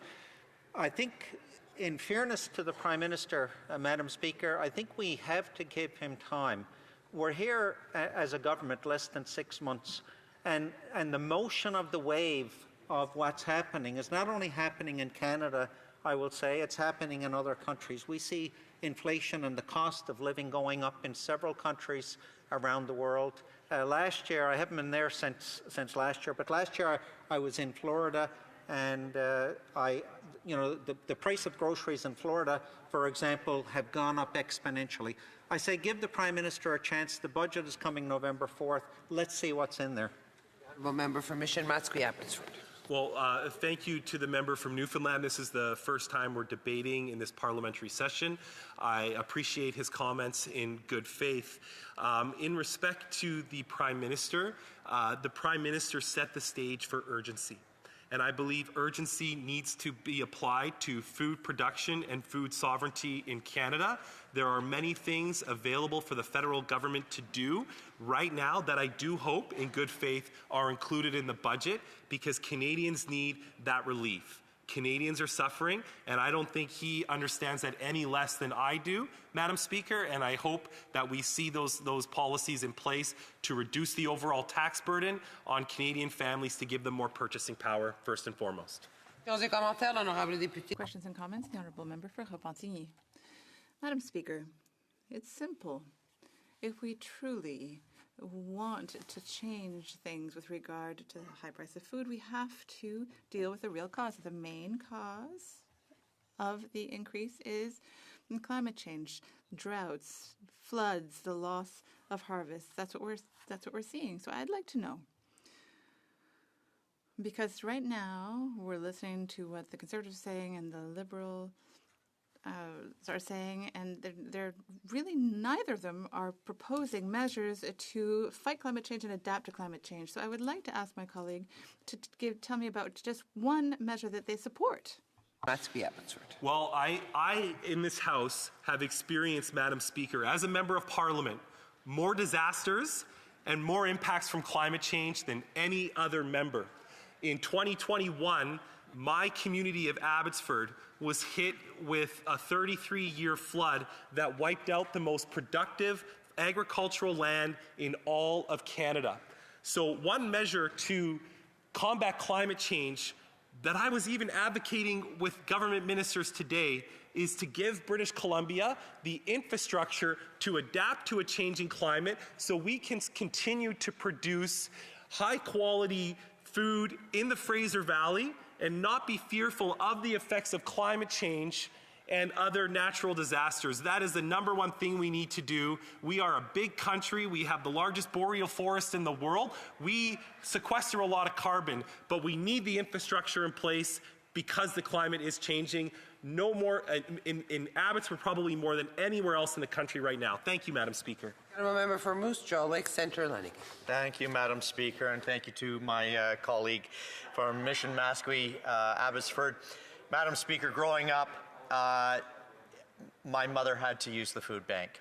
And that was when Trudeau Sr. was in power. And her fortunes didn't change until we had a Mulroney government. Anytime we ask the question about food bank usage, the opposition always comes up with what they're doing in schools. What's more important? What's more important? Is it that parents are able to feed their children or schools are able to feed our children? A very brief answer from the honourable member for Mission Mascouy. Well, thank you for the question from the honourable member for Moose Jaw. And my #1 responsibility as a parent is to feed my kids, not the government, not anybody else, me right here. We have to take care of our families, and it's sad in Canada today that some parents can't do that. The school food program, though, won't address that. It has to come through economic policies that gives everyone a level chance to live their best life and take care of their children. Thank you, Madam Speaker. Resuming debate, the honourable member for Yorkton Melville for about 4 minutes. 4 minutes. Okay, thank you so much, Madam Speaker.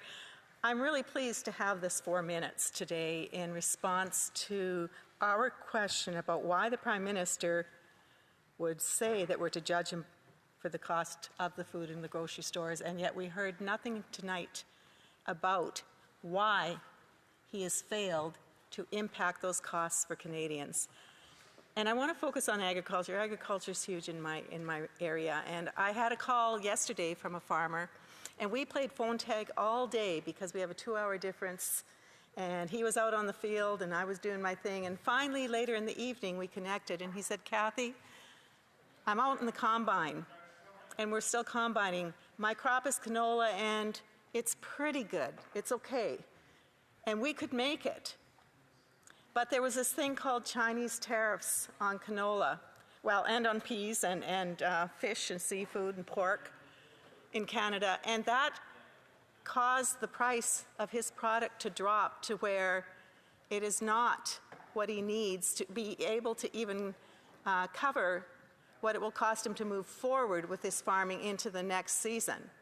He said, I need to buy my fall fertilizer. But this government has made buying fertilizer more difficult. There's tariffs on his fertilizer that he needs for next season. And he said, I'm sitting here going, do I purchase it, knowing that I probably am not going to have the amount of money that I need to put the inputs in, and if I do, I have no guarantees. And he's sitting there going, what am I supposed to do? As a farmer, I can tell you what you heard tonight about them. They are resilient, they are creative, they are innovative. They are the reason we have zero tillage and have had it for over 3 decades when the rest of the world is just figuring that out. But his circumstances are so bad. What did the government say they would do to help in light of the tariffs from our own nation and from China? They're going to give him a loan. Madam Speaker, that is not what our farmers need, is more debt. What they need is for this government to not continue to penalize them in every way possible, whether it's increased tariffs, telling them they have to use less fertilizer. Oh, but by the way, they want them to have higher yields so that they can feed the world and help out with additives to gasoline. We've got departments here challenging each other's purposes, and our farmers are stuck in the middle. So I really felt for him, and you know, his productivity is facing challenges that it should never have to face beyond the weather and all the other challenges that our farmers face from their own government. So he is calling on them to please stop interfering with his ability to grow his crops, feed his own family, and be able to feed the world and not face the stresses of a government that brings forward policies that are damaging. Thank you, Madam Speaker. I can keep going. Ever so little. Well, you know, my tendency is to go over. So I was trying really hard tonight to not do that. So we have about a minute left to go. No, we don't. Now we're on time. It being 6:15. It is my duty to interrupt the proceedings and put forth with every question necessary to dispose of the business of supply. La question est la suivante. The question is as follows. Mr. Barlow, seconded by Mr. Waugh, moves that given that the Prime Minister said Canadians would judge him by the cost at the grocery store, and that, 1, food inflation is, shall I dispense? Food inflation is 70% above the Bank of Canada's target. 2, food prices are up 40% since the Liberals took power. 3, Daily Bread Food Bank To its food banks in 2025. 4, food bank use in Canada is up by 142% since 2015. La Chambre demande au Premier ministre. The House call on the Liberal Prime Minister to stop taxing food by eliminating A, the industrial carbon tax on fertilizer and farm equipment, the inflation tax, money printing deficits, The so-called clean fuel standard, and D, the food packaging tax, plastic ban, and packaging requirements. If a member participating in person requires the honourable member for Windsor West. Correct, Madam Speaker. I ask for a recorded division, please. Conformément à l'article 45. Pursuant to Section 45 of the rules, it is deferred onto the 1st of October 2025 at the end of the question period. Leader. Thank you, Madam Speaker. I suspect if you were to canvass, the House should find unanimous consent. At this point, they call it 6:30 so we could get into the late show. Does the honourable member have unanimous consent? If we must.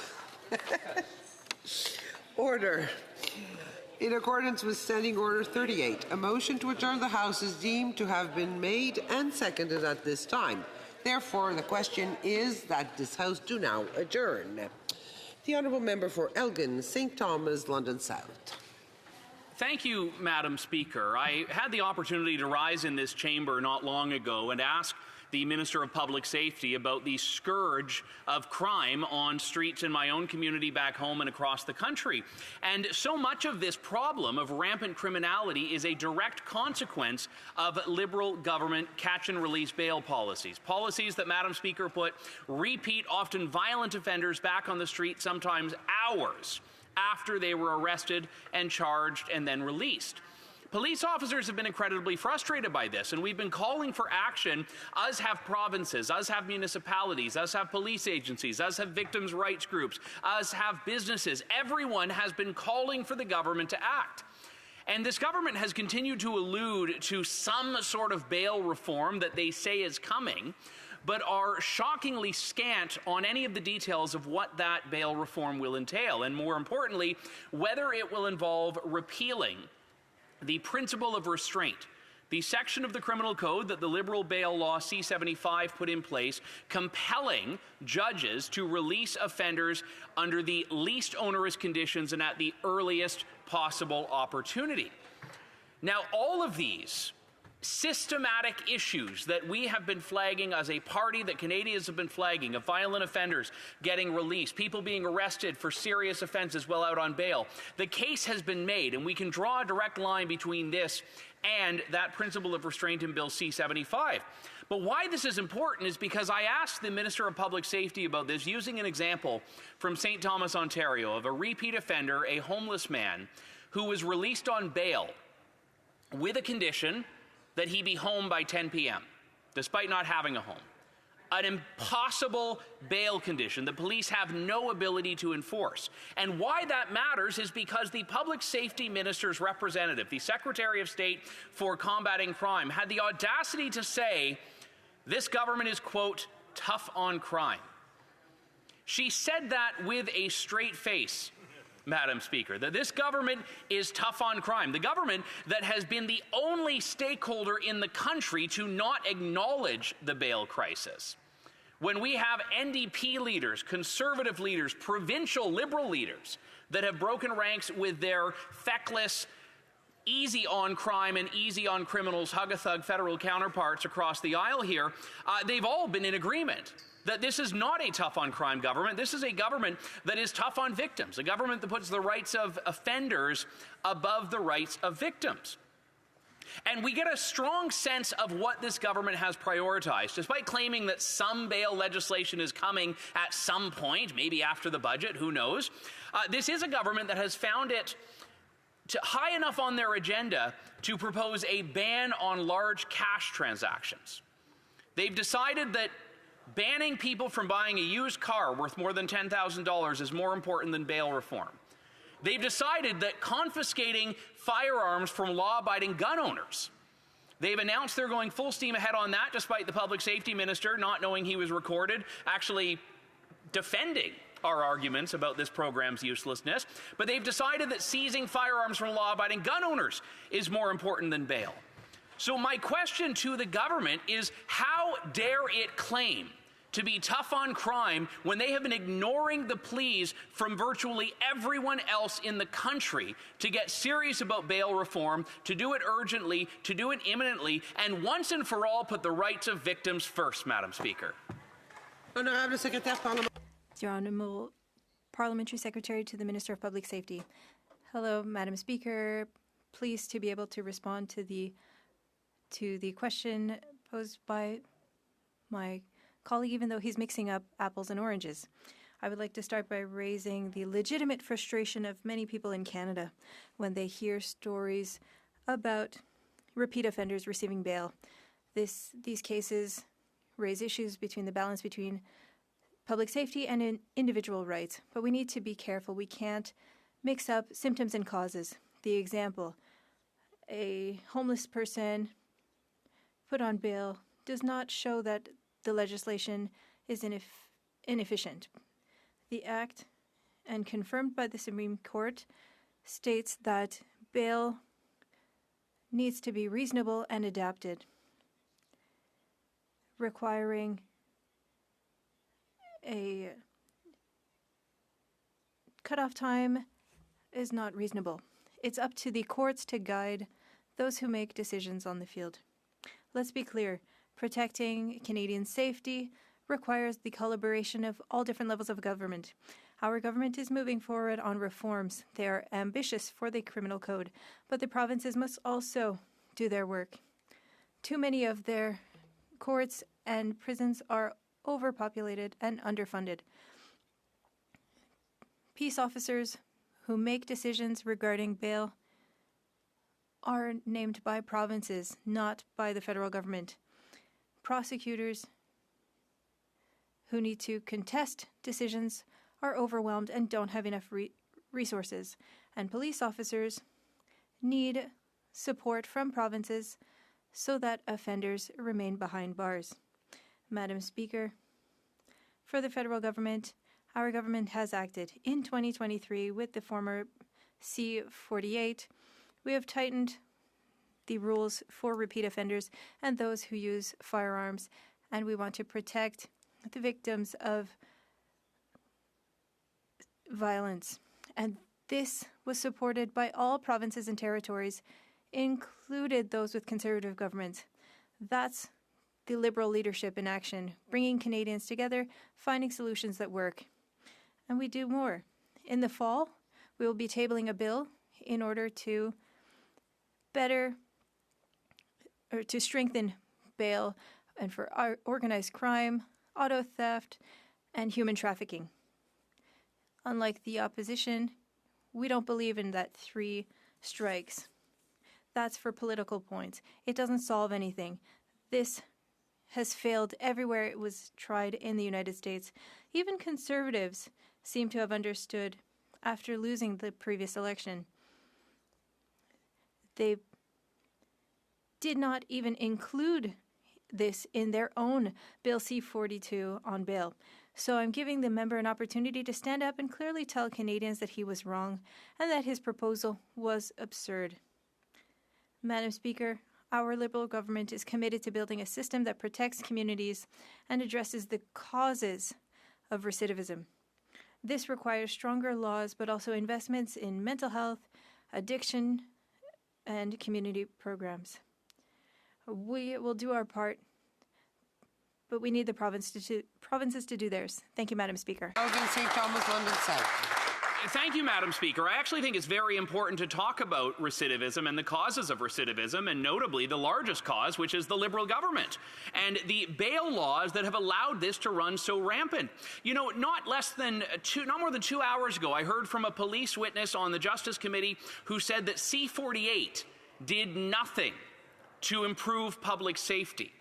The government likes to lean on its record while ignoring the consequences of its record, according to the experts tasked with enforcing the law and upholding the law. And, Madam Speaker, I came with solutions. I'm proud to support the bill from the honourable member from Oxford, the Conservatives' Jail Not Bail bill, and I hope the Parliamentary Secretary to the Minister of Public Safety will do so as well, instead of obstructing these real solutions which are before this House right now. But it's disgraceful that when confronted with the evidence, he and his Liberal colleagues do the same thing every time, which is to say it's someone else's fault. Point the fingers at the provinces instead of looking at the mirror. Madam Speaker, when will they stop doing that? The Honourable Parliamentary Secretary. Madam Speaker, let me be clear. The federal government is committed to moving forward with legislation to strengthen the bail system in order to combat violent and organized crime. If someone is released on bail and has nowhere to go, that is not a failure of federal law. It is a failure of those who administer the justice system, namely the provinces. This means that provinces and territories must invest in mental health and addiction support and supervision programs that make bail conditions enforceable and meaningful. With regard to the Conservative proposal for a 3 strikes law, I note that the member did not stand up and condemn their flip-flop, but at least Canadians will sleep well tonight, knowing that Conservatives promised this approach, but did not even include it in their Bill C-242. For Bruce Gray, Owen Sound. Thank you, Madam Speaker. I'm here tonight to follow up on a question that I asked the Minister of Justice just back in June. So the question I asked was, Madam Speaker, violent crime has risen 32% since the Liberals formed government in 2015. This is a fact across all of Canada, including in my riding, where I'm reading local headlines titled, "Arrested Again," for participation in a criminal organization, failure to comply with a probation order, 11 counts of knowledge of possession of a firearm while prohibited, 2 counts of disobeying a court order, and 2 counts of a breach of a weapons prohibition. When will the Liberal government repeal their soft on crimes policies? Sorry, Madam Speaker. That was a question I actually asked the government in 2022. Let me get to the right question. Madam Speaker, I asked the government talked about and highlighted the need for our current bail system to be improved. Changes need to happen. I have 2 simple questions for the government. Does the government agree this is an urgent problem? How much time is realistic to address this urgent problem and make the necessary changes to our bail system here in Canada? And here's the answer I got from the government. Quote, Madam Speaker, no one piece of legislation is going to fix the issue of bail reform in our country. As the member was trying to say, this is a multifaceted problem. The government needs to engage the provincial, territorial, and regional governments, and they need to ensure that they have the support they need to administer justice. Over the past 7 years, the Liberal government has been slowly putting in place legislation that is helping to improve the bail system and the bail regime in Canada. Madam Speaker, my apologies. That was a question I asked in February of 2023. The actual question I just asked here in June. Madam Speaker, crime has been rising in my riding since the Liberals formed government, and justice is too often delayed for victims. According to the latest Owen Sound Police Services annual report, violent crimes are up 14.6%. My communities are worried. To make matters worse, more than 10% of the cases are now exceeding the Jordan limit, delaying justice further. When will this Liberal government reverse its soft on crime legislation and adopt a common sense plan to keep violent offenders behind bars and ensure victims and their families get the justice they deserve? The response I got from the Minister of Justice at the time, he seems to think it's all good news, that they're going to advance this reform policies that are going to stiffen bail proceedings and adopt more serious sentences for violent repeat offenders, and that we can expect this later this calendar year. So, Madam Speaker, that answer wasn't good enough. This has been an urgent problem, as I highlighted, that I'm just one of so many Conservative MPs that have been raising this question over the last 4 years. This is an urgent issue that needs to be addressed. So I followed up with the Parliamentary Secretary just last week and asked the same question about when is this mythical bail reform bill that's going to come out this fall, and whether fall is before December 12th, and could we nail that down? And again, the Parliamentary Secretary refused to answer the question. He just said it would be out this fall. So, Madam Speaker, that's all I'm looking for. I'm just looking for clarity as to when this fall will the government table this urgently needed bail reform legislation. I just want a time frame, as it takes time to get legislation through the parliamentary system. The track record of this Liberal government isn't great for getting legislation right the first time, so I'm confident it's going to require amendments and improvements so it works. So can the House expect this bail reform tomorrow, next week, before the end of November, or will the government be tabling it on December 12th, the last day of this fall session? Honorable Secrétaire The Honourable Parliamentary Secretary. Madam Speaker, I rise today to speak to bail and criminal law. I would like to start by talking about stories about repeat offenders being released on bail. These cases raise serious questions about the balance between public safety and individual rights, and I would like to give my condolences to the families of Bailey McCoy and Abdul Faling. And our Liberal government is committed to fighting crime and to protecting the safety of Canadians. In our platform for 2025, we promised to focus on bail reform and laws surrounding serious crime. Canadians gave us a clear mandate to act, and we will do so, whether it be for auto theft, crime related to organized crime, human trafficking, or others. The Prime Minister and the Minister of Justice have reiterated their commitment in the fall. We will be tabling a bill in order to tighten bail, and I hope that my honourable colleague will be satisfied with this response. As you know, this is something that is shared responsibility with the provinces and territories. The federal government works closely with provinces and territories, including with organizations responsible with applying the law, and are looking for efficient solutions. These matters will be at the heart of discussions between ministers in October during the FPT meetings of ministers responsible for justice and public safety. Last year, with the former Bill C-48, we tightened the rules for violent offenders and those using firearms. That bill also strengthened legislation for protecting victims of conjugal violence. All the provinces and territories supported this, including Conservatives. That said, we know that there is still work to be done. Our government recognizes the importance of continuing to strengthen the criminal code regarding bail. But I can say that the federal government is continuing to listen and to bring the necessary changes to respond to concerns. Madam Speaker, I would like to highlight that it is interesting to see the strategy chosen by the Conservatives regarding recommendations on reforming the bail system. Last week, on their three strikes law, it is absurd. This proposal has failed everywhere it has been tried. It comes straight from the United States. I don't know if the opposition has been paying attention since the last election, which it lost so decisively, but Canadians want laws made here in Canada. We agree that action must be taken to keep violent repeat offenders off our streets, but this is Canada, not the United States. And the Canadians that I represent in La Prairie at Atitlan want it to stay that way. Madam Speaker, this fall we will introduce legislation to strengthen our bail system, and I call on all parties to put partisanship aside and work with us to deliver the evidence-based solutions that Canadians expect and deserve. For Bruce Gray, Owen Sound. Thank you, Madam Speaker. I think the Parliamentary Secretary, he failed to answer my question.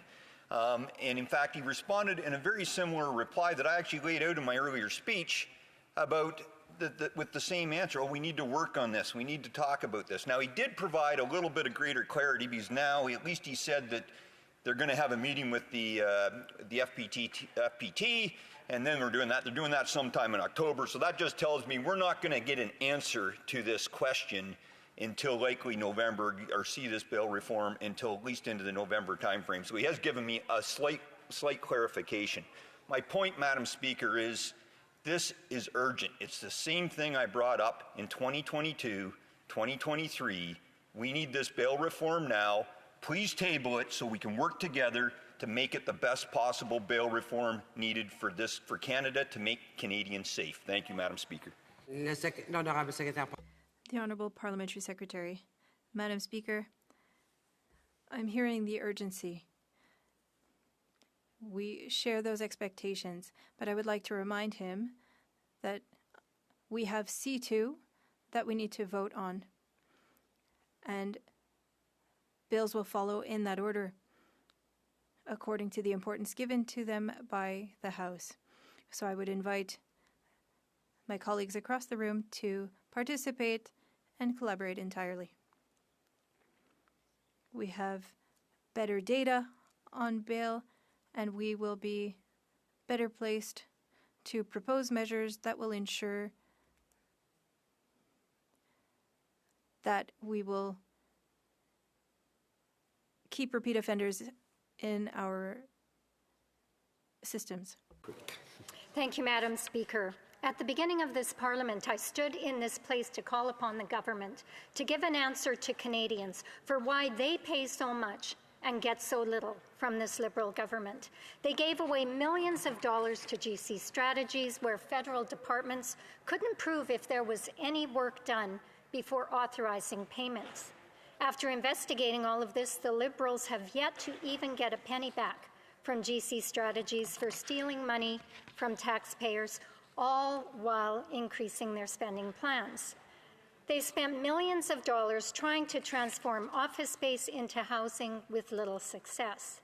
In an audit conducted by the Auditor General, there were concerns with the government seeming to determine success by commitments rather than achieved outcomes. And this government has spent more than $1 billion on their promise to our allies that we would equip our pilots with a fleet capable of performing in combat, noting the increase in costs by 50% from $19 billion to $27.7 billion doesn't include at least another $5.5 billion needed to finish equipping the fighters to be ready for operations. She also reported in her audit that after years of waiting for the contract to procure, they approved construction on military bases without critical information, which the government has led to greater delays and cost overruns. Canadian families know the cost of Liberal inflationary spending, Madam Speaker. They know it all too well. They know it because they pay for it at the grocery store, where prices have gone up 50% faster than in the United States. They know it because far too many have been priced out of the housing market and are unable to pay their mortgage or afford rent. They see it in every news story that breaks of mismanaged money given to Liberal insiders and high-priced consultants. There is one taxpayer, and it's hard-working Canadians who are left to pay for all this government's failures. Canadians have kept up their end of the deal. Millions of taxpayer money given out to GC Strategies with little to no proof work was done. Millions of dollars spent on transforming office space with little results. Billions over budget to procure a fleet to arm our military with the tools they need to keep Canadians safe. I will reiterate my question, Madam Speaker, from last June. Why do Canadians who pay so much receive so little from this Liberal government? The Honourable Parliamentary Secretary. Madam Speaker, I'd like to thank the member for her question. Let me begin by saying that this new government is fully committed to fairness, to openness, and to transparency in the management of public contracts in all their forms. We are well aware of the past issues that have been revealed regarding contracts awarded and payments made to GC Strategies and to its predecessor companies during previous investigations. The latest report noted that many contracts and payments violated applicable policy instruments and indicated that value for money was not achieved for those contracts, and that's completely unacceptable. Every government has the responsibility to spend taxpayer money with a clear commitment to good value, and this new government will continue that commitment. That commitment, Madam Speaker, is more important than ever as we embark, as the member mentioned, in a new series of national construction projects that will build our country and connect and transform our economy. That's why under this new government, the Minister for Public Works and Government Procurement also holds the title of Government Transformation. We are moving at a pace not seen in many years to deliver the major projects that will unlock Canada's full economic potential and that will strengthen the country.